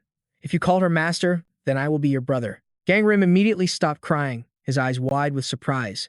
And from then on, the two brothers walked hand in hand. Just as Master said, my life began to get better. The memory continued to unfold, recalling the ancestral rites that followed. Wagi's voice called out, "Hey, kid." The ominous whispers echoed in his mind. "Do you really think you can change your destiny just by staying away from me? Even without me, you will bring nothing but misery to everyone around you." But Gangrim's demeanor had changed. He let out a faint smile. "No, from now on, things will be different." And just like that, I never heard the god's voice again. He began to live a normal life. I stopped seeing ghosts, and the nightmares finally ended. Their small family was so happy that I was tricked into thinking I could be happy, too. But one day, Lei-hun grabbed Gangrim by his shirt. "Master Wagon, why do you keep this boy here? You've performed the ancestral rite for him so many times already." He twisted the knife in Gangrim's heart, but he still brings misfortune to everyone around him. The man threatened that if she didn't get rid of him, then she would be next. Wagon threw her fan right at the man. "Lei-hun, if you keep spewing that nonsense, I will cut out your tongue. Don't you ever speak to my child like that again," she roared. Later that day, as Gangrim helped the drunken Do-hyun, his brother finally spoke his heart. "Why does mother love you more than her own flesh and blood? Why did the god choose to possess your body and not mine?" Gangrim could only call out his name helplessly. "Brother, you're really drunk tonight. Let's go inside." But he continued, his words slurring. "Why didn't you just let the god take you? And then, instead of lashing out, he began to cry. I wish that God had chosen me. Gangrim stared at Du Hyan, completely stunned. Then, his brother collapsed. It should have been me, not Gangrim. Gangrim let go, allowing his brother to fall to the ground. He couldn't understand. How could he wish for something like that? He knew what kind of life Gangrim had lived because of that god. Tears started to fall from Gangrim's eyes, too, but somehow, he wasn't surprised at all. Du Hyun was carried to his room and tucked into bed. If his desire for the god was as strong as my desire to be free from it. Gangrim sat quietly outside the door. Then this is just too cruel. He was lost in thought, realizing that all this time, he had been the source of his brother's pain. He decided to leave then, believing he was the source of their misfortune. His logic was painfully simple. If he just disappeared, his older brother and master would no longer be sad. Back in the present, Gangrim's face was a mask of emptiness as Du Hyun still gripped his collar. Why aren't you doing anything? He demanded. You could push me away so easily, couldn't you? You're the top-ranked trainee, after all. Are you looking down on me? Going easy on me? Hearing those words, Gangrim turned away. I don't want to fight you, he said. Du Hyun released his grip. Don't you dare underestimate me. I'm not the same man I was in the past. Du Hyun turned, grinding his teeth in fury. The gods have blessed me with power, too. Gangrim watched his retreating back. He straightened his collar. Why the previous life, he wondered. The only reason they could coexist was because of a memory from a past life, when Du Hyun had grabbed him just like this. It's because I was so weak. I can't stand seeing you this pathetic. Otherwise, I would be the one consumed by jealousy. How could someone like me not be jealous of him? But right now, Gangrim knew. There was something he absolutely had to tell the man. In a deserted hallway, Kang Do-hun knocked quietly on a door. As he stepped inside, a soft voice called out, Did you go see Seol Gangim? He answered, I did. So, is he joining us? No, he replied. He has other plans, but he wouldn't say what they were. Iono pointed a finger right at him. I had high hopes, considering you claimed to know him. Kang Do-hun shot back. We were never that close. Her voice turned sharp. Not close. Then why did you use such a priceless item on him so casually? Do you have any idea how much that elixir costs? Then, her tone shifted, becoming deceptively sweet. Go meet him again. I doubt another meeting will change his mind. As he spoke, her slender fingers danced across the keyboard. A single branch can be snapped, but a bundle is strong. Eventually, she said, he's bound to let his guard down. I'm counting on you, emissary Kang Do-hun, because I truly want Seol Gangim on our side. Just then, a system notification chimed, requesting a demon realm subjugation. A satisfied smile crept across Seol Gangim's face. Excellent. Our team's emissary, Kang Do-hun, will assist you, Moon Iono. Now's my chance to finally meet him. At an abandoned building, Seol Gangim stood in silence, waiting. His mind raced. The ruined city? I've never heard of that demon realm. Then, the system window materialized before him, requesting a demon realm subjugation. Target. A low-level demon realm known as the Ruined City. Though its rank is low, no party has managed to clear it for months. In fact, not a single hunter has ever returned alive. That is why we wish to offer our assistance. Our team's emissary, Kang Do-hun, will provide support. The Su Mission Agency, Team 1 leader, Iono. He clicked his tongue in frustration. Gee, even after regressing, I guess it's impossible to know everything. I only remember the major demon realms. Or the special cases that made headlines. This place isn't even a high-ranking realm. The fact I don't know it means it was probably cleared without issue in my past life. But more than this realm, I need to talk to him. An excited voice called out from a nearby car. Seol Gangim. You're here early. A cheerful Anna Vicha stepped out. I'll be joining this subjugation, too. Seol Gangim was taken aback by her sudden appearance. Emissary Anna Vicha, she said, extending a hand. It's been a while. Seol Gangim replied. I never expected to run into you here. She just offered him a friendly smile.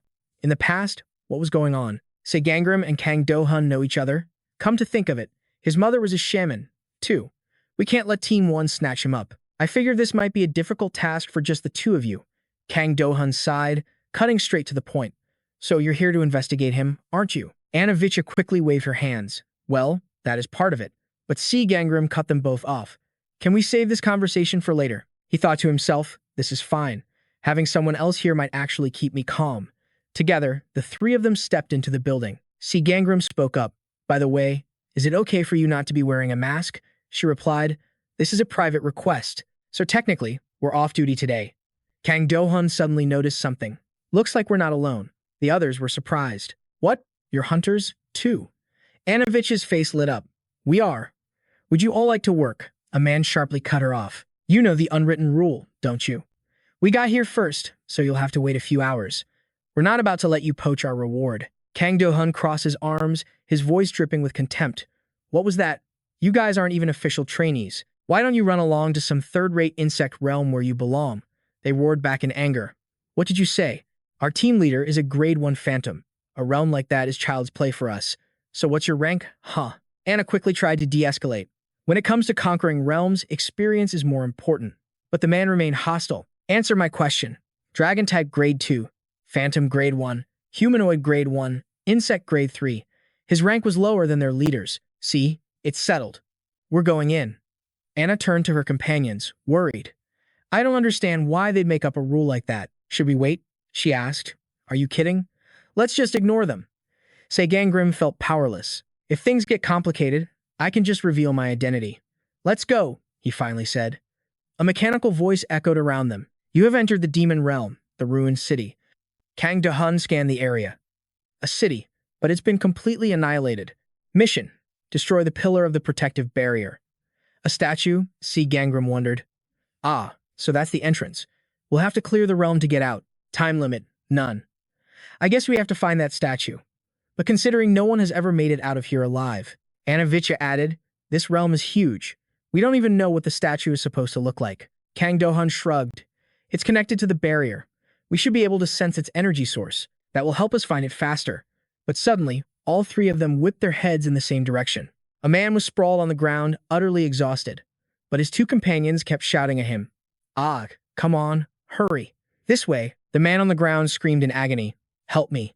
His desperate cry echoed through the ruins. Captain, what are you doing? Please, help me. Model. Damn it, we're done for. This is a dead end. Suddenly, a grotesque, slimy body lunged forward, letting out a dimension-tearing scream. No! Anavia Chasia cried out, rushing forward in a panic. Are you all right? She asked the weeping woman. Thank you. Seol Gangim leaped into action, dispatching the monsters with ease, while Kang Do-hun used his talismans to annihilate them. Anavia watched, bewildered. How are they handling them so effortlessly? Go on ahead, one of them said. Are all the trainees like this? She wondered, wiping sweat from her brow. Whew, that should be all of them. What happened? It's only been a few minutes. A few minutes? What do you mean? She asked, confused. Didn't you all enter hours after us? She and Seol Gangim stared at each other in disbelief. We came in right after you did. What? That's impossible. It seemed the flow of time here was completely warped compared to the outside world. I'm worried about the other hunters. The first team entered this place months ago, with more teams following every few weeks after that. Seol Gangim considered this. If any of them are still alive, they must be surviving on stored rations. I doubt these monsters are edible. Anavicha asked, how long has it been? Hunter Kang Do-hun? Did you find anything? Kang Do-hun explained his findings. I was just observing the monsters, he bragged. I definitely killed more of them than Seol Gangim did. I guess the top-ranked trainee isn't as good as me. The girl sighed, exasperated. Let's just keep investigating. Using the Demon World map, their current search progress was at a mere 0.03%. Kang Do-hun spoke up. This place must be enormous. Do we have to search every single corner? Seol Gangim replied. I'll send Lini out for reconnaissance. Lini appeared, looking incredibly adorable. And Anavicha added, in that case, I'll take a look inside the buildings. Activating her clay doll controller skill, she ordered them to investigate the nearby structures and report back if they found any survivors, or anything else suspicious. The clay dolls marched forward like a valiant army, earning gasps of admiration from the others. So cool. The trainees really are on another level. Seol Gangim offered a suggestion. That many clay dolls will make a lot of noise. I'll tell them to be quiet. Ah, right. The demon world is noisy anyway. But now that I think about it, their communications were completely silent. But Seol Gangim couldn't use communications or the item shop. Anavia's face fell. Connection to the communication system is currently unavailable. Connection to the shop system is currently unavailable. Seol Gangim's mind raced. Does that mean we can't call for help or get any food? The girl covered her mouth in shock. Then all the hunters who never came back. They must have. Suddenly, a hand tapped her shoulder. Hey, Anavi. She turned. Is there a problem? Inside Seol Gangim's mind, a thought sparked. Wait, if the connection is severed, it means the gods can't hear us right now. He shot a look at Do-hun.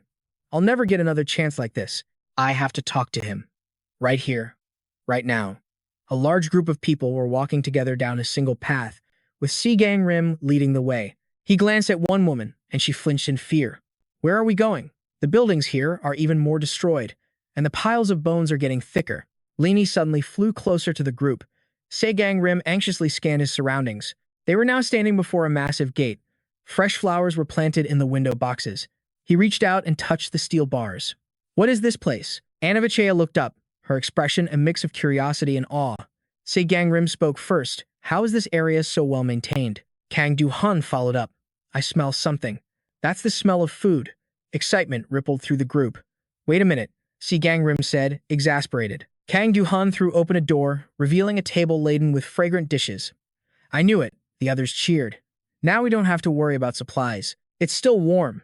It must have just been cooked. Seol Gangim grabbed one of the hunters. Don't eat that. Who are you to tell me what to do? Are you planning to eat all of this yourself? Kang Du-hyun scoffed. You people are unbelievable fools. You dare eat something this suspicious and still call yourselves hunters. Du-hyun, that's a bit harsh. You think so? Fine. I admit, this food is a little suspicious, he conceded. Let's scout the area first. Put it down. We'll split up to survey the surroundings. There are 3 doors. I'll take this one. Let's meet back at the front gate later. The smell of food will find me on its own. Then we'll investigate the path we just came from. A thought ignited in Seol Gangim's mind. This is my chance. Wait! Before you leave. Seol Gangim, Anavi called out. He turned intrigued. Yeah? You need something. She nodded earnestly. Are you still sure you don't want to work for the Destiny Protection Agency? Hunters without a patron deity are in so much more danger. Of course, you could always join a different faction. But our agency has the best intel. He cut her off coolly. Sorry, but I have no intention of doing that. Is that so? There are plenty of hunters way better than me, right? He offered a dismissive smile. Thanks for the offer, but I think you should focus on them instead. She quickly waved her hands. I've never seen anyone as skilled as you. From what I've witnessed, you may have the lowest rank, but you try harder than anyone else. You understand people, and you're always willing to help them when they're in trouble. You don't abandon your comrades in the face of danger. That's exactly why I want you on my team. Seol Gangim was completely caught off guard by her words, a faint blush creeping up his neck. Anavi pressed her advantage. I already prepared a desk for you. And a welcome party. I even made a list of the best restaurants near the agency, but I guess I can't force you. A satisfied smirk appeared on his face. She definitely knew how capable he was. She turned to leave, tossing one last comment over her shoulder. We're going to scout the area and come back. See you in a bit. I really am grateful. Seol Gangim took the stairs, step by step. He was sure this was the way he went. And there, at the top, stood Kang Du-hun. His eyes were cold, calculating. A chill ran down Seol Gangim's spine. Damn it. He doesn't look like he's in the mood for a chat. Why is he looking at me like that? Is he waiting to interrogate me? Kang Du-hun spoke, his voice low. I saw the stitched bone in your body. Seol Gangim's feet froze to the floor. Kang Du-hun continued, his tone dropping even lower. You know the more karma you accumulate, the more of those you get, right? Then, he lunged forward, grabbing him. What the hell have you been doing? After running away from home, what did you do to rack up so much cursed karma? Seol Gangim shoved Kang Du-hun's hand away. What kind of person do you take me for? He snarled, flipping him over. Just then, a figure appeared from the shadows, staggering toward them. As it drew closer, its shape became terrifyingly clear. Seol Gangim and Kang Du-hun stared in horror. A statue. Is that the statue we were looking for? Why did it stop? The statue's mouth creaked open, and it charged with a blood-curdling roar. Kang Du-hun yelled, We'll find out after we destroy it. With that, he sprinted toward the grotesque figure. Seol Gangim was frozen in place as a desperate battle erupted between Kang Du-hun and the living statue. Suddenly, Kang Du-hun stopped his attack mid-swing. Seol Gangim had stepped in his way. Don't destroy it. Blazing with fury, Kang Du-hun grabbed Seol Gangim by the collar, slamming him against the outer wall. He roared in his face, his voice filled with outrage. You bastard, have you lost your mind? Kang Du-hun screamed, Are you crazy? Why did you stop me? But Seol Gangim just trembled, covering his face. That thing is human. His eyes were hollow, staring into nothingness. Kang Du-hun repeated the words, confused. What? Human? He shook him, furious. Have you completely lost it? That's a monster. Suddenly, something slammed against the door from the outside. Kang Du-hun cautiously raised his weapon. Look again. A monstrous, human-like silhouette had broken through the door. Does that thing look human to you? Seol Gangim narrowed his eyes, thinking, no matter how I look at it, it still seems human to me. Phantom-type ghoul, level 1. Earth attribute. Status, afflicted by a shape-shifting curse. He was surprised when the creature just stood at the doorway, not moving. What? It's not attacking. Seol Gangim tilted his head, speculating. Maybe. It's because they can't go too far beyond the hallway. Humans don't have limits like that. As he spoke, he summoned his divine beast. I can't tell him I'm a messenger, or that I have an ability that lets me see status windows. Instead, Seol Gangim tried to explain it differently to Kang Do-hun. You know I have a Kirin, right? I know. And it's because of him that I'm sure. Just trust me. With that, Kang Do-hun pointed, signaling the divine beast. It instantly obeyed, leaping toward the creature. Purify that person. Activating its power, the Kirin gently touched the monster. The grotesque form began to crumble away like dust. A brilliant light flashed from within, revealing a young woman lying unconscious inside. Seol Gangim rushed forward. The curse has been lifted. Kang Do-hun could only stare, frozen in disbelief. It really was a human. He knelt and gently shook the girl. Hey, can you hear me? Kang Do-hun stood nearby, trembling with a mix of fury and shame. Seol Gangim knew, but I didn't. He looked at his own hands in horror, questioning everything. I was one of the first to awaken. I even became a messenger for the protection agency. Kang Do-hun covered his face, completely defeated. And even with all that, I still can't keep up with Seol Gangim. I think we should move this person somewhere safe. Seol Gangim looked up at him, stunned into silence by his desolate tone. What's wrong? Are you okay? Kang Do-hun snapped.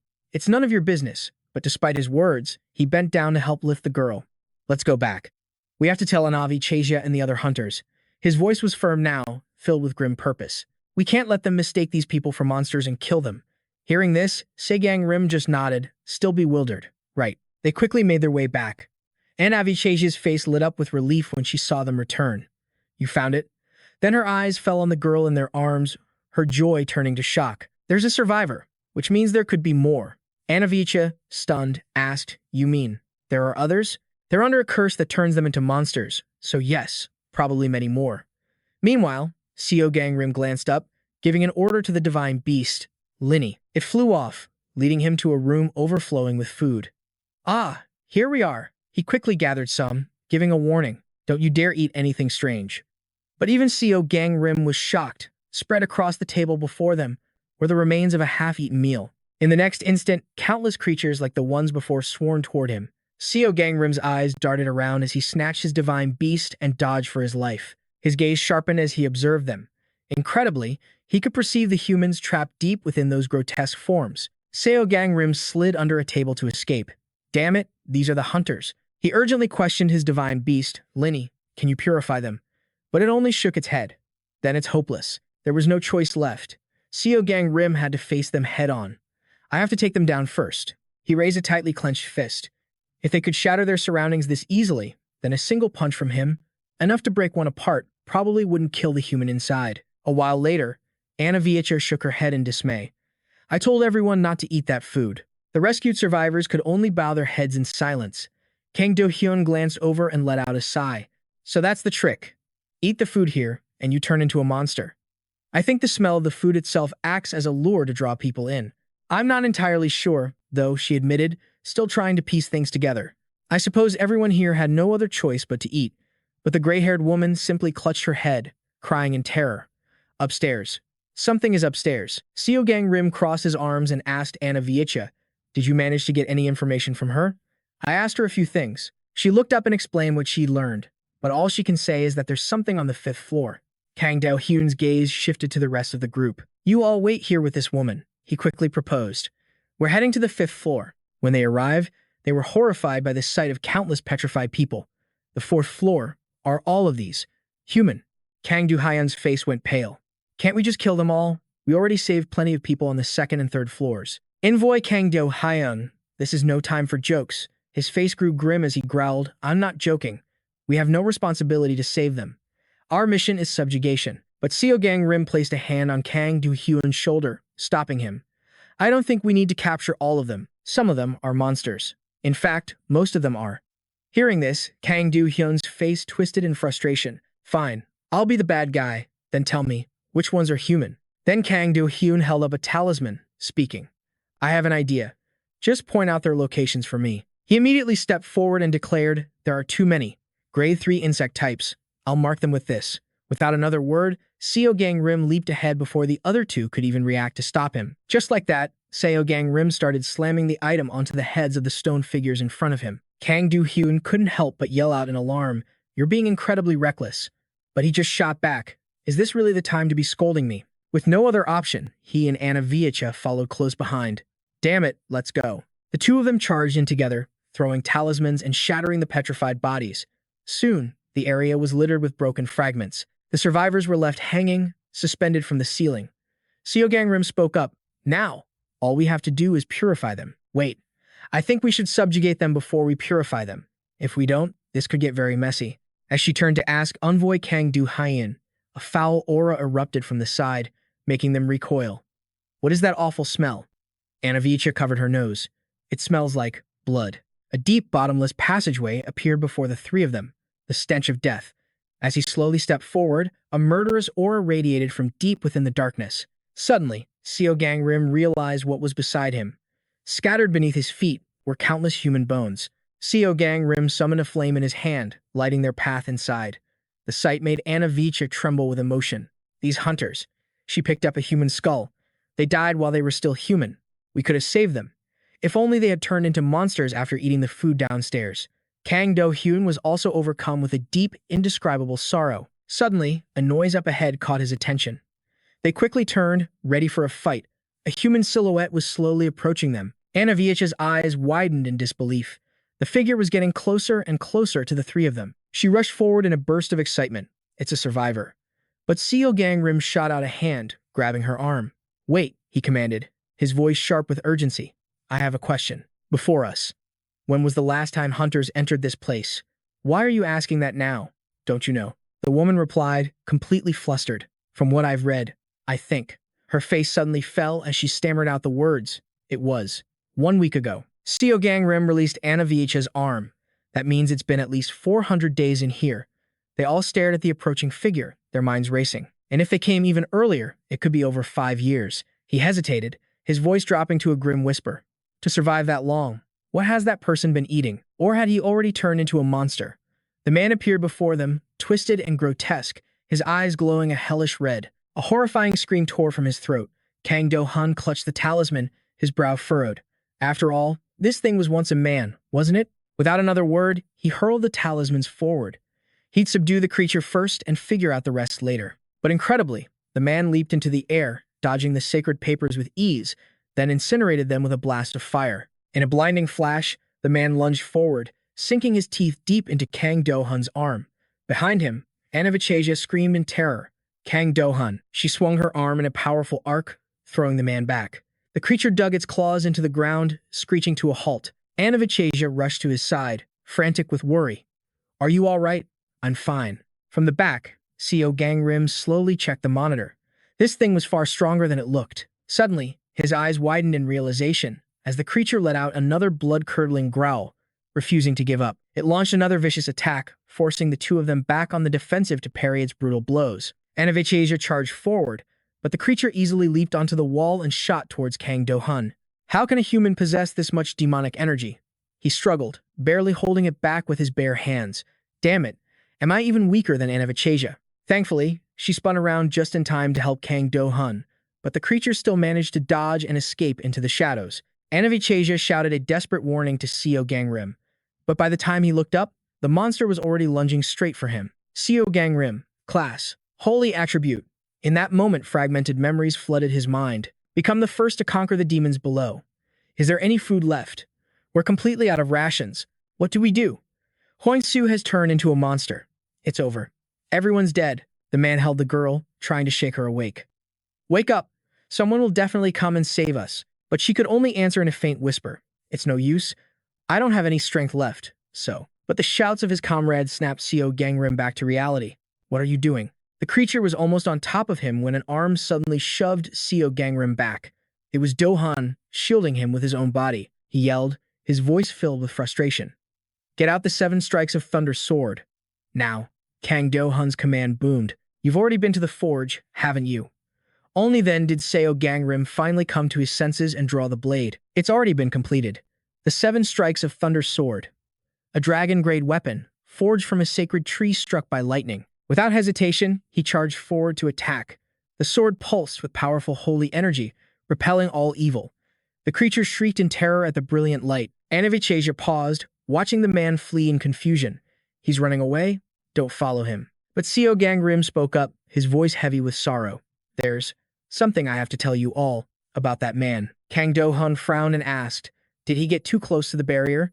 She was just as confused by the news. Are you saying he suffered that fate because his karma points were too high? Essentially, yes. He then explained it to Anavichasia. That's why he was strong enough to react to the 7-strike sword like a true monster. There are studies from the outside that say it's dangerous for humans to get near the barrier. Is there any way to turn him back to normal? You want to capture him alive? What if that interferes with the mission? But he only got those points because of the accident. We can't just kill him. But Seol Gangim's face was clouded with despair. He looked down, saying nothing. Just how many karma points does it take to get past that barrier? He thought to himself that he had accumulated karma from a skill penalty. But it was supposed to increase because of the sins you commit. Things like theft, assault, torture, or murder. The more severe the crime, the more karma you gain. Seol Gangim kept muttering, if what I saw was that man's past, then he's been living this long after committing the most heinous sin of all. He covered his mouth, deep in thought. How many karma points does he have? And what about my own? A cold sweat ran down Seol Gangim's back as a horrifying thought struck him. Will I end up like him one day? Suddenly, their voices cut through his dark thoughts. Hey, Seol Gangim. Seol Gangim. Kang Do-hun demanded angrily. Why are you just standing there frozen? I'm fine now. With that, Kang Do-hun immediately urged him on. Then let's go provide support. We have to find a way to complete this mission. What? What about that man? He won't come near us as long as we have the 7-strike sword. Hearing this, Seol Gangim asked in a panic. You want to just leave him like this? He grabbed Kang Do-hun's shirt, desperately trying to persuade him. Maybe we can purify him, just like we did with Gang Chul. After we're done here, I'll ask the commander for help. But if we waste any more time, Kang Do-hun shot back, his face grim. He's too strong. What other choice do we have? You want all 3 of us to die for one person? All Seol Gangim could do was plead. What if I have an idea? After hearing his plan, the other 2 stared in stunned silence. A look of fierce determination was etched on his face. We can do this. Kang Do-hun carefully pressed the talismans against the wall. A sense of dread washed over him. He remembered how things went down before, both then and now. While the 3 of them were discussing their plan, they were just following Seol Gangim's lead. Doubt not at Kang Do-hun. Why? Why was this really the best they could do? He leaned his head back against the wall, feeling utterly powerless. No, it's my fault, for not being as strong as him. Just then, Seol Gangim approached. Hey, Emissary Anavichasia is ready. I'm prepared as well. A faint smile touched his lips as he added, all right, I'll act as the lure. But Kang Do-hun suddenly cut in, his voice sharp with doubt. Hey, Seol Gangim. Do you honestly think this is going to be enough? He shot a hard look at Seol Gangim. If my power isn't enough to draw it out, this entire plan will fall apart. Do you really have that much faith in me? But Seol Gangim offered no reply, standing in silence. He simply turned and walked away, his words echoing behind him. You're the one who carved them. I trust your skills. The words left Kang Do-hun stunned for a moment. His hand tightened into a fist against the wall. A dark, unreadable expression crossed Kang Do-hun's face. He trusts my skills. He lowered his head, muttering under his breath. You've gotten a lot smarter since I last saw you. But another thought kept screaming in his mind. Is he just taking pity on me? These days, it's common for humans to host gods. So I guess it's no surprise a powerful deity would want him. The corner of his mouth twisted into a sneer. I hate you. Night descended, and a brilliant moon hung in the sky. As Seol Gangim walked through the darkness, a bizarre figure suddenly materialized before him. Yet, Seol Gangim remained perfectly calm. There's no need to be so on guard. He spoke while raising his empty hands. I didn't bring it with me. The creature's crimson eyes scanned the area. Then, with a horrifying roar, it lunged straight for Seol Gangim. The monster swung its razor-sharp claws. But to its shock, its target vanished into thin air. It frantically looked around, confused. A blinding flash of light erupted from behind the creature. It was Seol Gangim, sword in hand, plunging the blade straight into its back. The beast shrieked in agony and tried to flee. It glanced back in panic, only to slam violently into an invisible barrier. The creature was now trapped inside a massive spiritual circle. The talismans had formed an unbreakable prison. Still, it desperately tried to charge forward. Kang Do-hun gritted his teeth, talismans at the ready. He slowly closed in on the trapped monster. I can't believe it actually worked. On the very first try, then, Kang Do-hun's army of paper shikigami surged forward. The two sides immediately clashed in a frontal assault. The clay dolls were being empowered by a fiery enchantment. In the blink of an eye, they swelled into giant figures before the monster. The creature snarled in fury. It thrashed violently against the mystical chains of the barrier. Seeing the barrier begin to weaken, Kang Do-hun yelled, "It's not working." He had no choice but to raise his spiritual bell and take control. Seal target's mana. Skill. Cancel. Standing nearby, Anavichasia gave a cheerful thumbs up. We did it. But then, without warning, a stone statue behind them swung down on the monster. The three of them stared in absolute shock. Statue empowered by the flame of the Friendship Monument. This low-level guardian is designed to protect a specific zone. It eliminates any and all invaders. You cannot escape the designated area until this monster is defeated. The statue's stats are determined by the number of invaders. The stone guardian stirred, its head tilting down towards them. A look of horror crossed both Seol Gangim and Kang Do-hun's faces. So that was the true objective of this raid. To destroy the obstacle's vessel, the statue itself. The statue slowly raised its massive stone sword. With a single, powerful swing, it decapitated the clay soldiers. The distraction was all the monster needed to break free. Kang Do-hun roared in frustration. Damn it, stop it, don't let it get away. Seol Gangim moved to block the creature's escape, while Anavichasia used her power to restrain the stone guardian. I'll hold off the boss. A wall rose to block her path, but the statue's power was immense, shattering the barrier with ease. Trembling, she struggled to hold her ground and stop its advance. Behind her, the other two battled the fleeing monster. Seol Gangim's brow furrowed with concern. This wasn't working. He placed a hand on Anavichasia's shoulder and then charged ahead. This isn't my fight. Emissary Anavichasia, I will handle the statue. With that, Seol Gangim leaped onto a wall to face the stone guardian directly. I'll lead it away. Focus on capturing the target alive. She had no choice but to trust him. All right. Activate skill. Clay doll control. Anavichasia quickly summoned more dolls to aid Kang Do-hun. Everyone, capture him. Smaller dolls, climb onto the larger ones. The clay soldiers instantly leaped into action, swarming the creature. Better yet, they were now empowered by Kang Do-hun's talismans. He began swinging his bell again, activating his binding skill. A glowing seal materialized, ensnaring the monster completely. Chains of crimson fire coiled around the man's body, while a heavy yoke was locked onto his neck. A sealing talisman flew through the air, slapping directly onto the man's face. The target was bound and forced into a deep slumber. After the man collapsed, completely motionless, Kang Do-hun finally let out a sigh of relief. It was finally over. He turned to Seol Gangim, where a wall was beginning to crack and crumble. But something was wrong. His friend's face suddenly turned deathly pale, and Anavichasia's eyes widened in horror. A massive explosion erupted in a cloud of smoke and fire. Seol Gangim. The two of them whipped their heads around in shock. A blast had torn through the area. A terrified scream echoed through the air. Seol Gangim. Anavichasia cried out in worry. Seol Gangim, are you okay? The woman slowly regained her composure. We're coming to help. With blazing crimson eyes, Seol Gangim gripped his weapon, slashing down with terrifying fury. A cold, mechanical voice echoed. You have defeated the statue of comradeship. You will receive a bonus reward for defeating an opponent of a higher rank. Kang Do-hun trembled uncontrollably, clenching his fists as he deactivated his combat instinct skill. Anavichasia quickly rushed to his side. Seol Gangim, are you all right? Wiping the sweat from his brow, Seol Gangim asked anxiously. Yeah, but what about the survivors? She gave him a cheerful thumbs up. We saved every single one of them. The system's voice rang out again. The barrier surrounding the demon realm is collapsing. An escape route has been created. The woman shouted. That must be the exit. Oh my gosh, we couldn't have done this without you. Seol Gangim looked helpless. No, I just got lucky. She continued to praise him enthusiastically. It's all thanks to you that we broke the curse and got the survivors back home. Kang Do-hun's face darkened as he thought.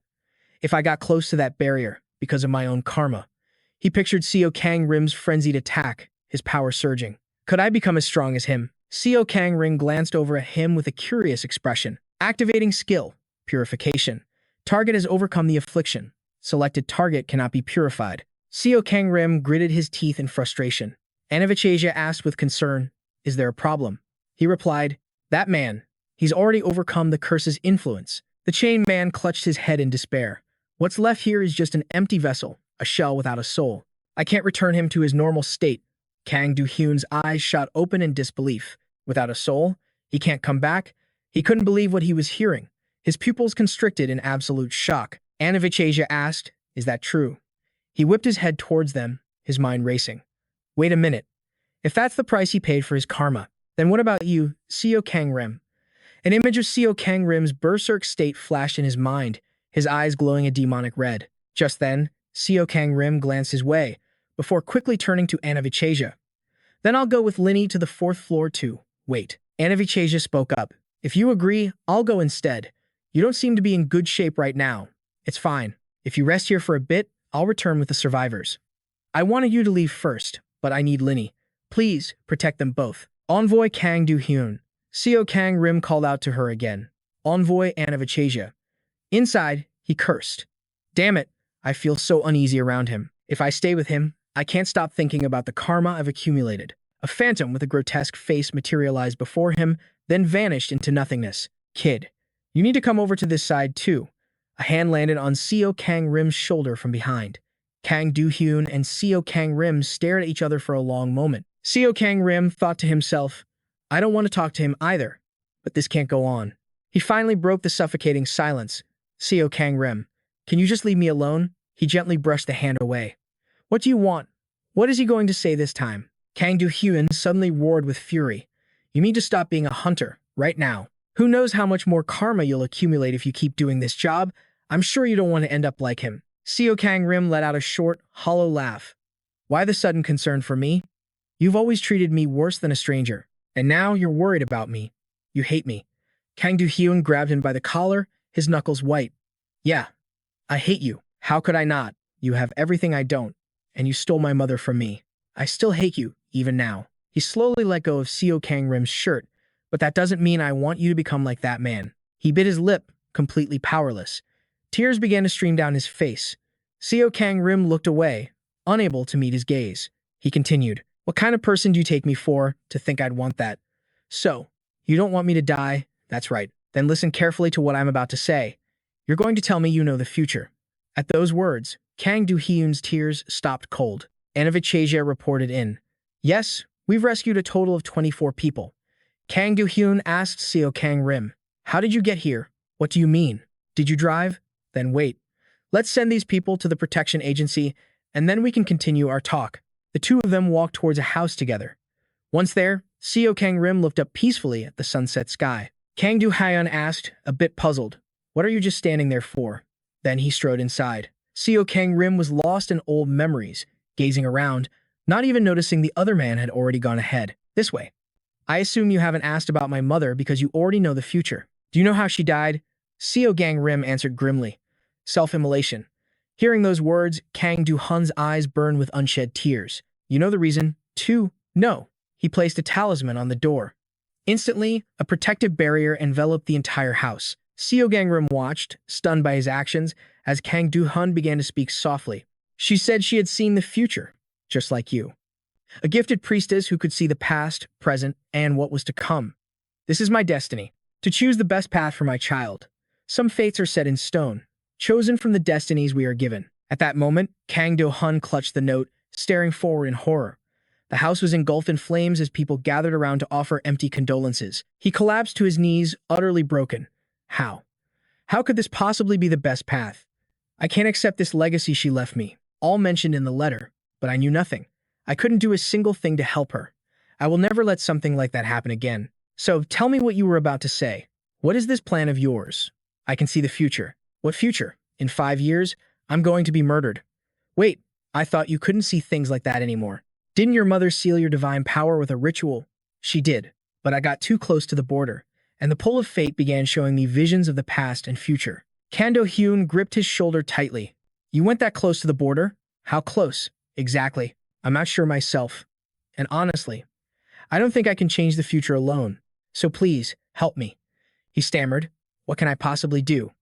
I know even less than you about borders, karma, and the future. You'd be better off talking to your own god. I have never accepted a god. You haven't? Why?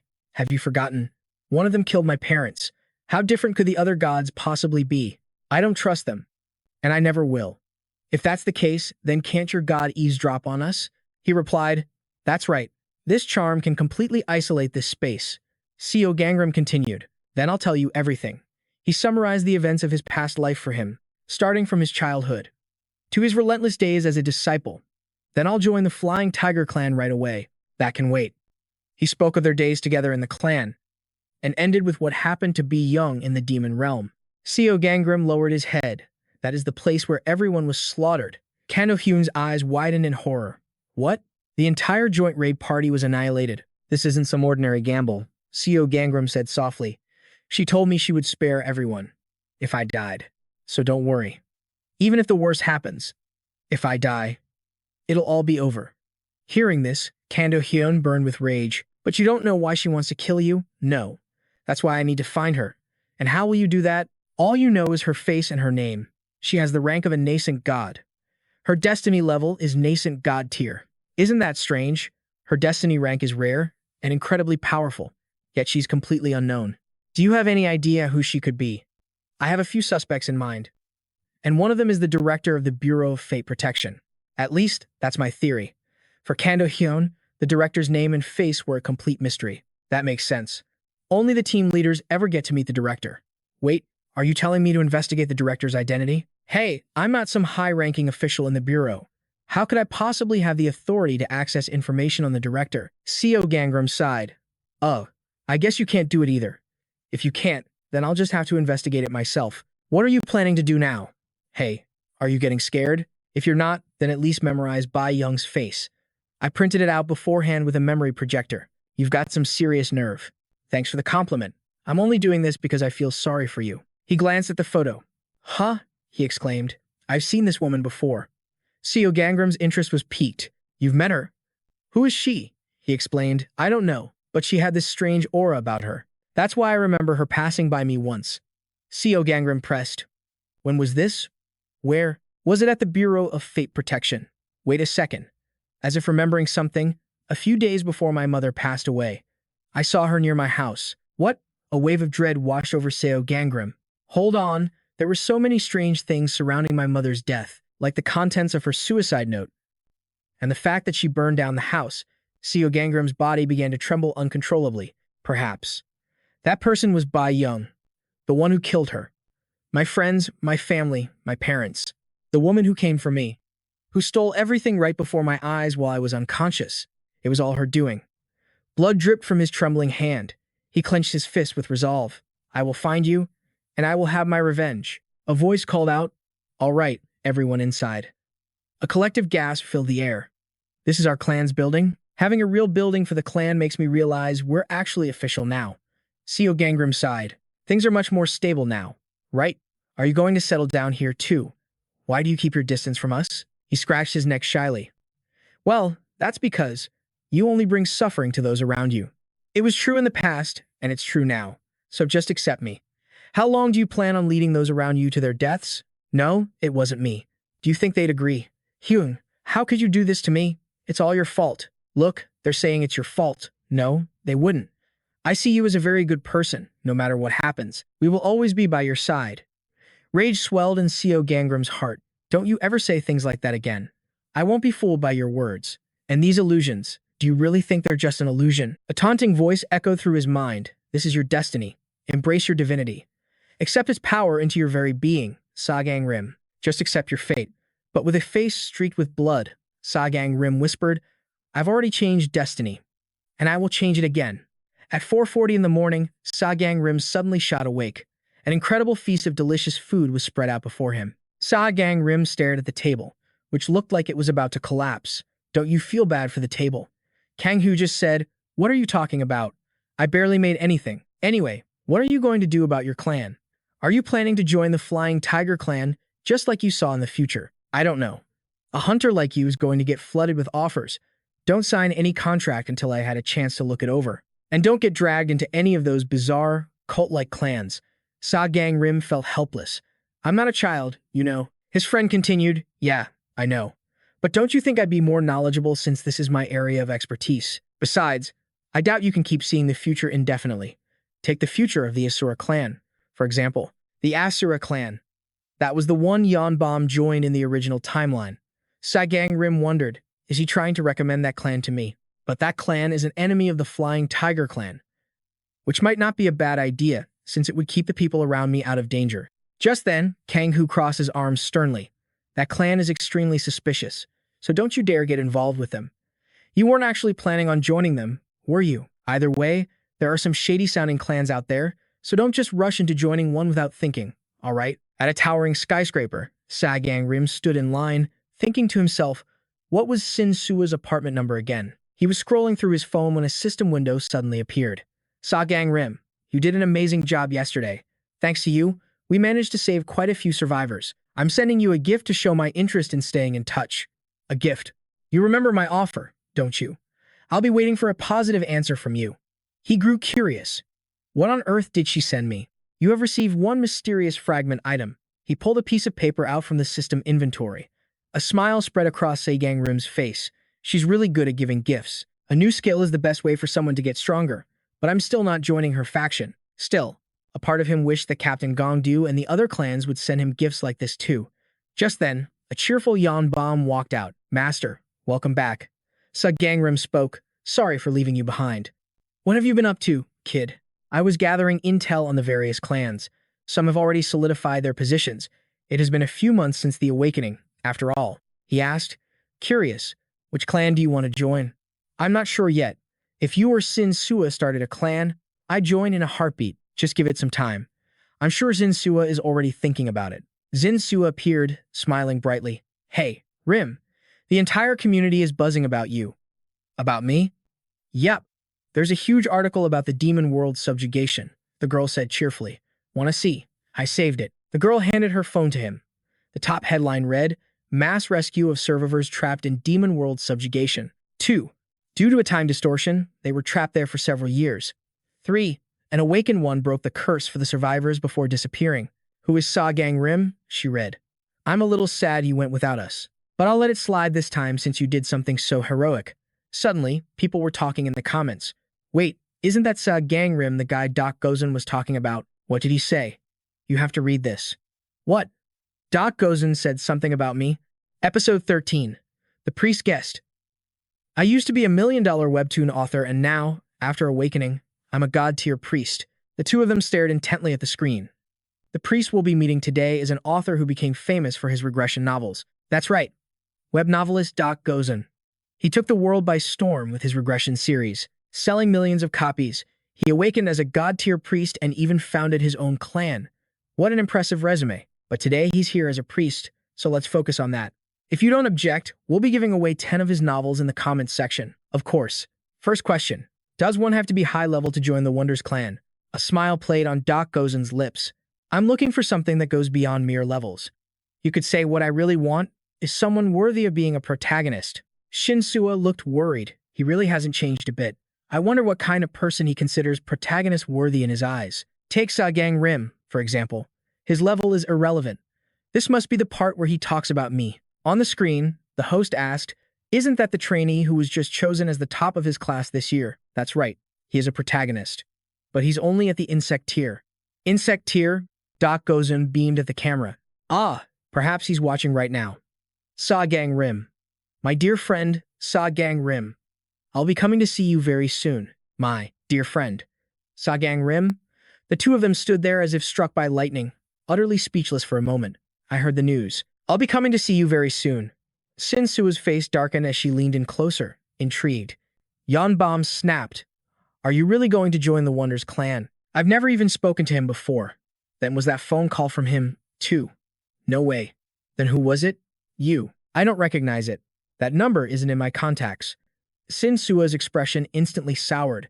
She reached out, stopping his hand. Don't answer it. Just ignore the call. He looked at her, curious. You know who this is?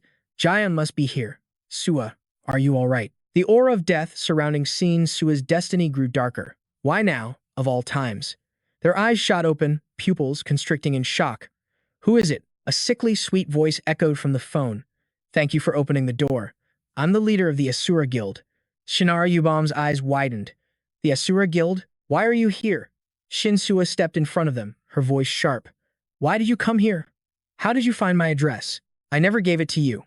And how did you get Seol Gangim's number? Sua's voice trembled with barely restrained fury. Answer me. Sinara slowly closed the distance between them. Her voice was filled with false pity. Sua, I'm sorry for showing up without notice, but Shinsua cut her off, her tone like ice. Just answer my questions. Sinara sighed. Fine. After following Gangrim, I discovered where you were living. I got his number from the Destiny Protection Agency. But Sua, I only did all this because I was worried about you. I heard what happened from the agency. Why haven't you contacted any of us? She buried her face in Sua's shoulder, her sobs racking her body. Losing your arm like this. Just come home, Sua. Everyone is so worried. We'll find a way to restore it, I promise. But Shinsua shoved her away with force.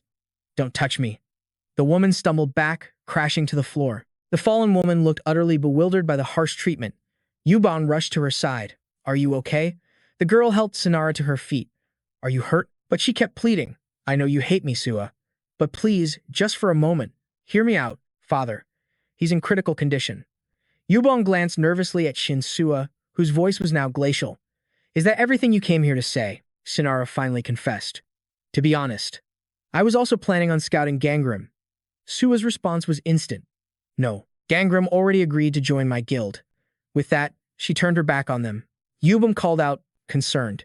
Sua, Shinsua spoke calmly. Bomb, I'm sorry, but can you take your sister to the lobby? I'm sure someone is waiting for her.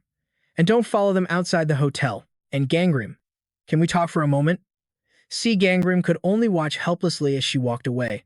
Once they sat down, he got straight to the point. Is this about the Asura Guild? Shinsua looked away, flustered. About that. I'm sorry I lied about us joining the same guild. Do you want to join the Asura Guild? He paused, considering it. The Asura Guild. They certainly seem like a promising faction. I know they're well-funded. And from the looks of it, their members have strong bonds of trust. However, I heard a rumor at the hospital that you were creating a new guild, with only hunters you truly trust. Ah, right. They call people like us hunters out there. Why don't we just join the same guild? If that's what I decide, then I'll keep asking, even if you say no. Seol Gangim just waved his hand dismissively. I have no intention of joining the Asura Guild. A wave of relief washed over Shinsua's face. That's such a relief. Is that all? He looked at her. Was there something else you wanted to say? Oh, no. Actually, I have a favor to ask. Gangrim, karaoke room. Basement level 1. He raised an eyebrow. Isn't that where your sister wanted to meet? The two of them headed towards the room. Yes.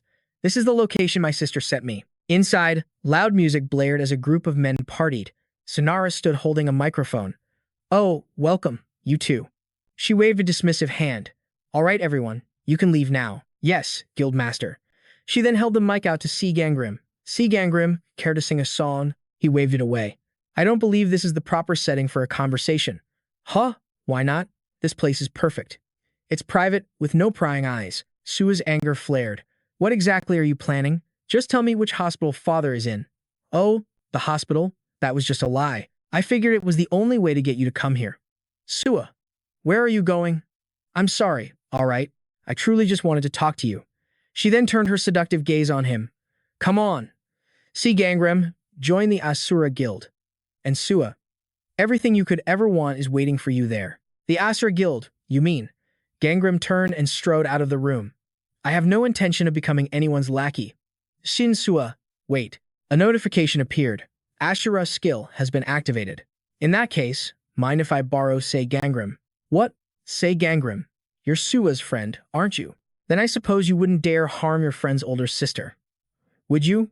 With that, she slammed the door shut. Everyone, could you please help me? Pacify my little sister. Let go.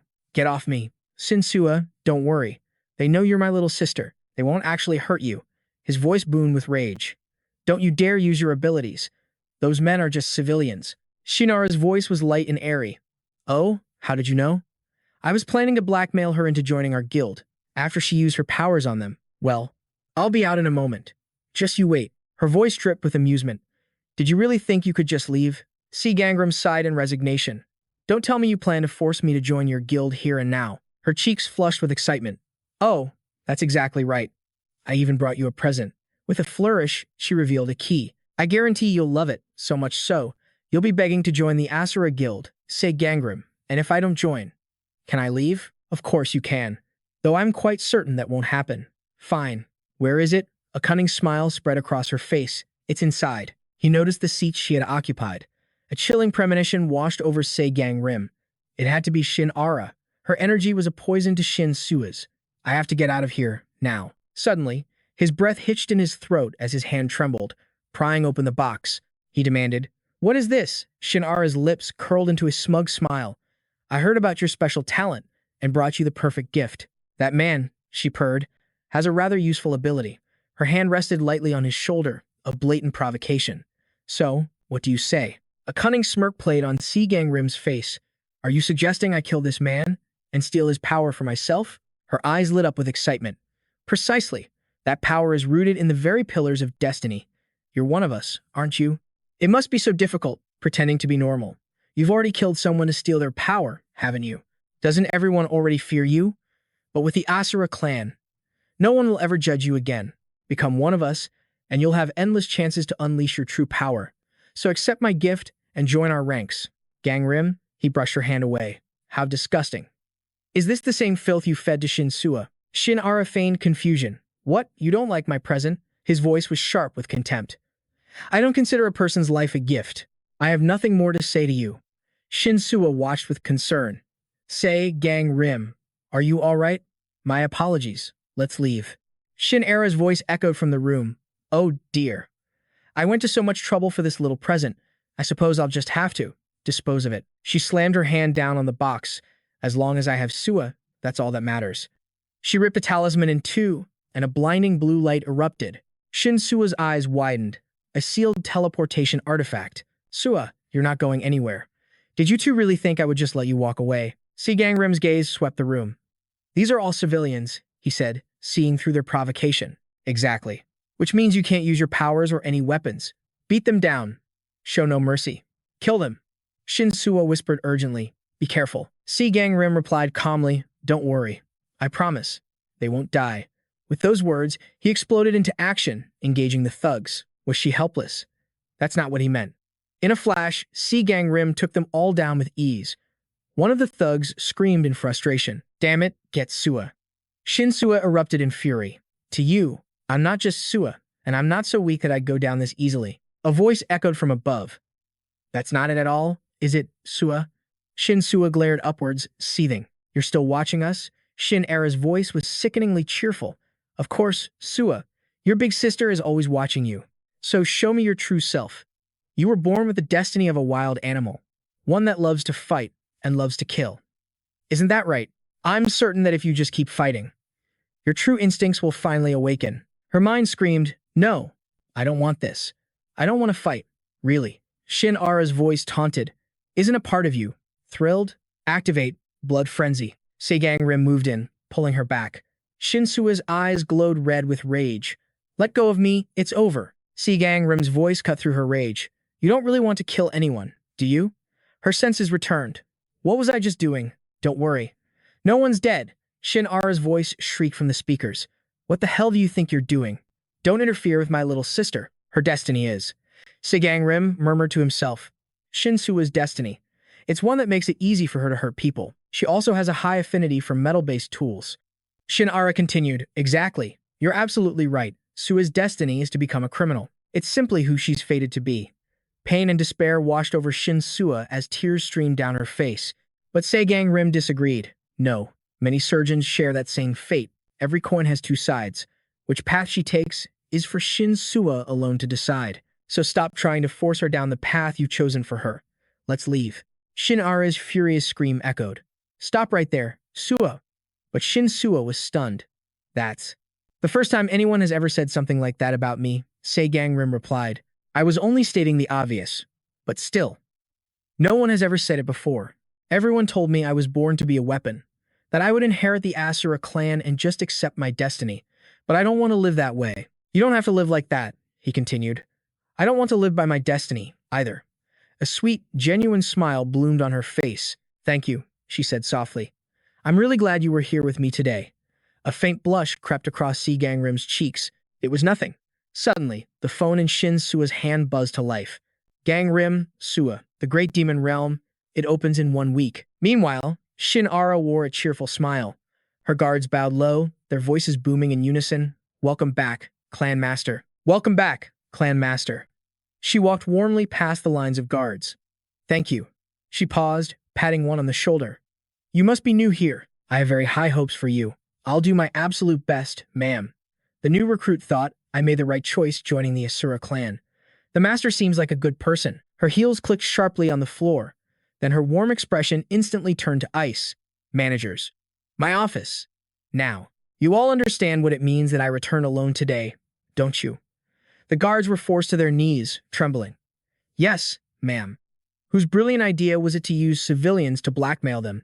A single man spoke up, his voice shaking. It was mine, master. So, who was the one that dug into Seol Gangim's background? It was me, ma'am. She grinds her stiletto heel into the man's skull. Because of you, I failed. Sin Ara hissed, her control shattering as she lost her grip on bringing Sua back. She furiously grabbed a fistful of her own hair. Without a doubt, the awakened, who were once academy cadets, are far more talented, especially since he graduated at the top of his class. There are a total of 5 training facilities within the Destiny Protection Agency, correct? Yes, ma'am. The main headquarters is in Seoul, with a branch in Wondon. Hoseo, Hanam, and Yeongnam each have a branch as well. So that means every single location has a top-ranking cadet, doesn't it? All of you, get up.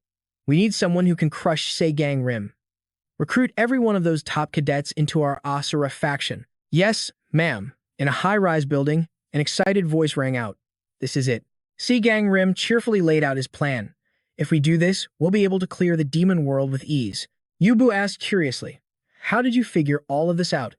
He answered shyly, I happened to glimpse the future through the guidance of fate. You're so lucky. Since we know the way through, we'll be the first ones to clear it, right? No, we have to be the first. The gods told me that once the demon world is cleared, it vanishes completely. And after a certain amount of time, a new demon world will appear in the exact same spot. Yubu wondered, so what happens if we aren't the first ones to clear it? Shinsua replied, then we lose our chance forever. There's a limit to how many can enter, but the reward will be better than anything we've ever seen. On floor B6, the doors were opening. Yubu noted that a huge crowd was gathering. A lot of people. Huh. 2 figures chattered behind them. It's a shame Father Johan couldn't come with us.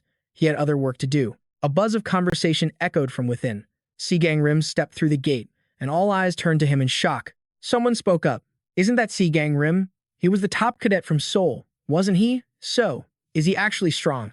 I heard he's only insect level, but he supposedly saved those people trapped in the demon world with the messengers last time. She nudged him with her shoulder. You're actually pretty famous.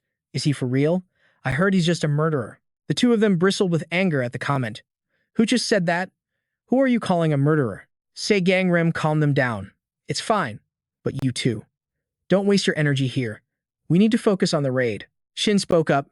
Everyone has the item I mentioned yesterday, right? Seol Gangim? It was Doc Gozen. He must be close with Seol Gangim. Doc Gozen strode forward. Gangim, it's been a while. How have you been? She stepped in front of him. He's not joining the Wonders faction, Doc Gozen continued. Did you happen to see that show I was on? Instead of shutting me down right away, why not hear about the gift I've prepared? Seol Gangim tensed up. What gift? He didn't prepare some suspicious package like that other woman, did he? Doc Gozen beamed. I bought you an entire building in Gangnam. For my favorite main character, of course. It's only a 25-minute walk from G Tower. It's close to public transport. Join our faction, and I'll hand you the deed. Seol Gangim's face flushed. Whoa, a building. Seol Gangim. He waved his hand dismissively. I'm not joining. And I have no intention of cooperating with you during this raid. Either. Doc Gozen remained cheerful. It seems we truly think alike. I have my own plans, you see. Plans? What kind of plans? Don't worry, I won't interfere with the Regressor's raid. I'm planning to do something far more useful. I'm sure you'll be just fine handling the raid yourself. Inside, he thought. More accusations about being a regressor. Doc Gozen turned to leave. I'll be watching you. I have high hopes for you, Seol Gang. What was that about? Just more of his usual nonsense. As he watched Doc Gozen walk away, Seol Gangim felt a sense of dread. I have a bad feeling about what he's planning, but I doubt we'll have to worry about him during the raid itself. An announcement boomed. To all those at the entrance, the gate to the great demon world will soon open. Don't worry. We can conquer any demon world we want, as long as we're together. Yeah, we just have to stick together. Therefore, please prepare for entry. Huh?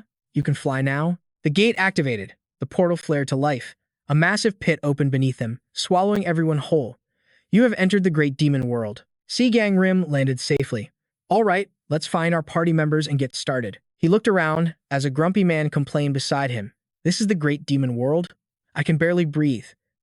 And why are there only two of us? What? Where did everyone else go? Seol Gangim looked utterly defeated. That's right, luck has never been on my side. I got dropped in here all by myself. Seol Gangim thought to himself, how did I end up here alone? Why is it just the two of us? I'd better get out of this area before I run into anyone. A system window appeared. Skill activated, absolute isolation. He thought to himself, I never expected to be dropped in alone, but I know the party members were split into 3 different zones. Seol Gangim recalled the past, his mind racing. To clear this demon world, I have to activate the barrier-breaking formation in each sector. I already explained this to the team yesterday. He walked past them, a plan forming in his mind. Instead of panicking, they should be trying to find each other. Where's the captain? Why are we the only ones left here? Tucked away in a corner, Seol Gangim watched everyone with a calculating gaze. He tapped his ear, activating the communication link. Seol Gangim's voice came through softly. Can everyone hear me? He then asked, report who you are with. Shinsua's voice replied instantly. This is Shinsua. I'm with Jiang, Taehan, and Linny. Yoon Jeon answered next. I'm with Bom and John. Yoon Bom snapped. You again? Yoon Jeon shot back. It's not like I wanted to be stuck with you. Seol Gangim interrupted them. Keep your voices down, can't you? This item isn't high grade enough for me to adjust the volume. A system card appeared. Private conversation airing. Beginner human grade. It allows users to communicate with others wearing the item within the demon world's range. Yoon Jeon and Yoon Bom said in unison, sorry, my bad. Seol Gangim let out a quiet sigh of relief and said, thinking about it, this isn't a bad combination at all. I'm considering whether I should summon one of the spirit beasts here. Jiang Taehan asked, wait, does that mean you're all alone right now? Shinsua chimed in, yeah, isn't that way too dangerous? Is Jianhua still not used to fighting with his bare hands? Yoon asked through the comms, master, can't you just summon one of the spirit beasts to your side? Yoon Bom agreed, yeah, you should have John. It's not safe to be alone. Plus, it would be safer for the twins to have John with them since they're both long-range attackers. It's fine. Shinsua asked worriedly, are you absolutely sure you'll be okay by yourself? Seol Gangim's reply was chillingly calm. If something goes wrong, I'll just summon a spirit beast back to me. The group replied, all right, be careful. Alone, Seol Gangim walked toward the palace. He slowly pushed the door open and said, then I'll stick to the plan. I'll contact you all later. Yeah, that's fine too. Seol Gangim gripped his sword, a thought echoing in his mind. I am different from the me of my past life. He slowly pushed the massive doors open. A system window appeared. The first great demon world is beginning. Seol Gangim thought to himself, I already know how to conquer all the demon worlds. Another system window flashed. Defeat the lord of the great demon world. Time limit, none. He continued his thought, and eventually, we are destined to meet. A faint smile touched Seol Gangim's lips as he said, it doesn't matter, even if I'm all alone. He strode boldly inside, right under the watchful eyes of Song Yo-Yel. The man began to scheme. Good thing he's by himself. Song Yo-Yel glared at him with a treacherous gaze and said, I will personally deliver judgment upon you. Seol Gangim stepped inside alone and came face to face with a pack of Stone Dragon Kings. An info card appeared. Stone Dragon King, beginner human grade. A species of giant lizard that evolved according to its environment. They always live in packs and are extremely aggressive. A few of the Stone Dragon Kings roared and charged furiously toward him. Seol Gangim calmly met their charge. He drew his sword from its sheath, his grip tightening. Seol Gangim lunged forward, cutting through the Stone Dragon Kings as a thought crossed his mind. The monsters at the start weren't this strong before. He finished slicing through them and landed gracefully on the ground, thinking, I'll clear this as quickly as possible. Seol Gangim landed safely next to a pile of Stone Dragon King corpses. He took out a spirit pill and thought to himself, this is not good at all. Seol Gangim recalled his past life. To activate the energy formation, I need to find the key to break the seal first. He glanced at the monster he just defeated and continued thinking. But with this situation, everyone will know where I've gone. The blood path begins from this door. I'm not confident I can activate the formation before everyone catches up, especially since I'm alone. Seol Gangim put a hand to his chin and began calculating. Do I have to resort to that method? Song Yo-Yel watched Seol Gangim, his mind racing. What method? He looked at the corpses of the Stone Dragon Kings being dragged away, and he thought, What is he doing with the bodies of those monsters? Song Yo-Yel thought again. He can definitely see the next wave of stone dragon kings charging toward him. As Song Yo-Yel watched, he had a realization. The horde of monsters is closing in on him. It suddenly dawned on him he's creating a trap by using the monsters to kill anyone who gets close to him. Song Yo-Yel remembered his past and thought again. A murderer who steals the fate of those he kills. I thought he was just hunting these monsters, but of course, things are never that simple. He gritted his teeth in anger and thought, Seol Gangim. Song Yo-Yel also raised his sword and headed in Seol Gangrim's direction. I will put an end to your evil deeds. Seol Gangim had already taken a leg from one of the stone dragon kings, thinking, I need a body part from the monster. He took out a mirror to check himself and thought, my condition isn't very good. Seol Gangim looked ahead at the endless swarm of monsters. Model. A horde of stone dragons charged toward him. He tore a piece of flesh from the dragon he just killed, thinking, I need to hurry, because more monsters are closing in. The system window appeared. Activate. Thieving rat. A glint appeared in his eyes. Seol Gangim looked down at his hands as his body began to transform. He had become a stone dragon. It worked, he thought. Seol Gangim communicated with the other stone dragons. I am one of you, friends. Some of them tilted their heads, questioning. Friend, he smirked inwardly. All right, they aren't attacking me. Why is he walking like that? He looks a little foolish. Seol Gangim thought to himself, Captain Moon's gift is proving to be incredibly useful. He mused, it's an item that lets you acquire any skill you desire. The system window flashed. Use secret skill fragment to obtain a skill. Select desired skill. You have acquired. Thieving rat. The skill card materialized. Thieving rat, low tier, human rank. Allows you to shapeshift into a target by consuming a part of its body. The duration of the transformation depends on the part consumed. Seol Gangim stood there, lost in thought. Thanks to this, I got a pretty decent transformation skill. He continued to strategize, I have to get through here before the transformation wears off. Yell emerged from behind him and asked, What the hell is that? Seol Gangim took off running, his mind racing. The others got here faster than I expected. Damn it. Where did he go? I've got to move. He reached the edge of a high cliff. Looking down, Seol Gangim spotted the stone dragon chieftain commanding its kin, and a thought echoed in his mind, found you. He locked his eyes on the stone dragon chieftain. A monkey with a key, the card appeared. Stone dragon, chieftain, 3rd class ghost rank, lizard-type creature, blessed by a deity. Leads the tribe and enhances its power through magic. Below, the stone dragon horde let out a deafening roar. Seol Gangim stealthily blended into the crowd and let out a mighty roar of his own, causing the other dragons to turn and stare. The chieftain eyed Seol Gangim with suspicion. Suddenly, the chieftain's eyes flashed with light. The chieftain ordered the dragons below to attack him. He reverted to his human form and drew his sword. So you weren't fooled, he muttered. Looks like you really are the leader. The stone dragon chieftain raised its scepter high. It commanded them to charge. In moments, he was completely surrounded by stone dragons. Seol Gangim calmly raised his blade and declared, wide-range power boost. Sword in hand, he lunged toward the horde. That's a pretty useful skill, he commented. A card appeared. Stone dragon, low-tier human rank, status, poison branch enhancement. Seol Gangim scoffed, a poison-type enhancement. He charged in alone, sword ready, a thought crossing his mind. Excellent. This is perfect for me. The monsters lunged as well, their claws aimed to kill. Seol Gangim cut through the monsters with a single slash. He thought, without that poison on their claws, they're not too hard to handle. He was now completely engulfed by the horde. With his blade, Seol Gangim cut them down, one by one. Still, the monsters charged forward relentlessly. Seol Gangim blocked a venomous strike with his sword and smiled. A drop of poison splattered onto his cheek. A system window flashed, activating poison resistance. Seol Gangim pressed his attack. He smirked. Their poison is nothing compared to Gang Chael's. He single-handedly sliced through the rest of the monsters. Just then, the stone dragon chieftain turned to flee. Seol Gangim lunged forward with his sword and said, What's this? Trying to run away on your own. He let out a contemptuous laugh as he prepared the final blow. Not very leader-like of you. He plunged his sword deep into the stone dragon chieftain. Exhausted from the fight, Seol Gangim sank to the ground. He glanced back at the fallen monsters, thinking to himself, at least my time in the training center wasn't wasted. In my past life, I nearly died here. Seol Gangim took the key from the neck of the fallen chieftain. He fastened it around his own neck and said, I can't afford to fall behind the others. Looking at the key, Seol Gangim spoke into his comms device. I've secured the key. He then asked for a status update. A voice crackled back. You got it already? We found the leader, but we're still in pursuit. Yunbom couldn't believe it. How did he get through that so fast on his own?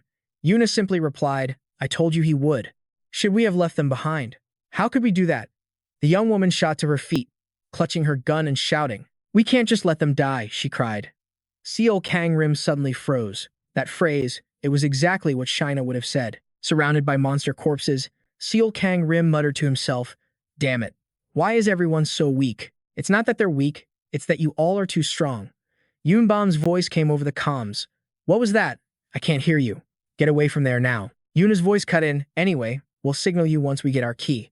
Seol Gangim's mind began to race. Looks like they'll take a lot longer than I thought. He started walking through the pools of monster blood, moving steadily forward. An idea formed in his mind. Then I should make good use of this time. I guess it's time to go. Elsewhere, a man gazed into a cave entrance. I was worried this cave would be a maze, but thank goodness someone from the training center is with us. Another man replied, I just happened to find a very good item. The first man laughed. Finding something useful in that trash shop is a skill in itself, you know. A woman in their party added, I can never tell all those items apart. In fact, Seol Gangim was the one who pointed this item out to me. The man chuckled. In a hellscape called the Blood Serpent Dungeon. All of us. Wait a minute. Seol Gangim. That murderer? He spun around, confronting her. You're associated with him? The other man joined the accusation. You didn't tell us this before. She stammered back. We're not close. We just happen to come from the same training center. She continued, trying to defend him. Besides, I don't believe those rumors are true. She held up a piece of paper. That's right. He even recently saved people who were trapped in a demon world. He did things like that even when we were back at the training center. Suddenly, the man looked past her, his eyes wide with fear. A monster, he yelled to the group. Everyone, get into formation. Healers, fall back. They all looked up in absolute shock. A colossal monster towered over them. What is this? What in the hell is that thing? Panic erupted as everyone scrambled to run. We're going to be crushed. Get out of the way. Meanwhile, Seol Gangim stood at a fork in the path, his hand on his sword. This must be the final crossroad. He weighed his options. Both of these paths lead to the exit, but one of them leads to the clay golem. If I fight it, my sword will be destroyed. So which path is clear of that golem? A system window appeared before him. Sensory enhancement. Seol Gangim looked forward, a faint smile on his lips as he nodded. This way. As he walked, a distant shout echoed. Where are the healers? A desperate voice screamed back. The healers have been taken down. Seol Gangim glanced back warily for a moment. Then he turned and continued on his path, muttering, I'll just mind my own business. Damn it. Save me. Help. The screams triggered a painful memory, and a headache flared in his mind. He broke into a run, rushing inside. He found a man huddled in a corner. My arm. The healers. Where are they? A monster lunged right for him. His mind went blank. Am I going to die? He screamed helplessly. Help. A wave of regret washed over him. I never should have come here in the first place. In a flash, a figure leaped from the shadows, slicing through the monsters. The survivor stared, breathless. Seol Gangim. Seol Gangim glanced at him, then charged forward, cutting down another monster. He leaped into the air and unleashed a massive wave of energy at the beast. The monster was completely annihilated. The survivor was speechless. Huh? He raised a trembling hand. Did Seol Gangim just save us? Seol Gangim turned an ice-cold gaze on them. As he walked out, someone else emerged. I told you to let me see your neck. The man bowed his head in shame. I don't think you're a bad person. But I admit, I have my doubts. Seol Gangim was lost in thought for a moment, when a voice suddenly called out from behind him. Wait, hold on, Seol Gangim, he shouted. Thank you for saving us. Seol Gangim stopped in his tracks as the voice continued from behind him. And I'm sorry. For what happened at the training center? Seol Gangim's thoughts drifted. Thank you. China, thinking of her, he spoke without turning around. I couldn't just let you die. And with that, Seol Gangim walked away coldly. A system window suddenly appeared. The proletarian hero of life has used the divine title relic item. An emphasized message will be activated for 10 minutes. The system window updated. The proletarian hero of life is offering to recruit you. Seol Gangim swiped at the air, annoyed. Damn it, he thought. I was sure I turned off these kinds of notifications before I came in here. A communication settings window popped up.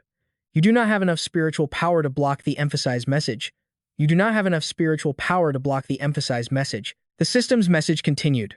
The proletarian hero of life is impressed by your strength and ability to work with a team. The proletarian hero of life praises you.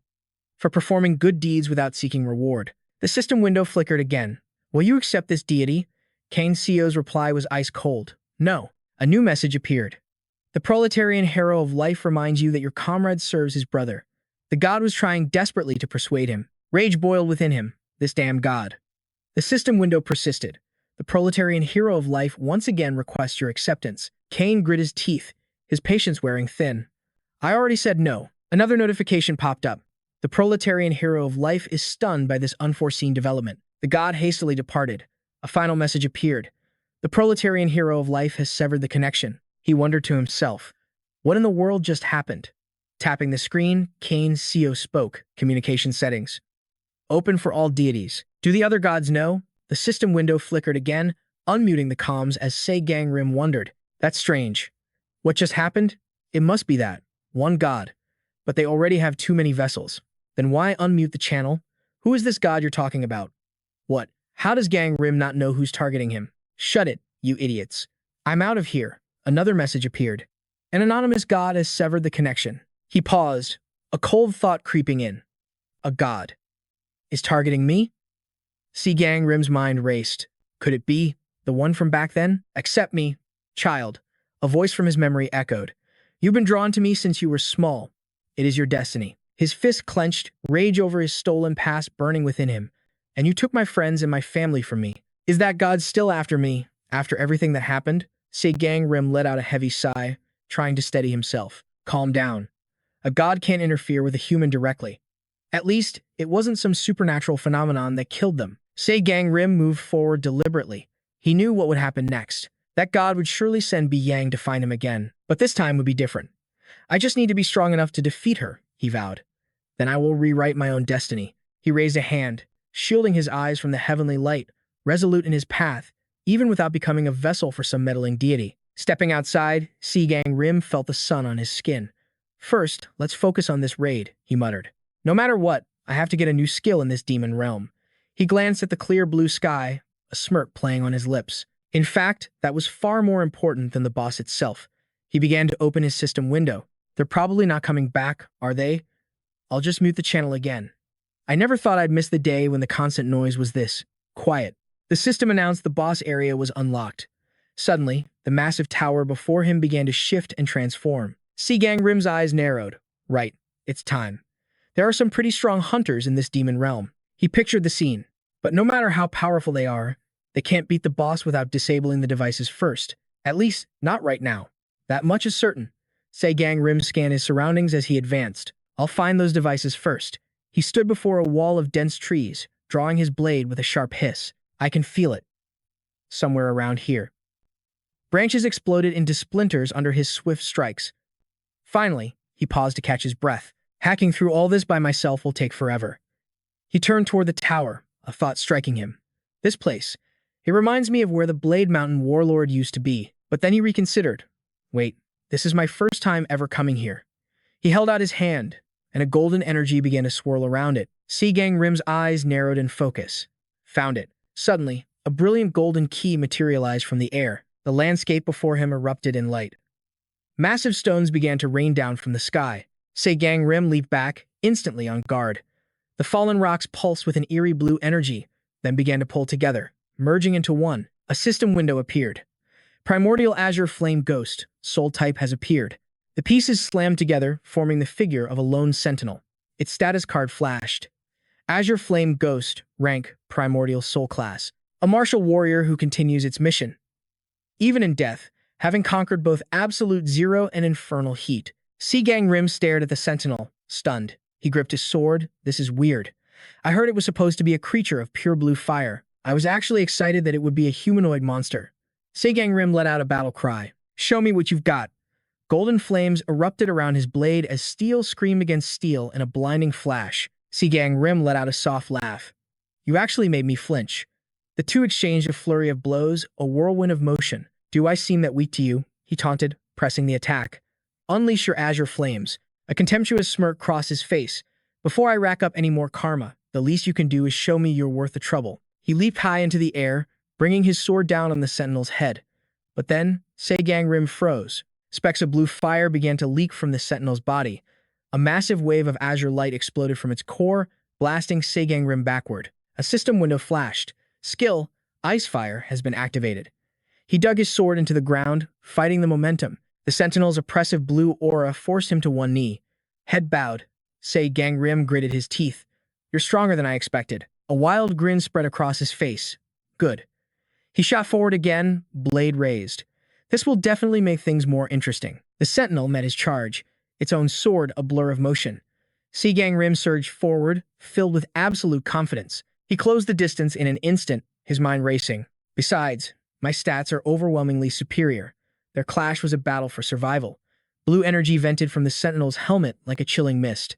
The golden flames of Seol Gangim's aura slammed into the sentinel's cold, blue vapor. Seol Gangim was startled back to the present as they clashed once again. The guard's chilling blue aura was starting to overwhelm him. Blocking another strike, his mind raced. My flames aren't powerful enough. Is his skill level just that much higher? The system window flared to life. Use achievement points to upgrade Flame Tier. Affirmative. Flame Control reached mid-grade human level. Flame Control has now reached high-grade human level. More, he commanded. The system obeyed. Flame Control has achieved low-grade demon level. Seol Gangim stared in disbelief at his surging power. A new notification appeared. You have insufficient points to upgrade the flame skill. The enemy's skill card materialized. Frostfire. Mid-grade demon level. With immense power, the guard charged, crashing into Seol Gangim. As he defended, he knew he needed a new plan. My flame control is a full rank below his Frostfire. He scanned the guard, analyzing every detail for a weakness. If I can just focus my fire on that single point, I can land a decisive blow. Seol Gangim pushed back, channeling all his energy as his mind worked furiously. If only I could condense my flames, make them more precise. But my control isn't at that level yet. He blocked the guard's attack with one hand while preparing a finishing move with the other. To achieve a similar effect, Seol Gangim prepared his ultimate skill. He aimed his sword at the guard, a confident smirk playing on his lips. This is the only way. Golden flames erupted from his very being. An overwhelming energy pulsed through the area. Motes of golden fire danced around him. At that moment, his sword began to glow with the same golden light. He had defeated the guard. Utterly exhausted, he collapsed onto the corpse.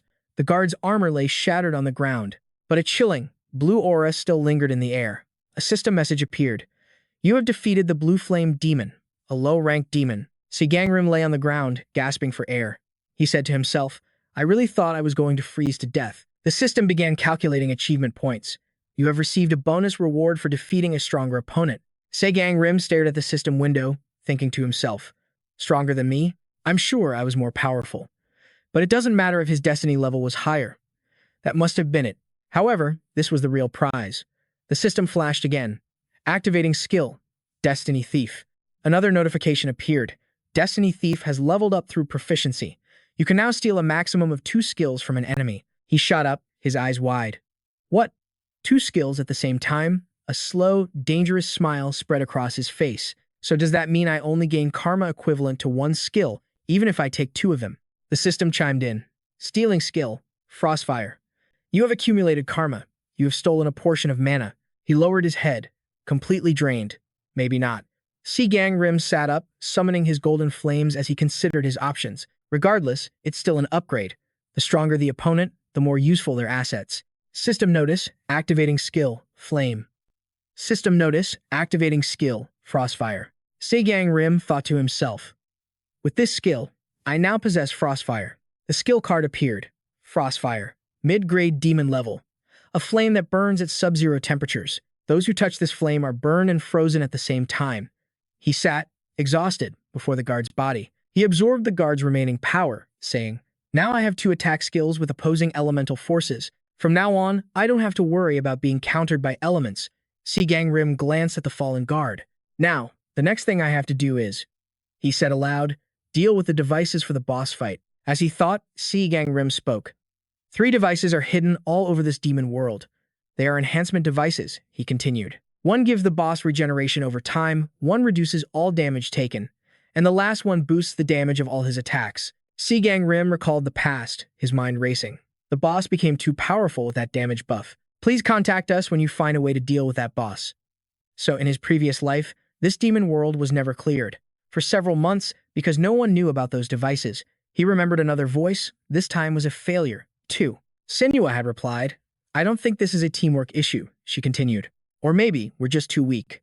I don't understand why the messengers don't intervene in the major demon worlds. Back in the driver's seat, Seol Gangim asked quietly. There's something that's been bothering me. Why is the great demon world split into 3 areas? After all, everyone meets in the boss room in the end. Do you think there could be a secret behind the divided areas? Shinsua fell into a deep thought before replying. It's all thanks to him. Caden, whispers rippled through the crowd. Who is this Caden guy?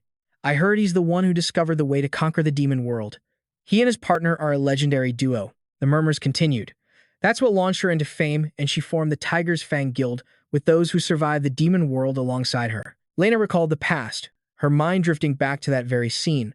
Caden of the Tiger's Fang sat down and considered his next move. The greatest prize from conquering the demon world was the creation of his guild. He thought to himself, I've finally gotten what I wanted. Now, I must prepare the stage for Lena's battle with the boss. Caden's next thought quickly took shape. The Tiger's Fang Guild had to be formed, even if he wasn't part of it. Taehan's voice boomed, It's me, Taehan.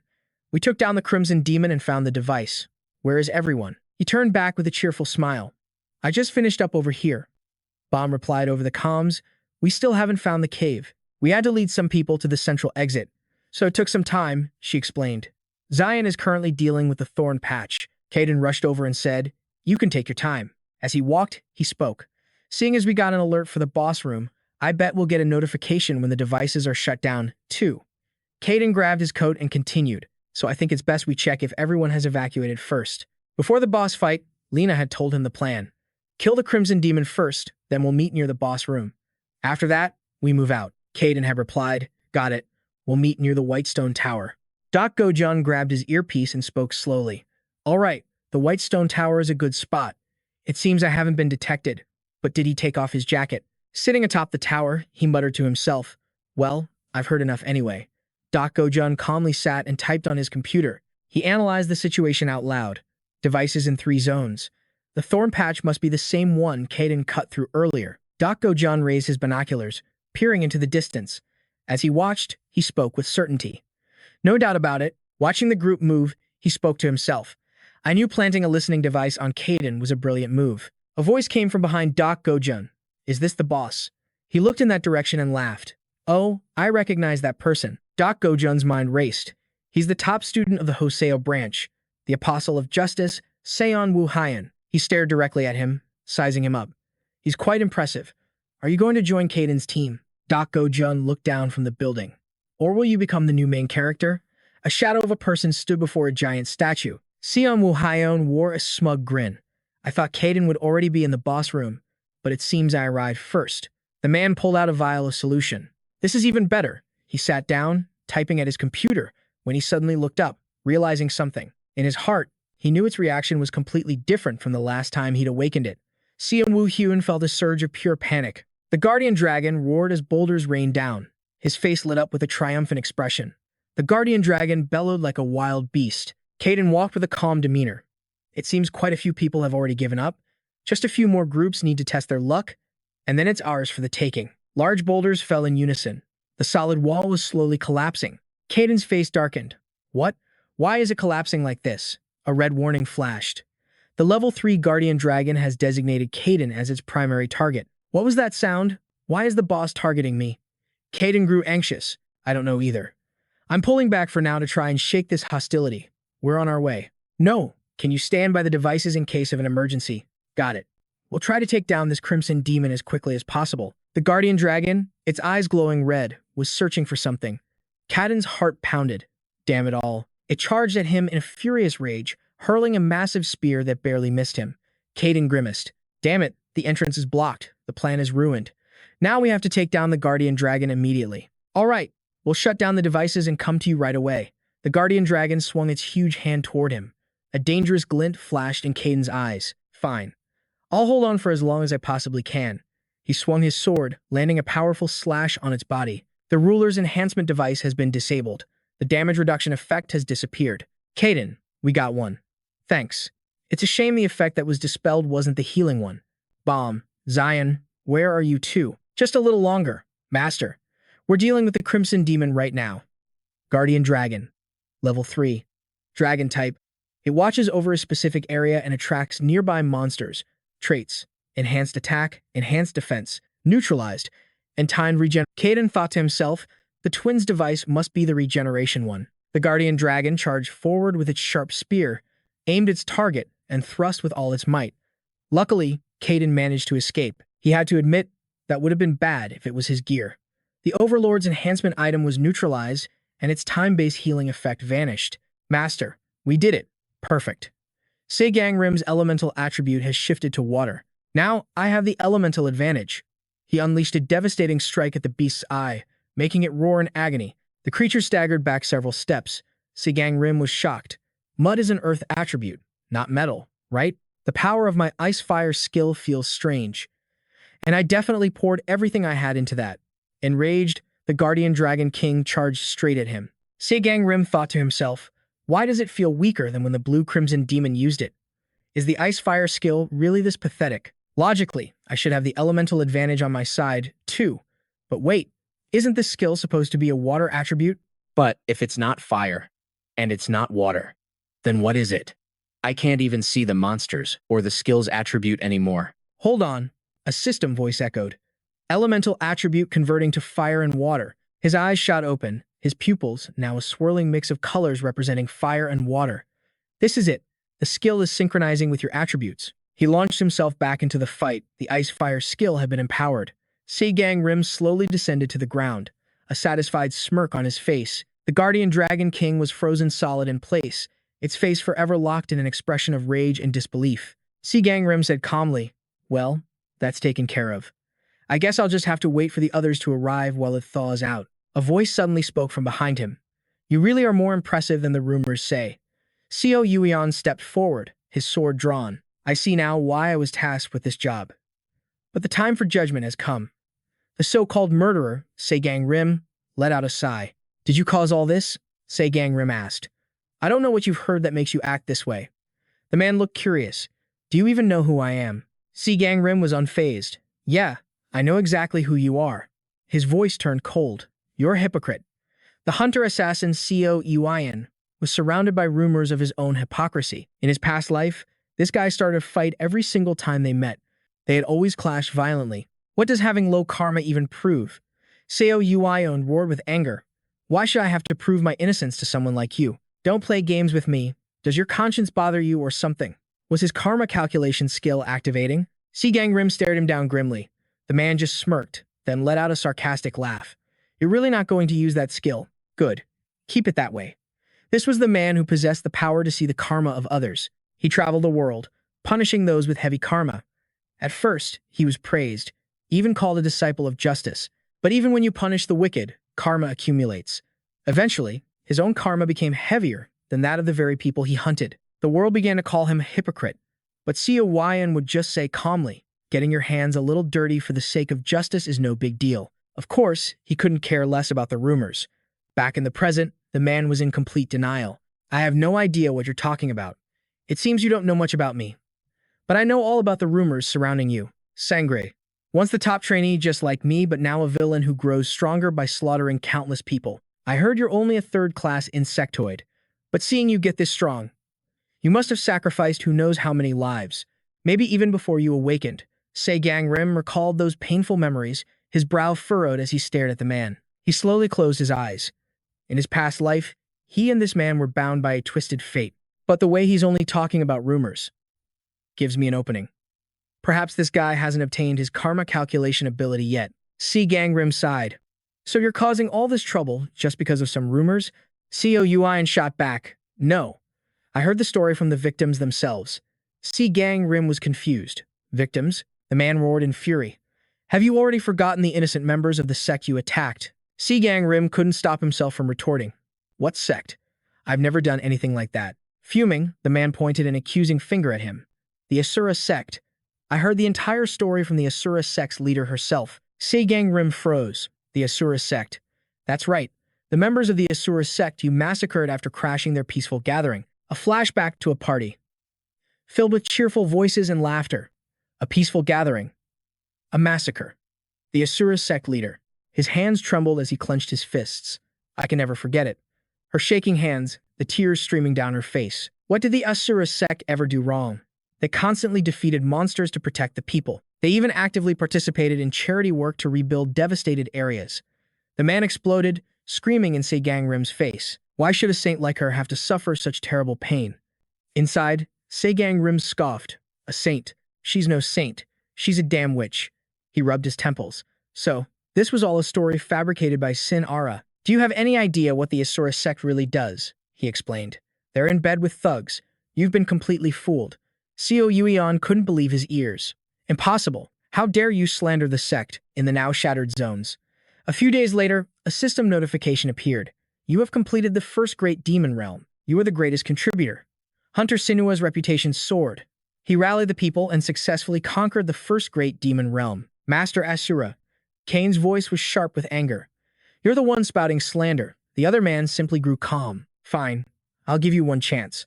I possess an ability called the Scale of Sin. With a simple handshake, I can compare the weight of your karmic debt against mine. Kane was visibly uneasy. He has a power like that. The man held out his hand as his skill. Destiny Sense activated. Name, Yuion. Rank, Low Tier Dragonkin. Attribute, Frost. Skill, Scale of Sin. Rank, Mid-Tier Dragonkin. Upon activation, it compares the karmic debt of two individuals holding hands. A penalty is inflicted upon the one with a heavier debt. The punishment's severity is proportional to the weight of their sins. Duration, 1 hour. A cold dread washed over Kane. This wasn't just some simple comparison skill. Yuion continued, I'm not without sin myself. So if you're truly innocent, our karmic debts should be nearly identical. Panic seized him. I'm carrying the karmic debt of 421 souls from my past life. He couldn't let that skill activate. Kane cautiously stepped back. And why should I trust you? You've already attacked me once. Who knows what kind of trick you're planning now? Yuion remained perfectly calm. Believe it or not, they call me a disciple of justice. If you can't trust me, so be it.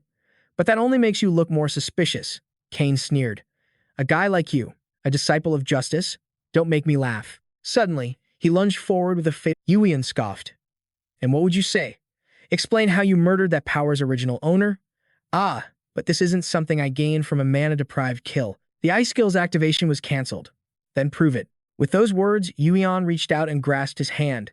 The Scale of Sin ability activated. Now comparing the karmic debt of Kane Seo and Yuion Sion. A massive spectral scale materialized. Yuion roared.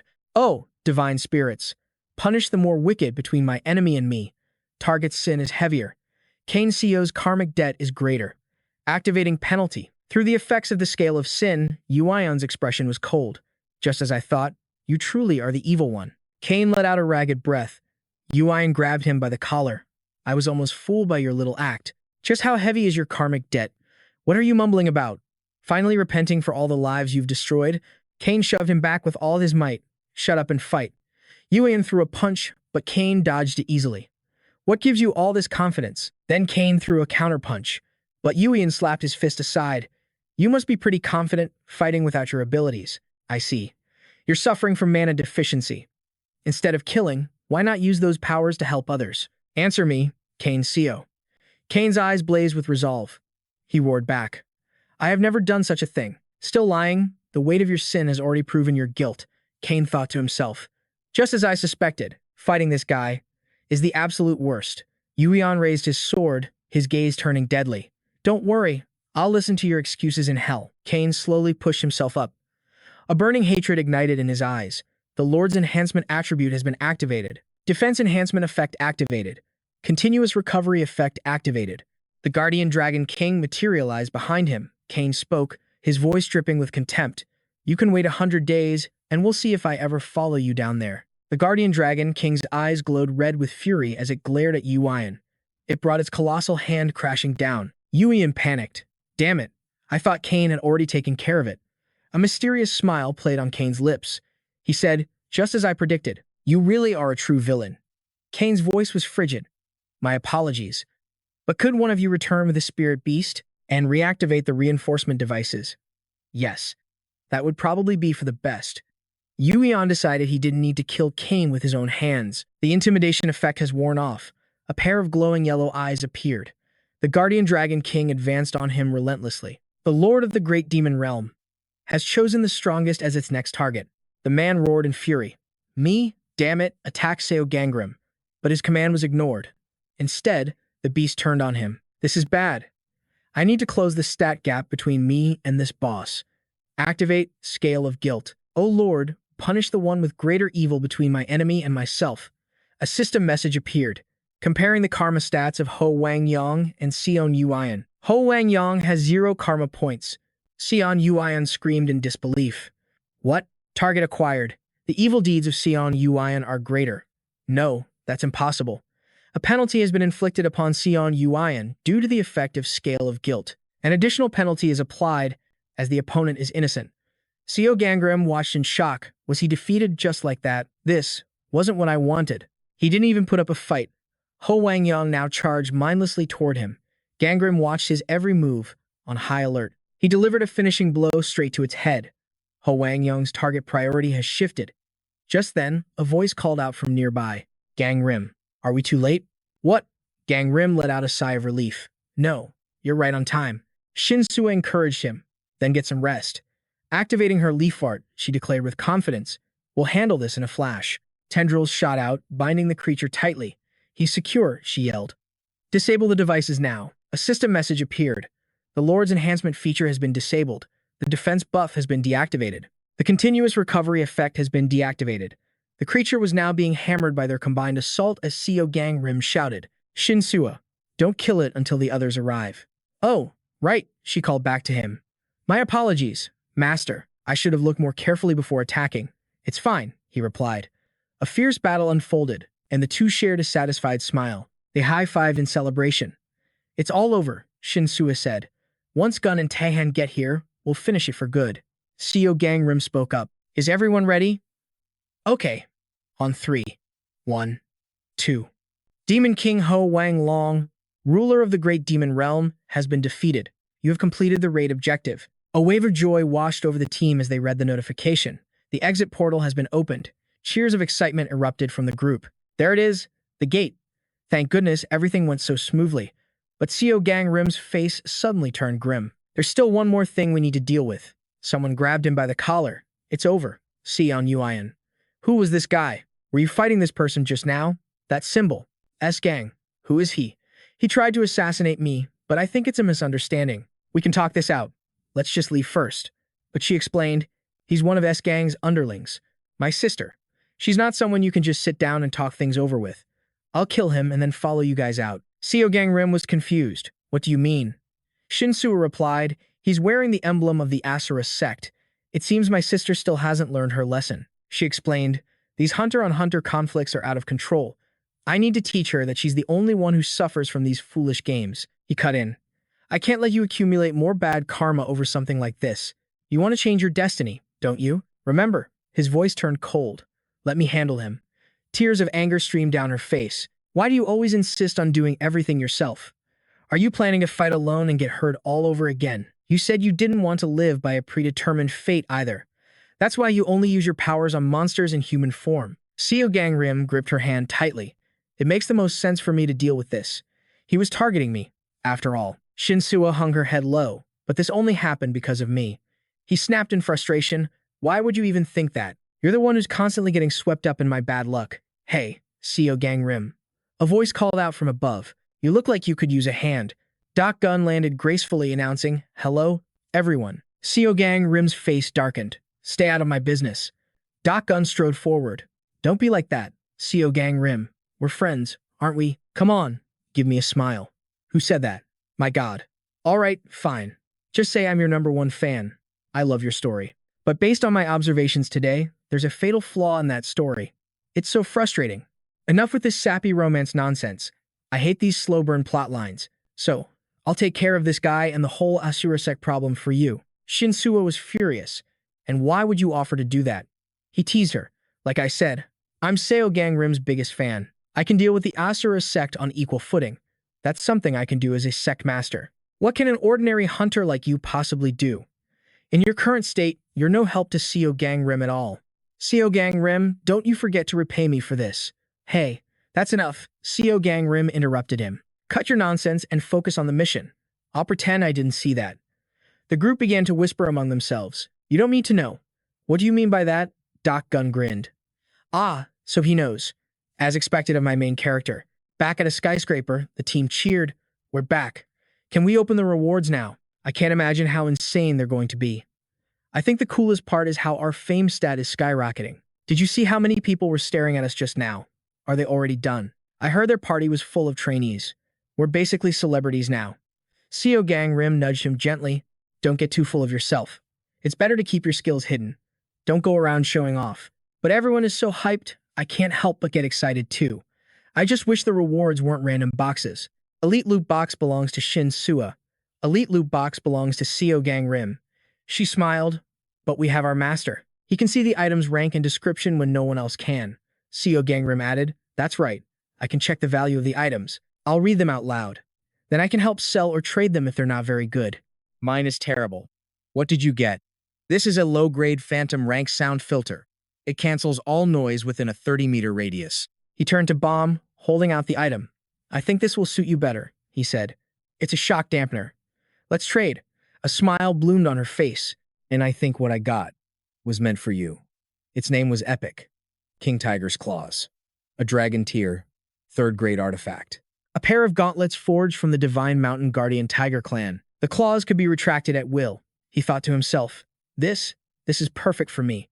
What an incredible stroke of luck. Next up, the Hornet's Quiver, a low-grade ghost tier item. It could generate an infinite supply of poison-tipped hornet arrows. Shinsua beamed, Seol Gangim, check mine out. Isn't it gorgeous? The Peach Blossom Sword, a dragon tier, 3rd-grade artifact. A blade of exorcism, forged from a peach tree possessed by the spirit of a Scylla master immortal. It was blessed by an immortal's power. Seol Gangim nodded. Yeah, I think it's a perfect match for your skills. It's the ultimate weapon for your leaf arts. Then she turned to him, curious. So what did you end up getting? He answered nonchalantly, oh, just a ring. It nullifies curses and lets you designate the user. But it's not currently cursed. Curse seal. Dragon tier, 3rd grade. It dispels all curses below its rank, and even tracks the caster who activated the curse. But then there was the bonus reward, he thought. According to plan, the top elite reward should have gone to Shinsua, so I hope it's something she can use, and completely useless to me. The Boundary of Life and Death, a god tier, 3rd-grade artifact. A piece of equipment saturated with divine power. It activates automatically when needed, with a 99% chance to block any attack when the user is on the brink of death. His mind raced. This was the item she had in his past life. It looked slightly different, but he knew. She would love it. It's a defensive item that can block an attack when you need it most. Since you're not used to fighting one-handed, it's perfect for you. I'm stronger than you, though, Seol Gangim retorted. She just smirked back playfully. Oh, really? Who got hurt the most in the demon realm? Who's always diving headfirst into danger all alone? The others couldn't help but agree. She's right. You're strong, master. But you always come back from the demon realm completely wrecked. Her eyes lit up with excitement, so just put it on. It settled over him. A perfect fit. Wow, you look amazing. You look really handsome in a coat like that. But Seol Gangim thought, this isn't how it was supposed to go. All right, now that we're done with the rewards, Shinsua has an announcement for everyone. An announcement, Shinsua took a deep breath and declared, I'm going to establish my own sect. A wave of relief washed over Seol Gangim. He was overjoyed. I was worried since she wasn't the MVP in the demon realm this time. But I guess that didn't change her decision to create a sect after all. That's a great idea, Shinsua. So, should I start calling you sect master? But her next words stopped him cold. I was planning on making you the sect master. Huh! His mind reeled. Me? The sect master? He considered it. Well, maybe this could work. After all, my entire goal is to change their fate. Maybe if I use my future knowledge to make everyone stronger. They won't be killed by Bai Yi this time. But then he shook his head, rejecting the thought. No. I can't make a decision like this. Not when everyone's lives are on the line. How could he be their leader? When he couldn't even tell them the truth about the enemy hunting them. The truth about Bai Yi. Seeing his stunned silence, Shinsua spoke with concern. Seol Gangim, you told me once that if I became the sect master, things would end badly for everyone. But that's not true. What happened with Seon Yuan, that was tied to my own karma. She took a step closer to Seol Gangim. In the demon realm, it was my destiny to nearly collapse because of my family. But I don't want to live by that fate anymore. You were the one who helped me find my footing again. Without you, I'm sure I'd still be lost, acting out and rebelling. My path was paved with suffering and endless battles. And you saved me. You are the center of this group, Seol Gangim. He felt helpless, but I don't have the right image for a leader. Who cares about that? Shinsua's cheeks flushed a delicate pink. We'll protect you. You're our sect master. The others chimed in, their voices unified. Yeah, we'll protect you too. That's right. You can count on us. He was actually starting to consider it. But just then, his phone buzzed, demanding his attention. He answered, and a voice came through the speaker. Did you find them? Seol Gangim's expression hardened. Yeah, I found them. The person you said was even more important than Bai Yi. Meanwhile, Kang Do-hyun crumpled a report in his hand. It was about his mother's death. Too many things didn't add up. The letter she supposedly left. The arsonist who burned the building to the ground. A chilling thought crossed his mind. Are you saying it's possible Bai Yi was the one who killed her? My friends, my family, my parents. That woman, Bai Yi, stole everything from me, and she made me watch as it all burned. Seol Gangim felt a wave of despair. Back when he knew nothing, he was already terrified for Shinsua's fate. But what if Shinsua wasn't her only target? What if others were being attacked? Right now, without him even knowing. Kang Do-hyun's voice was ice. I need to find her. We'll get our revenge together. But Seol Gangim's focus was elsewhere. I need to find everyone. Kang Do-hyun saw his distress. Hey, are you all right? But Seol Gangim just held up a hand, stopping him. You Harang, he said urgently. We have to find you Harang first. The scene shifts to a table laden with food prepared by Kang Do-hyun. He smiled, looking over his shoulder. Just then, Seol Gangim burst into the room, panicked. Did you find you Harang? Kang Do-hyun replied calmly. I did. Well, more accurately, I found her adoptive father, Yoo Sun-min. He gestured to the table. Sit down. Let's eat first. But Seol Gangim snapped. I didn't come here to eat. His eyes drifted to the warm food on the table, as if hesitating for a moment. I'm sorry, but I really can't. The man snapped. Oh, you're sorry? It's not like buying is going to kill you Harang right this second. What's the big rush? Gangrim slammed his hand on the table and shot to his feet. Even so, I have to find my people as quickly as possible. I can't stand the thought of someone I care about getting hurt while I'm completely in the dark. The man let out a long sigh. All right, fine. I'll bring you the file. I couldn't find anything on Harang herself, so I started digging into the people around her. Looks like she was homeschooled, too. Her only known relative is a man named Yoo Sun-min. He adopted a child 10 years ago. He's the leader of a group called the Church of the Compassionate Saint. He has a spotless reputation, both inside and outside his organization. The Church of the Compassionate Saint is a new, emerging religion. It's gaining popularity fast because they preach that even those with low social standing can find happiness. They believe that when he descends upon our world, it will become a paradise where even the lowest-ranked awakened can be happy. So Yoo Harang is treated like a priestess there. Seol Gangim's mind raced. Thinking back, she said she was training to become a god. I see. So that's what this is about. But to become a god, you need influence. A following. It's strange that all information about her is so scarce. Maybe she's still in the middle of that process, Kang Hoon added. You did say it'll be a whole year before she becomes your ally. In that case, maybe it's better if she stays right where she is. Gangrim felt helpless. I still have to meet her. If you want to meet this priestess, you'll need to become an elite believer. Just like these people. The file read. Elite believer, Kim Jin-hong. A spark ignited in Seol Gangim's eyes as he read the paper. Temporary position at the Destiny Cafe. I already met with them, but none of them would say a word about the priestess. It's fine.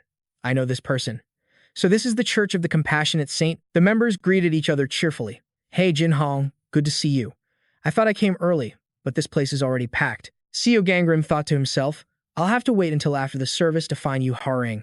If I make a move now, I'll definitely draw unwanted attention. Skill. Thieving Mouse is now active. A familiar shadow appeared at the front of the hall. Everyone, please take your seats and listen closely. A voice echoed through the hall. Good morning. Seol Gangim was disguised as a woman. That must be the leader of this cult, he thought. Yoo Sun-min began his earnest introduction. Thank you all for joining us here today at the Church of the Compassionate Saint. Seol Gangim's inner eye activated. A gold attribute insect type. His destiny is partially shielded. Of course, he looks happy. He's the leader of this whole operation. I hope today can be a day of comfort for all of you. Ever since the awakening, the influence of one's destiny has grown stronger, and for many, that has become a heavy burden. Seol Gangim found his words empty. But we must be more passionate in our search for happiness. What empty platitudes. My misfortunes have nothing to do with the day of the awakening. Another follower whispered. Of course. We were miserable long before that. We have lived with resentment and prejudice, bearing the weight of the misfortunes we were born into, he continued. We had no choice in the matter. How long will you keep running? Just accept it. It's all your fault. Those around us were dragged into our misfortune, suffering because of us. Destiny has suffocated us, and we had no choice but to give up on so many things. Seol Gangim clenched his fists tightly. Every word he spoke resonated with his own painful past. It was as if the man was speaking directly to him. We were abandoned by everyone, all because of something we could never control. And now, even the very gods have forsaken us. The crowd below was overwhelmed with emotion. But we will seize the opportunities that were stolen from us. The God of our church will be our greatest ally, even if we were born with a cruel destiny. We will overcome our fate and claim the lives we desire. The crowd roared. Yes, let's find our happiness. Seol Gangim reflected grimly. If I had met Shinsua in my past life, I might have ended up just like them. I think I understand why people fall for this. On the day our priestess ascends to godhood, we will all stand on a higher plane of existence, surpassing even those with god-tier destinies. He activates his skill, brainwashing voice. The entire hall is instantly ensnared by the curse, but the curse is nullified by conceal curse.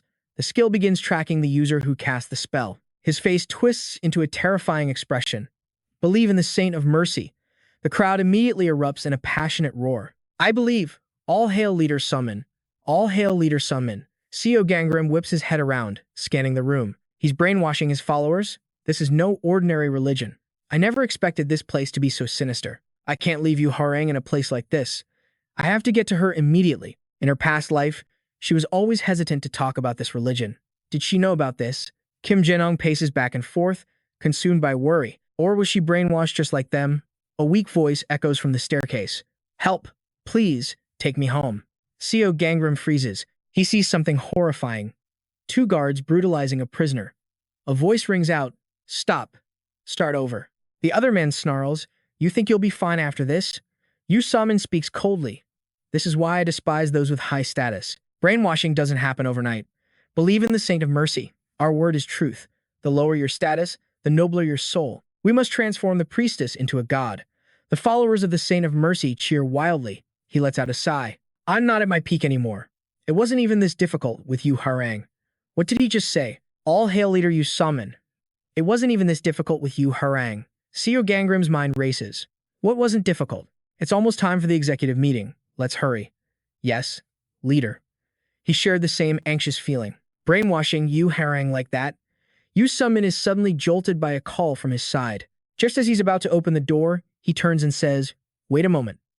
The man on the other side asks, surprised, is something wrong? Yu Samin raises his hand, listening to a faint sound nearby. With a cryptic look, he mutters, It seems we have a little rat here. He unlocks his own cage and, while walking, speaks into a radio. This is Team 1. Blockade the staircase and begin a full search. He continues, Team 2, commence your search. Kim Jin-ong thinks to himself, Yu Harang isn't here either. He looks toward the now locked staircase. Kim Jin-ong looks up, closing his eyes in thought. I need to check the other floors. He suddenly looks up again and sees a window glinting with light. Kim Jin-ong carefully approaches. Slipping in through the window, he peers into the room and wonders, why is this the only place that's dark? Feeling his way through the shadows, Kim Jin-ong thinks, should I try to turn on a light? Ahead of him is a door. He opens the door and steps inside. From behind him, a voice calls out, Who's there? Yu Harang, sitting in the corner of the room, demands, Who are you to barge in here without permission? Her voice is ice. Get out. Immediately. Kim Jin-ong places a hand on his chest and says clearly, I am Kim Jin-ong. He glances at the dolls. Wooden puppets fill the entire room. Yu Harang asks coldly, You are Kim Jin-ong? Kim Jin-ong replies, Yes, I know this is rude.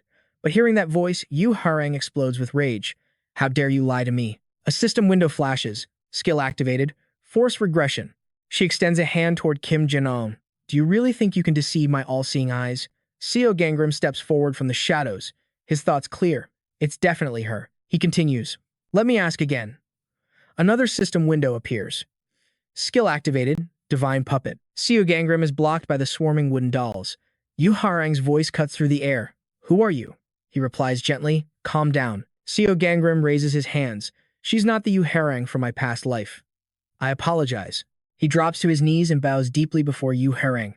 I am a new believer, Seol Gangim. I was so moved by your story. I just wanted to meet you so badly that I resorted to this shameful method. A cunning smile plays on Yu Harang's lips. She raises her hand with a look of disdain. Trying to deceive me, the one who will soon become a god, is a grave sin. But I shall forgive you out of my immense generosity. You may leave now." As he remains bowed, Harang adds, "Normally, you would have been flogged for this." Seol Gangim asks, "Can't we talk for just a little longer?" Harang scoffs, "My dear child." She continues, "Know your place." Harang looks down at him with an air of superiority. "I am the holy maiden of the Saint of Mercy. You are but a common believer. You have no right to speak to me so freely." So she's not listening to me at all. Seol Gangim stands and bows his apology. "I'm sorry, holy maiden." He gently summons Kirin and thinks, "Then at least let me try to break that brainwashing." Kirin. Harang gasps in shock. "A monster." She commands the wooden dolls, "Stop that beast. Seize that man." Harang screams in a rage, "I will make you pay for this." Seol Gangim gently pushed the wooden dolls aside, saying, "Those aren't monsters." In the blink of an eye, Kirin was right in front of Harang. At his command, it touched its forehead to hers. "Purify." A system window appeared, but there was no target for purification. Seol Gangim couldn't believe it. What? She hasn't been brainwashed? He frantically searched his memory for an answer, but he remembered Yeon Min's words. "This is why I hate those with high status." He rethought the situation. Brainwashing wasn't something that happened overnight. Seol Gangim let out a helpless sigh. He recalled her past. Harang's rank was God Tier 3.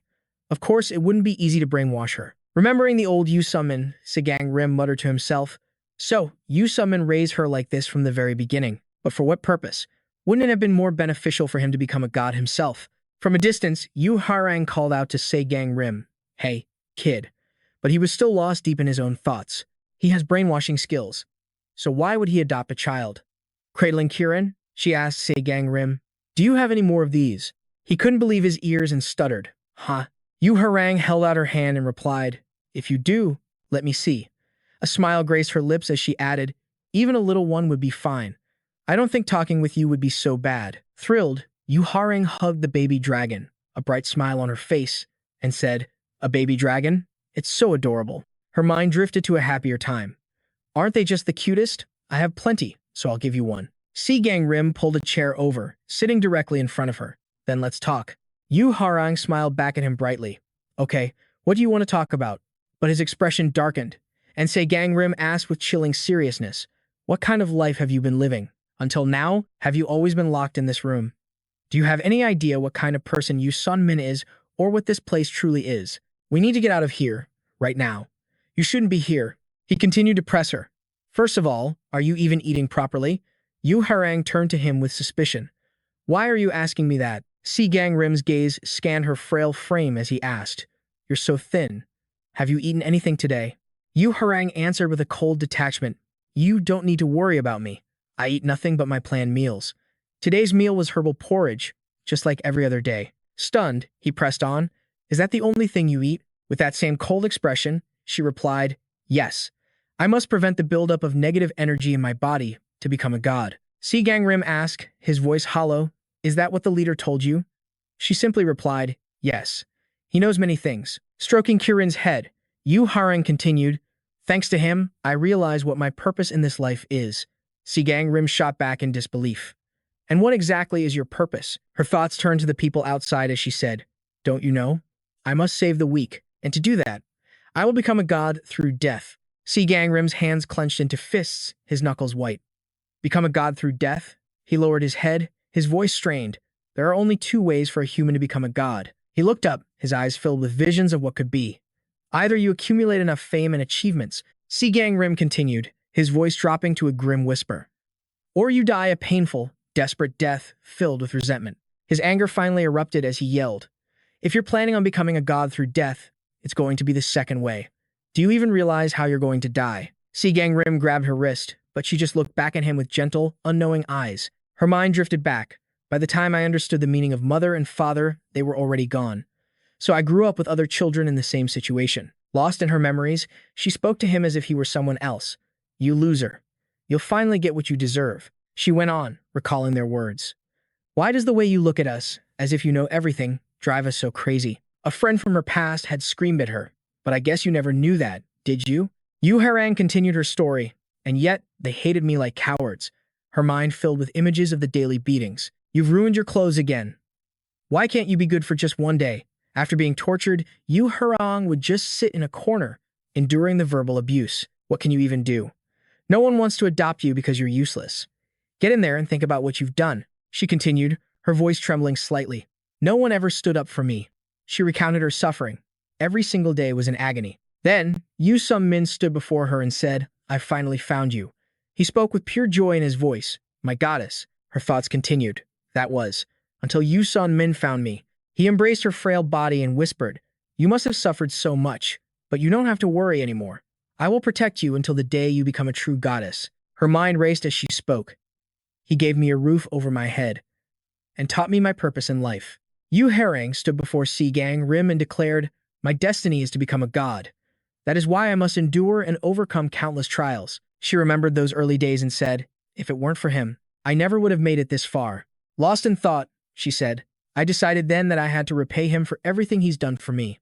Yu Harang gently stroked Kirin and added, After all, he is my father. She told him with a cheerful voice, So, Seol Gangim, you really don't need to worry about me.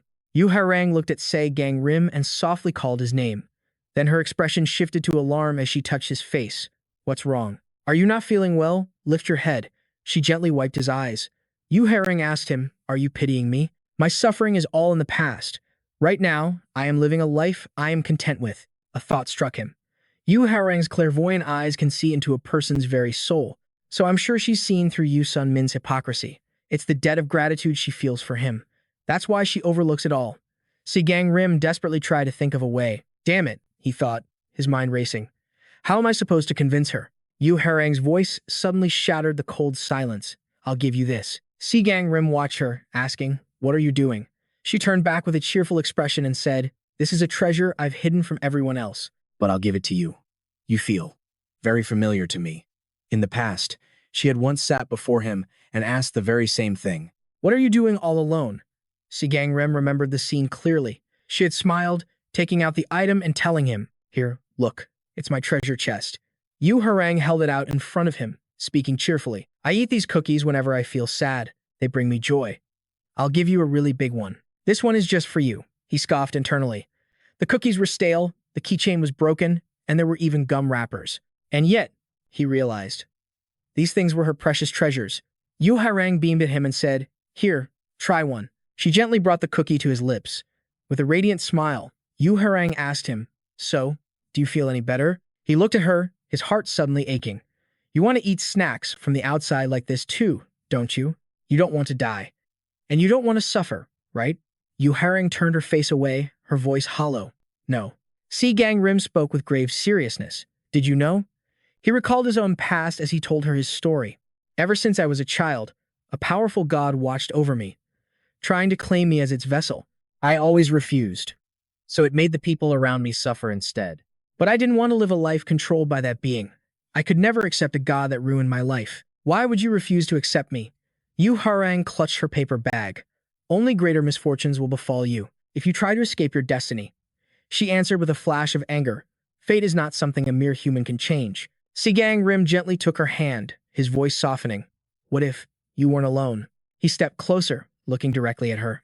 I used to think that I was all alone in my struggle, too. His past flashed before his eyes. But when I kept fighting against my fate, people who wanted to help appeared by my side, he continued, meeting her stunned gaze. So, all you have to do is make the decision. With a kind expression, Seol Gangim said, I want to help you, too. He gently held out his hand.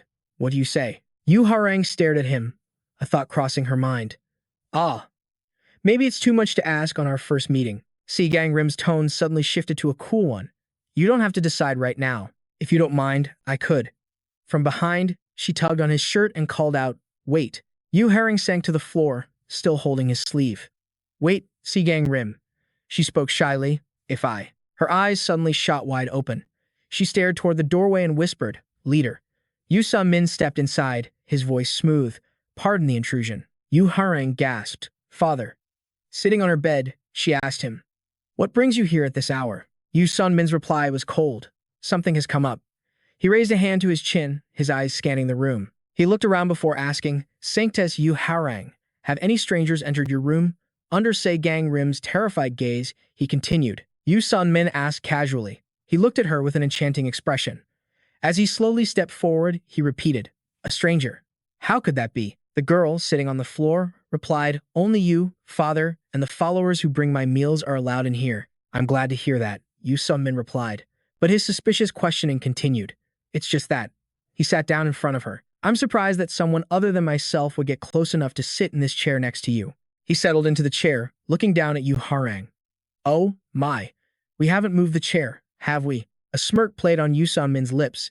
He chuckled softly and said, "There's one thing I always ask of my followers." He leaned in closer. "Do you know what that is?" she asked innocently. "What is it?" A twisted smile spread across Yu Sun-min's face. He leaned in close to her ear and whispered, "The rule is simple. Never get too close to the saintess."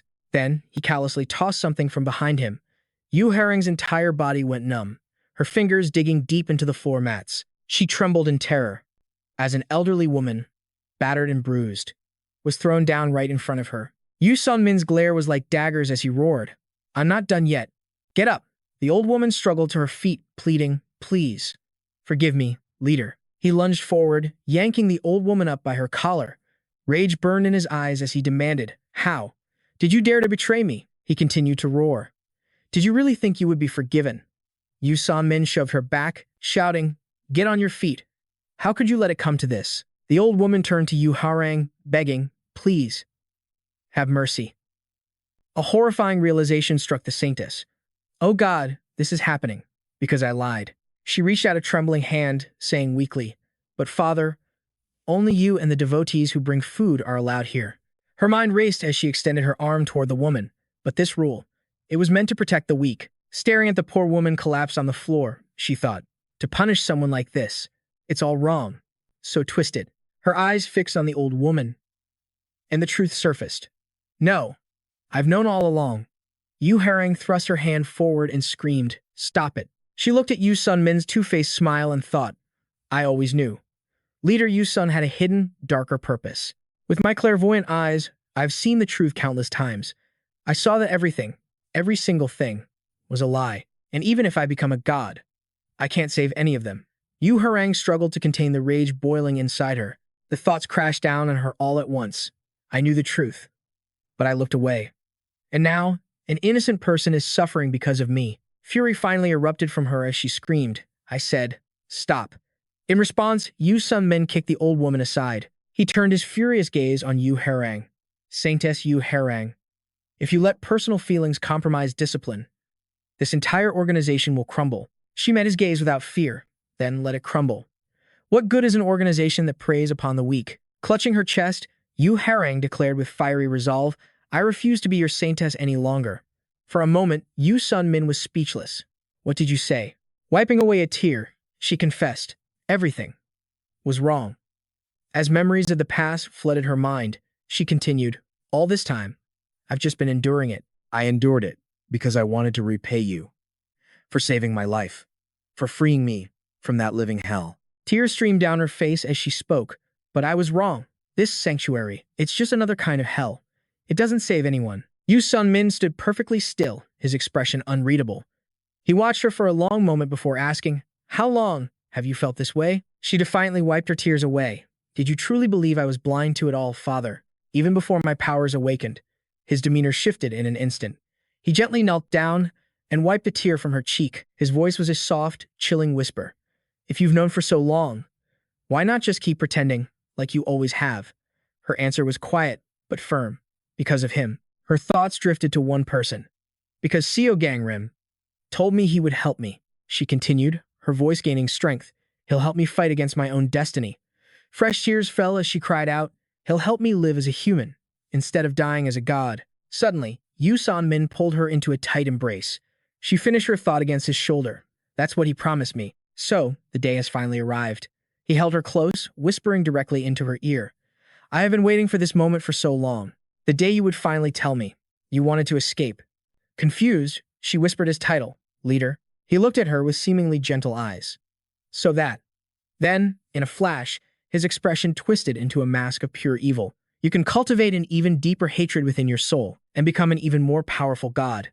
Yu Sun-min thrust out his hand. A cage of light erupted from the ground, trapping Yu Harang inside. System notification. Skill activated. Sphere of captivity. Just then, a furious shout echoed from afar. "I won't let you get away with this." A single name echoed in Yu Harang's mind. Seol Gangim. He moved like a blur, grabbing her in his arms. With a single slash, he shattered the prison of light. Yu Sun-min shielded himself from the flying shards, his face a mask of shock. Seeing her savior, a faint smile graced Yu Harang's lips. But Seol Gangrim's eyes were filled with rage as he glared at the leader. His back still facing the enemy, he spoke to her. His voice, now filled with concern, asked, "Are you all right? Did he hurt you?" She answered softly, "No. I'm okay." Her gaze shifted back to Yu Sun-min. She spoke to Seol Gangim, her voice firm. "More importantly, now I understand everything. Sorry for showing up unannounced," he said quickly. Then, with his sword held ready, Seol Gangim rose to his full height and began walking purposefully toward Yu Sun-min. I couldn't just stand by and watch any longer. A wicked grin spread across the leader's face. Well, I thought a little rat had snuck into my halls, but it turns out to be you, the so-called hope for all those pathetic insects. Hey, in that case, I'll have to give you a proper welcome. He calmly raised a radio to his lips, all devotees. His voice boomed from speakers hidden in the ceiling, echoing throughout the entire compound. Converge on my position now. Immediately, the sound of countless running feet filled the air.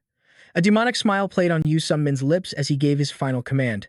And eliminate our enemy. Their eyes went blank, completely manipulated. The entire crowd, even the elderly, surged towards Seol Gangim. From behind, Yu Harang screamed, "No, stop." She rushed forward, pleading, "Don't listen to the leader." Seol Gangim reached out, catching her in his arms. Yu Harang. Holding her, he commanded, "Hang on tight." With a flash of his sword, he dashed for the window, 1,000 hands grasping for him. He smashed through the glass, stunning everyone, and leaped down with her in his arms. Yu Harang stared blankly at the people left behind on the building. She reached a hand toward the sun, toward the outside world, cradling her. Seol Gangim landed safely. Shouts erupted from the building. Seol Gangim has escaped with the Saintess. A man grabbed a radio, roaring into it. Seol Gangim has escaped with the Saintess. Kill him and bring her back. At this, Seol Gangrim's head snapped back. The people around them swarmed forward to attack, screaming, "Give us back our Saintess." A sea of hands reached for Seol Gangim as they howled, desperate to reclaim Yu Harang. "The Saintess, bring her back to us." He drew his sword and declared, "You are all victims here." While fending them off, he added, "That's why I don't want to harm any of you." With a single, sweeping motion, he sent the entire crowd flying aside. Seol Gangim sheathed his blade and said, "But this much should be enough." His technique had struck them all, freezing them in place like statues. But even paralyzed, they still struggled forward, trying to snatch Yu Harang back. The gravity of the situation finally hit her. The crowd's unending screams echoed, "Seol Gangim, kill him." The Saintess. One man, completely frozen, still managed to force out the words, "Don't go. We're begging you to save us. Come back." Behind her, their wails and pleas continued. "Don't abandon us." Seol Gangim carried Yu Harang, calmly walking past the frozen horde. She grabbed his shoulder and pleaded, "Seol Gangim, we can't just leave them." Seol Gangim replied with an ice-cold expression, "You're not abandoning them. By escaping to the outside world and exposing the true face of this benevolent saint cult, that is how you will truly save these people." He kept walking as he spoke. "Don't you want to free them from their leader's brainwashing so they can finally taste freedom once again?" As her eyes clouded with sorrow, a figure stepped out from the crowd. It was Yu Sun-min, who spoke as he approached.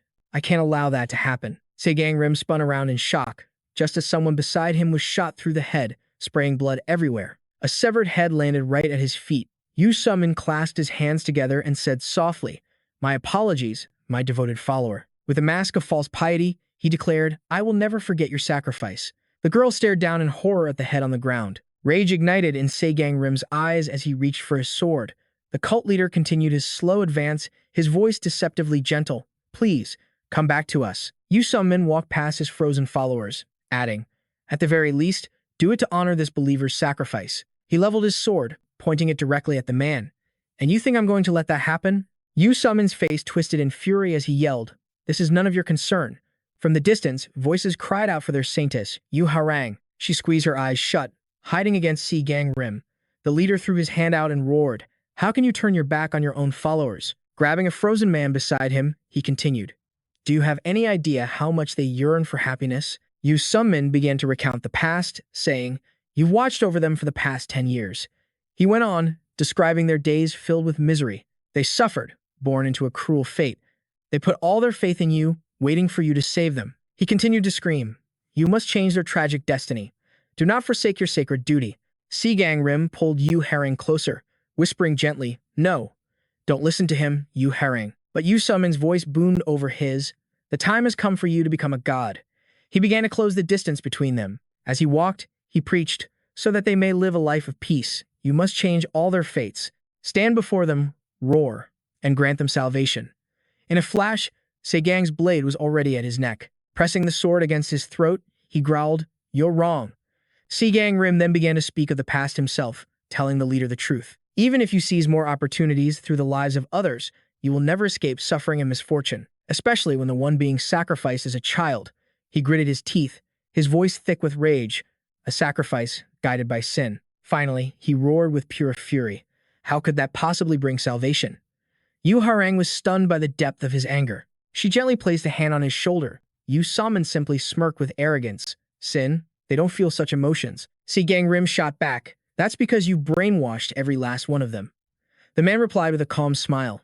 "That's right." Yu Summon spread his arms wide, boasting proudly. "Thanks to my power, not a single one of my followers bears any responsibility." He continued to spew his vile words, desecrating the memory of all the lives sacrificed to protect his benevolent saint cult, and all the lives that would be sacrificed in the future. He raised a hand as he spoke. "However, even if my followers forget those who died for our noble cause," he brought both hands up level with his face. He said with an eerily serene expression, "I, as their leader."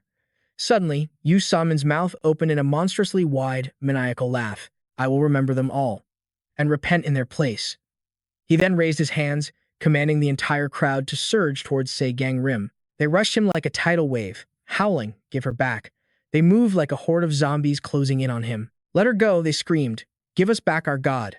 In an instant, they were upon him, 1,000 hands reaching. They clawed into his body, pleading, "Bring us salvation." Seol Gangim thought to himself, "But if we use that power, the frozen followers will die." Yu Harang's voice trembled. "Seol Gangim, what should we do?" With a single sweep of his blade, he sent them all flying and spoke softly to her. "Don't worry." Rage blazed in his eyes as he roared. "No matter what it takes, I'm getting you out of here." From within the crowd, a knife came flying toward them.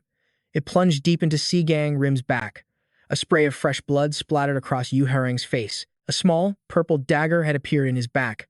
His legs buckled, and he collapsed to his knees. The attacker lunged, his eyes filled with madness, shouting, "Give her back to us." Yu Harang caught Seol Gangim, screaming at the saintess, "Stop this. Just stop." The cultist knelt before her, the cold blade now touching the top of her head.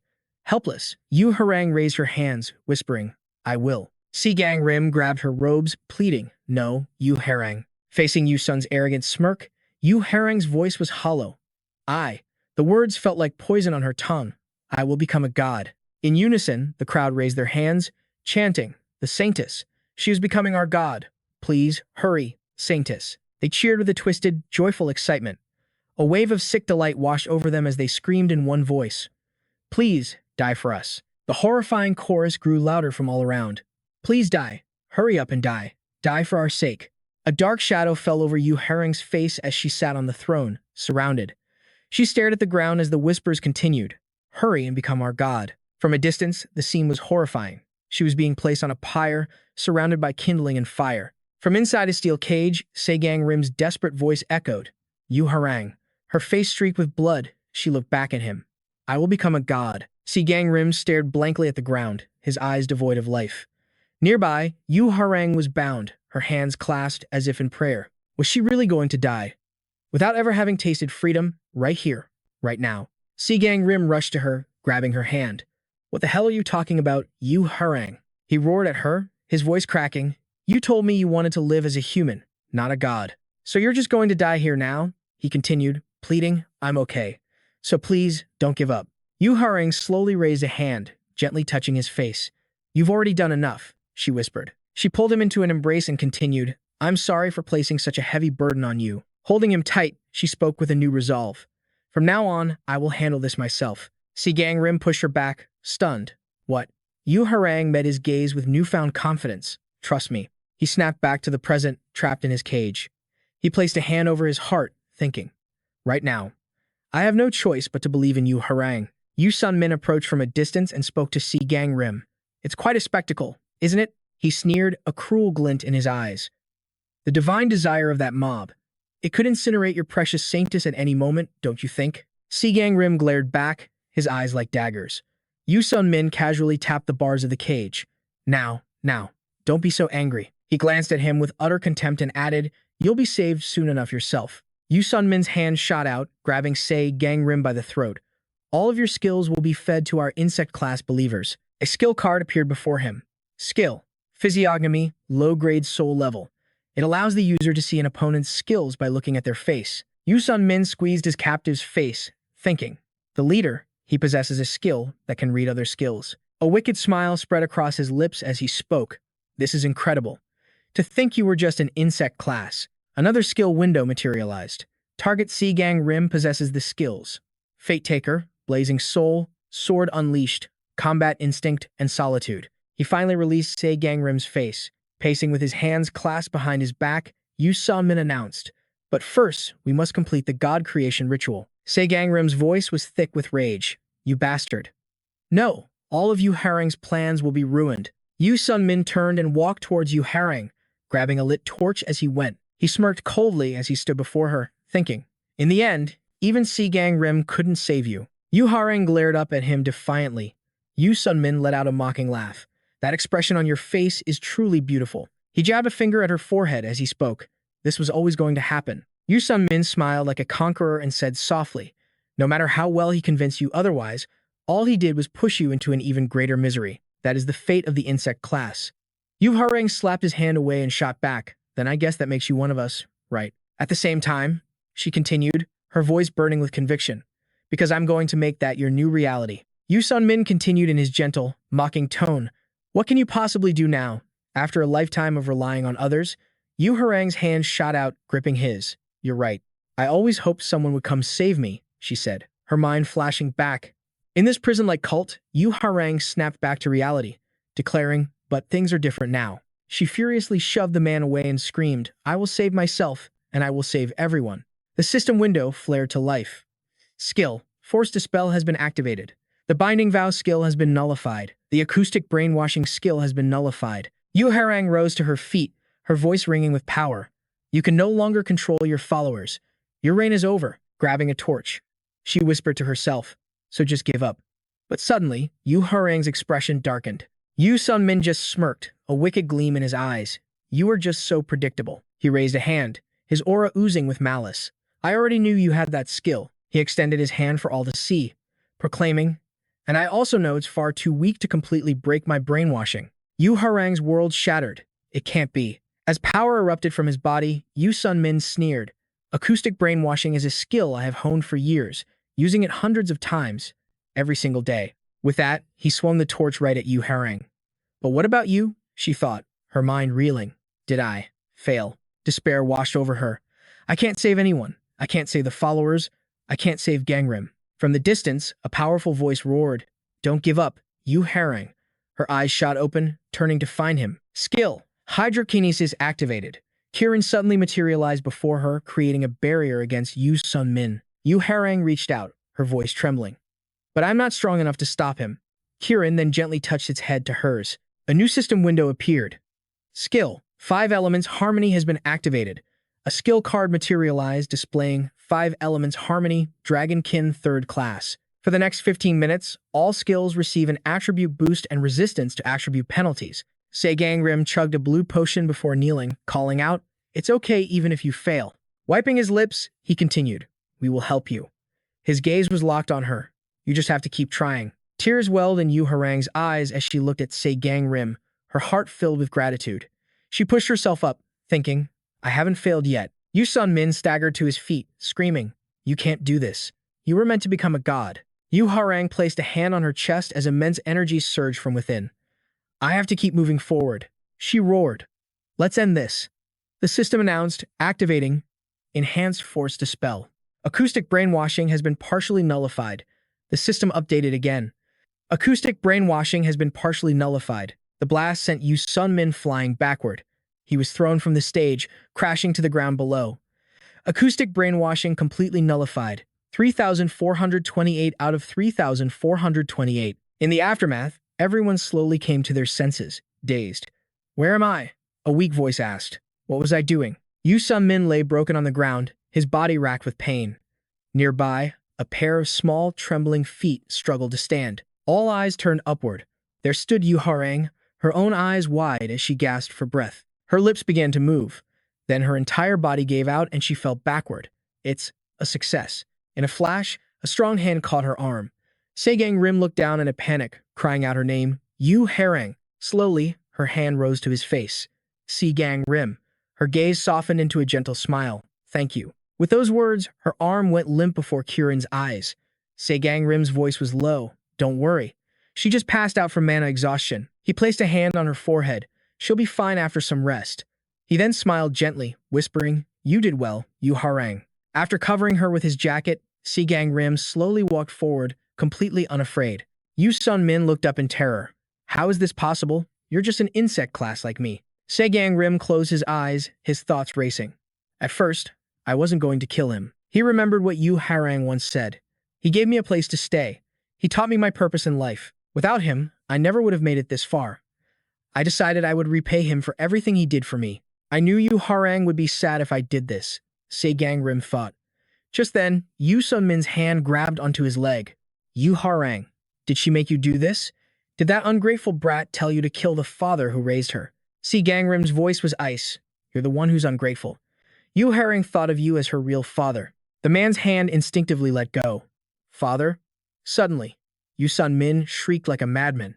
Then she should have just died. Seol Gangim gritted his teeth as flames erupted around his blade. That's right. With eyes burning with rage, he knew. This man could not be forgiven. Yu Sun-min's voice was faint. Stop.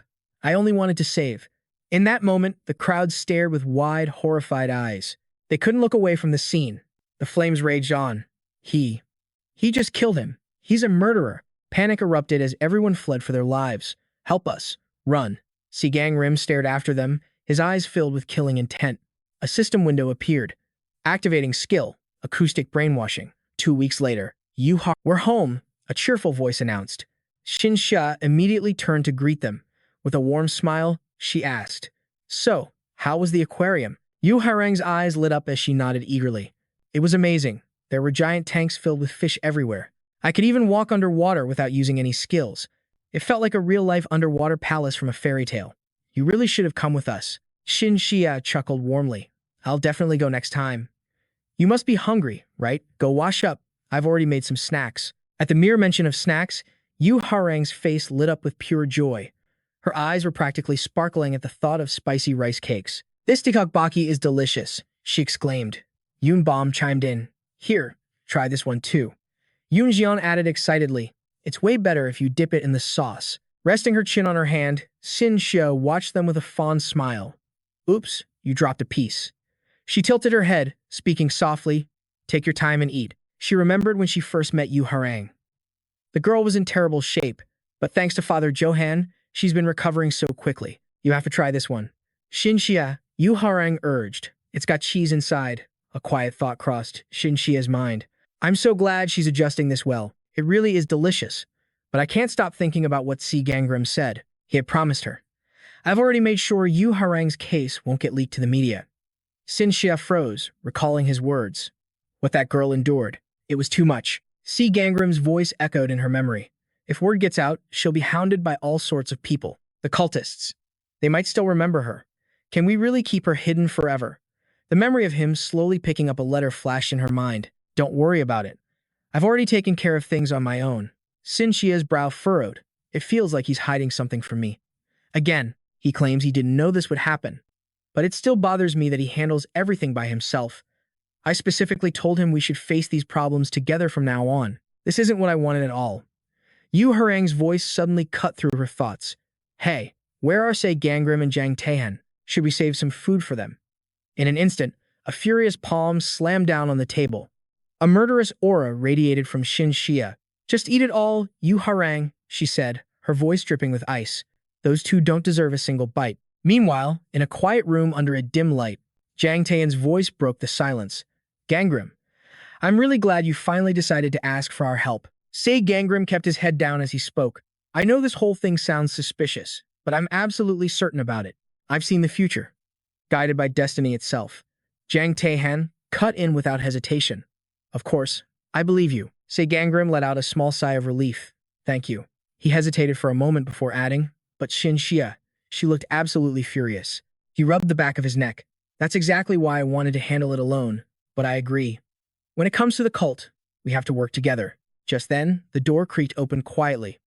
Besides, Seol Gangim explained, the more help we have, the better. Naturally, I'll still be handling the majority of the work. Suddenly, Jang Taehan's expression turned grim, so that's why. Today you went and, standing behind them with his arms crossed was Kang Do-hun. Hey, Seol Gangim, he snarled. Have you lost your damn mind? You put up the house in our ancestral burial grounds as collateral, to buy some coin. Coin? Kang Do-hun asked, his voice deceptively calm. It's not the kind of coin I'm thinking of, is it? Seol Gangim, one cheek already swelling up, muttered, I'm just planning to use the system for the next great demon world. He lowered his gaze. You saw the future again, didn't you? Seol Gangim pressed on. The second great demon world isn't dangerous. In fact, it's more like a festival for the gods. The participants will act as proxies for the 12 zodiac gods, and they'll all be competing in a race. Jang Taehan's eyes widened in surprise. The 12 zodiac gods? Can we choose which god we want to represent? Seol Gangim shook his head. No, it's determined by your birth year. What? Jang Taehan replied. Then, besides the twins, we'll all be on different teams. Seol Gangim nodded grimly. That's right. This time, the Great Demon World won't be a team game for us. Any awakened who aren't participating can bet by purchasing coins. They buy the coin of the zodiac god they believe will win the race. You can bet on anyone you choose. A system window materialized. Will you purchase this god's coin? After the race is over, Seol Gangim continued. The value of the coins changes based on the final rankings. Kang Do-hun rubbed his temples, a headache forming. So, you want me to buy coins? Who's going to win? Seol Gangim pointed a thumb at his own chest with unshakable confidence. Me, of course. It's not like I saw a future where I win. But I know exactly what the race entails, so I can manipulate the outcome. Enraged, Kang Do-hun grabbed his cheek and squeezed. You little punk. So it's just a huge gamble. What happens if you don't win? Seol Gangim winced. Can't you just trust me a little? Kang Do-hun shoved an envelope across the table. If you don't win this, I'll disown you as my brother. You'll have to pay back every single thing. Instantly, Seol Gangim's and Jang Taehan's eyes shot down to the envelope with excitement. Certificate for the ancestral burial site and registered seal. Seol Gangim's head snapped up.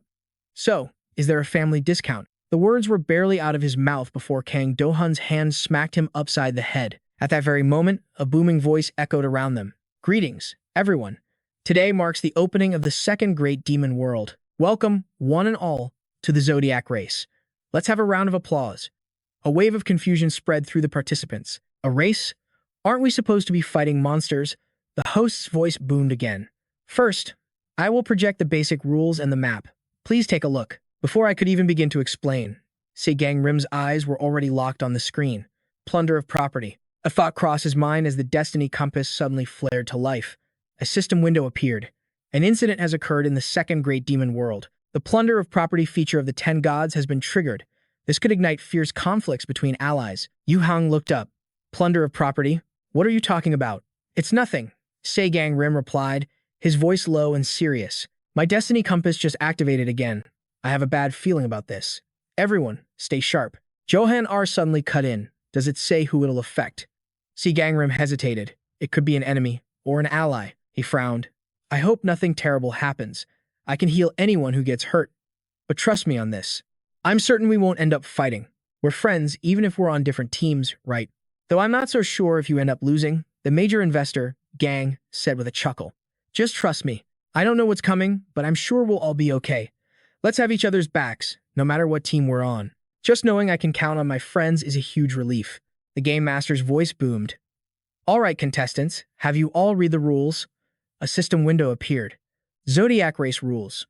All participants will be on the team that matches their birth year. Within this demon realm, all skills and item effects related to the Zodiac will be greatly amplified. The use of skills and items is permitted, so long as you do not violate any other restrictions. However, violence and killing are strictly forbidden. Communication devices are also prohibited anywhere within this zone. Violating these restrictions will result in penalties. Any forbidden action will lead to immediate disqualification from the race. The Game Master continued, and I'm sure you've all seen the most important part. A system window flashed. Race rewards. First through third place will receive special rewards and rank-based prizes. Fourth through 12th place will receive rank-based prizes. Plus, every member of the overall winning team gets an additional reward. He quickly pressed a button. Well then, let the games begin. You all know what you need to do. But do you know why we're holding this race? First, let's look back at the myth of the Zodiac. All eyes on the screen, please. A long, long time ago, the Jade Emperor spoke to all the animals of the world. Come to my palace before the new year. The first 12 to arrive will be immortalized as the symbols of the years. And so, the animals raced toward the Jade Emperor's palace. The order in which they arrived determined the order of the Zodiac. However, was that original ranking truly fair? If they were to race again today, who would win? We are holding this race to find that very answer, so give it your all in this race. A system window appeared. Raid objective. Achieve a high score in the Zodiac race. Time limit, 3 hours. The Game Master quickly waved a flag. And now I will begin the countdown. All the competitors took their positions. Please stand behind the starting line. The timer began to tick down as everyone tensed, ready to spring into action. Seol Gangim thought to himself, I will conquer this demon realm once again. The countdown hit 0. The Game Master's voice roared. Begin. A system window popped up. Speed skill activated. Kandu Hun watched the monitor intently. With the start of the race, the sale of Zodiac coins has now officially closed. Please enjoy the race, everyone. A system alert flashed instantly. Coins possessed. Rat coin. Every single contestant shot forward at incredible speeds. The Festival of the Gods, the Great Zodiac Race, had finally begun. The competition was already heating up. Another system window appeared. Skill activated. Leaf glide technique. Shinsua surged forward, full of confidence. Some racers were already clearing the first zone at blinding speed. The spectators all looked to the sky in astonishment. And the one in the lead is. A status window appeared. Length, 2 meters. Rank, 3rd class Dragon Tribe. His body moved with incredible mastery. Seol Gangim smirked. A good start. Now I just have to maintain this pace. The Game Master's voice boomed with excitement. Seol Gangim has reached the first checkpoint. Let's see what fate has in store for him. But suddenly, a crimson-red screen flared to life right in front of him. The system instantly announced, Fate card activated. His body froze as his eyes widened in shock. There was a brilliant flash, and just like that, the #1 contender, Seol Gangim, vanished. He reappeared on a deserted island, feeling completely drained of his strength. At that same moment, brilliant wings sprouted from Yu Hang's back. Meanwhile, the other frontrunners were just approaching the first checkpoint. A system window announced, Wings of Speed obtained. You can now fly for 10 minutes. Johan R. quickly raised his hand. Over here. Another announcement appeared, Cheering Boost obtained. All skills are enhanced for 10 minutes. Agility Boost obtained. Jumping ability increased for 10 minutes. Back on the island, a new message appeared for Seol Gangim. You are stranded. You can only escape by rolling a 6 on the dice. Time until next dice roll, 9 minutes and 42 seconds. Seol Gangim gritted his teeth. You've got to be kidding me. My luck is the worst. He immediately tried to leap into the air, but a system warning stopped him cold. Return to your designated position. Footsteps echoed across the blue water. The system announced the target had escaped its designated location. Initiating penalty. In a flash, a crimson barrier erupted before Seol Gangim. The Guardian's fist clenched tight as it lunged forward. It flew towards Seol Gangim in a rage. His hand tightened on his sword's hilt as he coldly muttered, Penalty, don't make me laugh. Instantly, his powerful blade came crashing down. Move! A layer of ice blue energy spread across the Guardian's arm. Soon, its entire body was encased in the frigid aura. Killing intent flared in Seol Gangim's eyes. I have to win. The system announced, participant Seol Gangim will be penalized for leaving the deserted island. Doc Gozen looked up with a smirk. Seol Gangim. So he beat the Guardian and escaped the island after all. He whispered sarcastically, I wouldn't expect anything less. As he spoke, Doc Gozen slowly lowered his foot. Seol Gangim was sprinting at top speed. I broke out quickly, but I'm still falling way behind. He glanced to the side. The second stage would be tough. Doc Gozen called out, Seol Gangim, how do you plan on reclaiming first place? He answered with a slight grin. If you're so curious. Seol Gangim enthusiastically held his hand out toward Doc Gozen. Then stick with me. Doc Gozen looked up and laughed. You want me to be your ally? Seol Gangim shot back. You were born in the year of the rat, weren't you?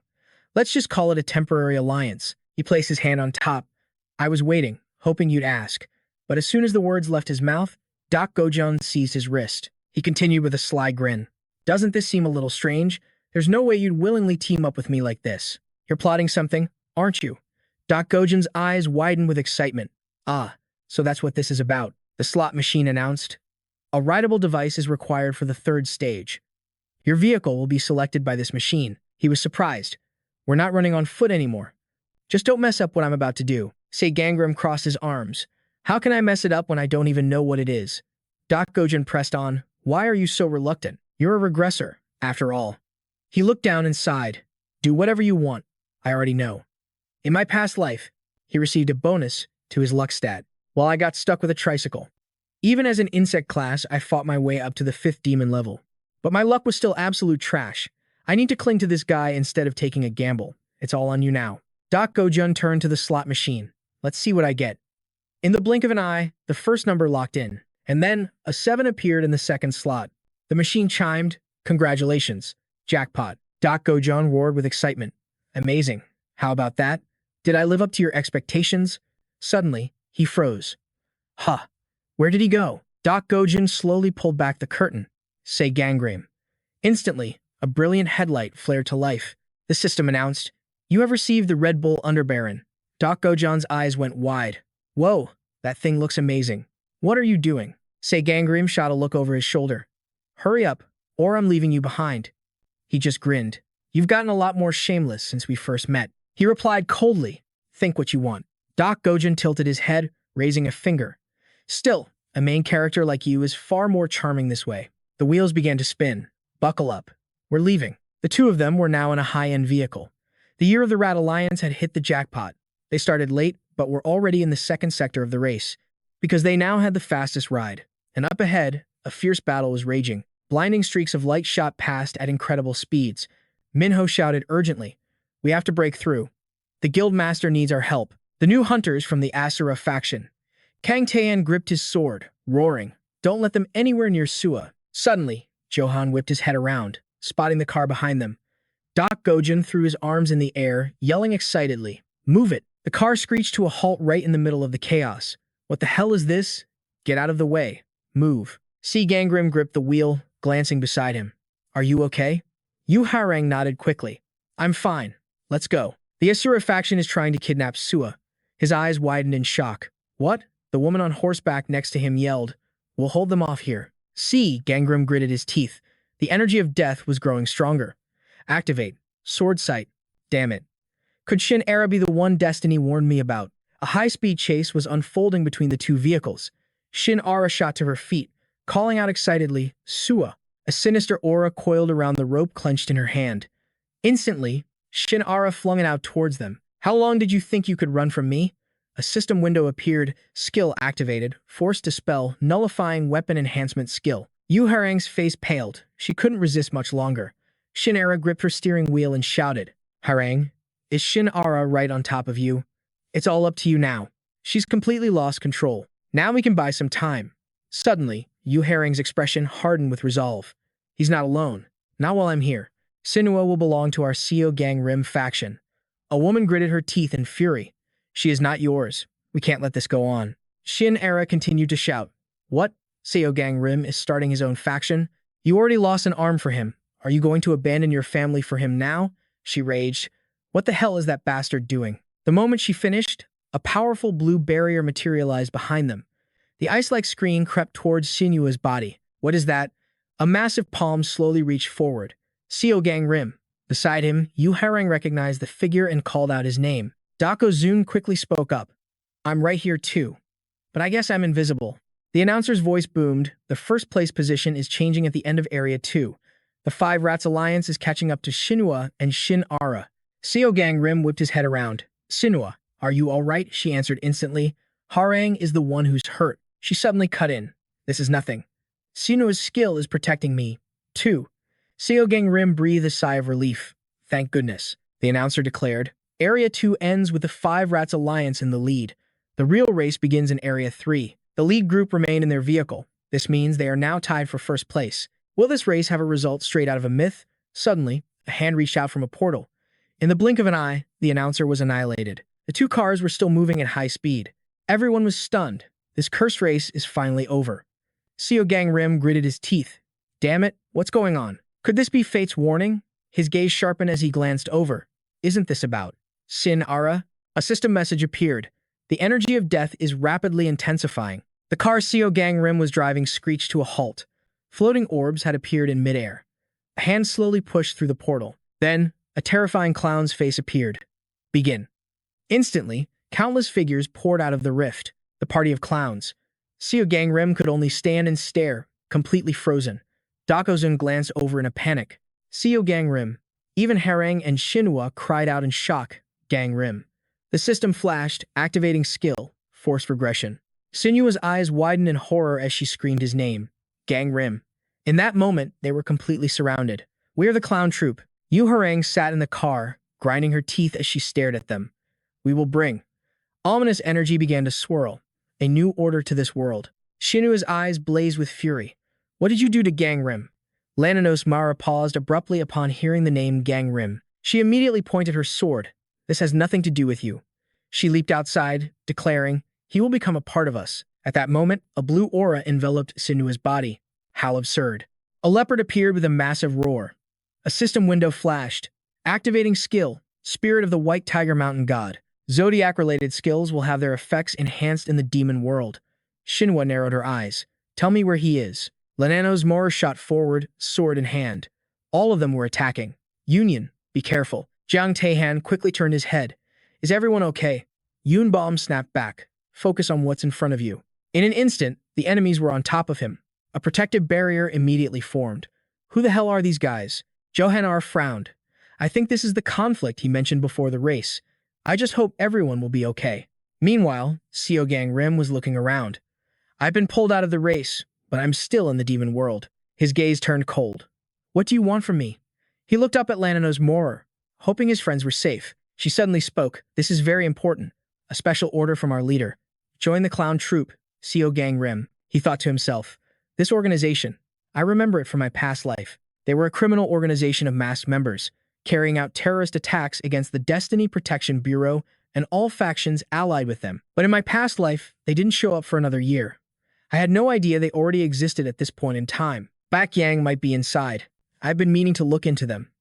Could this be the perfect opportunity?" Lananos Mara leaped down without warning.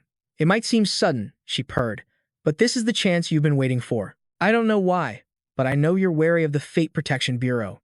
At her words, Seol Gangim's expression hardened. Lananos Mara leaned in close, her voice a whisper. "But you don't think we're the only ones who noticed, do you?" They definitely caught on by now. In a flash, Seol Gangim seized her wrist. Unfazed, Lananos Mara simply leaned away. "Whoa there, I almost fell," she teased. "Don't be so cold. Work with us," she added.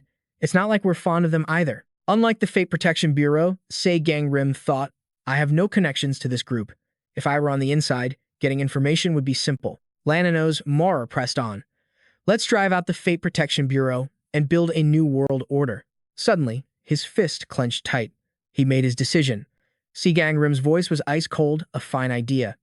"I'm sure this mask will suit you just as well." Without a moment's hesitation, he struck her across the face. The mask on Lananos Mora shattered into 1,000 pieces. She clutched her eye, speaking slowly. "How cruel." Seol Gangim's voice was low. "Why should I ever trust a criminal like you?" The system window appeared, activating the skill, Destiny Sense. Lananos just laughed as she looked up. "Stop pretending to be so righteous." System Lananos Mara. Level 2. Race, Metal Attribute. Zodiac, Rabbit. Seol Gang thought to himself, "She's the same level as me. Plus, I have the attribute advantage. I can easily take her down." She continued speaking. "Berna told me never to reveal my face." He remained lost in thought. "If I want to infiltrate their headquarters, I have to get close to someone with a higher rank. Is Berna pulling the strings?" He shot back. "If he wants me, tell him to come himself. I have no intention of following a weakling like you." A flash of anger ignited in Lananos Mora's eyes. "What did you say?" Her entire body began to glow with a brilliant light. "It seems you're underestimating me." Her fingers extended, revealing razor-sharp claws. "I have more than enough power to take you down," the system announced. Skill activated. Beast Claw. Lananos Mora launched a surprise attack. "You little rat." Seol Gangim swiftly parried the blow. "You're nothing but a rabbit." She just smiled, her eyes wide. "What was that?" "I am a true beast." A beast filled with resentment. He scoffed, resentment, all over a single attack. Veins pulsed in the hand gripping his sword. "What a shame. But I'm not exactly a pushover myself." Instantly, Lananos Mora lost her footing and stumbled back. "You know what? Even within the zodiac, there are rivalries. The rat has many enemies.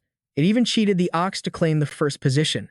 A powerful light began to envelop her body, but the one who despises the rat most of all.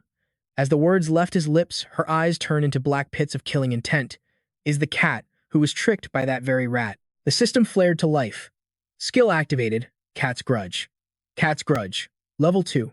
User's stats are maximized when attacking a rat attribute enemy. Seol Gangim grit his teeth, glancing to the side as a system window appeared next to her. Lenino's More. Level 2. Race, Metal Attribute. Zodiac, Rabbit Cat. He considered this, she must be from a country that uses the cat instead of the rabbit in their zodiac. In a flash, Lenino's More shot forward at blinding speed. Vicious claw marks instantly appeared across Seol Gangim's body. Damn it. Her claws were wickedly sharp, her face a mask of pure confidence. Immediately, Lenino's More drove her palm straight down. Seol Gangim glared up in fury. All I can do is defend. I never imagined the effects of the demon realm would be this powerful. Lenino's More suddenly spoke, her voice dripping with scorn. Do you understand now? With the demon realm amplifying my zodiac power, you can never defeat me. This is your last chance. Will you obediently join the clown troupe or will you die right here? Seol Gangim's voice was grim. If the zodiac powers are this enhanced, then how strong will the other zodiac animals become? Suddenly, power began to gather in his outstretched palm. She froze, stumbling back in alarm. What are you doing? A system notification appeared. Summoning Spirit Beast, Joan. John has temporarily matured thanks to the effects of the Zodiac's blessing. In a flash of light, Gang Churi materialized behind Seol Gangim. He slowly tilted his head, his voice low and commanding. Joan. At the command, the beast shot forward. Bite. Lenino's More ground her teeth. A real dragon? You unbelievable coward. At the same time, flashes of light erupted where Shinsua was still locked in combat with her blade. The clown's fists clenched tight. Damn it. If I could just use my ability on that one-armed bastard. Harang charged forward. Did you really think I'd let you escape? System. Activating ability Seal. A dark, ominous aura flooded the area. Activating ability. Corrosion. Doc Gozen stomped his foot on the ground without hesitation, his voice cold. It seems this is finally over. The ringmaster's voice boomed through the arena. We had a minor interruption, but since the safety of our contestants has been secured, the race will now continue. He had returned to his post. Now everyone, run. The system displayed the current rankings. 1. Shinsua. 2. Harang. 3. Doc Gozen. 4. Jun. 5. Bomb. The ringmaster emphasized, the race isn't over yet. Suddenly, Shinsua stopped dead in her tracks and looked up. But on the leaderboard. She whipped her head around, gritting her teeth. Seol Gangim's name isn't there. Doc Gozen immediately grabbed her arm. Where do you think you're going? Shinsua shouted back, agitated. We have to find Seol Gangim. He held her back. We're still in the middle of a race. Don't you want to destroy the great demon realm? She looked down, clenching her jaw at his words. But Shinsua immediately turned back around. Finding Seol Gangim is more important than anything. Her absolute certainty startled him. Doc Gozen's brow furrowed. Why are you being so foolish? The Shinsua I know is brilliant, but whenever Seol Gangim is involved, she becomes a completely different person. Shinsua froze, asking slowly, What did you just say? Doc Gozen continued to explain. Even though this is an individual competition, you're all still on the same side, aren't you? In that case, a high-ranking finish benefits them both. It doesn't matter where Gang is, or that she calls herself Seol Gangim's teammate. Without him, she's utterly useless. Shinsua grabbed his collar, agitated. I'm just worried about Gang. He cut her off. Then you should be worried about him. You don't trust Gang. Even if you weren't running around looking for him, Seol Gangim would come on his own. Shinsua scowled and shot back. What makes you so sure? Doc Gozen tilted his head, his voice low. You really don't know. Just then, a brilliant golden light flooded the entire sky. Gang Cheol was floating in midair. After all, Seol Gangim is the main character. Suddenly, Shinsua looked up, her eyes wide. What is that?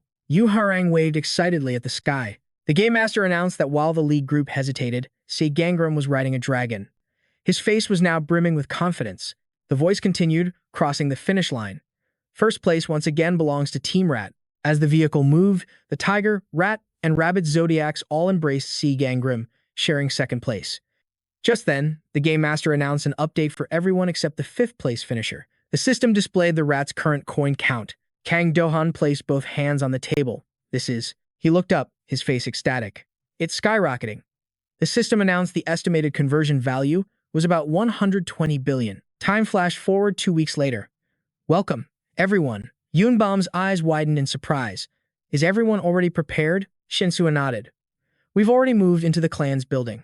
Jang Taehan added, you should move in too while you're at it. Doc Gozen exclaimed excitedly. The guild headquarters looks so cool. Jang Taehan stopped and frowned. Hold on. Who let that guy in here? Harang just chuckled. I invited him. We fought side by side. Shouldn't we be friends? Doc Gozen nodded eagerly. That's right. Yunbom laughed nervously, cutting in. Today's a happy occasion. Let's just forget the small stuff. At that moment, everyone raised their glasses in a toast. Harang smiled, secretly taking a photo of Kirin eating a cake. The others clapped continuously, looking at Gang Chael. Both Seol Gangim and Shinsua were soaking in the joyous moment. In the end, he was the one left to clean up after the party. Gang Chael seemed to have fallen fast asleep on the floor. Seol Gangim slowly pressed the system screen to check his divinity. A notification window popped up as soon as I completed the race and conquest. The system showed that Seol Gangim's recognition level had surpassed the threshold. Commencing apotheosis, you have been granted a divine title, the Cowardly Victor. Your abilities increase according to your level of recognition. You can now use the God-tier skill Demigod Transformation. Some system functions are locked due to insufficient recognition. Seol Gangim thought to himself, it seems I need to gather more recognition to unlock my divine power. I can't help but keep checking it. Why did it spike so much higher today compared to yesterday? His finger slowly tapped his phone screen. Any new headlines? He scrolled the comments. Wait, is the story about Seol Gangim for real? Like, movie-level real. Look at this. The world-ending destiny aura possesses Doc Gozen in a world where awakened abilities are based on one's fate. Seol Gangim was born with the worst possible destiny, awakening as a hunter but remaining forever the weakest, until one day, he suddenly bonded with the skilled destiny Plunder, gaining the ability to possess others. Reading Chapter 1, Shinsua violently pushed Seol Gangim. He resisted. Miss Shinsua, please stop. Her eyes, cold and determined, answered him. No. Instantly, her lips crashed down onto his.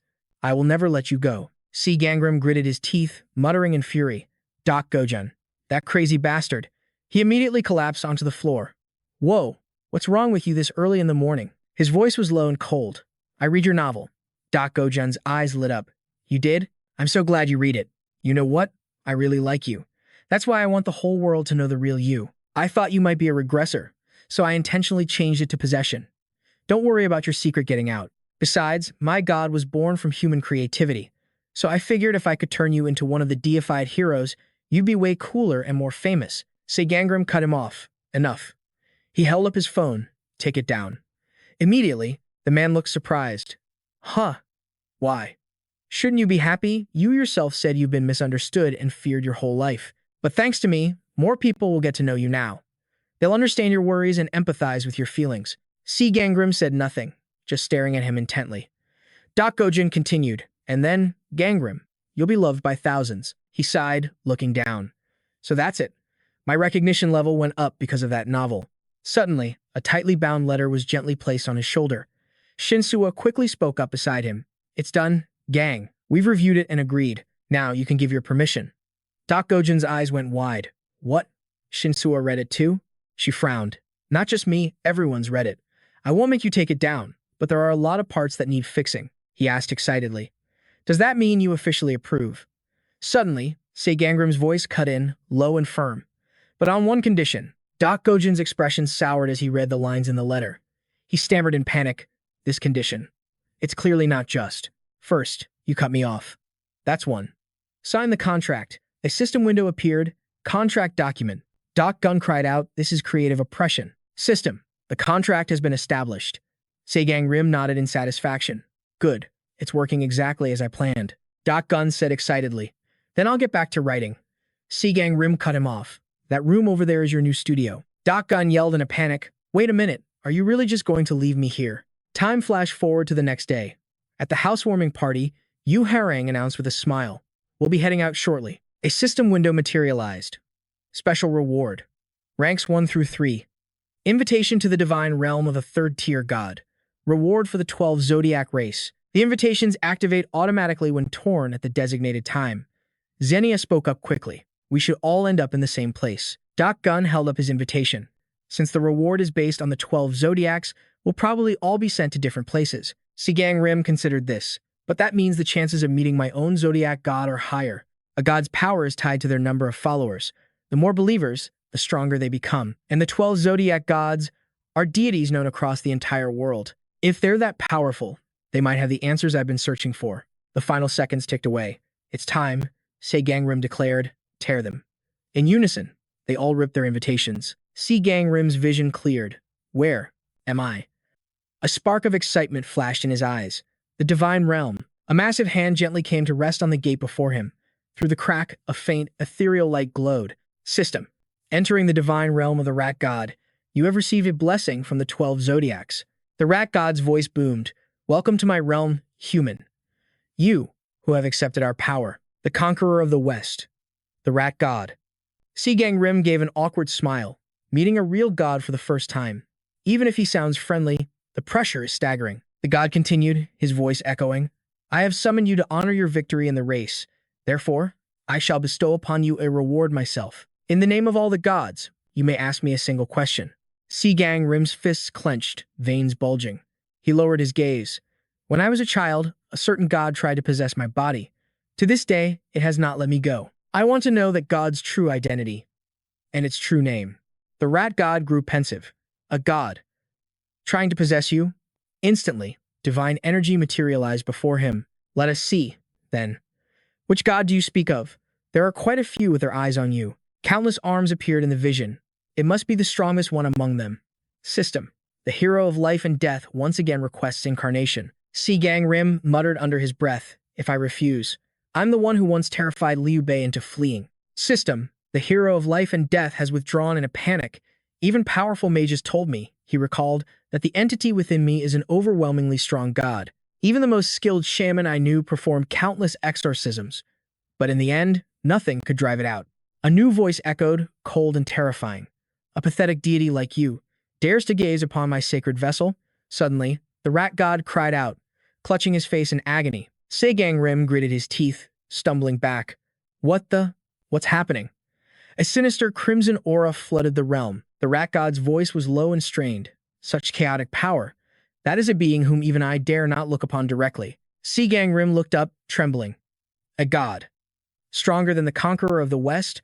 What do you mean you can't look upon it? You mean you can't identify it? He slowly raised a hand. But you're a god yourself. You should know everything, shouldn't you? Even gods are not omniscient.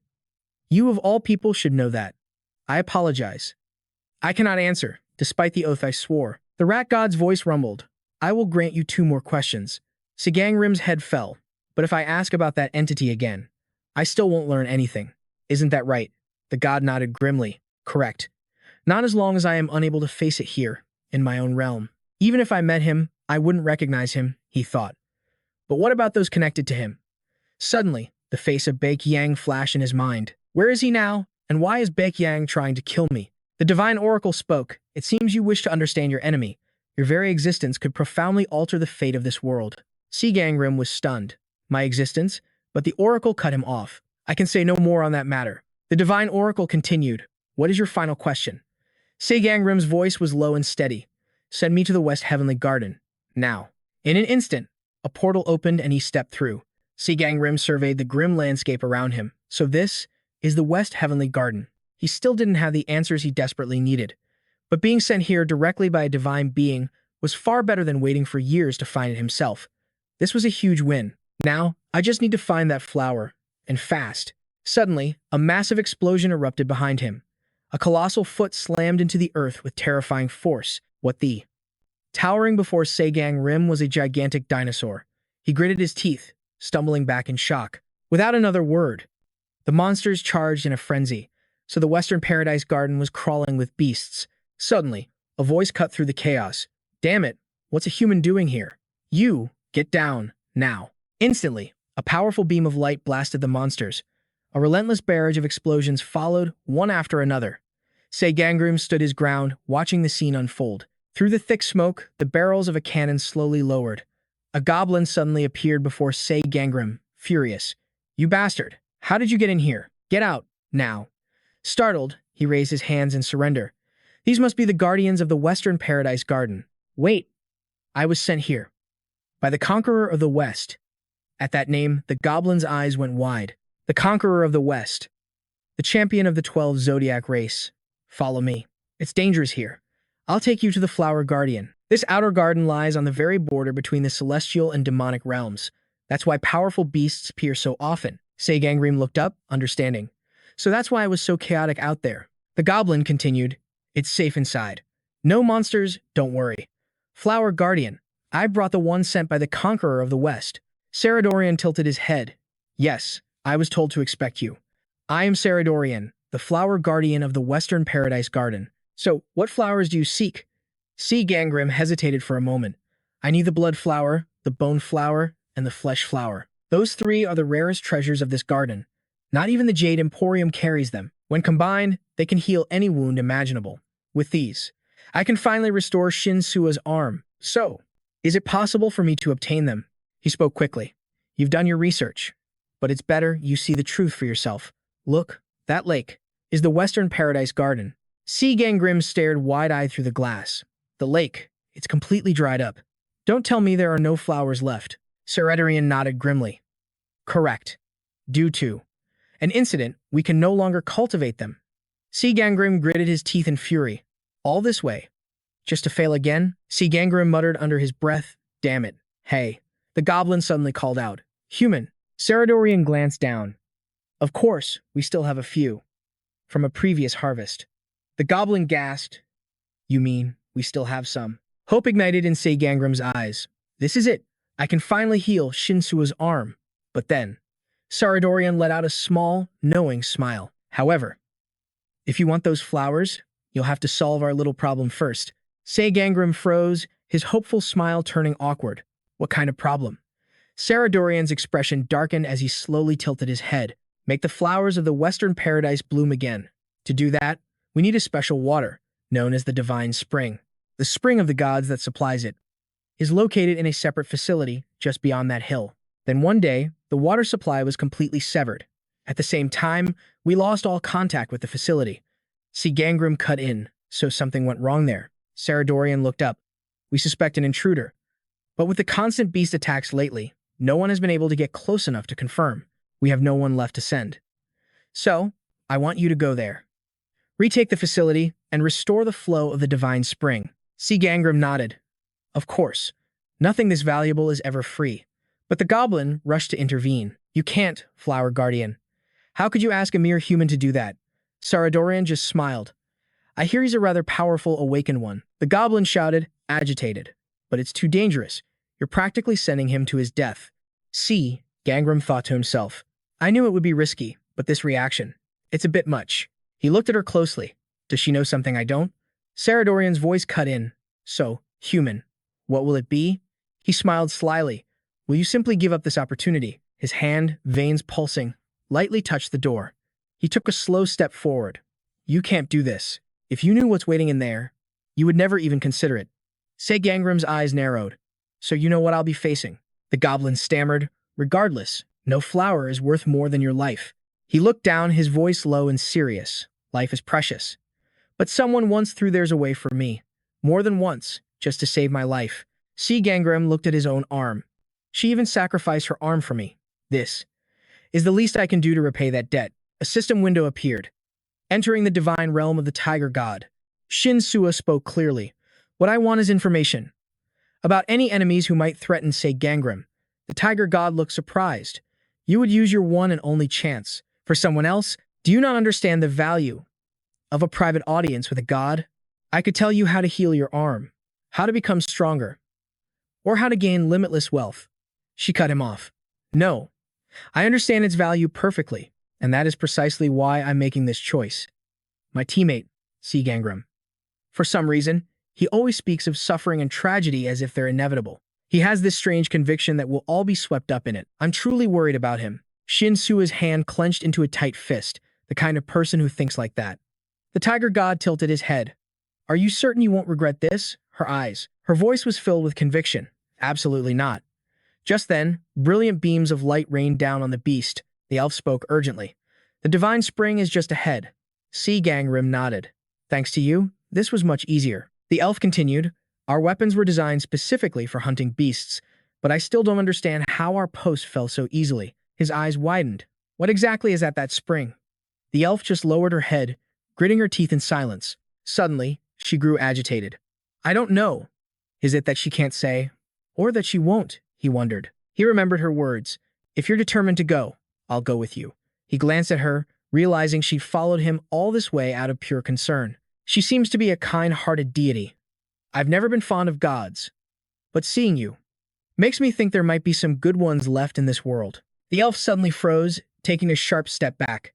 She whirled around, her voice filled with alarm. Arcs of electricity suddenly crackled around the gun in her hand. Seol Gangim yelled, "Drop your weapon. Now." The words barely left his lips before an explosion rocked the area. He threw out his hand, commanding, "John, Rini, protect her." A fan-headed robot stood before them. But this was no mere beast. In a flash, its arms slammed into the ground. Seol Gangim's gaze shot to a glowing light on its head, as a sphere of energy materialized before the robot. His eyes slowly widened as he glanced behind him. Instantly, a wall of flames erupted with immense power. The fan-headed robot stood motionless, staring down the intruder. Suddenly, a crisscrossing web of sharp light beams shot out. Seol Gangim's razor-sharp blade struck with a single, decisive blow. The one controlling this thing must be close, he realized. Just beyond here. He cautiously moved deeper inside, when suddenly, his gaze froze on something to his side. The elf was lying face down in the murky green water. A voice sneered, "You pile of scrap. You took long enough to capture one minor deity." Tronzun froze and looked up. "Who are you?" Seol Gangim's eyes blazed with killing intent. The jesters. He instantly lunged forward. "This was your doing too." Tronzun held up a hand. "Wait, there's been a misunderstanding. We have no intention of fighting you," Seol Gangim. Gritting his teeth in fury, he thrust his blade forward, slamming the tip into the ground right before her. Tronzun lowered her gaze. "We only want to break the power of the gods." Her hand trembled as she spoke. "You've experienced it yourself, haven't you? The agony of being a puppet for the gods? Ever since their awakening, the gods have only grown stronger. Soon, they will use that power to crush humanity. By destroying this garden, we eliminate the very tool they use to control life and death. Whatever Saurian may have promised you, we will give you something better." Tronzun's eyes narrowed. "So please, just look the other way." Seol Gangim remained silent, his gaze fixed on her. He spoke slowly, deliberately. "After you destroy this garden, are you planning to take all the remaining flowers for yourselves?" Her eyes lit up. "Yes, we'll take them where they're truly needed." Seol Gangim suddenly aimed his blade at her. "Then how are you any different from the gods?" His words struck a nerve, and her expression hardened. Tronzun's voice dropped. "We thought that you, of all people, would understand. But it seems we have no other choice." A dark, oppressive aura suddenly paralyzed Seol Gangim. As Tronzun summoned her power, she whispered, "I truly didn't want it to come to this." A system window appeared. Flower of Destruction. Divine item. Grade 1. A single petal's touch means instant death. Seol Gangim's eyes shot open as he gritted his teeth. "If even one of these petals touches you, you will die." Tronzun's voice was grim. "If you came seeking this garden, then surely you've heard of the Flower of Destruction?" Her eyes blazed with menace, silently commanding him to retreat. "A divine flower that kills with a single touch," he thought, clenching his jaw. How did the jesters get their hands on something like this? Seol Gangim slowly raised his head. "Fine." A system window flashed. Skill activated. Artificial entity. Instantly, a powerful surge of electricity slammed into the ground. In a flash, an army of fan-like robots materialized before them. Tronzun's voice cut through the air. "As I said, I don't want to harm you, Seol Gangim. Humans fighting each other is a meaningless, tragic farce." His hand tightened around the hilt of his sword. "Then why don't you back down?" "Because I have no intention of yielding, either." Tronzun shot him a cold glare. "Don't let him near the divine spring." System. Machine command has been activated. Immediately, the fanbots unleashed a barrage of electricity. Seol Gangim's body blurred into motion, moving at incredible speed. "Damn it," he glanced back, gritting his teeth. "This position is a complete disaster. Better to draw them back to the gate and pick them off one by one." In the blink of an eye, the fanbots were right on his tail. Seol Gangim's blade sliced through one of the machines. A massive, fiery explosion erupted right in front of him. The force of the blast sent Seol Gangim to one knee amidst the thick smoke. Suddenly, his vision was completely obscured by a dense fog. In an instant, more fanbots surrounded him. "Seriously." Seol Gangim backed away, muttering, "There's never an easy way, is there?" He thought to himself. "It looks like they've started over there, too." At that moment, Joan Yule was fighting her own silent battle. A fan bot prepared to strike. This might actually turn out for the best. Seol Gangrim's hand unconsciously clenched into a fist, his eyes blazing with killing intent. I'll end this in a single blow. Power began to gather between his moving palms. An overwhelming surge of energy erupted before Joan Yule. System. No targets for command. Machine command has been disabled. She ground her teeth. They were all destroyed. System. The divine spring is being contaminated. Contamination level, 91%. Then 91.002%. Then 91.004%. System. Contamination level is now 91.006%. Joan Yule thought to herself, I absolutely cannot fail this. A strange mist began to spread across the ground. Seol Gangrim stood firm, his gaze fixed. Get out of my way. I won't be fooled by your flower of destruction. But she had no intention of using it. As she finished speaking, her hands tightened on her sword. He charged forward, shouting, Stop. Her eyes widened in a flash of fury. A streak of blood appeared on Seol Gangrim's face. He glanced to the side. System. Human blood is mixing with the divine spring. Contamination process accelerating. Contamination level, 92%. Joan Yule suddenly raised her sword high. This is your fault. A drop of Seol Gangrim's blood fell into the murky green water. Contamination level, 94%. Joan Yule's voice was low and menacing. It's because you kept getting in my way that I was forced to go this far. With those words, Joan Yule let her body fall limp into the water. Seol Gangrim lowered his head, his voice a guttural growl. What in the world are you trying to accomplish that requires such extreme measures? System. Contamination has reached 100%. Joan Yule coldly brushed his hand away, relaxing her body. A chilling smile spread across her face. For humanity. System. The divine spring's contamination has exceeded the critical threshold. Killing intent is rapidly intensifying. In an instant, a crimson curtain fell over the world. What have you done? Seol Gangrim looked up, his expression a mixture of shock and horror. System. An unknown egg is absorbing the entirety of the contaminated spring. A blinding light pierced the darkness. The unknown egg is hatching. Seol Gangrim froze, his eyes wide as he stared at the scene above. There's no way I can handle this alone, he thought. His veiny hands clenched into tight fists. The fresh red blood on them slowly turned an inky black. His palms slowly opened. A tiny figure materialized from the darkness. The infant's mouth gaped open, unleashing a sinister aura. But Seol Gangrim held his ground. He stared down at his palm. A slow, chilling smirk crept across his face as he spoke. A baby. Seol Gangrim slowly raised his arms. Time to go home. Suddenly, a desperate shout echoed through the chamber. Snap out of it, Seol Gangrim. He turned his head slowly, his eyes devoid of emotion. Just then, Shinsua was rushing towards him. She struggled to reach out her hand. Shinsua. In that moment, the pulsating, fleshy tendrils began to stir. Shinsua closed the distance to Seol Gangrim in a flash. Rim, she yelled, trying to break through to his mind. Seol Gangrim. Instantly, his eyes shot wide open. Miss Shinsua. Why are you here? She grabbed him by the collar. I'll explain later. Get up, now. Shinsua quickly looked back. We have to run. System. The blood fiend is unawakened. Dragon grade, rank 1. Formed from spiritual energy and resentment. The baby let out a horrifying giggle. It devours all living things. Seol Gangrim spoke slowly, assessing the grim situation. That won't work. Shinsua frowned. None of my attacks had any effect on that monster. Besides, it was just hypnotizing you a moment ago. Seol Gangrim continued. But there is a way. If we work together, we can defeat it. He gently placed his hand over hers. Seol Gangrim's gaze was unwavering. Will you trust me? Shinsua looked down, surprised. Seol Gangrim explained, It's the earring we used back in the first demon realm. Can you keep talking to me within this safe zone? She hesitated. What's the point of doing that? A faint smirk touched Seol Gangrim's lips. In his mind, an image flashed of the tiny figure resting in the palm of his hand. At that moment, his mind was completely mesmerized, his body going limp. Gangrim. Mr. Gangrim. Seol Gangrim. His eyes grew dull, devoid of all emotion, as his body sank into the murky green water. It was Shinsua's voice that broke the spell. Mr. Seol Gangrim. A system notification confirmed it. The fates of Shinsua and Seol Gangrim were now bound together. Confirmed.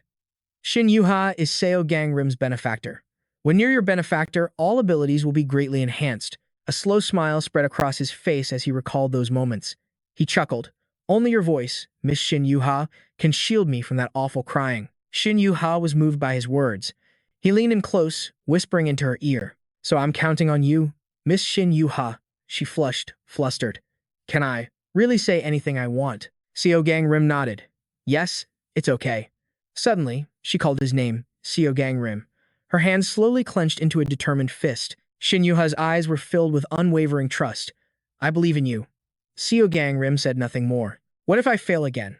He simply smiled and nodded. Then, without a moment's hesitation, he plunged into the blazing red water. The infant-like creature was still in his palm. Seol Gang tried to blend into the crimson current. Shinsua quickly raised her arm and yelled, The enemy is over here. Instantly, vines shot out, wrapping around a massive hand. Seol Gangim moved like a blur. Catch me if you can. Shinsua kept yelling. Near this base, a god opened a gate. He thought to himself, so it was true, just like in the message I sent. She continued, If things get bad, you have to escape. He said he would keep the gate open for one day. Don't you dare overdo it, you hear me? But Seol Gangim was already lost in thought. Even while facing that blood fiend, she's worried about me. The situation was stable for now, but Shinsua was only a third-tier god. If that blood fiend awakens and ascends, she'll be in mortal danger. I have to destroy it before that happens. A system alert flashed. The blood fiend is nearing its awakening. Awakening progress, 57 out of 100. Seol Gangim's mind raced. It's time to trigger. I have to find the troop's body. Now. Suddenly, his foot snagged on something below. Huh? Seol Gangim's eyes widened in realization. The water level. He slowly turned his head. It was draining the last of the liquid. Shinsua's voice cut through his thoughts. Mr. Gangim, she insisted. I can feel that monster getting stronger. He frowned in response. Please, just hold on a little longer. Suddenly, Seol Gang's expression froze as he looked up. The person before him was bound tight, unable to move. It was Jeonjun, her eyes shut tight. Found her. He gently placed his hand on her. Good. This hasn't been absorbed yet. In a flash, her eyes burst open. Jeonjun let out a terrifying scream that sent Seol Gangim flying backward. Don't touch it. Shinsua's voice was urgent. Mr. Gang, what happened? He replied, I found the item. Seol Gangim glanced down, realizing he couldn't take it just yet. Jeonjun screamed again. Get away. Everyone must die. Instantly, sharpened vines shot towards Seol Gangim. Those damn gods. He growled through gritted teeth as she merged with the blood fiend. Seol Gangim muttered, It seems it's not just the divine spring that's been corrupted. Jeonjun has completely lost control. Die, all of you must die. Every last god will perish. Seol Gangim launched himself into the air. I'm not a god. He swiftly pressed his palm against her face. I'm human. Jeonjun's voice was a low growl. A sacrifice must be made. Only through sacrifice can humanity be saved. He shot back with a sneer. Sacrifice humans to save humans? A moment ago, you were saying that war among humans is meaningless and tragic. For a second, Jeonjun's pupils wavered. Seol Gangim leaned in and whispered, Hey, troop, are you in there? Jeonjun grimaced, slowly raising a hand to her head. Who? Am I? He pressed on. Hey, troop, you said you awakened the blood fiend for humanity's sake, didn't you? Jeonjun became agitated, yelling her reply. Yes, it's all for humanity. Once awakened, the blood fiend will become a god-tier demon and devour all living things. The gods in the Western paradise will be annihilated. Do you really think they'll just sit back and let themselves be destroyed? Seol Gangim cut her off. Won't they just open a gate and push the blood fiend out? Perhaps. Into the human world, those gates. They're already starting to open. His words stunned Jeonjun into silence. Seol Gangim roared. You know how selfish those gods are. Sooner or later, the blood fiend will threaten humanity, so hurry up and hand over the flower of destruction. Just then, the infant creature spoke. So hungry. Hurry up and eat. Both Seol Gangim and Jeonjun snapped their gazes upward. The infant grinned wickedly, slowly reaching out its hand. Found you. Seol Gangim's expression hardened. Miss Shinsua, are you okay? She answered hesitantly, I'm sorry. I don't think I can hold on much longer. He urged her. We're almost there. Just hang on a little more. Jeonjun thought to herself. He has allies. Her hand slowly drifted to the pouch at her side. Because of me, others were dragged into this. And even more might get involved. I will take responsibility for this. And end it all. A system alert appeared.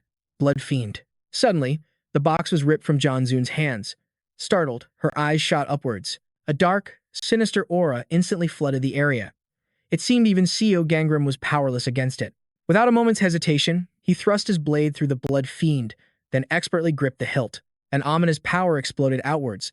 As the sword pierced the fiend, the childlike creature let out a horrifying shriek of pain. No more. Eat this. Everything in sight was utterly annihilated. A system notification appeared.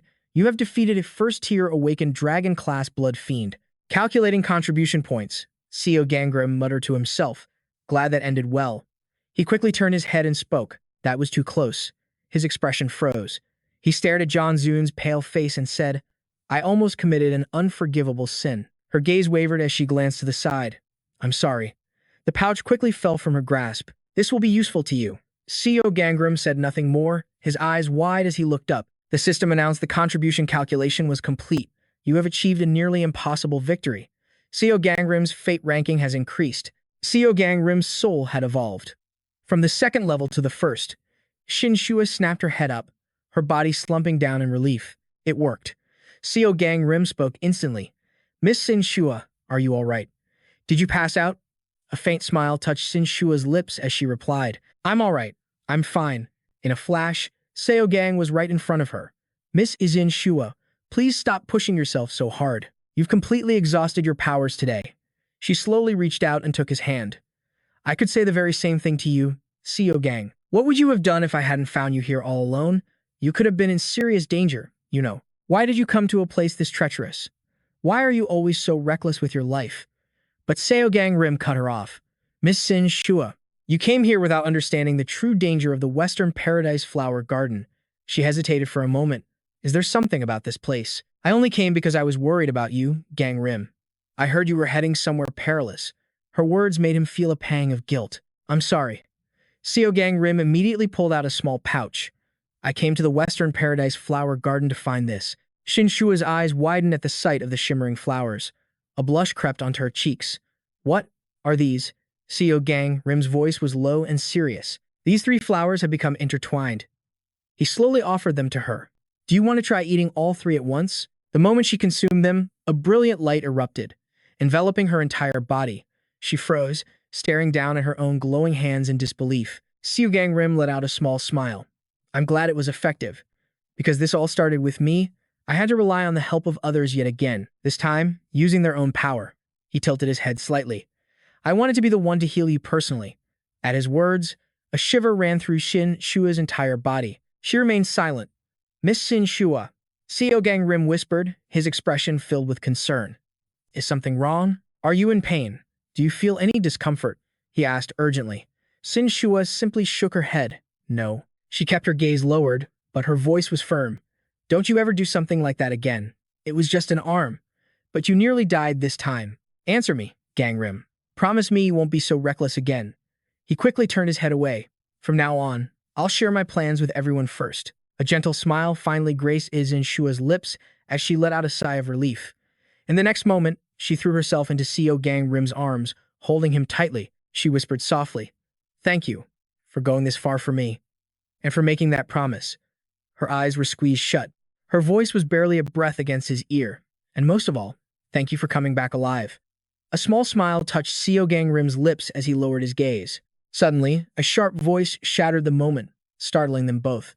Seol Gangim's head snapped around. The divine spring. His voice turned to ice. You're here early. The elf demanded. You mortal. What in the world have you done? Why is the divine spring in this state? But Seol Gangim cut her off. It wasn't my doing. The enemy who was here before me is responsible. The elf shot back. You were supposed to stop them. His voice was frigid. And you truly expected me to be capable of that? You of all people should already know why. That the enemy possesses the flower of destruction. Now I finally understand why you warned me this place was too dangerous. Seol Gangim's words left the elf completely speechless. He walked past her without another glance. Such pathetic deities. In the end, none of you gods can be trusted. With that, Seol Gangim and Shinsua stepped inside. Shut your mouth. Stop spewing nonsense.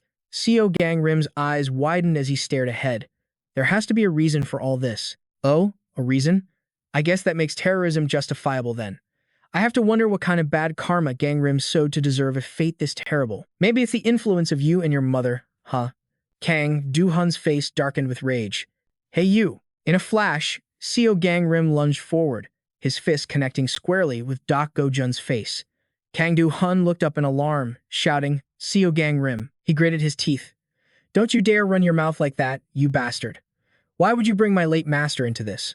She's not dead. Yu Harang's voice cut through the tension. Seol Gangim, your foster mother is still alive. His head snapped up, his face a mask of pure astonishment. What? Seol Gangim stared at her, eyes wide with disbelief. What did you just say? Yu Harang began to explain. I was trying to find information on the leader of the theater troupe. She continued, her tone serious.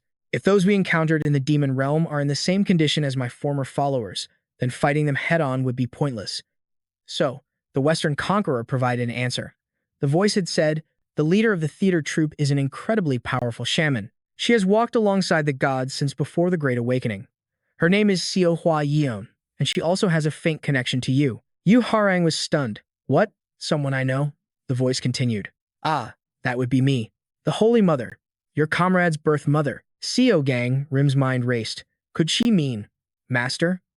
His gaze faltered, his mind reeling with the impossible thought. She's still alive. Doc Gozen smirked.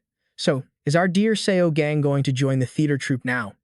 Hey, I like the sound of that. The hero infiltrates the enemy's ranks, trying to bring his wayward family back to the righteous path. His voice dripped with sarcasm. We encountered the theater troupe in the open demon realm. And it's true. They tried to recruit me. Doc Gozen's eyes lit up. Perfect. Then this just got a whole lot easier. Seol Gangim cut in. But the group I met in the Western Paradise Flower Garden, he recalled his encounter with Zhang Chun. Wanted nothing to do with me. He tilted his head. Wait, you met the theater troupe again? Shinsua asked. That group was clearly different. They never mentioned the Fate Protection Bureau or the New Order. The group from the demon realm was obsessed with that stuff. Seol Gangim continued. Instead, they spoke of liberating humanity from the gods. It seems they don't want to start a war among humans. Kang Do-hun crossed his arms with a frown. There can't be two theatrical troops. Shinsua interrupted. Could there be an internal faction? Doc Gozen chuckled. Or maybe one of them is just a cheap knockoff. Yu Harang added, if that's the case, the one the Western Conqueror mentioned must be the real one. Kang Do-hun looked down. But why would they hide this from us? Seol Gangim's voice was heavy. There has to be a reason. For now, I need to investigate this theatrical troupe further to find out who they really are. Are the people we've met even from the same group?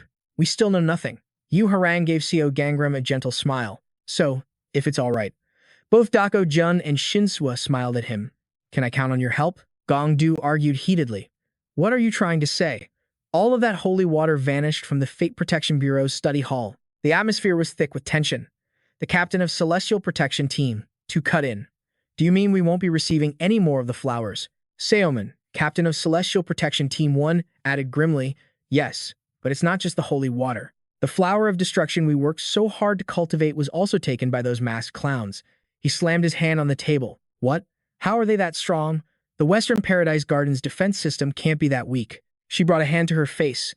The festival is almost here. The Star Festival is upon us. I heard all the powerful gods have left their posts. If only we had noticed the clown's movements sooner. Ha Bei-kun, captain of Celestial Protection Team 4, hung his head low. What are your thoughts, Captain Ha? He looked up with remorseful eyes. I am sorry. Ionio's gaze was piercing as he stared him down, monitoring the masked organization. Was your responsibility, Captain Ha. The captain could only grit his teeth and weep. I'm sorry, he sobbed. To make such a colossal mistake, I have failed catastrophically. Another chilling voice spoke up. What's more important is deciding our next move before we exhaust our current supply of flowers. Yek, captain of Celestial Protection Team 3, said calmly, we need to complete the vessel. The conversation was incredibly tense. Another person asked, is that even possible, Captain Yek? He replied, it will be difficult if we keep facing this kind of interference. The sound of fingers tapping echoed through the conference room. Ionio stood up. Then we will proceed. We will form a special task force by selecting the most elite agents from each team. Their primary mission will be to infiltrate and eliminate the Awakened One's terrorist organization. A few days later, an attack rocked the city. People ran for their lives, screaming in terror. The figure stood proudly in the chaos, waving his arms dramatically. What a marvelous day. Simply perfect for a clown's party. He lunged towards the civilians with blinding speed. Desperate cries for help filled the air. Save me. Everyone scrambled to escape in a state of pure panic. Damn it, what is happening? Fear was etched onto every citizen's face. Just then, Lanos Moore launched a surprise attack. He landed on top of a car. Greetings, ladies and gentlemen.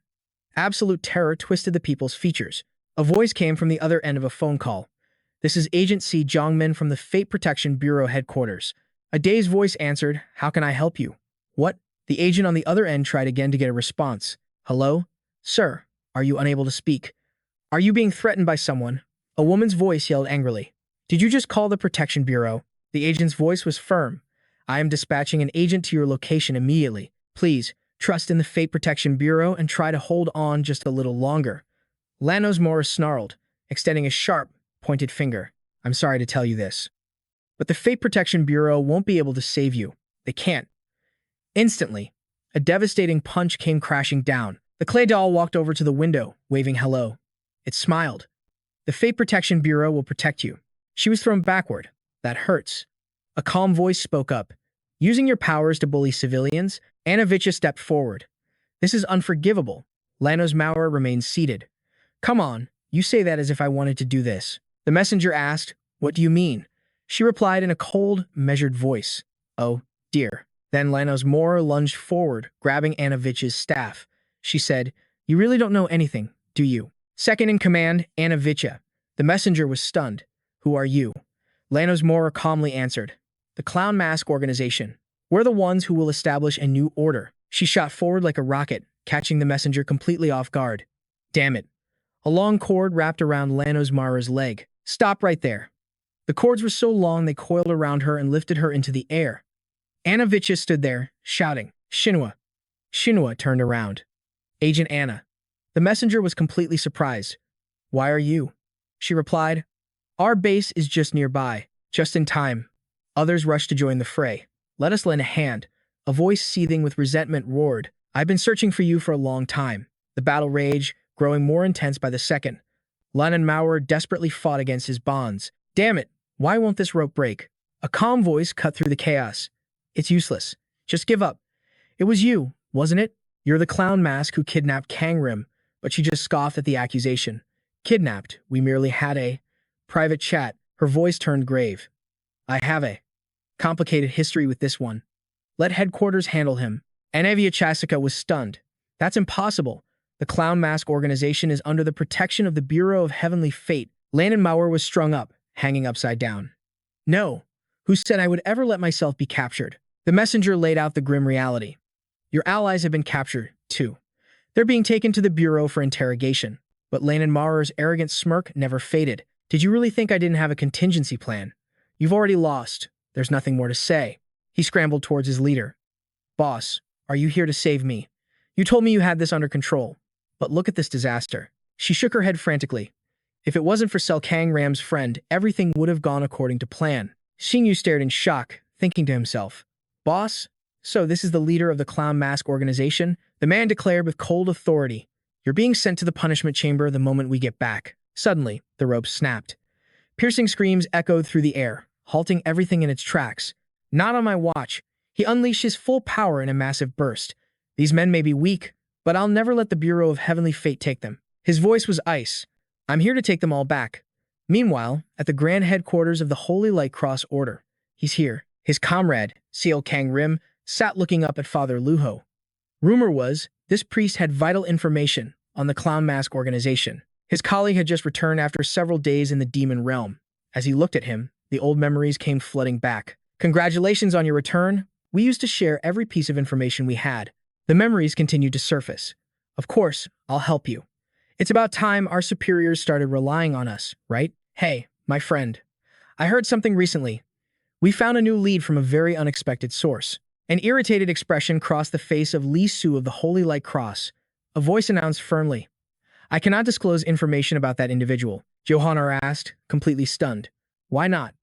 A hint of sorrow tinged his question. "Instead, I have a question for you. Why would you associate with someone like that?" Father Luho remained silent, observing the tense exchange. A voice repeated, "I cannot disclose any information about that person." Johan R. grew agitated. "But why?" Luho spoke softly. "Instead, I would like to ask you something, Father Johan. How can a man as devout as you associate with such wicked individuals?" Seol Gangim kept his eyes closed, ignoring the argument.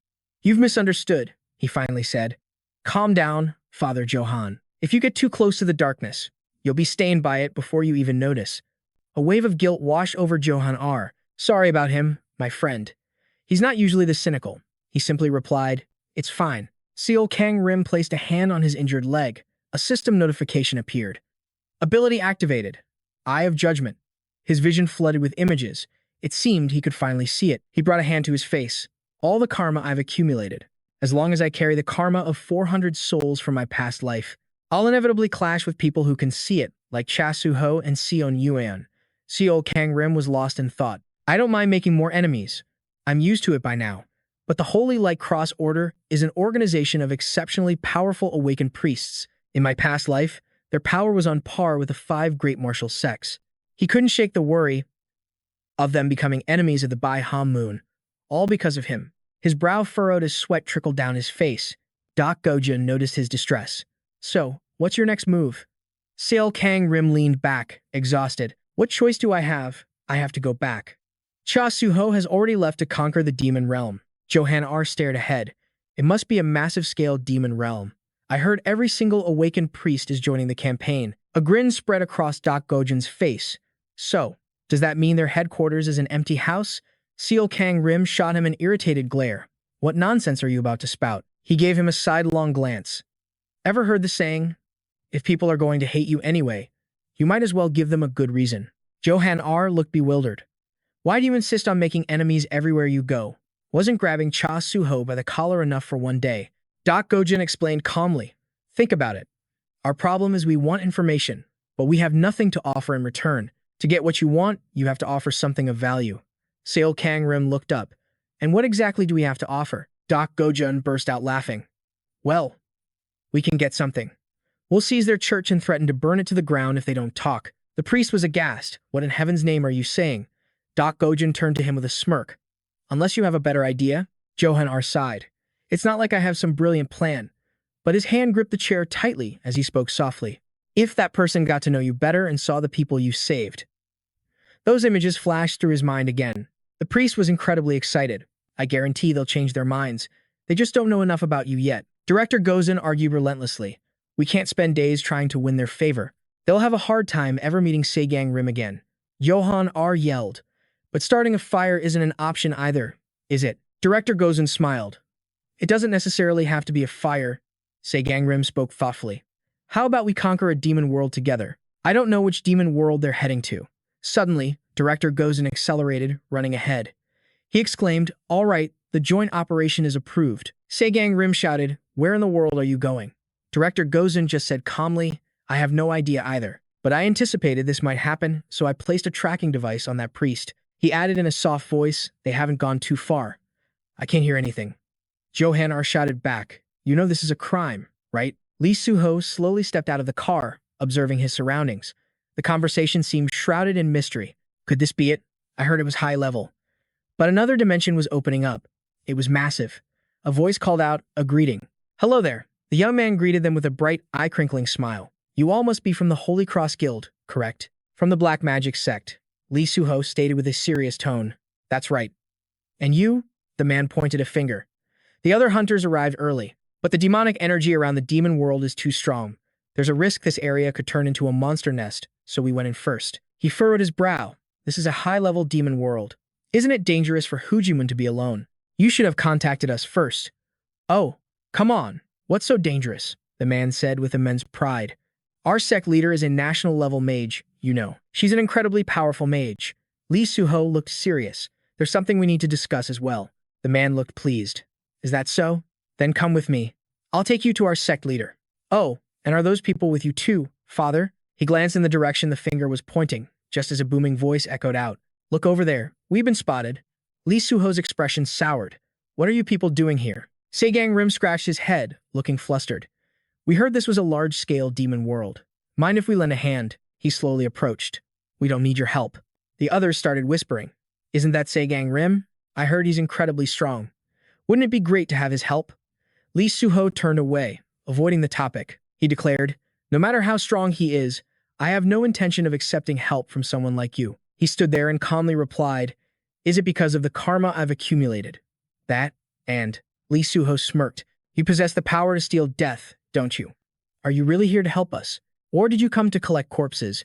Hearing this, Johan R became furious. "What are you trying to say?" Seol Gangim thought to himself, just as I suspected. That ability truly is the biggest obstacle. He raised a hand to stop him. It's all right. Seol Gangim was lost in thought. But if that's the only problem, he said in a firm voice, are you afraid of my power? When thoughts linger in the mind, there's a way. Seol Gangim took out a brightly glowing object. That's right. So you should turn back. Then, let me make a vow.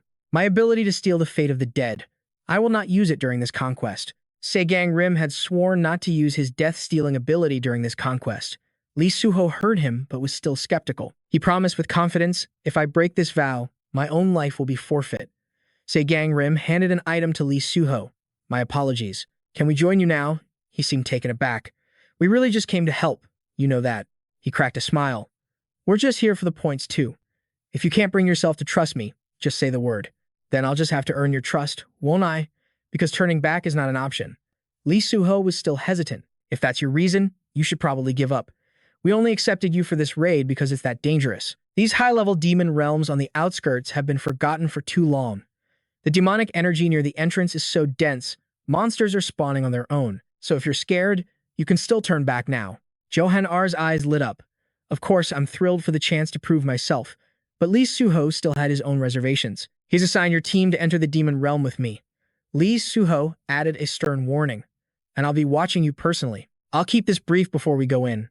Everyone, gather round. Seol Gangim thought to himself, convincing them won't be easy, will it? A young man waved his hand. Mr. Seol Gangim, are you done talking yet? Seol Gangim looked surprised. You don't look like you're from the Holy Cross Guild, do you? The boy's eyes crinkled into a smile. You got that right. I'm from the Black Magic Guild.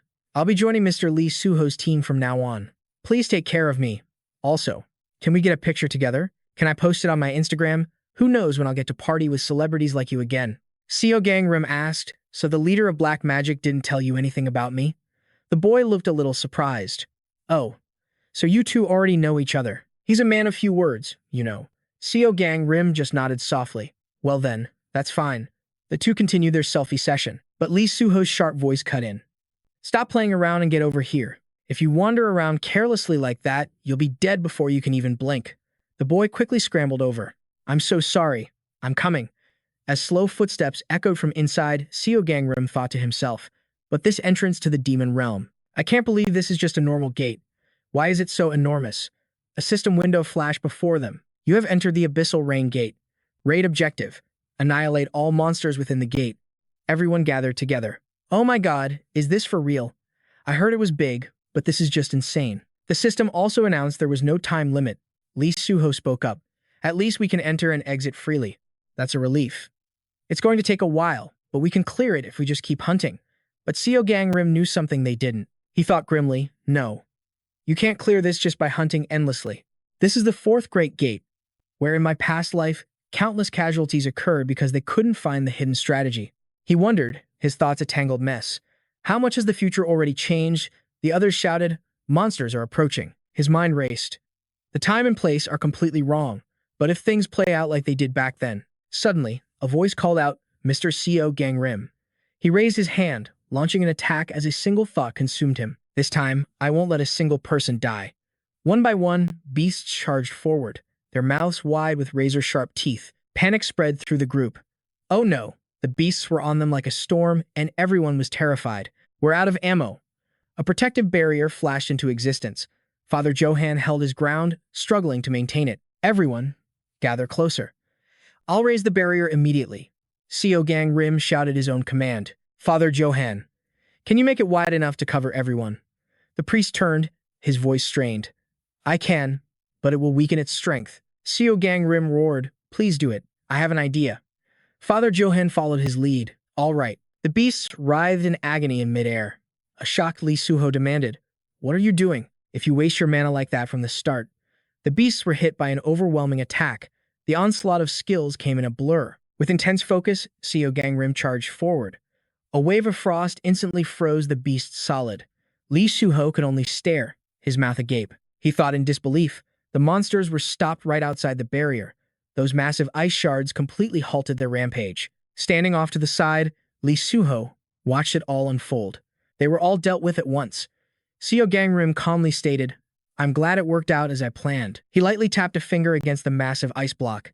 Seol Gangrim's figure radiated an aura of absolute power. Lee Suho thought with a flash of jealousy, he's definitely a troublesome one. That power of his is the real deal. But that's exactly why I'm more concerned about that ominous karma of his. Seol Gangrim smiled. So, what do you think? Not exactly a waste of mana now, is it? Lee Suho looked away. I suppose not.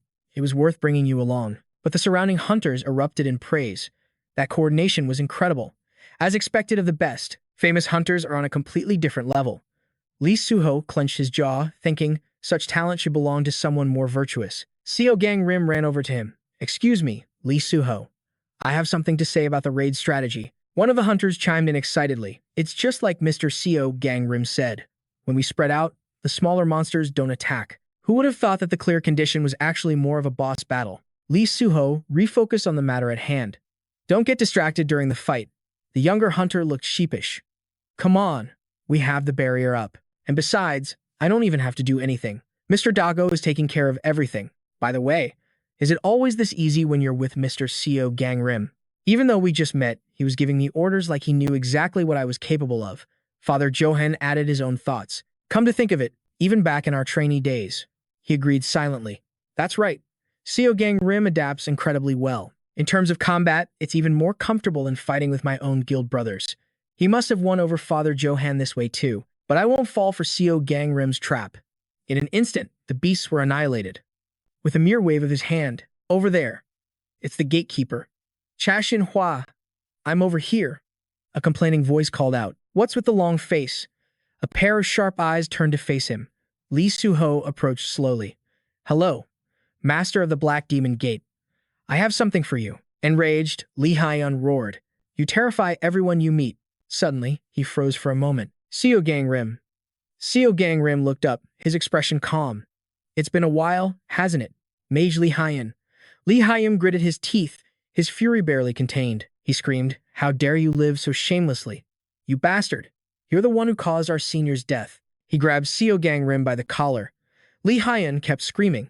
What the hell are you doing here? Will you be satisfied once you've devoured me, too? He struggled to speak. Wait, let's just talk about this calmly. Furious, he spat. Shut your mouth. You disaster-sowing demon. Lee Hyun was tormented by the memory. It was because of you. Suddenly, the beads of his necklace scattered across the floor. A voice rang out, accompanied by a longsword. Hey, old man. Dakun grinned. Stop talking in riddles only you two understand. How about you explain it so the rest of us can follow? Lee Hyun growled. Are you friends with this monster, too? The man just smiled brightly. We got as close as we possibly could. He warned, I see you're involved with a shady character like him. Do you even know who this man is? That wherever he goes, nothing but corpses are left behind. Lee Hyun's words painted a grim picture, an image of pure tragedy. He had suffered immensely during that time. Senior Hua Ji, the calamity you brought with you. Lee Hyun collapsed before the memorial stone. Overwhelmed with rage, he screamed, You caused the death of everyone around you. Today's fortune revealed an abundance of killing energy. I suppose it was foretelling our encounter with you. But the one filled with killing energy right now isn't me. The rumors I've heard are already quite disturbing. Seol Gangrim tried to explain. Wait, let me explain. The one who should have. A deep sadness filled his eyes. Tears streamed down Lee Hyun's face. Is the one who should have died. Lee Suho placed a hand on his shoulder and called out, Seol Gangrim. The air was thick with resentment. Lee Suho spoke up. He has already agreed to join our Holy Cross Guild for this conquest. Seol Gangrim stood silently in the vast space. He patted the man's shoulder.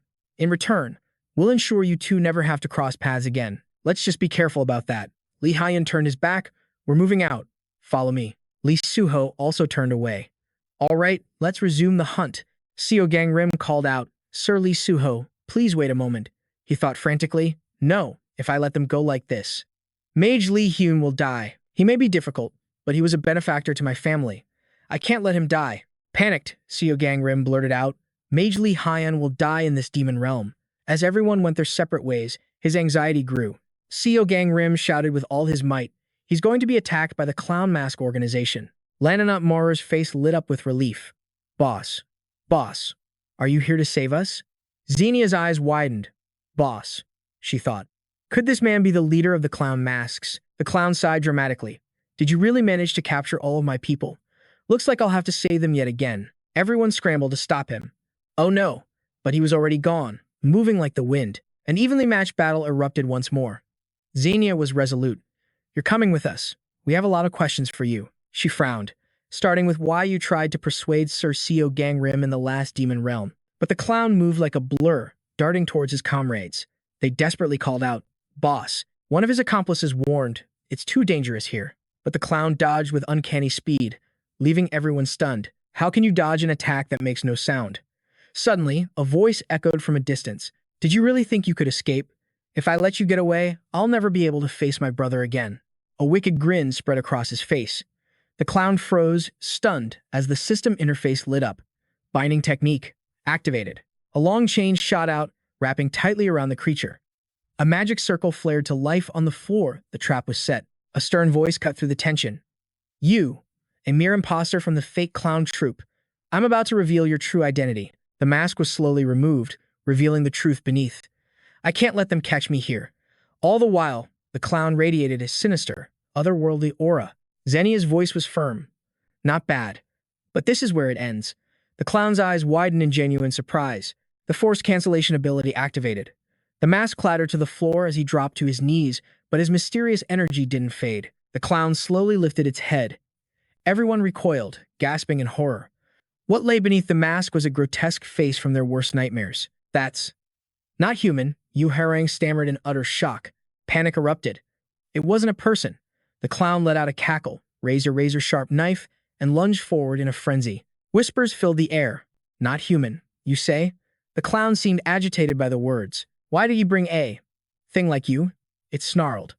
Do you see me as a failure, too? Its face twisted into a horrifying grimace. The clown clutched the knife, seething with rage. You dare? From the back, the agents watched, ready to make their move. A rhythmic clapping echoed through the room.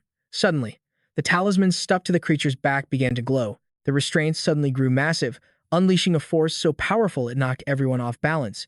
Xinhua's mind raced. The true nature of the fake clown troupe. The creature's power was escalating. This was a true monster. A voice suddenly called out from the distance. Hey, boss. Another agent put a hand on his shoulder. No, it was Captain Lane and Maurer, standing right behind him. I always felt something was off, she said, but I never expected a monster. Her voice dropped to a low growl.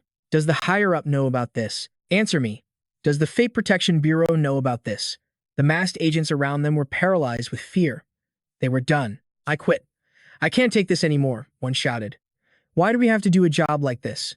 Masks were torn off and thrown to the ground as a chilling thought surfaced. Wait, are these people? They're all agents from Team 4, Lane and Maurer spat. So that's how it is.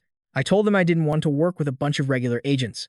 Suddenly, something huge and grotesque shifted on the clown's back. Long, sharp appendages erupted from its spine.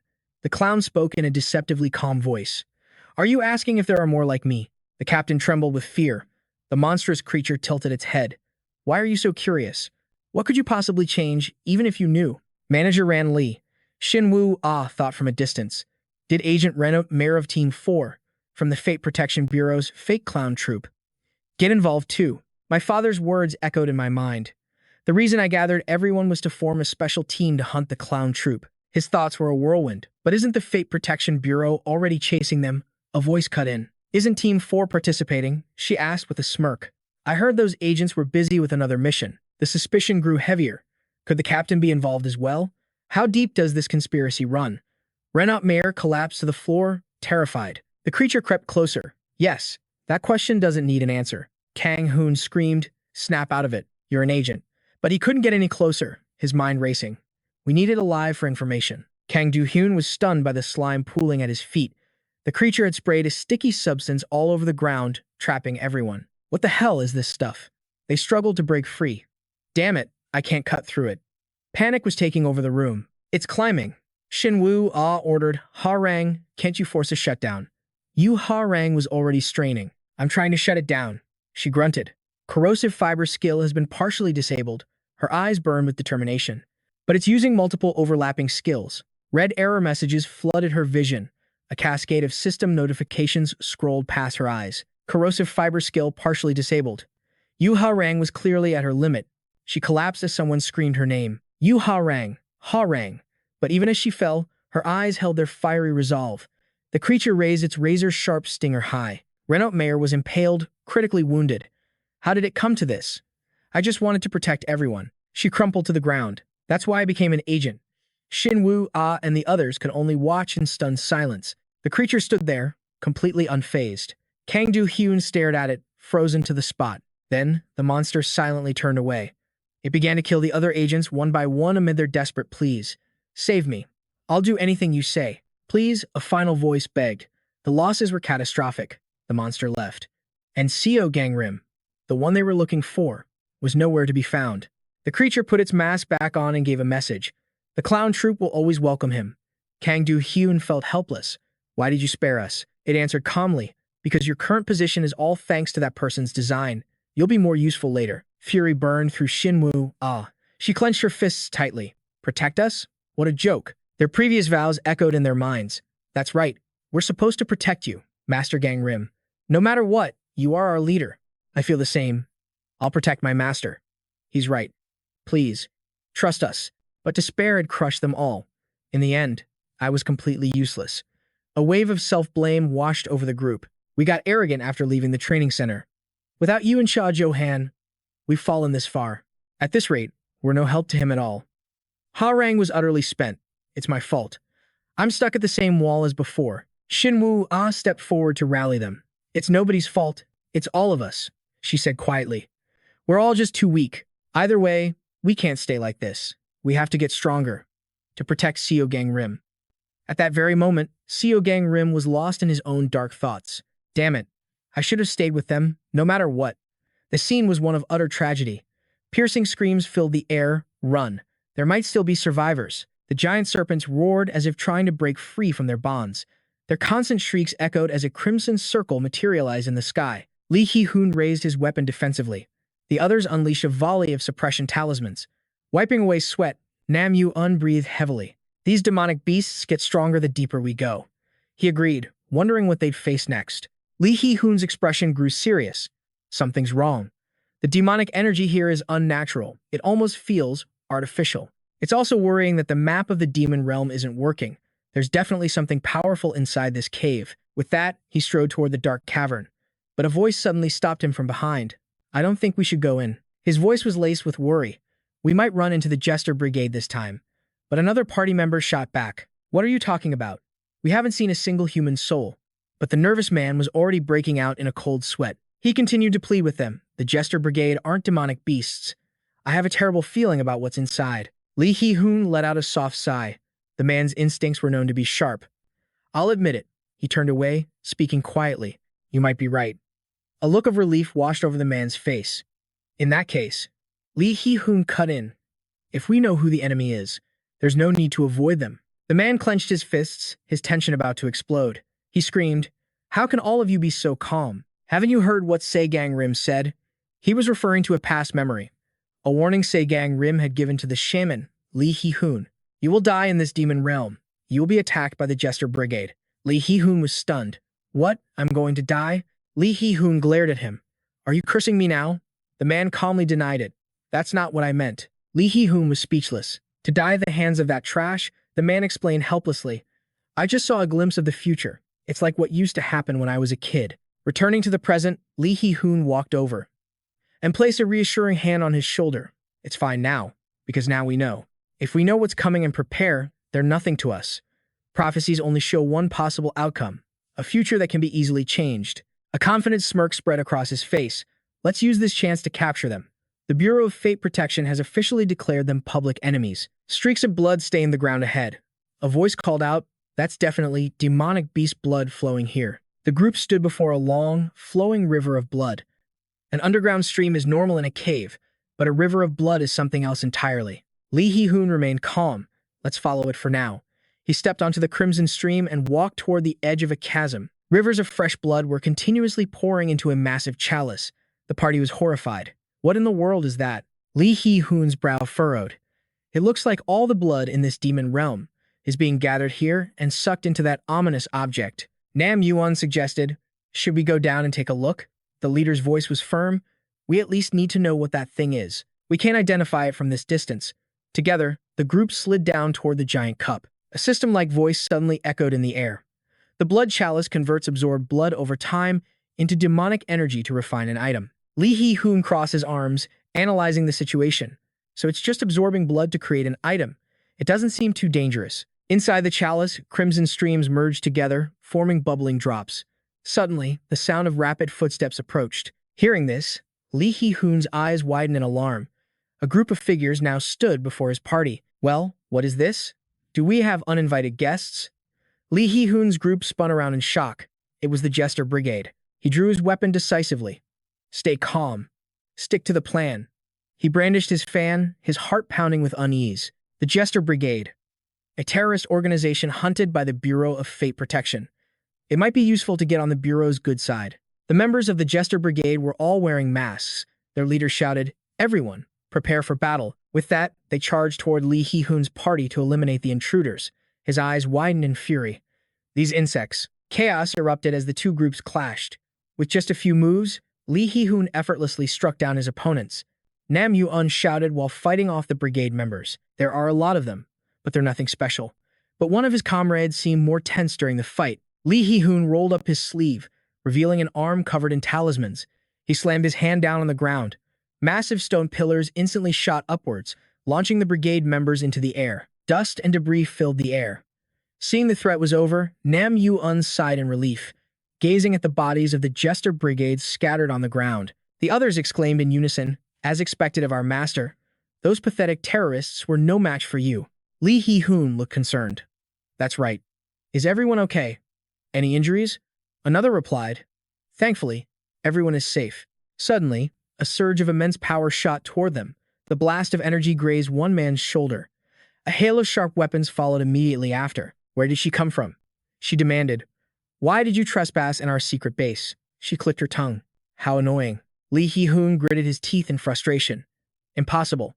I couldn't sense their presence until they were right on top of us." She began to summon her power. "In any case, you've seen something you shouldn't have." Unleashing multiple fatal blows, she declared, "You will all die here." Fire wheel. Seeing the technique activate, the entire party was struck with absolute terror. Panic filled the air. Lee Hee-hoon was furious, but fear gnawed at him. Hiding behind a rock, he roared, "You are no match for us. I'll hold her off. Get out of here and call for backup." But the villainess just sneered, "And where exactly do you think you're going?" Suddenly, the sound of approaching footsteps echoed, causing the attacker to freeze. An urgent voice cut through the tension. "Are there any squads in this area? We should find members of the Cross Guild instead." But how long can the sect leader last on his own? He glanced back with a grim look, then abruptly turned around. "I'm staying." Nam Yu-run was stunned. What are you doing?" He replied calmly, "2 against 1 is better than 1. The villainess unleashed a relentless barrage of attacks, her voice dripping with scorn. "What good is all that power if you can't even land a single hit?" Lee Hee-hoon's strength was fading fast. A cruel, excited smile spread across her face. Berna launched a taunting kick. "So this is the great national shaman? You're nothing special at all." Her eyes flashed with a look of absolute victory, but a sharp glare met hers. The young man caught the stumbling Lee Hee-hoon. The older man asked, bewildered, "Why? Why did you come back?" With a talisman in hand, he charged forward to rewrite their fate, to fight in place of the one who faltered. He flew towards Berna, talisman glowing with power. Berna sneered, "How long can you keep that up, wasting your mana so recklessly?"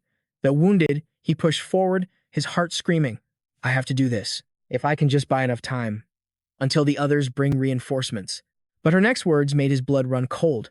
"It doesn't matter how much you stall, your precious friends are never coming. Speaking of which, isn't your great sect leader going to put up a better fight? He's a national shaman, after all. Just look at him, pathetically cowering behind his underling. What a pathetic sight, especially compared to all his boasting from before." Enraged, the hero roared, "Shut your mouth. A monster like you has no right to speak of him that way." Berna just laughed. "A monster like me? And what does that make you?" Suddenly, massive stone pillars erupted from the ground. She scrambled desperately to evade the surprise attack. "I thought you were just cowering. So you were preparing this the whole time?" He stood firm, shielding the trembling Lee Hee-hoon behind him. Her taunts continued. "But what's your plan now? Do you think this is enough?" "I'm perfectly fine. But you're not, are you?" "I get it now. Creation abilities like this consume massive amounts of mana. It's far too much for a mere human to handle." Seizing the opening, he aimed his talisman at Berna. Says the one who is not even human to begin with. A cold, mechanical voice echoed in his mind. "Insufficient mana. Skill, mana shield cannot be activated." Abnormal status. Mana exhaustion has been applied. He was struck down, collapsing to the ground. Berna landed softly, a curious look on her face. Did you really take them all out? She walked toward him slowly. Well, it's better to make sure this is truly over. Lee Hee-hoon roared in fury. You monster. Inside, his spirit broke. Is this how it ends? Was I wrong all along? He remembered Seol Gangim's offer from before. I can help. But he had arrogantly waved him away. I do not think you should interfere. I was too arrogant, Lee Hee-hoon thought. Just then, a powerful hand grabbed his collar. Seol Gangim had arrived, standing between him and Berna. Lee Hee-hoon's heart pounded. Seol Gangim? The newcomer's sharp gaze was fixed on Berna. Why are you here? Lee Hee-hoon asked, still in shock. He replied coldly, If you die, I will not be able to face my master. Besides, I have my own score to settle here. Without another word, he dashed toward Berna and her pathetic circus of fakes. The villainess retreated, furious. Damn you! I have no business with you. A worried voice called out from behind, Master Mage Lee Hee-hoon. Are you all right? Is that really Seol Gangim? Every time I have seen him before, he seemed terrified, always pushing everyone away. He was always the coward who ran from everything. I never imagined he would risk his life to save me. As everyone watched in stunned silence, Seol Gangim charged. His eyes were as sharp as blades. He clashed with Berna, but it was clear she was completely outmatched. But a thought troubled him. What is going on here? Even at a disadvantage, Master Lee Hee-hoon should not have been pushed this far. Berna spat. Why did you have to interfere? Our leader intentionally set this trap near your hiding place. What? Just because we can't kill you, do not think for a second we will let you run free. She raised a goblet filled with blood. In the end, you will all just be puppets for our master's will. Seol Gangim's eyes widened. Damn it, she is fast. He realized that even with witnesses here, retrieving that artifact was the top priority. A panicked voice cried out, She is heading this way. Lee Suo reacted instantly, unleashing a hail of bullets from his gun. Clutching the goblet, Berna fled. He shouted in alarm. She is getting away. A furious roar erupted from Seol Gangim. No, he yelled to the others. We can't let her escape. As Berna clutched the goblet, a shadow materialized before her. The figure let out a soft sigh, energy gathering around him. That is right, dragging this out any longer would be troublesome. The moment Berna saw him, she froze in absolute terror. Her eyes darted around, desperately searching for an escape route. But from another direction, Seol Gangim unleashed his power, trapping her in ice. Got you. We clowns have many questions. But first, suddenly, a dark liquid seeped from behind the mask. Seol Gangim's eyes widened in alarm. What do you think you're doing? He grabbed Arda by the collar. Berna just smirked sinisterly. Be careful what you wish for, because of what you'll learn from me. Arda removed her mask, revealing a grotesque smile, and absolutely nothing underneath. Someone rushed into the room. Damn it, father, please save her. He placed a hand over Berna's body, then shook his head. She was beyond saving. Seol Gangim sighed heavily. To think she'd commit suicide with poison. I knew they were a secret organization, but I was too careless. We've lost our only chance to learn about these clowns. Now, the casualties in the demon realm will be unstoppable. Even when I tried to read her fate from her dead face, all I could see was the name Berna. No family name. You trusted and helped us. I'm sorry. A trembling foot slowly stepped forward. It was Lee Hoon, his voice shaking. If her name is Berna, I might be able to help. Seol Gangim was puzzled. You know this clown mask organization? He continued. First, let me tell you something. Give me the mask. What are you planning to do? Lee Hoon produced a talisman and placed it on the mask. The transformation ability has been activated. He then fitted the mask back onto Berna's face. Seol Gangim wondered why an agent's mask would. Lee Hoon spoke softly. This person was an agent of the Celestial Fate Bureau. Everyone present was stunned, utterly confused.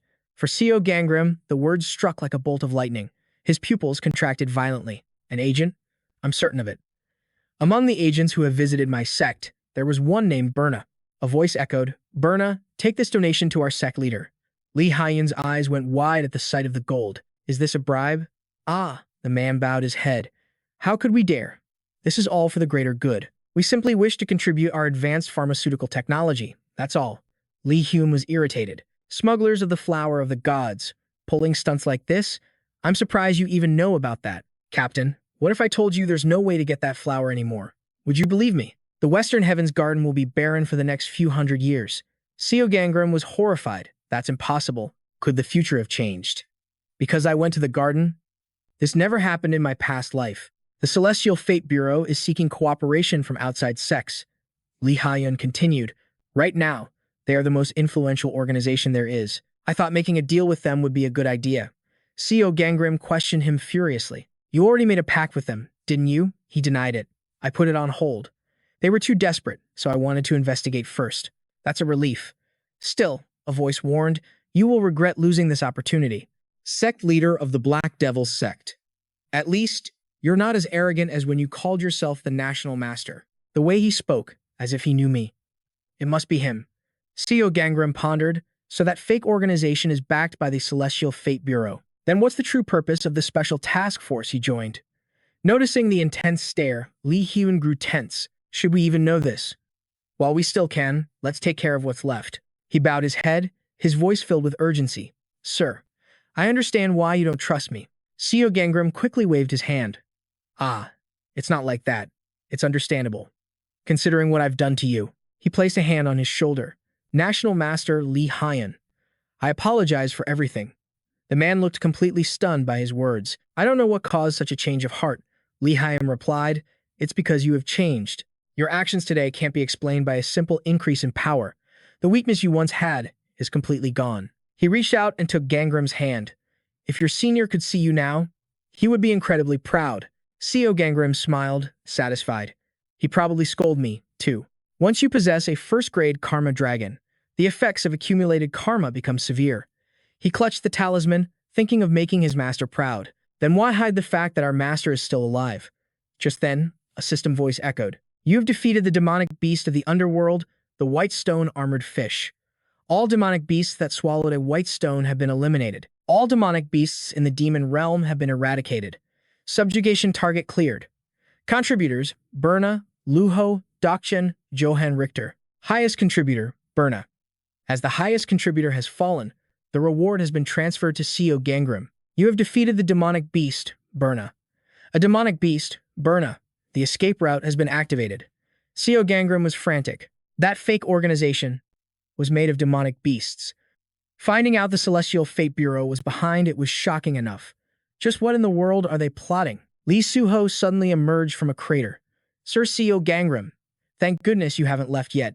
I have something I must tell you. We're in the demon realm, so no one can eavesdrop. What is it you want to say? The answer to the question you asked me before. Now then. I must ask Master Lee Ha-yun to step aside for a moment. Lee Ha-yun simply replied, very well. Once I've arranged the burials for our sect members, I will depart immediately. Wait, can't we go together? Why not? Seol Gangim demanded. Because the Dark Demon sect will undoubtedly be of use to us. Lee Suho sighed in exasperation. That's not it, Seol Gangim. Have you no shame? After seeing how he treated you, I truly believe he doesn't deserve to know the truth. I can't trust a man with a character like that. Seol Gangrim's voice was cold. Nevertheless, I will tell him. In fact, I want everyone here to listen. In my heart, when it comes to my master's affairs, Master Lee Ha-yun is the one I trust the most. Understanding dawned on Lee Suho's face. Is that so? Then, I'll give this to you. This is what Master Seol Hwa-jian entrusted to me. With those words, Lee Suho set the paper ablaze. Among the countless paths of fate, I have chosen the best one. Seol Gangim and Lee Ha-yun's eyes widened in shock, their pupils shrinking. I have always watched over and contemplated my own destiny. My destiny held two possibilities. Either I would be killed by the Heavenly Fate Protection Bureau, or I would be framed as a heretical criminal. To crush the Heavenly Fate Protection Bureau, I faked my own death and established the Clown Mask organization. If you have found this message, it means you've passed the test of the one I trust. On the coming Kixi Festival, come to Yangchu Falls. I need a small favor from you. Seol Gangim stepped forward, his heart pounding with anxiety. He never expected someone else to have an encounter like this. Meanwhile, that fake mask organization, reports said they had completely transformed into demonic beasts to cause such a scene in the middle of the city, not in the demon realm. Just as he thought, things were already different from his previous life. He was so lost in thought, he didn't realize where he was going. A voice spoke. You've passed through the barrier. I was worried, but it seems you've arrived safely.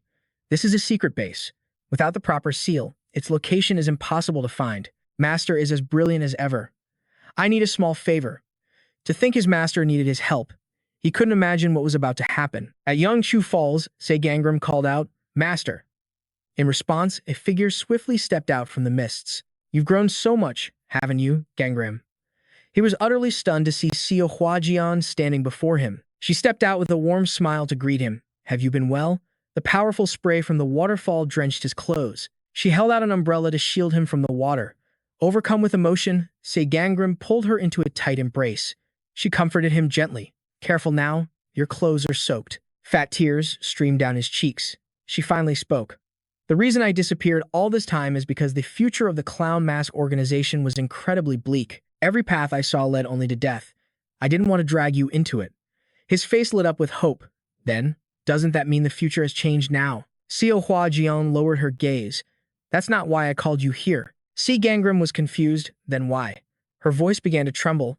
"I called you here because I can no longer read your future. Your past and future have become intertwined, and on top of that, an unknown karmic debt is suppressing your destiny. I had hoped I wasn't the cause of this. But now, seeing you before me, I know I wasn't mistaken. What in the world happened to you?" Seol Gangim hesitated. Well, even if it was his master, would she really believe he had come back from the future? She spoke gently, reassuring him. "Gangrim, no matter what happened, I am your family. If it's too difficult to speak of, you don't have to. But if you are in danger, you will tell me, won't you, so that I can help you?" He chose his words carefully. "The truth is, I have returned here from the future. The first time I came back, I told her everything, holding nothing back. I told her all about my previous life and about this one, too. By the time I finished my story, the day was nearly over." She took his hand to comfort him. "You've been through so much, but I'm glad you have so many comrades by your side. To think that they decided to stay by your side once more." Despite everything he'd endured, Seol Gangim scratched his head, a little embarrassed. "Actually, many of the sect members don't know." Seol Gangim continued. "The Heavenly Fate Protection Bureau is no ordinary enemy. Are you planning to shoulder the life and death of your comrades all by yourself? That way of thinking is both foolish and arrogant. You said your comrades protected you before you came back, correct? Is that why you're trying to do the same for them now? Does watching them fight truly put your heart at ease?" Hearing this, he lowered his head, unable to say a word. Her tone became stern, like a true master. "Why would you force your comrades to experience that same agonizing feeling? Either they fight alongside you, knowing the true enemy, or they leave. Give them the right to choose, and then return here." Looking remorseful, Seol Gangim replied, "Yes, master." Later, in a large hall, someone spoke up.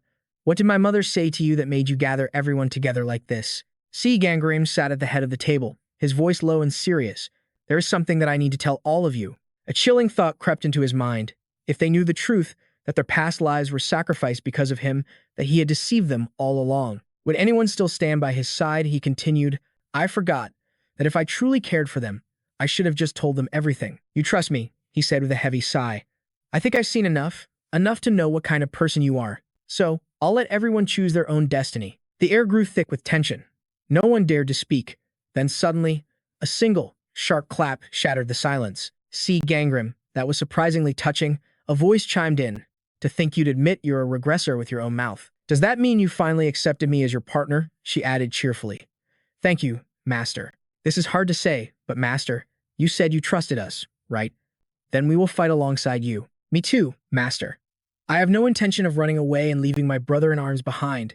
The others quickly chimed in with their support. "I owe Seol Gangim my life, a debt that must be repaid. In my past life, I had no connection to him at all, but I can never forgive what the Bureau of Heavenly Fate did. I'm sorry, Gangrim." A single, large tear rolled down his cheek. "To think you were shouldering this entire burden alone, and I had no idea. I just felt hurt that you were hiding something from me. Thank you for telling us. I'm glad we can fight together again." As he was lost in his work, a plate of hot dumplings was placed on his desk. "What's all the commotion about?" he asked. The other replied. Seol Gangim confessed. "The main character just admitted he returned from the future. I have to write this into the story immediately." She remained calm. "A catastrophe is coming. We're probably all going to die. Aren't you even a little bit nervous?" He paused for a moment. The others, they do seem a little scared. It's true. But hearing Shinsua say that makes it interesting.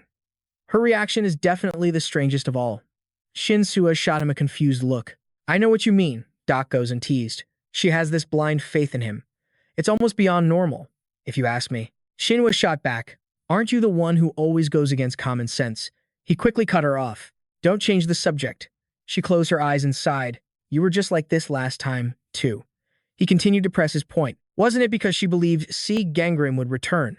It's bizarre that Shinwa, who hates killing, would suddenly sacrifice her own arm to save Gangrim, then try to kill his enemies. Hearing this, Shinsua became flustered. He pointed a finger right at her. I was convinced after hearing what Seol Gangim said about Baehomen's end. Shinua's decisions always become strange whenever Seol Gangim is involved. How can sacrificing an entire sect and her comrades just to protect one person be considered normal? I believe Shinsua is the true protagonist of this story, but I'm starting to doubt the sincerity of your goodwill.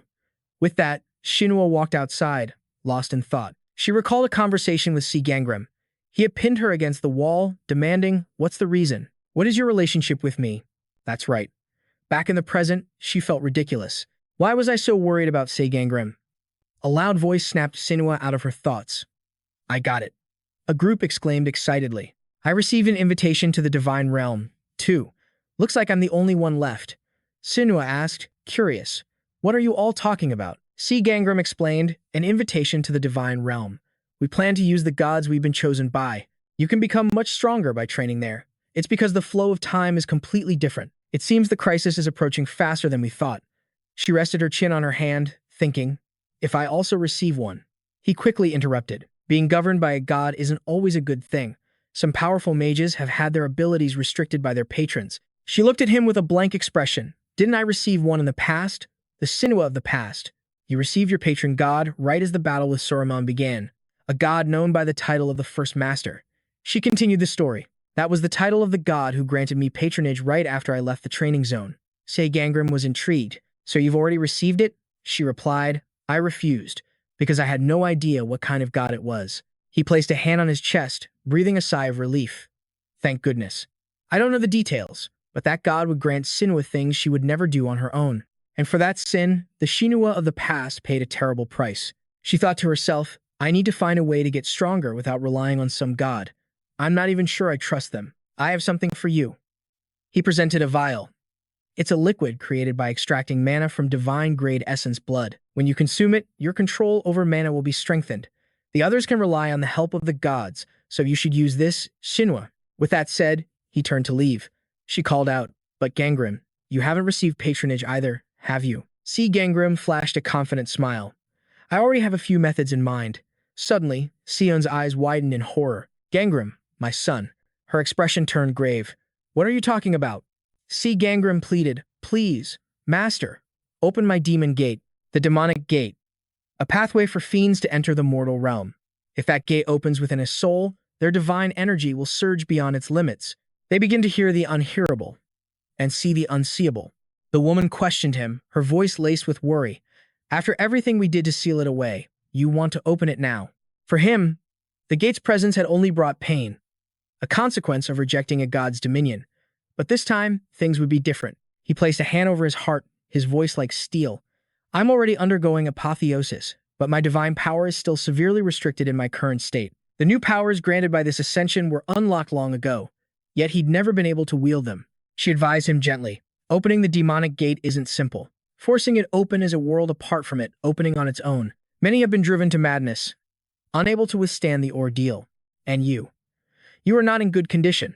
But Seol Gangim clenched his fists, his resolve hardening. As we are now, we have no chance against the four chiefs.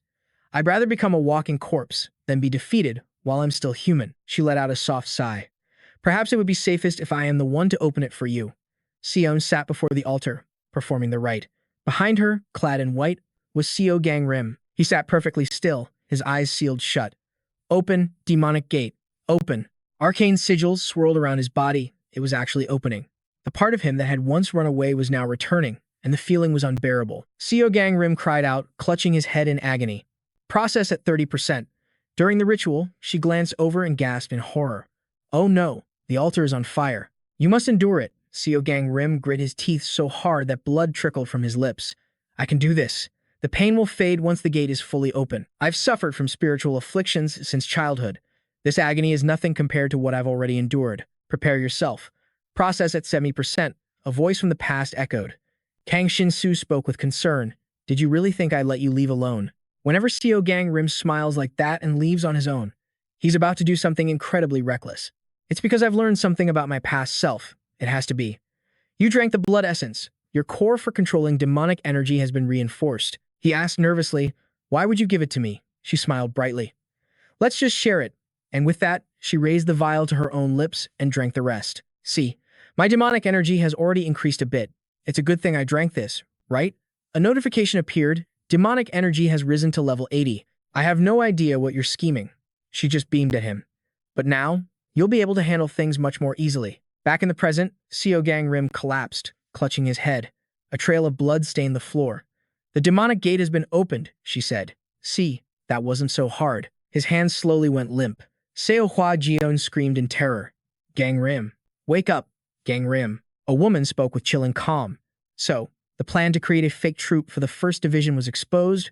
Before her, a man knelt prostrate on the floor. Baek Hyang reported, Commander, it's because the mole, Kang Chandu Hyun, refused to cooperate.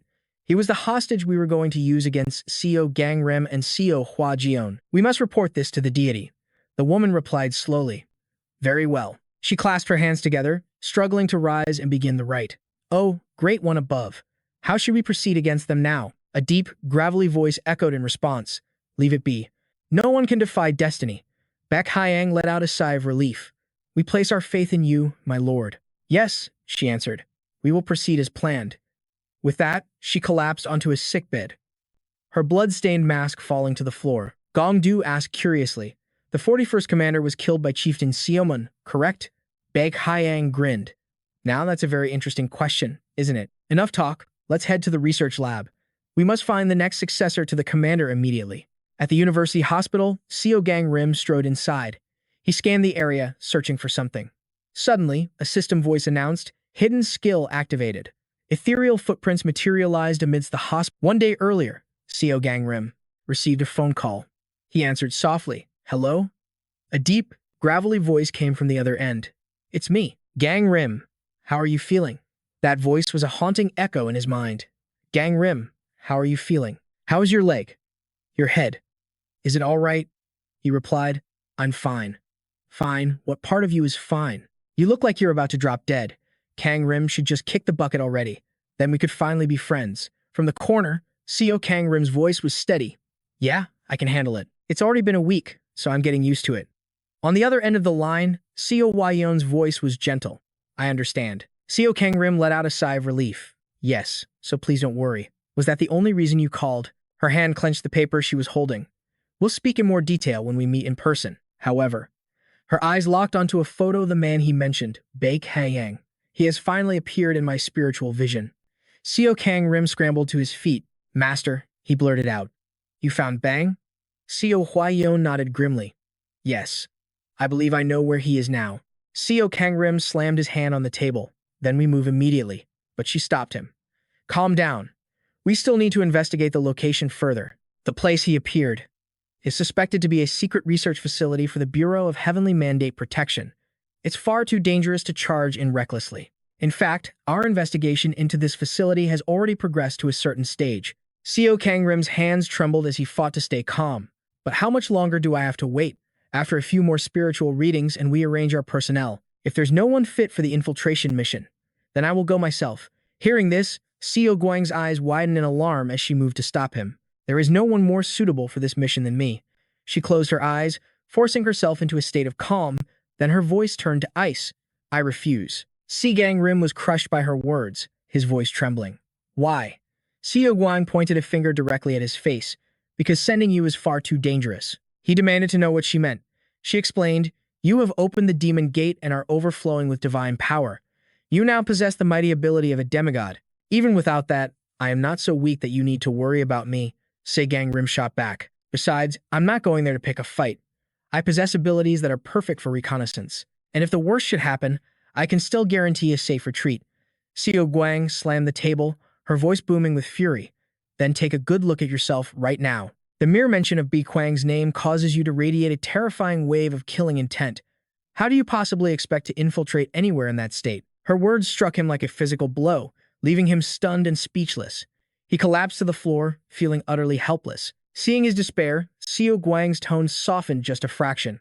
I understand your thirst for vengeance, but if you allow that hatred to consume you, do you truly believe you can just scout the area and return unscathed? Seol Gangim could only sit there, biting his lip in frustration. She continued, Are you certain that you won't lose control and attack her the moment you see Bai Kwang? Seol Gangim lowered his head like a child caught doing wrong. I made a promise that I would not do things on my own anymore. Seol Gwang's eyes widened in surprise at his words. Your comrades, they told you they would fight alongside you. A memory flashed through his mind. Thank you for telling me. They had believed his impossible story of returning from the dead, and right now, they're fighting with all they have so we can face Bai Kwang together. I want to be with them. That is more important to me than my revenge. Please, trust me, Master. In a sterile hallway, heavy footsteps echoed. Choi Suo sighed in utter frustration. How in the world did I get stuck in a place like this? Behind him, a shadow appeared, poised to strike, but he remained completely oblivious. He continued to mutter to himself, I need a smoke to clear my head before I go in. In the next instant, he was knocked unconscious and dragged into a nearby room. An electronic voice echoed through the hall. Party and identity verified. Opening laboratory number 1. Seol Gangim thought to himself, the security here is surprisingly lax. But Master did say I would not be able to see the future beyond this door. The heavy laboratory door slid open. So this must be it. The secret research facility of the Bureau of Heavenly Fate. Well then, let us see what you have been hiding. Inside a massive stasis pod lay the body of a woman. Her eyes were sealed shut. Seol Gangim froze, his blood running cold. Bai Kwang. Pure terror gripped his heart. His hand reached out as if to touch the cold glass of the pod. No, it's impossible. He slowly turned, his eyes scanning the entire room with caution. He pressed his back against the massive pod, and as he saw the woman's face clearly inside another, Seol Gangim's breath caught in his throat. Impossible. He broke into a run, his head whipping from side to side. He could not believe what he was seeing. How could every single pod, every last one in this entire facility, contain the exact same person? Every single one of them. He collapsed to his knees in utter despair. They're all. Bai Kwang. A system voice droned on. S098. First rank deity. Metal attribute. H230. First rank deity. Water attribute. F002. First rank deity. Fire attribute. Seol Gangim's entire body began to tremble uncontrollably. The elemental attributes were all different, but the face was undeniably Bai Kwang's. Whether they shared her name or not was completely irrelevant. In his heart, he knew the devastating truth. A single Bai Kwang was enough to annihilate Biomen and all their allies. If all of these things wake up, we will not stand a chance of surviving. He frantically began hacking into the system console. I have to take care of this. Right now. Suddenly, the identification scanner chimed to life again. Yang Ib. Identity verified. Opening laboratory number 1. Footsteps echoed from the entrance to the lab. A crisp voice rang out. I was hoping they might last until the next bloom cycle. A man walked in, a worried look on his face. We still have plenty of backup containers. Team leader Y added, but this batch of samples alone represents. Suddenly, the man's voice sharpened into an angry shout. Hey, you. In the back. What do you think you're doing in here? Seol Gangim was disguised as one of the researchers. He stammered, trying to sound convincing. I misplaced something. I was just retracing my steps to find it. Team leader Y let out a breath of relief. Researcher Park. What are you looking for? He waved his hands dismissively. Oh, never mind. It does not seem to be here. The other man replied, right. Why don't you check the smoking room? Seol Gangim started walking past them. Yes, I think I will do that now. As Seol Gangim, disguised as Researcher Park, walked away, the first man called out suspiciously, Hey, is not the smoking room in the other direction? Team leader Y, go and check on him again. I have a bad feeling. I do not think he is one of our researchers. Team leader Y stroked his chin, a puzzled look on his face. How strange. Seol Gangim, still playing the part of Park, scratched his head awkwardly. I must have gotten turned around. The other man scoffed. Is not that just clumsy Researcher Park for you? Seol Gangim quickly tried to leave. Well, if you will excuse me, I will be on my way now. Team leader Y let out a soft sigh.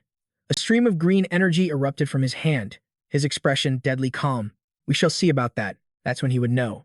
Disguised as Researcher Park, Seol Gangim felt the situation spiraling out of control, a sense of panic setting in. Captain Y jabbed a finger in his face. Well now, what is this? The man cracked a goofy smile. Is he trying to look away? Gongyu muttered with concern. If it were really him, there'd be a hole in his head by now. Suddenly, Seol Gangim, still in his researcher disguise, grabbed a weapon and charged. He slammed it violently against the laboratory door. Despite the crushing blow, the reinforced door didn't even have a scratch. Captain Y crossed his arms, looking on with smug satisfaction. It's no use. He can't escape. Sheer panic flooded Kang Rim's mind. Damn it. The captain advanced, closing the distance, step by agonizing step. Now then. His expression turned ice cold. Shall we find out the identity of our little intruder? He thought to himself, I swore I'd escape without a fight, but there's no way out of this without one. I have no choice. He slipped on a mask, his mind racing with calculations. As long as they don't realize it's me. Captain Y gasped. What in the world? Is that an invisibility skill? He scanned the room wildly, completely unaware that Kang Rim had reappeared right behind him. These circus clowns are getting bolder by the day. He landed a powerful strike on the captain's back, but Ji used his ability to shield the old man. Gong Yu was baffled. How can you be so calm? The captain leaned his head back with absolute confidence. Don't worry. This time, I'll definitely land a hit. As he spoke, Captain Y unleashed an attack that just barely missed Seol Kang Rim. The reckless blow shattered a nearby experiment tank. Gong Yu clutched his head and yelled, Captain Y. The old man was frantic. Oh no, he continued. If you just let me smash a few more things, I'm sure I can catch him for you. The captain roared in fury. Smash what? Seol Kang Rim continued to flee from Gong Yu's pursuit as the old man's face turned pale with rage. Capture him this instant, Captain Gong. The man's face was brimming with confidence. Did you just install a light? The corpse summoning ability activated. Seol Kang Rim's heart sank. A summoner? So it's a little hunt, then. Gong Yu laughed wildly. Circus clown, your reckless rampage ends here. He lunged with his sword, but his blade was blocked by Seol Kang Rim's. Kang Rim immediately jumped back. He thought, damn it, I can't fight back against conventional weapons. The man swung his sword frantically before Kang Rim went invisible again. Do you really think you can escape like that? Kang Rim plotted his escape. It's obvious they want to preserve these specimens. If I keep running and destroying things, they'll have to focus on defense. That will be my chance to get away. But it wasn't just skeletal soldiers he had to worry about. Ji's massive hands slammed Seol Kang Rim down to the floor. The man rushed over, his face a cold, emotionless mask, as he uttered a single phrase, caught you. His hand reached for Seol Kang Rim's mask. Let's see now. What kind of person are you? The mask came off, and Kang Rim offered a smirk. It's been a while, Captain Gong. Gong Yu was in shock, unable to believe his eyes. Seol Kang Rim? Why are you here? But Captain Y was ecstatic. Did you say Seol Kang Rim? So this is what it meant to just leave him be. A system voice rang out. Captain Y raised his hand, and the shards from the broken tank instantly flew into the air. The swampification ability was activated. The old man laughed like a maniac. No one can resist fate. Gong Yu roared in anger. Yang, have you lost your mind? The captain's haunting voice replied. What? Looking at the fake corpses on the ground, he sighed. We don't need fakes, not when we can sell the incarnation spell to the real entity. Upon hearing this, Seol Kang Rim's blood ran cold. His pupils contracted violently. This energy, it's unmistakably that god, the one who has been hunting me since I was a child. A memory of the past surfaced. All of you are in these positions by that being's design. The time will come when you will be put to a much more valuable use. So that's why the fake circus clowns couldn't kill us. The cold, mechanical voice announced, the demigod ability has been activated. Gong Yu shielded his eyes. What is this light? Captain Y stared in absolute terror. Has he undergone deification? Seol Kang Rim soared into the sky, leaving the two completely stunned. He summoned a massive surge of power. The energy blast slammed into Ji's giant hands, shattering them instantly. It tore deeper, drawing first blood from Gong Du. Captain Y's voice was cold as ice. Keep going. A terrifying glint appeared in his eyes. That thing is no ordinary human. Seol Kang Rim calmly looked down at the old man. Inside him, divine power was pouring through the demon gate. This new power. It was a gift, a blessing from the gods themselves, and it synchronized perfectly with his existing abilities. It ends here. The old man's voice was chilling, but, as you know, Seol Kang Rim slowly drew his weapon, but then froze. He stared in utter shock. They were transforming into horrifying creatures. We aren't ordinary humans, either. Captain Y stared coldly at Seol Kang Rim. He was right. That body could never belong to a normal person. Seol Kang Rim quickly calculated the odds. The Fate Protection Bureau has 4 captains. Dragging this out would be a fatal mistake. He drew his weapon. I'll end this quickly and get out of here. He shot towards them at blinding speed. But Captain Y just smiled wickedly and summoned his own power. We aren't ordinary humans, either. Vile green tentacles erupted from the old man's body. He commanded them to wrap tightly around Seol Kang Rim. Seol Kang Rim struggled, trying to break free from their grip. He was confused. This wasn't any kind of supernatural ability he'd ever seen. Looking down at Captain Y summoning his strength, he realized the truth. What are you? Are you demons? Gongdu taunted him. Looks like those failures of yours exposed everything, he sneered. So you finally get it, he declared with confidence. Capture Si Gang, so the divine reign can continue. An intense battle erupted. Gongdu struggled to defend himself. I can't believe this. Si Gangrim confidently pushed him back. Exhausted, his opponent stammered. How? How did he get this strong? He showed potential even as a trainee, but Gongdu hesitated, then continued. You were nothing but. Suddenly, a blast of energy shot straight at Si Gangrim. His opponent gloated, rank 3 at best. Si Gangrim gritted his teeth. It was too late to dodge. He used his weapon to block the immense power. The two energies clashed violently. Gongdu shot upwards in a rage. Impossible. Even this technique didn't work. A mocking smile spread across Si Gangrim's face. I'm not rank 3 anymore. Gongdu scoffed. You're spouting nonsense. Destiny levels don't just change, he roared, lunging forward. A mere human can't change their own fate. But Si Gangrim just gave him a cold, chilling smile. I used to think so too. He caught his opponent's blade, then hurled him back, completely overpowering him. Gongdu's body froze solid, encased in ice. Captain Y screamed in despair. Oh no, Captain Gong. It turns out he was wrong. Si Gangrim. Divine power level 3. Elemental ranks fire, water, and wood. Si Gangrim's voice was like steel. We can change our own fate. Terrified, Captain Y stumbled backward. Impossible, he thought, a mere human, daring to possess divine power. Si Gangrim was horrified by the sight of the giant monster. He's dead. So how is his power still active? The monster snapped its jaws around Captain Y's neck, seemingly swallowing the old man whole. Si Gangrim watched in fear. Did it just eat him? The captain's voice echoed. In the end, you're still just a human. But we received divine power from that person, and were reborn as guardians of fate. Captain Y stepped out from the monster's mouth. He let out a sigh of relief. His face was blank, and his voice was a low growl. That was a close one. Si Gangrim was stunned to see him alive. I can't believe it. That thing behind him is his true form. This just got a lot more complicated. He flew forward, launching an attack. Captain Y countered, striking Si Gangrim's body with his own power. He felt the strain. This power was unstable, gained only by opening the demon gate.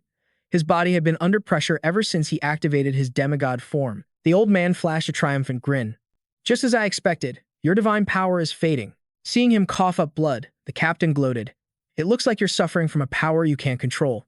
You won't last much longer. Captain Y laughed maniacally as the monster bound him tightly, destroying your own body just to buy a little more time. Can you really call that living? With a body born so flawed, you should be grateful to become a vessel for the gods. Accept the divine reign. Si Gangrim struggled desperately against the beast. I have to resist. My son. Are you ready now? Despair began to wash over him. Damn it. I was told not to use this unless it was my absolute last resort. But suddenly, a blue light appeared and cracked open. Inside was the solemn face of Seol Gangim. Yes. I knew a time would come when we would need this. Captain Y gasped in alarm. Who are you? Her voice was glacial. Seol Gangim. A slave to fate.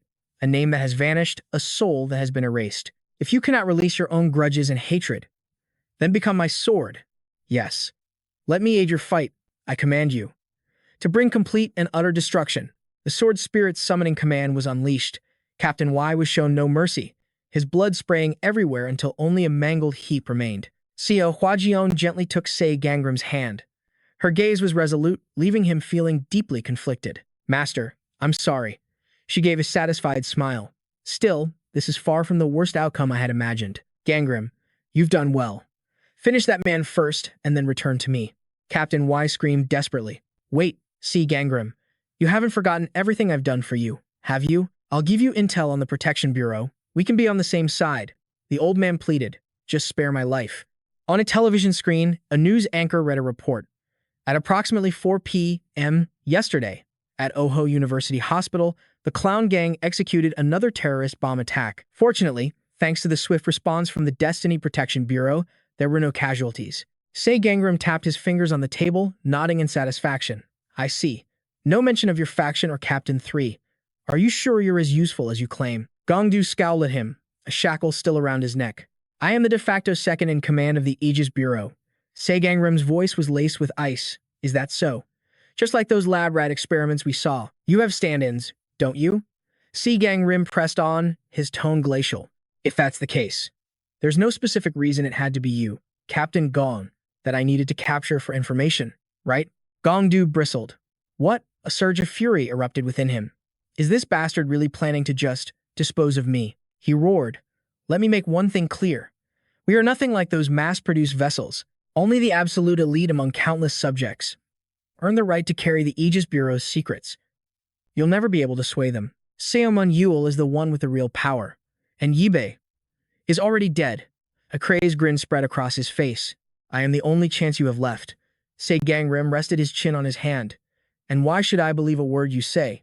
He shot back. There's an artifact called the Contract of Vows. It's used to enforce an absolute promise between two parties. We'll use that. A sinister smile crept onto his lips. Interesting. Shall we negotiate the terms, then? Seol Gangim will not harm Gongdu through torture, confinement, or restraint. He will provide shelter and necessities, and will grant multiple vengeance tags engraved with his own name. Gongdu will not bear arms or use his abilities inside the protective barrier. He will answer all of Seol Gangim's questions truthfully, with no omissions or falsehoods. Should either party violate these terms, both will pay the price with their lives. A vengeance tag. It's been a while since I've seen one of these. Gongdu picked up the tag, a flicker of curiosity in his eyes. With this, if I were to kill you, you would be forced to take your own life instantly. And if any of your comrades kill me, it wouldn't matter who it was. You would have to execute them yourself. There's no better guarantee than that. Seol Gangim's expression was grim. Now, are you ready to talk? He sighed. By the way, what's with these ragged clothes? You must have made a fortune as a hunter, right? Don't you ever invest a little in yourself? Seol Gangim slammed his hand on the table. Enough. First question. Who is the god of the Aegis Bureau? Just as I'd expect from a captain of the Aegis Bureau's main branch. The information he provided was a goldmine, revealing the enemy's remaining forces, how they created humanoid monsters like him, and even the ultimate goal behind the Aegis Bureau's creation. In the end, it was all for one purpose, to summon the Bureau's god, the eternal and unchanging one. Gongdu's eyes lit up with fanaticism. That's right. And you are the human that God has marked to be its vessel. Seol Gangim's head fell. A vessel. For a god's descent. So its purpose hasn't changed since the ancient days. Wait a minute. Then why did Baekyeon try to kill me? If they're followers of the Eternal One, shouldn't they obey its will? Ah, that's right, he continued. You're safe for now, but you should still be careful. The Eternal One has a sworn enemy. That rival god destroys every potential vessel candidate the moment a new follower of the Eternal One appears. A cold sweat trickled down Seol Gangim's back. A sworn enemy? Then the Baekyeon I saw in my past life. Could he have been a follower of that rival god? Gongdu pointed to himself, boasting, I took care of that god's last follower a few months ago, so you have nothing to worry about. How much do you know about this rival god? Do you know its divine name? Gongdu looked puzzled. Why are you more concerned about a god with no followers than you are about the Eternal One? Seol Gangim's voice was sharp. Just answer the question. What? You have a death wish or something? Gongdu scoffed, then relented. Fine. Its divine name is the First Possessor. I heard they possess a weapon capable of killing the Eternal One. What? Seol Gangim's eyes went dark. If it's the First Possessor, that's the god Shinsua served in my past life. Then the divine oracle Shinsua refused. Was it an order to kill me? A violent tremor ran through his entire body. Gongdu continued. Anyway, if you find anyone trying to become a vessel for that god, you have to stop them. It's better to strike first and kill them. A bond with a god isn't something you can just sever. Seol Gangim's expression hardened. What? Gongdu scratched his head, confused. That's enough questions for now, right? It's not like this is our only day. Seol Gangim simply nodded. Then let me ask one last thing. Before the Great Awakening, I heard that most of the pre-awakened who refused the Bureau's recruitment were eliminated. Is that true? At those words, Gongdu flinched, the color draining from his face. Were you there? Panic flashed in his eyes as cold sweat beaded on his brow. He slammed the table. Why are you bringing that up now? We're on the same side now, remember? No matter how much you hate my past, you can't touch me. Seol Gangim's voice was dangerously low. Answer the question. A mad grin twisted Gongdu's lips. Was I there? Oh, I was there. Just there? I was the one who slaughtered every last one of those bastards. All right, that's enough questions. Let me rest. For now, just get some rest. When you open the door, there will be a guide. Will they lead me to my room? No. A terrifying doll-like beast appeared. It lunged at Gu with its weapon, sending him into a panic as blood flew through the air. He screamed, scrambling to get away. This isn't what you promised. Seol Gangim, save me. Seol Gangim coldly replied, and why would I do that? The clown gang includes the families of many awakened beings you've killed. Did you forget that I could get my revenge? The doll stomped on the man's hand before slowly approaching Seol Gangim. Thank you, Seol Gangim, for giving us this chance for vengeance. He smiled cheerfully. I'm just repaying the help I received. By the way, does destroying the doll release the summoned spirit? That's right. Burning it would be the easiest way. Understood, the doll continued. Oh, and next time, could you ask your master to summon me into a ball-jointed doll? This cotton body gets wet and becomes far too heavy. I'll do that. See you later, John Zoon. In a dark, damp place, shadowy figures began to emerge. A chilling voice spoke beside Baekhyung. We have to assume that none of the vessels survived. It seems both Captain Y and Captain Gongdu have been eliminated. Does this mean I'll have to receive the god directly into my own heart? But if that happens, our forces will be left with only that bastard and a bunch of failures. It's too risky. Should I at least try to kidnap Seol Gangim? If only we had just one of those unidentified eggs left. An excited voice suddenly chimed in. Captain Seoman, this appears to be the key to Captain Gongdu's armory. Baekhyung's eyes widened. Open it. Now. Baekhyung held the key forward. With bated breath, the two watched the door swing open, revealing a single egg inside. Baekhyung smirked. So, a specimen of the unidentified egg remains. The next director has just been born. Inside a massive building, an elevator screen displayed the first floor. Seol Gangim slowly stepped out, stunned by the scene before him. Shinsua stood with her arms crossed, a smile on her face. So, did you get what you wanted, Seol Gang? He replied cheerfully. It's all thanks to you. I really appreciate it. Just wait a moment. About that. She turned to the system interface with an annoyed look. Again? Why do they keep sending so many of these?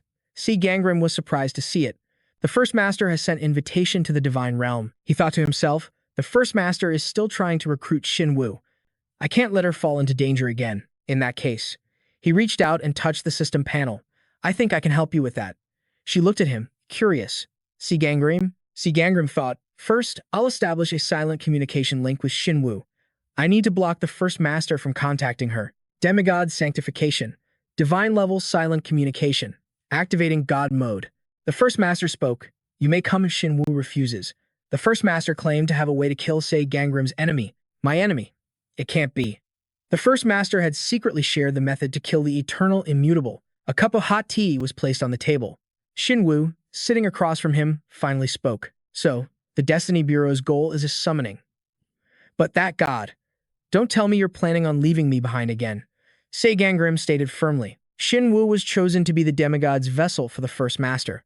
I think it's best if I go alone this time. She snapped back in anger. What? Didn't you say that God tried to kill you in your past life? And now you want to go face him by yourself? He looked down, unable to meet her gaze. That God and I share a common goal, to defeat the eternal immutable. Perhaps this time, he will help me. Tears of frustration welled in her eyes. But everything you said before, was your promise to fight together just a lie? His voice was low. I'm sorry. Her expression turned sharp as she reached for the system interface. Seol Gangim shouted in a panic. Shinsua, what are you doing? Without hesitation, she pressed the button.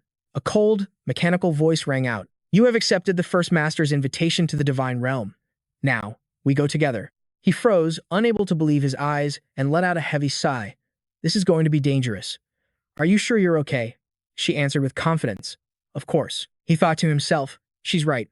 Going alone was reckless enough, but with Shinsua by his side, he'd need to be much more prepared. We need to make preparations before entering the Divine Realm. She looked at him curiously. Preparations?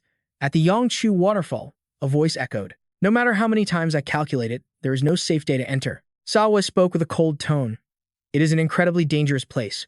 Are you certain you still want to go? But Seol Gangim's resolve was absolute. No matter what, I have to go. The gods there are the absolute strongest in their own realms. Even with your demigod transformation, it's not enough to take down a true god. She continued, her voice grim. If you try, you will die. He clenched his fists. But I have no other choice. To capture the Eternal One, this is the only way. Her expression darkened as she looked at him. Perhaps there is a sliver of hope. The Divine Realm you're heading to is under attack by the Fate Protection Bureau. His eyes lit up. So that means? A smile graced her lips. The current chaos might just make it easier to slip in unnoticed. Easier. Seol Gangim shot up to his feet, energized.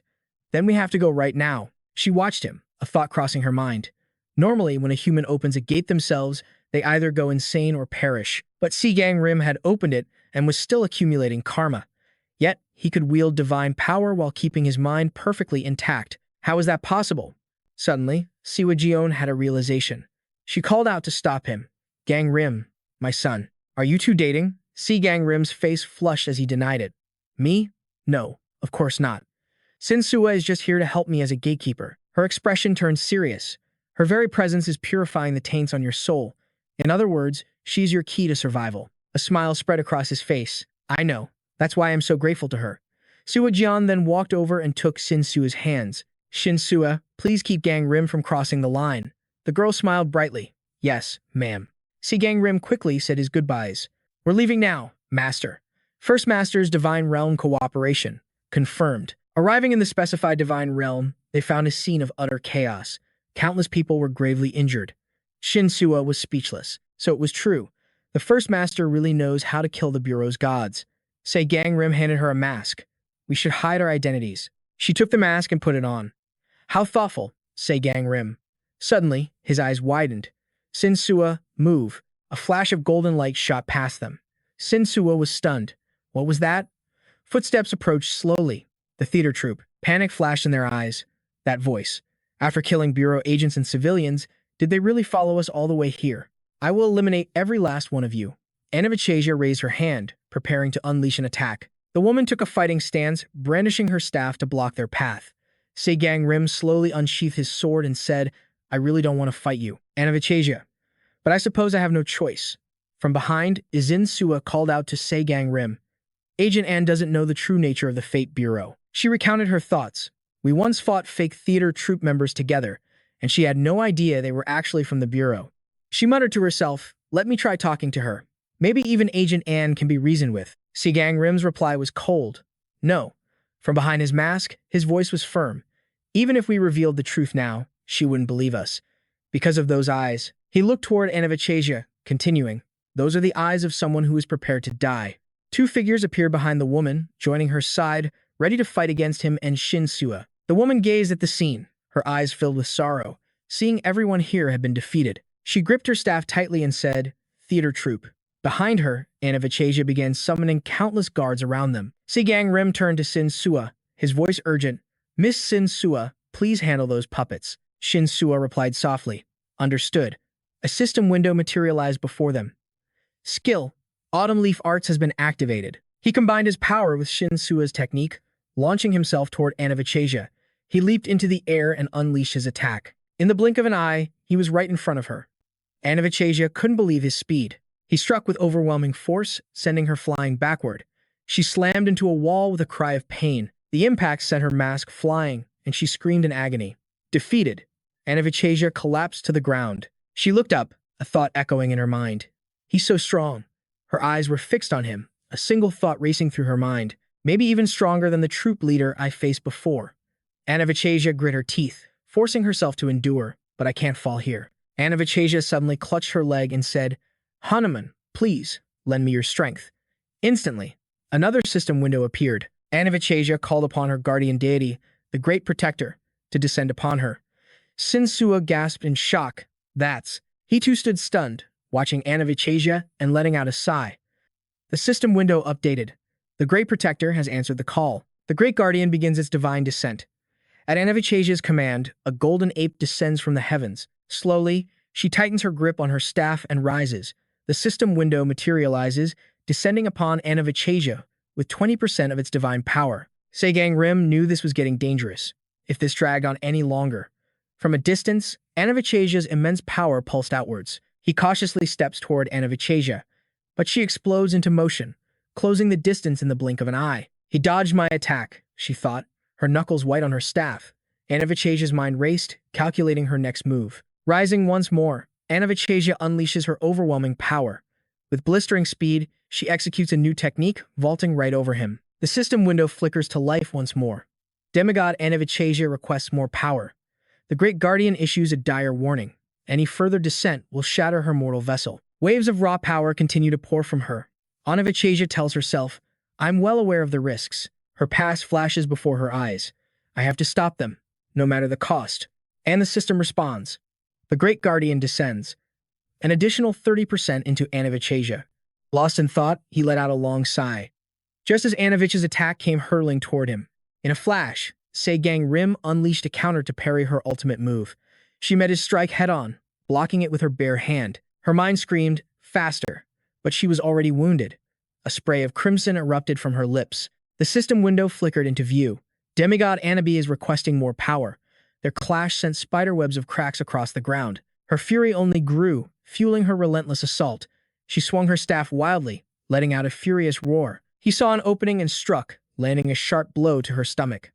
Before she could even swing her staff, the agonizing impact sent her reeling. Her mask clattered to the ground. Seol Gangim caught her as she fell, cradling her in his arms. Shinsua rushed over, her voice trembling. No way. Is she dead? He answered softly, no.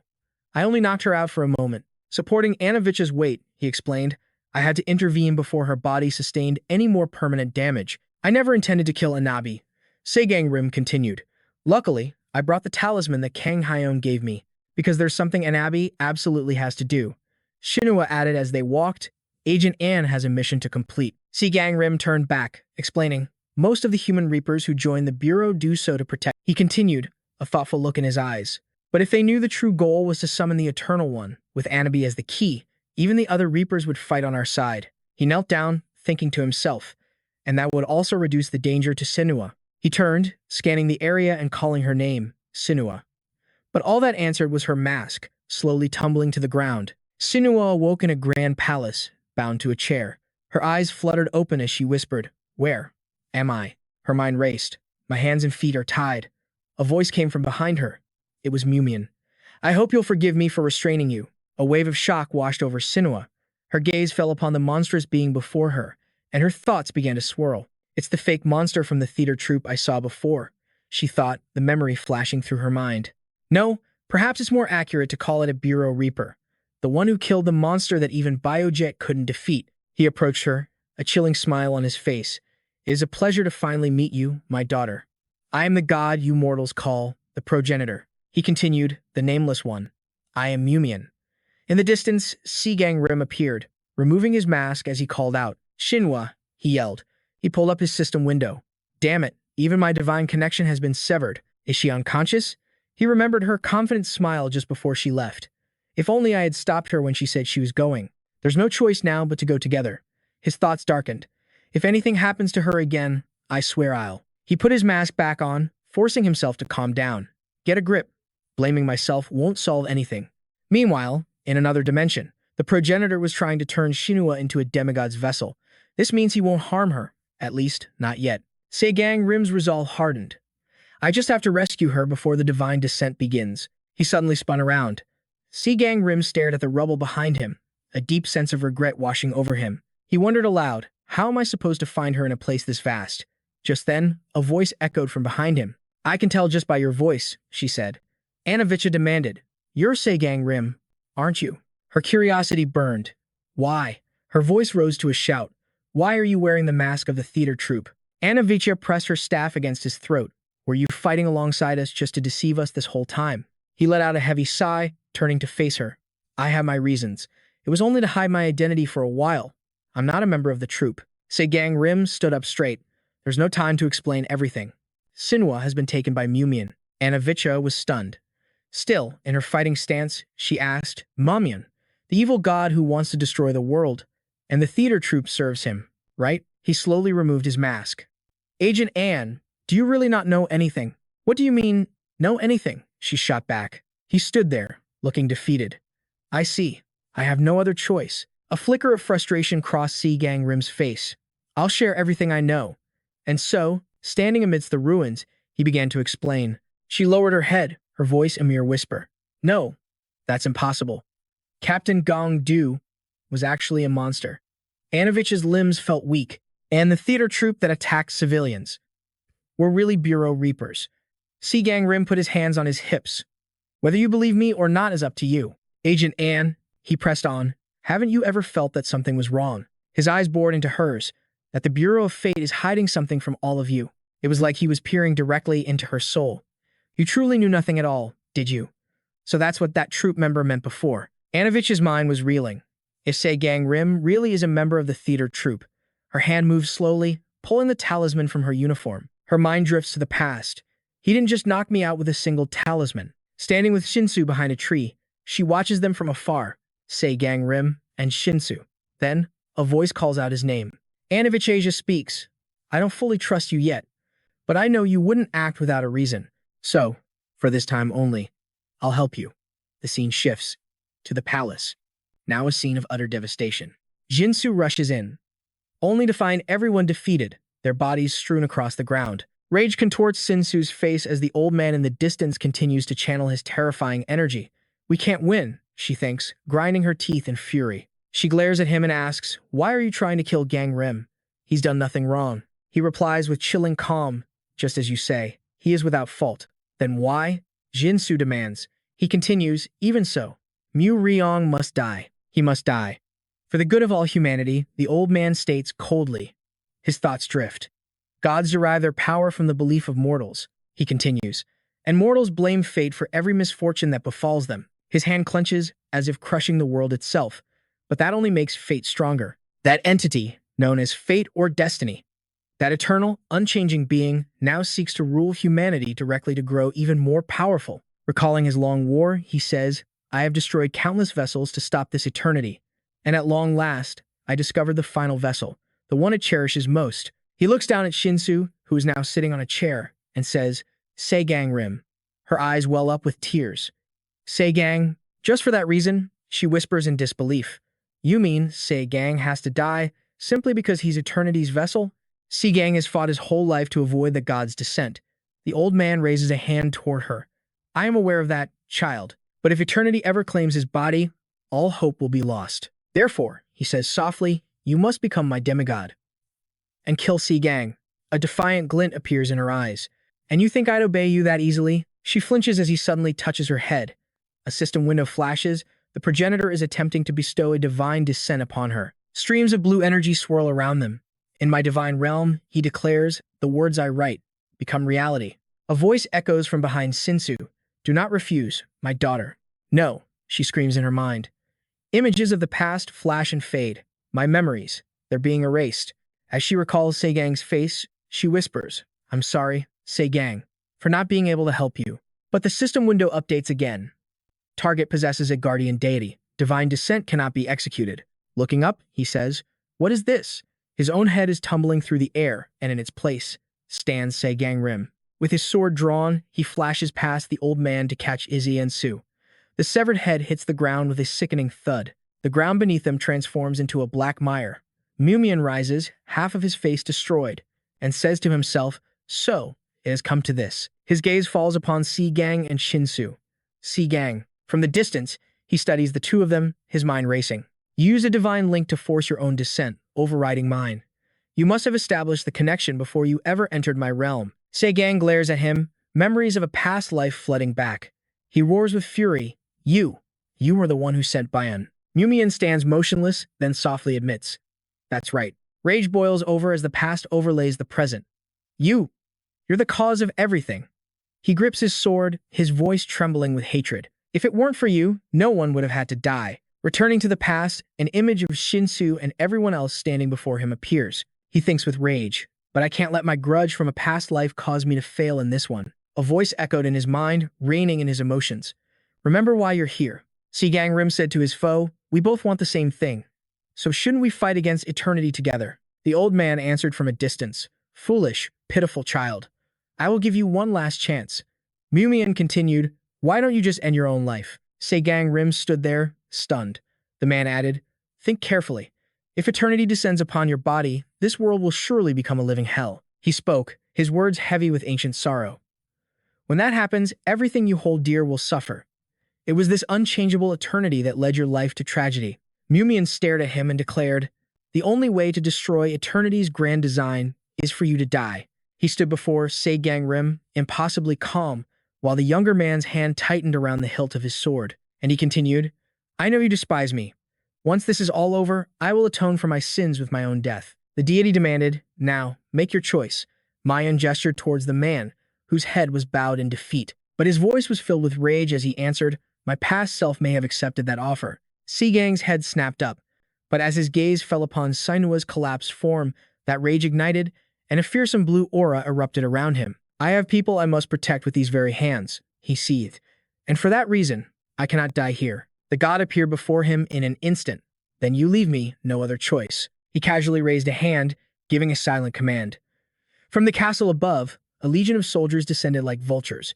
If that is your wish, he declared, then I will have to kill you myself. Brimming with killing intent, his soldiers swarmed towards Segang. Segang met them with a flash of his sword.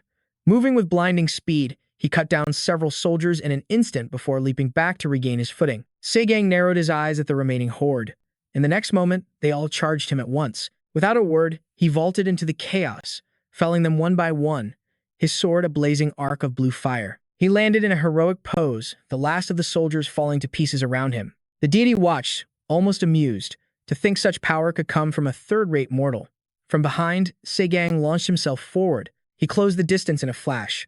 The deity blocked the strike with one hand, remarking, even Bayan never reached this level of strength. He held up a single talisman, but no attack other than my own can ever harm me.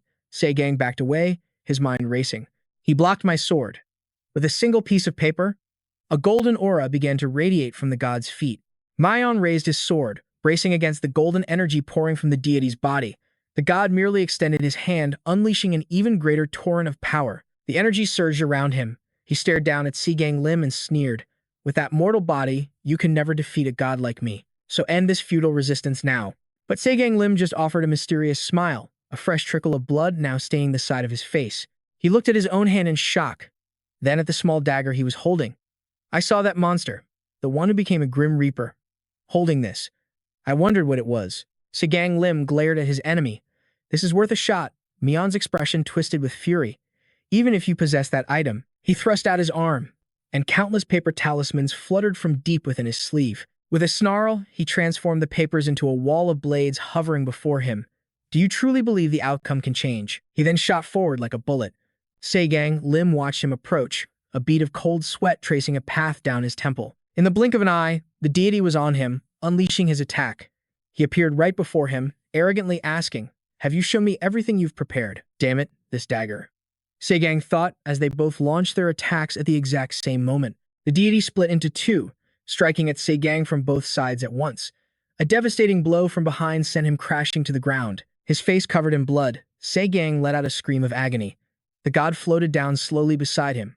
I admire you for defying your third-rate destiny and making it this far. Mayan slowly lifted him by the neck. But the future where you die, he said, striking him again, remains completely unchanged. Segang Lim's eyes widened in horror. The god looked down at his broken foe lying on the ground. For a moment, I held out hope that perhaps you could be the one to change destiny. But in the end, nothing is different, he said, observing Segang's utter defeat from a distance. Segang tried to raise a fist towards the retreating figure. He struggled to stand up, but his body wouldn't obey. His eyes remained locked on his enemy. Segang Lim tried to push himself up again. My body. It won't listen to me. Memories flooded his mind. We finally met, but we barely got to talk. Still, my big brother will take good care of our master, right? Segang Lim whispered to himself. I feel like I forgot something. What was it? Images of Shinsua flashed before his eyes, her thoughtful expressions and bright smiles. Suddenly, the deity stopped dead in his tracks.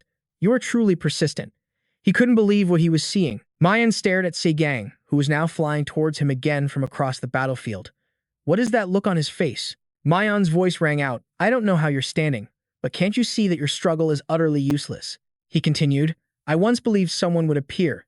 Someone who could finally challenge fate itself. But even after hundreds, thousands of repetitions, not a single anomaly ever occurred. Mayan raised his hand. Do you really think you're any different from me? Segang surged forward, his sword a blur of motion as he deflected every projectile Mion hurled at him. Mayan gripped his weapon tighter, swinging for Segang Lim's head. But Segang spun around, raising his sword to counter the attack. A deadly serious expression settled on Mion's face as he lunged, locking eyes with Segang Lim. The two clashed again in a symphony of destruction. Through countless reincarnations, through endless repeating cycles, Mion explained, I always made the optimal choice, even when I knew it was futile. Hundreds, thousands. No, tens of thousands of times. The scene flashed to a desolate cityscape, where bodies lay scattered like the aftermath of a great cataclysm. Thinking of the endless ruin, he went on. This has repeated for so long, that counting the cycles has become meaningless. He attacked as he spoke. Of course, you have no idea what truly happens when eternity finally descends. The two fighters pulled back for a moment.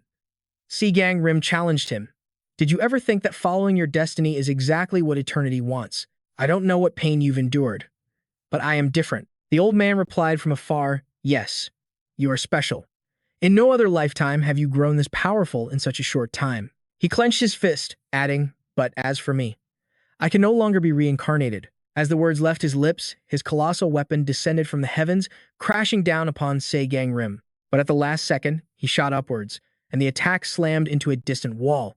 He dodged, but the shockwave still sent him flying. Seol Gangim raised an arm, gritting his teeth. Damn it. I thought something that big would be slow, but he's unbelievably fast. The weapon returned to its master's back as he analyzed the situation. What's worse, even if I manage to hurt it, it just regenerates. Unless I can get to Mimian himself, that thing will never fall. He looked at his hand, realizing my divine power is almost completely gone. If I don't end this now, it's over for me. Mimian turned, his voice final. It's time to put an end to this. He commanded his weapon, swinging its massive arm with terrifying force straight towards Seol Gangim. As Seol Gangim braced for impact, countless tendrils suddenly erupted from the distance. They wrapped themselves around the construct's arms, legs, and entire body. Mimian cried out in shock. Impossible. Shinsua stood atop the writhing mass and called out to Gangim.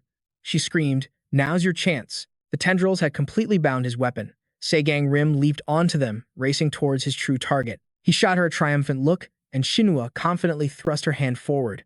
Finally, he kicked off, soaring through the air. He closed the distance in an instant, plunging his own blade deep into Mimian's chest. The final blow landed, and blood erupted from the old man's mouth. Mimian gasped in pain and disbelief. How? How could this happen? Seol Gangim answered coolly, you're the one who told me how. He remembered Mimian's own words, that no attack other than his own could harm his creation. Indeed, I said nothing else would work.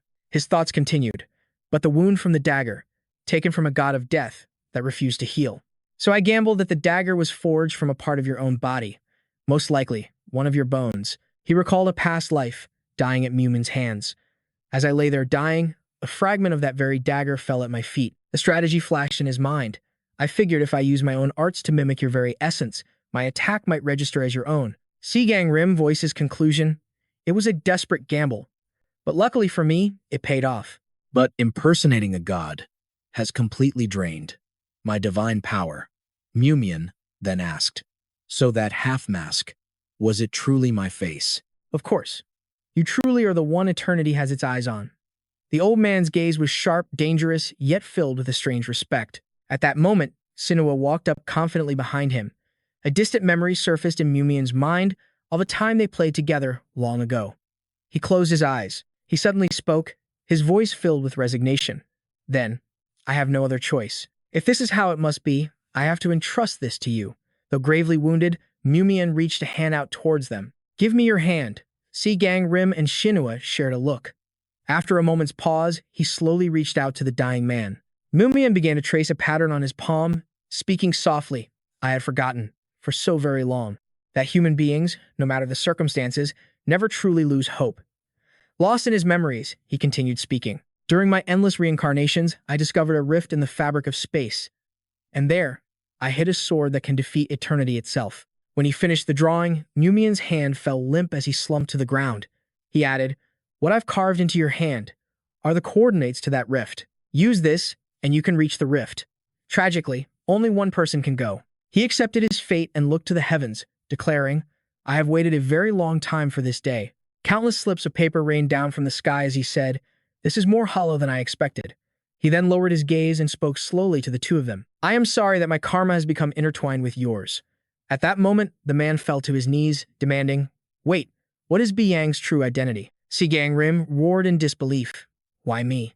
How can a third-rate mortal become a vessel for eternity? The man offered a faint smile and said, don't be so hasty. Soon enough, you will understand. Mimian thought to himself, absorb me and move forward. Before them, the old man, his energy completely depleted, collapsed to the ground. From behind, Shinsua called out, Gangim, we killed a god. But rage burned within him as he clenched his fists. In the end, we learned nothing at all, Seol Gangim thought. But a flicker of resolve remained. What if there's still something? I meant to do. He raised his hand toward the old man's head. Suddenly, a system window materialized before him. The Fate Severance ability has been activated. His eyes widened in shock. Seol Gangim felt as if he plummeted from the heavens into a deep abyss. Yet the sky was still blue, and the sounds of animals echoed around him. He stared blankly at his surroundings. Looking down at the village in the distance, he could only wonder where on earth he was. Below, he saw people carrying the old man on a palanquin. Seol Gangim gasped, a stunning realization hitting him as he looked at the figure. Is that Myung, back when he was human? He watched them from afar, a chilling thought taking root. If so, then I'm inside Myung's memories. A voice suddenly echoed from behind him. It was Myung. Do you believe the gods came first? He continued.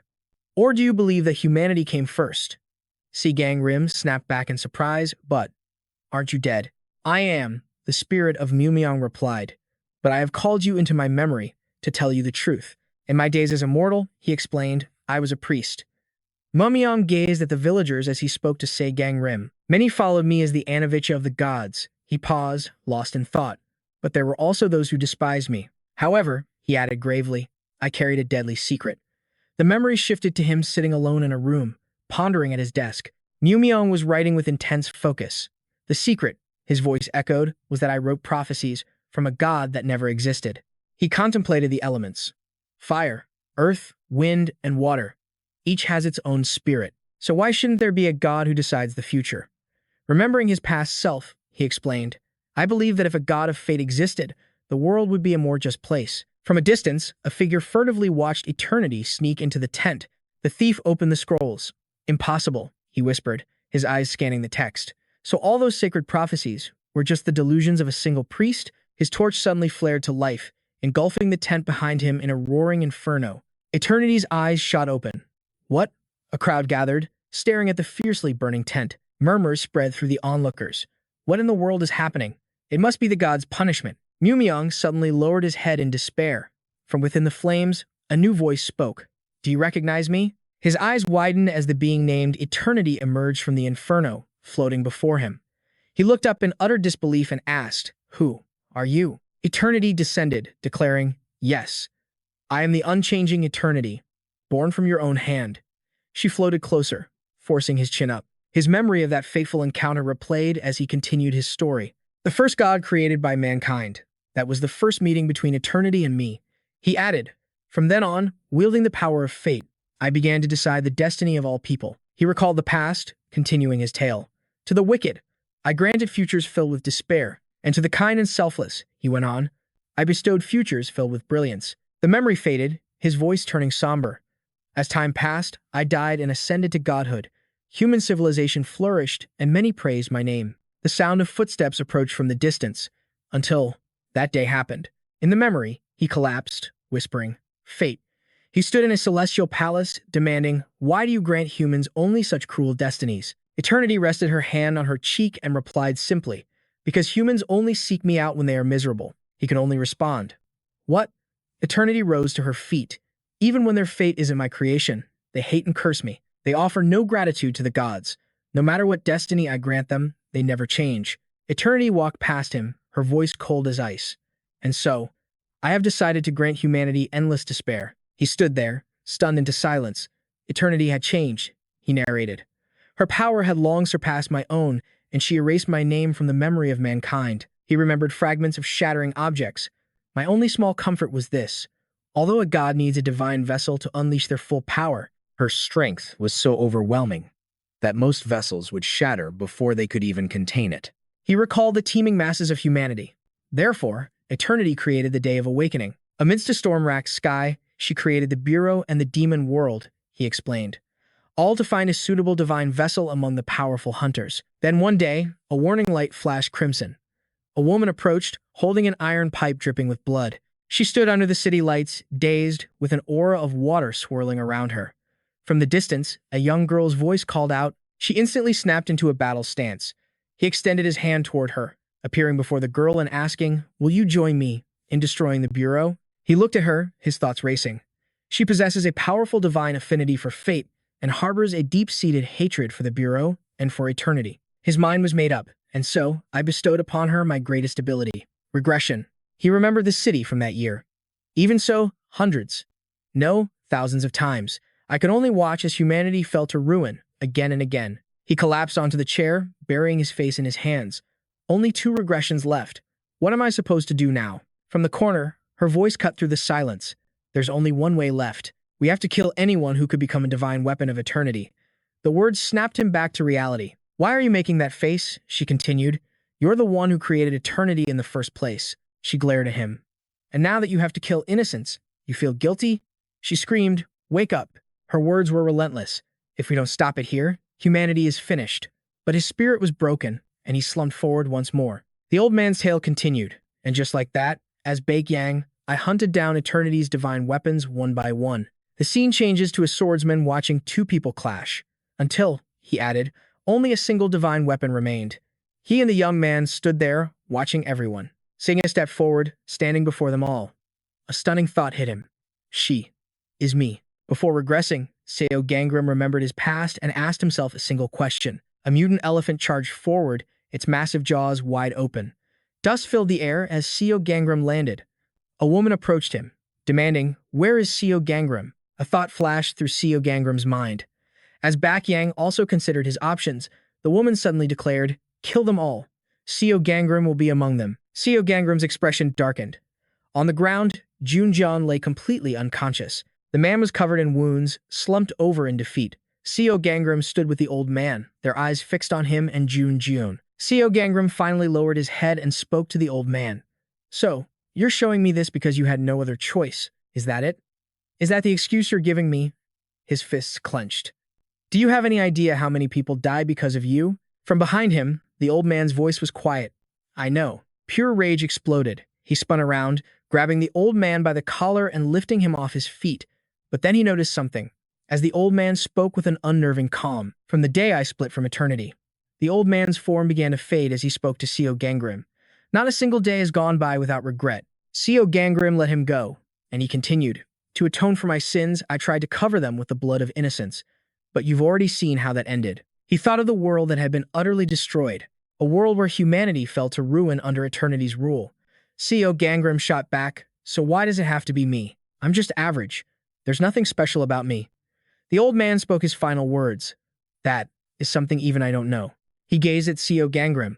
However, you became this powerful after just one regression. Looking down from above, he declared, that is why you must save the world, child of destiny. From a distance, a voice called out, gang. Singya shouted, snap out of it. Debris began to rain from the sky.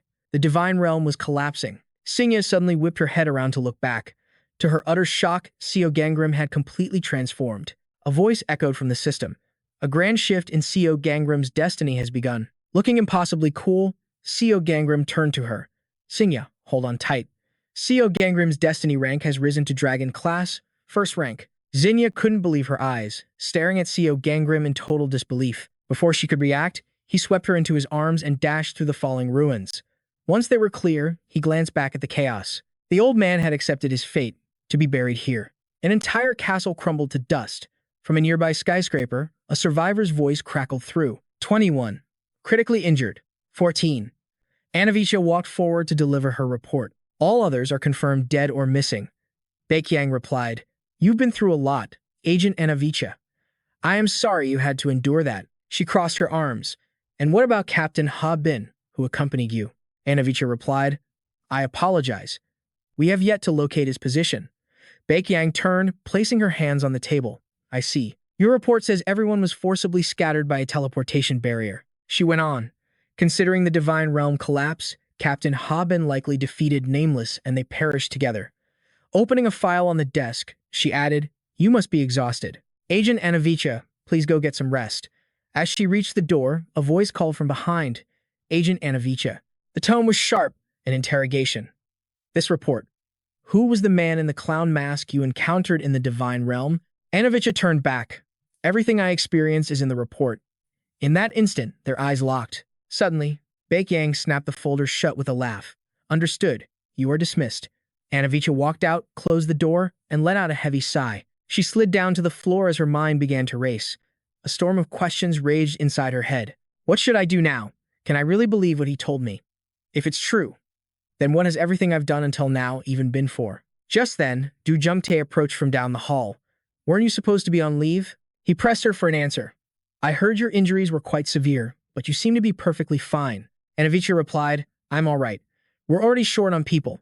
I don't think I should be resting right now. Du Jung-tae tried to persuade her. Oh, come on. What does that make me? I'm taking a break, so you should too.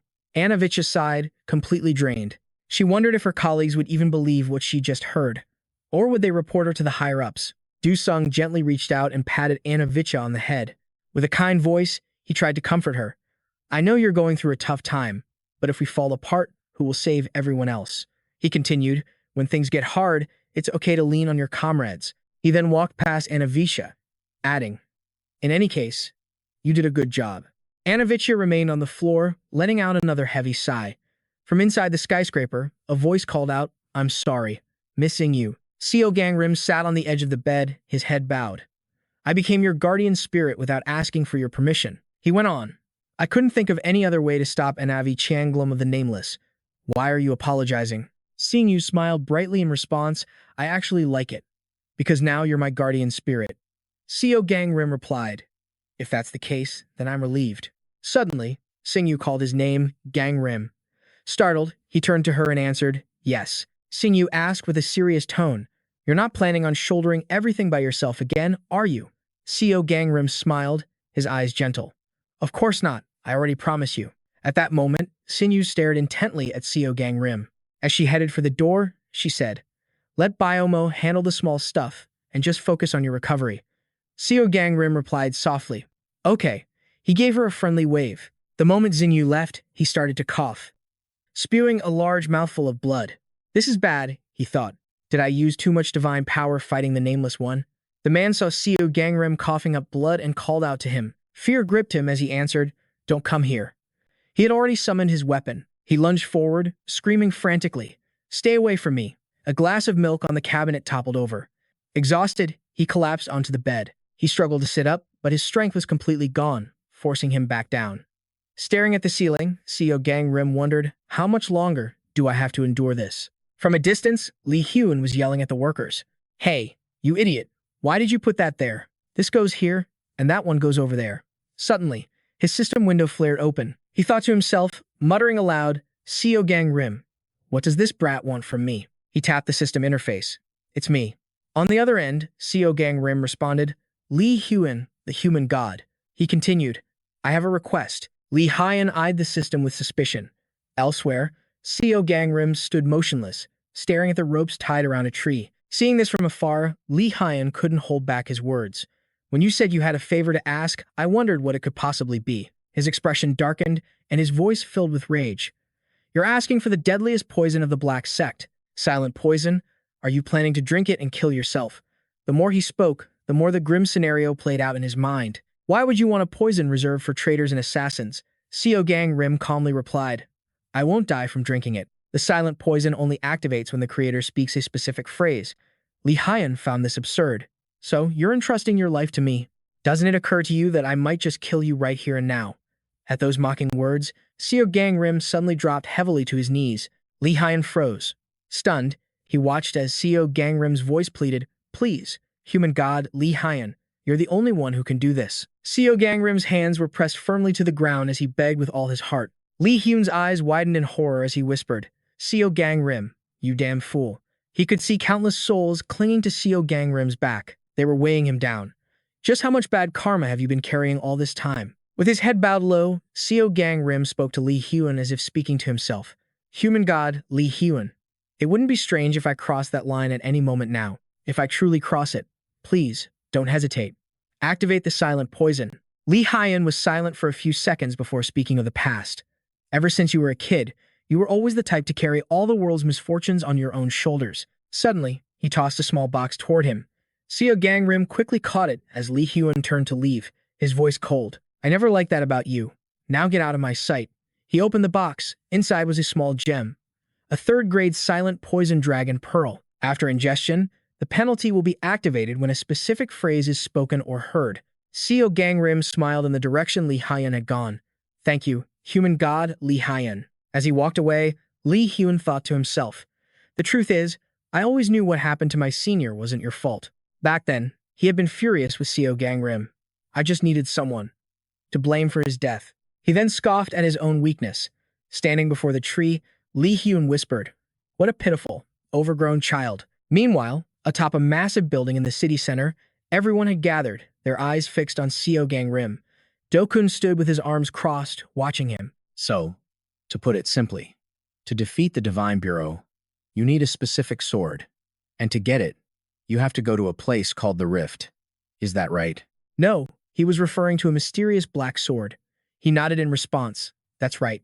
Yunbom raised her hand, having an idea. Master, where exactly is this rift? Sa Gangrim struggled to explain. Other than it being a tear between dimensions, I don't know for sure. Kando Hyun looked at him with worry. If something so important is hidden there, wouldn't it be incredibly dangerous? Going alone doesn't seem like a good idea. But the two girls behind him had the opposite reaction. At the mention of danger, their eyes lit up. And just like that, Yunbom and Yunjian drew their weapons. The two sisters eagerly volunteered to join him. Jion cheerfully boasted, "Master, why can't we come along? Bom and I trained in the Divine Realm. We're really strong now." Sa Gangrim's refusal was cold and absolute. No. Hearing this, Shinsua grew anxious. "Gangrim, even as your shaman, I can't go with you?" He answered immediately, "I'm afraid not." The Nameless One said that only a single person can enter the rift.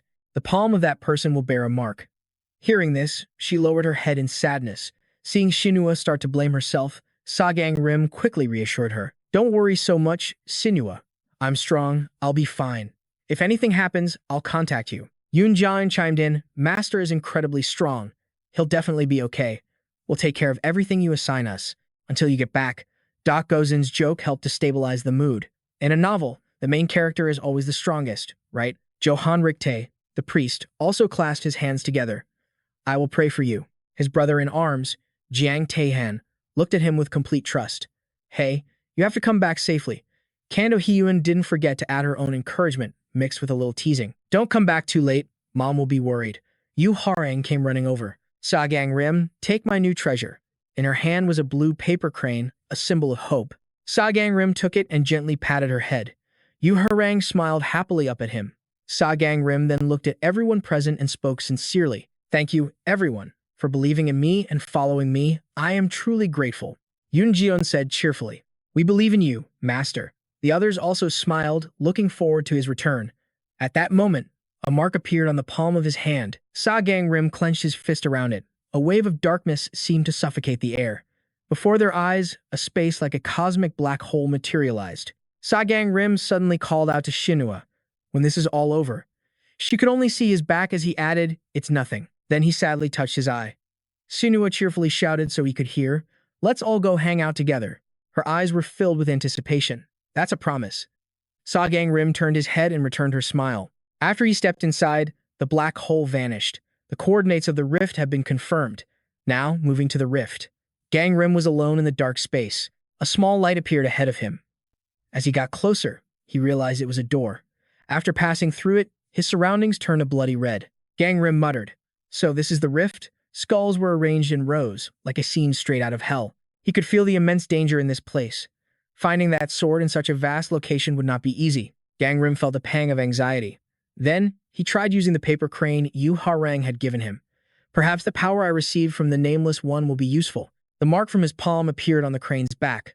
First-grade divine engraving, an ability that allows engraved words to materialize according to their written content. The energy consumed changes depending on the words, and the user must directly channel their divine power into the target. The crane in his hand shot to the left at extreme speed. Gangrim immediately gave chase, trying not to lose its trail. This spectacle caught the eyes of others nearby. As he leaped across the rocks, a man holding a lantern whistled loudly, and the thunderous sound of footsteps pursued him from behind. In a mere moment, Sa Gangrim was completely surrounded. He looked at them, surprised, as he channeled power into his sword. Gangrim unleashed a fluid strike, cutting down several of these out-of-control humans. He frowned. There were far too many of them. Wasting divine power here is out of the question. The horde is just too vast. Kane's blade flashed again and again, but their numbers never seemed to dwindle. Suddenly, a commanding voice pierced the chaos. "Stop." The attackers froze, turning in unison toward the sound. Kane was stunned. He knew that voice. In an instant, the entire group dropped to their knees, as if bowing to their commander. A figure glided through the crowd, straight toward Kane. A blood-soaked hand desperately clutched his tunic. Yuna stammered his name, Kane. He remembered her once innocent face. She had once asked him, Kane, what are you doing here all alone? And now, Yuna was asking the very same thing, but her eyes. They were now stained a terrifying blood red. Why? Are you here? Their gazes locked, a silent, heavy question hanging between them. The world around them seemed to freeze in that moment. Yuna's eyes darted slightly, sensing a noise from behind her. Then, as one, the figures surrounding them rose to their feet. A single thought echoed in the air. The intruder must be eliminated. One of them, gripping a heavy axe, began to advance slowly. The intruder must be eliminated. But Yuna showed not a single trace of fear. Instead, her expression darkened into a cold mask. Her eyes snapped open, blazing with a terrifying light. If you don't want to die, she growled, then get out of my sight. In the blink of an eye, every last one of them vanished without a trace. The moment the threat was gone, her demeanor shattered. Panic filled her eyes as she turned to him. Kane, are you all right? Are you hurt anywhere? But Kane could only stare back, his mind reeling in shock. Yuna was alive? Could this be some cruel illusion, a mirage created by the dimensional rift? Instinctively, Kane reached out, his hand gently brushing her hair. I'm so sorry, Yuna, he whispered, his mind flooded with agonizing memories. Images of his comrades lying in pools of their own blood. Everyone, they all fell, one by one, and I couldn't do a single thing. As a tear escaped his eye, a gentle warmth suddenly enveloped him. Looking at his tear-streaked face, a soft voice comforted him. It wasn't your fault. Yuna's arms wrapped around him gently. In fact, she added, we were all relieved that you never made it here. Seeing her kindness, Kane managed a faint smile and patted her head. But just as quickly, Yuna pulled back, her voice booming to shatter the somber mood. That's right. Everyone has been dying to see you. Kane, come on. Let's go meet them. His hand froze in midair. Everyone is here, he asked, stunned. Together, the two of them walked onward into a new scene. Spotting a group of people, Yuna waved wildly, shouting, hey, over here. But they just stared back at her, confused. What's gotten into her? Why is she so worked up? Undeterred, Yuna kept yelling excitedly, calling out to them by name. Dylan, Taehan, look who I found. Hearing this, Taehan slowly got to his feet, his eyes widening. Wait a second, that person next to Yuna. It can't be. Without a second of hesitation, the two of them shot forward like they had rockets strapped to their feet. They slammed into Kane, crushing him in a breathless hug. Kane, what happened to you? Did you die? Is that why you're here? Kane returned the embrace, gently wrapping his arms around them while shooting a questioning glance at Yuna. I'm not here because I died. I came here looking for a sword. Yeah, Yuna told us on the way over. As he spoke, the image of a fearsome entity flashed in his mind. Ever since that day, the day Baekhyun appeared. We've all been trapped in this place. Kane looked at the three familiar faces before him, his heart aching. You've all suffered so much. Memories flooded his mind. Memories of the comrades from the Flying Tigers, the family he thought he had lost forever. For a moment, it felt like old times. Just like it was before everything went wrong. But then, a sudden realization hit him, and he frantically scanned the area. One person was missing.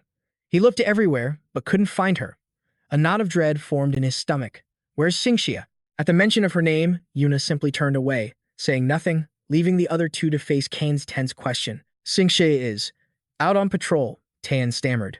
But more importantly, Kane, how did you even get here? Kane simply replied, it's a long story. Later that night, gathered around a crackling fire, Yuna spoke up. Is it really true? Did you actually defeat Baekhyun? And the Nameless too? Back in the day, Kane was the weakest of us all. I always had to protect him. Taehan laughed at the memory and jumped in. Yeah, I'm curious too. Exactly how strong have you become? Kane fell silent, slowly clenching his fists in thought. He started to answer. It's true that I used to be, but he trailed off. Noticing the other two had suddenly gone quiet. Seeing their expressions, he grew uneasy. Did something happen to Xingxia? Their silence was his only answer, pushing him to demand the truth. What is going on? He pressed. The direct question made Taehan flinch. He thought to himself, what is Kane even talking about? Then Kane exposed his old friend's tell. Every time you lie, Taehan, you touch your ear. A flashback reveals the moment just before, when Taehan had unconsciously done just that. Taehan finally realized his mistake, rubbing the back of his neck. Damn it. And Dylan just buried his face in his hands, groaning. Good grief, Dylan muttered. Taehan, you are the worst liar I've ever met. Finally, he stepped in to explain the truth. Taehan was only trying to protect you, Kane. It's better that you don't have to remember what happened. If Xingxia isn't here, Kane said, his voice heavy with meaning. Then this isn't the flying tigers that I knew. After a heavy silence, Dylan's voice cut through, and the group finally rose to their feet. If that's what you wish, then we'll go with you. Shinsua is somewhere deep inside this chasm. A grateful smile touched his lips as he turned to the man, but his ally's expression was grim as he insisted. But you have to promise me one thing. His eyes grew unnervingly sharp as he delivered the warning. Under no circumstances are you to approach Shinsua. The strange command left Seol Gangim completely bewildered. Darkness had already consumed the sky, with only the cold moonlight to guide them. On a narrow path, they followed Kang Do-hyen's lead. When we all fell into that fissure, most of us were lost. But the one who took it the hardest was Shinsua. He spoke of their former ally as the memories flooded back. Consumed by the guilt of failing to protect her comrades, she became obsessed with gaining the power for revenge. Just then, Seol Gangim's gaze shifted mid-sentence, and what he saw made Kang Do-hyen fall silent. A figure was ahead, using a sword to support her weak body, her face hidden by a curtain of matted hair. Seol Gangim recognized her in an instant, a joyful cry escaping his lips. It's Shinsua. She's exactly the same, just like she was that day. Forgetting his promise completely, he rushed forward, ignoring the desperate shout. Stop, trembling. Sinsua's eyes shot open when she saw him, screaming Seol Gangim's name. The blood-red glare in her eyes froze him in absolute shock. What is this twisted feeling? Seol Gang's eyes darted to a blue item nearby the paper crane he had infused with his own spiritual power. Come to think of it, did Shinsua's sword always look like this? Shinsua struggled to her feet, muttering Ba Ki-young's name. Her face was a mask of pure hatred as she snarled, "Now you dare disguise yourself as him to trick me." Her words hit Seol Gangim like a physical blow. His eyes widened in terror. What did you say? But before he could react, Shinsua launched herself at him. At the last possible second, a talisman flew in, deflecting the fatal blow. It erupted into a protective barrier around her. Seol Gangim, still reeling, stammered, "Shua. Miss Shua." As he collapsed, Kang Do-hyen and Jiang Taehan rushed to his side, scolding him. Seol Gangim. I told you not to get close. Gangim. Snap out of it. We have to retreat now. Shua sees anyone who approaches as Ba Ki-young. That's why she's gone berserk. Still on the ground, Seol Gangim forced out the words. What is happening? When did this start? And why does she have that sword? But the other man was frantic, urging him on. I'll explain later. We have to go. But it was too late. Before they could take a single step, countless arms erupted from the ground, ensnaring them. Shinsua had already broken free from the talisman's barrier and now stood silently before them. Kang Do-hyen struggled violently, cursing under his breath. Damn it, I can't break free. But Seol Gangim was still paralyzed by disbelief. Shua. Miss Shua. There was no reply. She simply raised her hand high. Then, the razor-sharp blade swung down towards Seol Gangim with terrifying force. Seeing the imminent danger, his companion screamed from behind. Seol Gangim. Suddenly, another sword appeared, blocking Shinsua's strike. He stared, wide-eyed, having narrowly escaped death as he heard her voice, Ba Ki-young. Facing Seol Gangim's terrified expression, the two warriors holding her back shouted, Go. He couldn't help but wonder what in the world was going on. Meanwhile, Kang Do-hyen breathed a sigh of relief from behind. It worked. The two quickly broke free from the grasping branches to help him. Gangim. For now, we run. Seol Gangim let them support him, but he couldn't stop himself from looking over his shoulder. The brutal clash slowly faded from his sight. Outside the alley, all four of them were exhausted, but Seol Gangim's gaze remained fixed on the scene of the fight. His mind reeled, trying to process it all. Why has Shinsua become like this? And why did Ba Ki-young save me? It was so overwhelming that he finally blurted out, What the hell is going on? His outburst made the other three turn to face him. Finally, Kang Do-hyen stepped forward to explain. Seol Gang, do you know why this rift exists? This is a destination for those who are not meant to die. That is the rift. He slowly reached into his pocket, pulling out a gleaming object. He held the dagger in his hand and spoke softly. Watch closely. His next action made Seol Gangim's eyes widen in horror. Hey, what are you doing? But Kang Do-hyen didn't answer. He plunged the sharp blade into his own body, letting out a sharp cry. Seol Gang reached out as if to catch him, but then, something even more shocking happened. Kang Do-hyen's wound vanished in an instant. In this place, he explained, death doesn't exist. All wounds eventually heal on their own. At first, we fought alongside Shinsua against Ba Ki-young, but even after hundreds of clashes, Ba Ki-young always had the upper hand. So Shinsua unleashed her blood frenzy ability. She traded her very sanity for overwhelming power.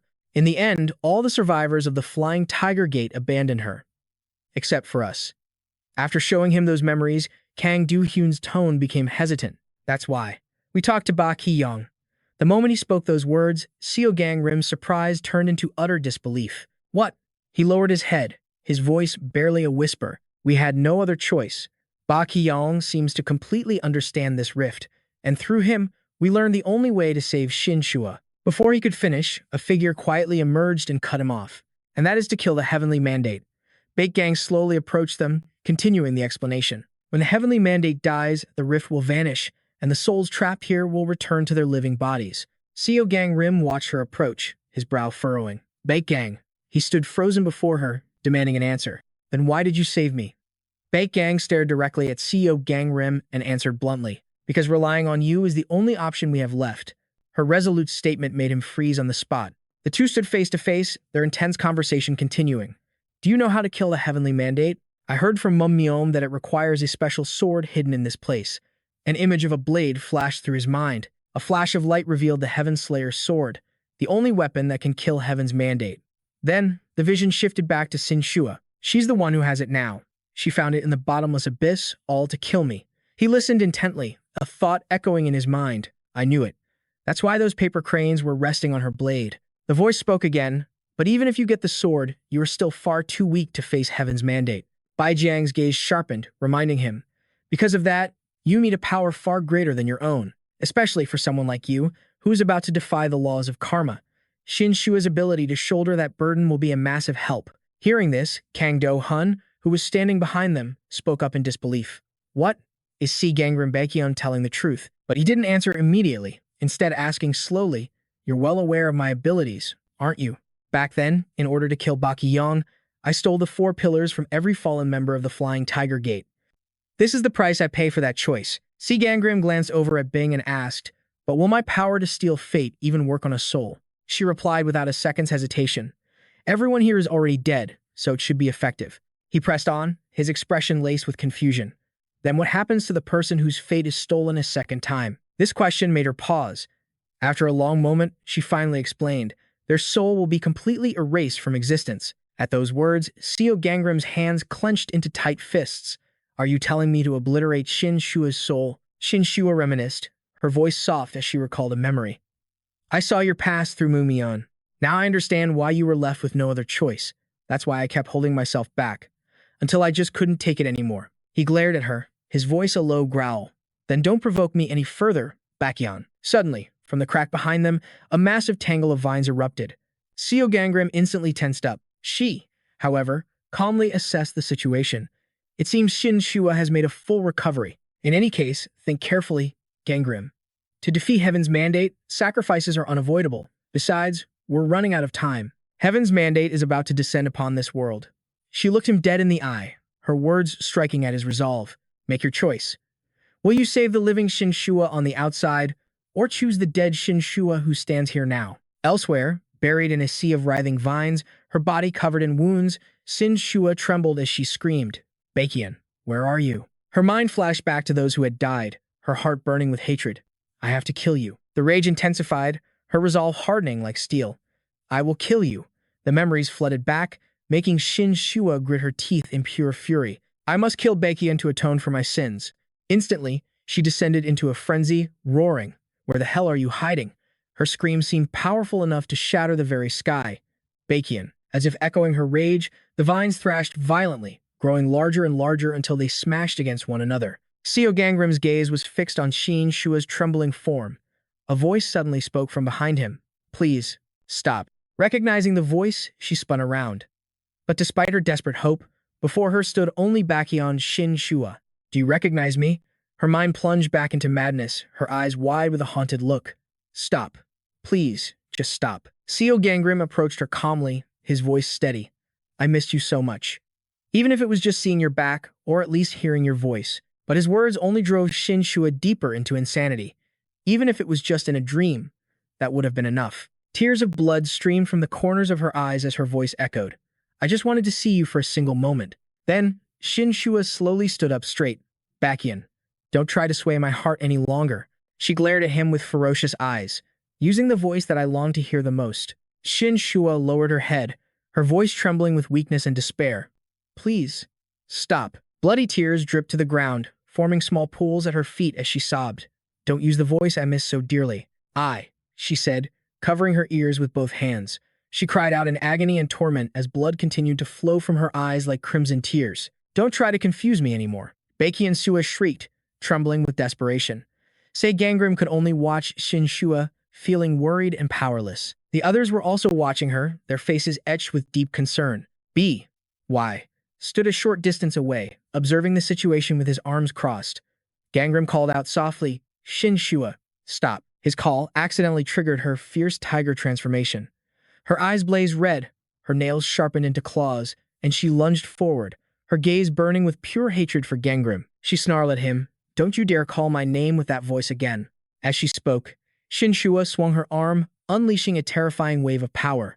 The ground shattered around them as a deafening explosion ripped through the air. Seeing this, Gangrim desperately dodged the attack. He leaped high into the air, his silhouette framed by the stark moonlight. A wave of panic hit Gangrim. He thought, she's too strong. How can I subdue Shinsua without hurting her? But while he was lost in thought, her shadow had already appeared behind him. He felt a sinister presence closing in fast. He spun around just in time to evade the blow. Shinsua slammed her sword into the ground, unleashing a blinding cloud of smoke and dust. A thunderous explosion rocked the area, making everyone flinch in shock. After a long moment, the dust began to settle. Gangrim was on one knee, gasping for breath. Shinsua stood motionless, her body stained with blood, her hand gripping her weapon tightly. Suddenly, her eyes locked onto something ahead. Her pupils narrowed. A crater of stone and brick had somehow appeared in the ground. At the sight of it, Shinsua charged toward the pit. Gangrim instantly lunged forward, wrapping his arms around her from behind. Like living things, green vines shot out and coiled tightly around Gangrim's neck. He choked out, let go. Even as his grip held Shinsua tight, Gangrim desperately tried to reason with her. Please, you have to calm down, Shinsua. But she showed no signs of calming down. In fact, she was growing even more frantic. Her eyes glowed crimson as she sank her teeth into his arm. The others rushed forward, shouting, Gangrim, we're coming to help. Hearing them, Gangrim yelled back, No, stay away. He held up a hand, signaling for everyone to stop. Gangrim didn't loosen his hold on her in the slightest. He whispered, I'm okay. Then, he pulled down his collar. He looked at the seal, coiling on her neck like a small serpent. He said quietly, Compared to the pain Shinsua has to endure, this is nothing. Just then, a notification appeared before his eyes. You can carve the seal by consuming 0.031% of your stored divine power. Do you wish to proceed? Gangrim made his choice instantly. A stream of blue light shot through the air, followed by a status update. Blood frenzy has been purged. In that same moment, the red in Shinsua's eyes vanished. Her gaze became clear and lucid once more. Gangrim supported her back and asked gently, Are you with me now? Shinsua's trembling hand reached up to touch his cheek. She whispered, her voice filled with disbelief. Is this a dream? Gangrim, you can't be here. Shinsua lightly punched his chest, her voice cracking. She lowered her head in anguish, whispering, Gangrim, I just wanted to protect them. I only wanted to save them. But in the end, I couldn't save anyone. No, Gangrim's voice cut through her despair. Shinsua's eyes widened in shock. He looked down at her and said, You protected me. Hearing those words, tears began to silently stream down her face. He smiled gently and told her, Thank you, Shinsua. Unable to hold back, she threw her arms around him in a tight embrace. She sobbed his name over and over, Gangrim. Even the onlookers were moved, wiping tears from their own eyes. Thank the heavens, they murmured with joy and relief. But while they were lost in the moment, Bing was standing not far away. Watching them from above, a voice declared, All I need now are Shinsua's 4 pillars. The words stopped Shinsua mid-sentence. The others turned in unison to see Bing walking toward them. They gasped in disbelief. Bing, seeing her approach, Shinsua surged forward with rage in her eyes. Gangrim, let me handle her. He quickly put out a hand to stop her. Wait. Gangrim then told Shinsua, I'll explain everything. A moment later, after hearing the full story from Gangrim, Shinsua asked quietly, So, you mean you need my power? Bing crossed her arms, stating calmly, Shinsua, as he is now, Gangrim isn't strong enough to defeat the Eternal One. Therefore, you must pass on your burden of karma to him, even if it costs you your life. Hearing this, Shinsua turned to ask him, Is that true? Gangrim looked down, unable to meet her eyes as he stammered. Well, then that's wonderful. Shinsua's face lit up with genuine joy. I'm so glad I can be useful to you. She then raised her weapon to her own chin. In that instant, Gangrim screamed, "No!" He grabbed the blade with his bare hand, which was quickly stained crimson with his own blood. Shinsua looked at him, completely baffled. "Why did you stop me? Don't you need my power?" Gangrim bowed his head and whispered to her, "Dying here like this is meaningless. Please, don't do it, Shinsua. There's another way. You don't have to die." Hearing this, Shinsua asked in surprise, "Another way?" He took her hand and drew a red seal on her wrist. A new notification immediately appeared. By engraving the following pact, you may expend 16.08% of your divine power to carve a seal. Do you wish to proceed? Gangrim quickly chose to activate the ability. Borrow Fate. The skill, Borrow Fate, was divine rank 2. It allowed the user to borrow another's destiny, on the condition that they willingly accept the contract. When the contract ends, the fate is returned and no karma is added. But the memories of the borrowed life are inherited. Contract condition. The destruction of the Eternal One. A torrent of painful, bloody memories flooded Gangrim's mind, causing him to lose control. He brought his finger to his mouth and bit down hard. Bright red blood gushed out, a shocking splash of color. Seeing this, Shinsua froze. Suo lunged forward in a panic, grabbing onto him tightly as she cried his name in terror, Gangrim. The others also ran to his side, their voices filled with alarm, Seol Gangim. Gangrim hung his head low and bit down hard on his own hand. He thought to himself, to take on their memories as my karma means I have to experience the agony of their final moments firsthand. Harang rushed to his side, her voice trembling. Seol Gangim, are you okay? Is using an ability like this really safe? Gangrim tried to calm them down, his own voice shaking as he replied, I'm fine. After a long moment, he finally lifted his head, wiping a trickle of blood from the corner of his mouth. He looked at everyone and said, if I only borrow their fate instead of seizing it, then I can gain their power without erasing their existence. Hearing this, the others lowered their heads in sorrow. Pain flashed across Shinsua's face as she softly whispered his name, Gangrim. At that very moment, Bing sensed movement. People were silently approaching their group from a distance. She signaled to the others. It looks like we're surrounded. A crowd of strangers had crept up on them without a sound. The man in the lead was dressed in stark white, and his eyes glowed a menacing blood red. He advanced toward them slowly, his voice a low whisper. Seol Gangim, take our destinies, too. Destroy the mandate of heaven, and set us free. Their voices rose together, a chorus of tormented, desperate pleas. Just then, the same cries echoed from the cliffs nearby. Ours too. Take ours too. More desperate shouts erupted from all around. Take ours. The same agonizing pleas echoed throughout the entire chasm. In mere moments, hundreds, then thousands of figures had surrounded them, joining together in a symphony of pain and utter helplessness. Hearing their cries, terror gripped Sua's heart as she thought to herself, bearing the fate of just one person has already cost him this much. If he tries to take on all of their destinies, he will undoubtedly be driven mad. She whispered to the man behind her, Gangrim, I'll hold them off here. You need to escape while you can. But as Sua spoke urgently, a hand gently took hold of hers. Sua turned her head to look, her eyes shimmering with emotion. The owner of that hand, Gangrim, was looking right at her. He said nothing, but his gaze spoke 1,000 words. Meanwhile, far away in a sprawling city, the bright moon shone down over the vast night. Deep within a hidden laboratory, a machine hummed at maximum capacity. Inside, a mysterious egg rested in a chamber. Suddenly, fractures began to spiderweb across the egg's tough shell, as a system notification flashed on a nearby monitor. Unidentified egg has reached 100% maturation.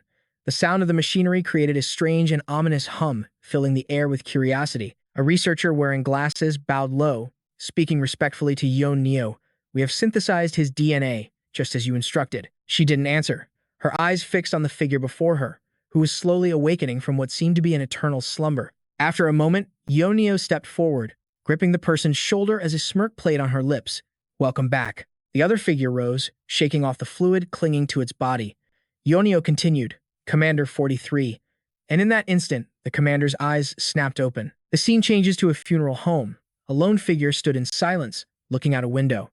How many more agents have to die before this war is finally over? Anavicha looked up, her eyes filled with sorrow. It's been 1 month since I left the divine realm of the Nameless God. Ever since then, I've been investigating the Protection Bureau and Captain Sion. She had been searching tirelessly, but still hadn't found any concrete evidence. Were Seol Gangrim's words that day actually sincere? An image of Seol Gangrim's determined face flashed through her mind. The sudden vibration of her phone startled her. Anavicha quickly picked it up and answered, Yes, Captain Do. A frantic voice erupted from the other end. Anavicha, why weren't you answering? What are you doing? The situation on Seol Gangrim's end is a complete catastrophe, he said with extreme urgency. Check the news on your phone, now. She heard him and wondered. The news? The voice on the other end roared with such intensity that Anavicha had to pull the phone away from her ear. Watch the news and call me back, now, she urged. Anavicha quickly turned on the broadcast, her mind racing. What could have happened so suddenly? Don't tell me it's another terror alert from the Clown Mask Syndicate. On the screen, a news anchor was delivering a professional report. The identity of the mastermind behind the nationwide terror group, the Clown Mask Syndicate, had been revealed, sending shockwaves through the public. Anavich's eyes widened in utter disbelief. No, it's impossible. The handsome face of Seol Gangrim filled the screen as the anchor announced, Biomon's leader, Seol Gangrim, has been confirmed as the true head of the Clown Mask Syndicate. Police have issued an emergency warrant for his arrest. Hearing this, Anavich's world began to crumble in panic. How did things turn out this way? The scene cuts to a massive traffic jam, with cars blaring their horns. A man behind the wheel grumbled in frustration. Hey, what's with this sudden roadblock? His daughter, sitting beside him, screamed in terror. Dad, a giant monster is rising from the river. It opened its massive, tooth-filled maw and let out a deafening roar. The father and daughter clung to each other, screaming. Suddenly, a sword flashed into existence, followed by the appearance of a mysterious man. In a blur of motion, he sliced the monster clean in two. The girl stared up in awe at the towering back of the man who had just saved them. Who is he? She wondered. Doc Gozen of the Flying Tiger Gate. Doc Gozen glanced over his shoulder and gave a cold, detached report. Can you hear me? The Han River Bridge units have been secured. Yun Gyeon, alongside Yun Bom, cheerfully reported back after destroying another monster. The Dongjak Bridge has been secured. Johan Ritter smiled, hearing the upbeat report from his comrades. Bampo Bridge is also clear. Kang Do-hyun's voice came through next. Songsu Bridge is safe. Dakozu remained silent, a question on his mind. His voice traveled through another's earpiece. Shinsua, what's the status on Mapo Bridge? Shinsua stood high above, looking down on the monster below, before coolly reporting in. This is Mapo Bridge. Situation neutralized. She thought to herself, just as Seol Gangrim predicted. Shinsua gazed at the monster's corpse, opening a demon gate in the middle of Seoul. They've completely lost their minds. Suddenly, a cup of water flew out of nowhere, striking her and snapping her out of her thoughts. A crowd below was throwing trash at Shinsua, screaming curses. Get out of here, Clown Mask Syndicate. Flying Tiger Gate. Have you been deceiving us all this time? Shinsua stared back, completely bewildered. What is going on?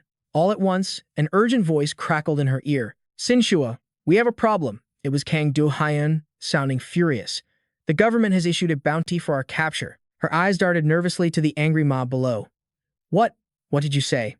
A voice from the crowd yelled up, Hunter Shinsua, drop your weapon. A squad of agents rushed toward her, their leader shouting. As of this moment, you are under arrest as a high-ranking member of the Clown Mask Syndicate. Anger flared in Shinsua, and she spun around to flee. But these agents, they were just pawns, deceived by fate. I can't bring myself to harm them. She expertly leaped away amidst the shouts of the crowd. She's getting away. Catch her. While on the run, Shinsua sent an urgent message. Attention all Bauman. Avoid contact with agents and civilians. Doc Gozen just sighed and replied dryly. I'd rather just kill them all. But that's not allowed, is it? She shot back angrily. Absolutely not. Shinsua sprinted along the riverbank, her voice strained. Everyone, just hold on until Gangrim arrives. She suddenly spun around, horrified, as a massive energy blast slammed into the vine roots she had created for defense. Baekwai hovered above, looking down with a smirk of approval. I'm impressed you managed to block that. She arrogantly brushed her hair back. It would have been so much easier if you just surrendered quietly. But I guess that was never an option, was it? Seeing her rival, Shinsua furiously drew her sword. Not to be outdone, Baekwai produced a long whip and roared. And where do you think you're going? She cracked the whip straight at where Shinsua stood, forcing her to leap backward instantly. Shinsua threw her sword with all her might. Baekwai effortlessly deflected it with her whip. Tossing away your weapon like that, she tightened her grip on the whip and charged towards Shinsua. How foolish. Baekwai's whip sliced through Shinsua, cutting her in two. She suddenly froze, her eyes widening. The wooden puppet before her had been split apart. A wooden puppet? The real Shinsua was now standing right behind Baekwai, who gasped in shock. Then the real one is. Where? Baekwai's eyes darted backward.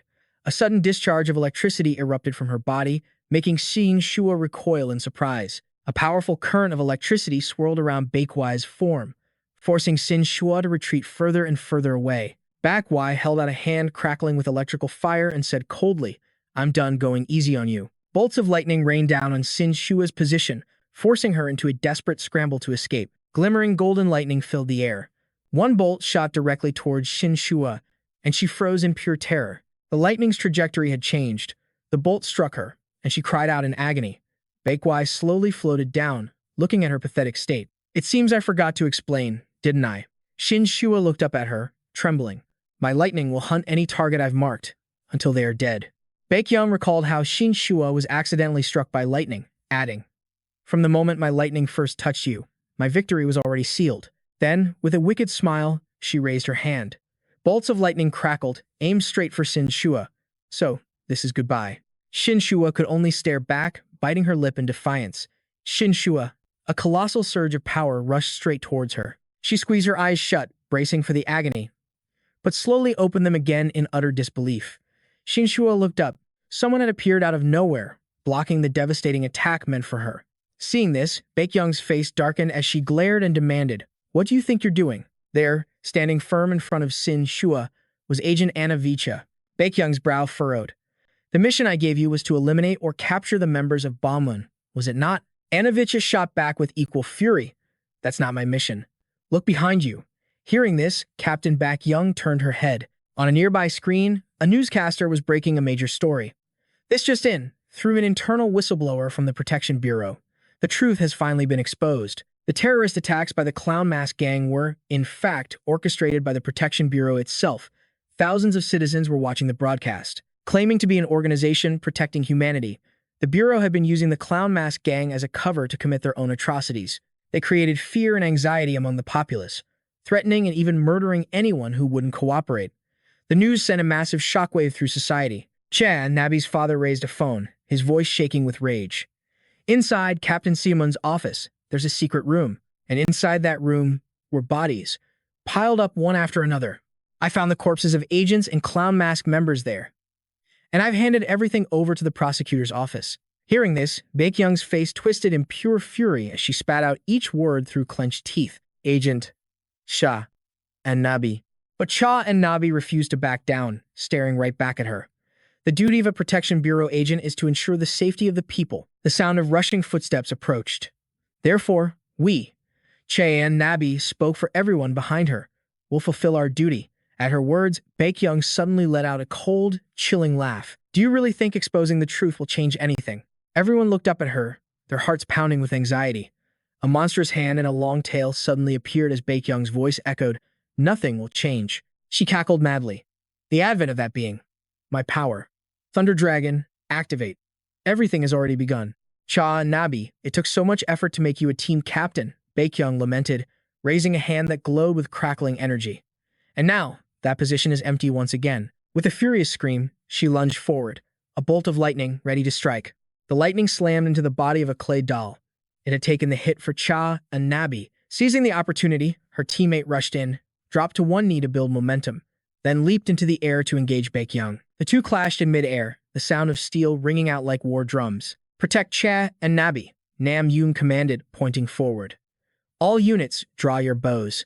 Aim your rifles. Prepare for combat." How annoying. A barrage of bullets flew towards Baekhyung, forcing her to create a defensive barrier of pure lightning. Suddenly, a figure both strange and familiar dove into the fray, stunning everyone. This newcomer summoned a magic shield, completely neutralizing Baekhyung's lightning assault. She could only grit her teeth, watching helplessly. "I was wondering why you weren't answering my calls," the man said with a confident smirk. "Trying to solo the final boss, are we?" Doc Gozen casually rested his sword on his shoulder as more reinforcements arrived to provide support. "Doc Gozen, everyone?" Cha and Nabi stammered. "We put a location tracker in your earpiece, didn't you know?" he replied with a provocative tone. "You surely unleashed those demons and the theater troupe all over the city. Don't you care if innocent civilians die?" Baekhyung accused, her eyebrows knitted in outrage. "Oh, that?" he mumbled, rubbing his chin in mock thought. "They're just background characters to make the main character shine." At that very moment, members of Bahaman were sweeping through the city. Their key members easily took down their opponents, lessening the burden on the main force. And it wasn't just Bahaman. Even Madame Seol Gangim had joined the fight to exterminate the monsters. I could handle 2 of them. But facing all of Behemoth is too much. Baekhyung raised her hands into a fighting stance, but her strength was clearly fading. Just then, a solar eclipse began with unnatural speed. The sun. Its Cha and Nabi felt a deep sense of dread welling up inside her. A terrifyingly powerful wave of energy washed over them, making her shudder. What is this? This feeling. Che and Nabi whipped her head around and saw a strange figure, dressed in white from head to toe, hovering in the air and slowly approaching. Commander. It wasn't just their side, even Baekhyung was stunned. That person, she stammered, is that the commander of the Protection Bureau? Just as his title suggested, he was on another level. He radiated a source of power that was absolutely bone-chilling. Instantly realizing something was terribly wrong, Cha and Nabi's eyes widened. Her feet were frozen to the ground. Her mind was screaming, run. But her legs were like statues of stone. This isn't a level we can face. The closer he got, the more Cha and Nabi could feel death's cold embrace. If we fight, we will die. Move, move, move. And Nabi cursed her own weakness. Not just her, but her entire team was frozen in place. He was closing in. Fast. The one they called the Security Bureau commander drew his blade from beneath his coat. Nabi could only stare, her face pale with terror. He raised his sword and brought it down upon her helpless form. But then, a flash of steel intercepted the blow. Doc Gozen had arrived just in time, saving her from certain death. He strained, using every ounce of his strength to hold back the commander. Doc Gozen gasped out, "Go, now." His desperate shout shattered the fear that held her captive, and Nabi finally snapped back to reality. She turned and ran for her life, but he was impossibly fast. In a flash, her path was blocked once more. Before her stood the terrifying commander, and at his feet lay her fallen comrades. A chill went down her spine as she glanced back. Doc Gozen was already down, defeated in mere seconds. I can't just leave him. She gritted her teeth, her face drained of all color. If this is the end, then so be it. And Nabi lunged forward, throwing a desperate punch, but his hand shot out, effortlessly catching her by the throat. In that moment, a name escaped her lips like a prayer, Kong Lim. She had whispered the name of her most reliable comrade. For some unknown reason, the commander's eyes widened in shock, his grip loosened, and he let her go. He spoke her name, his expression unreadable. But his hand was trembling. Just then, a swirling vortex of magic ripped open the sky. A deafening roar echoed from within. A massive cannon of pure magic erupted from the vortex, and it was aimed directly at the commander. The commander glared at the incoming blast. An earth-shattering explosion rocked the battlefield. As the smoke and dust cleared, a figure began to emerge. Nabi squinted, trying to see through the haze, and then she saw it. The familiar, reliable back of a comrade standing before her. His shoulders were slumped, clearly exhausted, but the attack had worked. The commander was injured. A name caught in her throat, filled with emotion. Father. It was Seol Gangim. He was gasping for air, the powerful spell having drained nearly all of his energy. A sharp crack echoed as the commander's mask shattered. His face was revealed for all to see, just as the other team members began to stir. He tried to cover his face, but it was too late. A wave of shock rippled through the group. He looks exactly like Seol Gangim. The commander's eyes blazed with fury. He crossed his arms, and a terrifying inner energy erupted from his body. A violent whirlwind of power kicked up dust and debris in every direction. The power of the eternal unchanging descended upon him.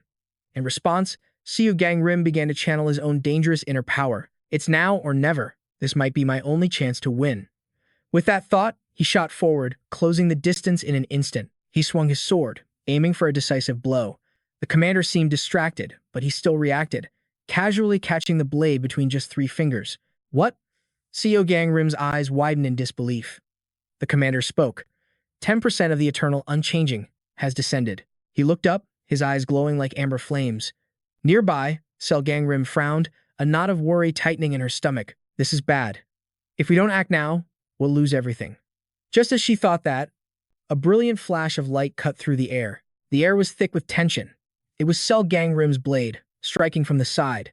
But the commander's reflexes were inhuman. He caught the tip of her sword. He simply pinched the very tip of the blade. Seeing this, Seol Gangim's mind reeled in panic. Did he just stop her blade? With only 2 fingers. Across from them, the commander's eyes flashed with a dangerous light. With effortless grace, he held the deadly blade between 2 fingers. And in that same moment, a system message materialized in the air. 10% of the eternal unchanging has descended. The skill Destinies Gambit has now ended. The bar of power vanished, and Seol Gangim collapsed to one knee, gasping for breath. Baekhyang quickly offered a hand. He grasped it, pulling himself back to his feet. That's when he noticed a crimson sigil glowing on her arm. Baekhyang's eyes began to shift in color as well. She spoke softly, yet her voice carried to everyone. A new commander has awakened in the human world. Destiny itself will soon descend. Hearing this, Seol Gangim struggled to ask, How? How could you possibly know that? Baekhyang met his gaze, her voice calm and steady. All of us born from the nameless egg share a connection.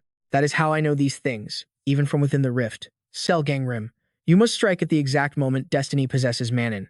The descent is a state where a divine being merges with a human host. If Manon is killed during that fusion, destiny itself will be wounded. Baekhyang continued to explain. And if destiny is destroyed, the rift will disappear.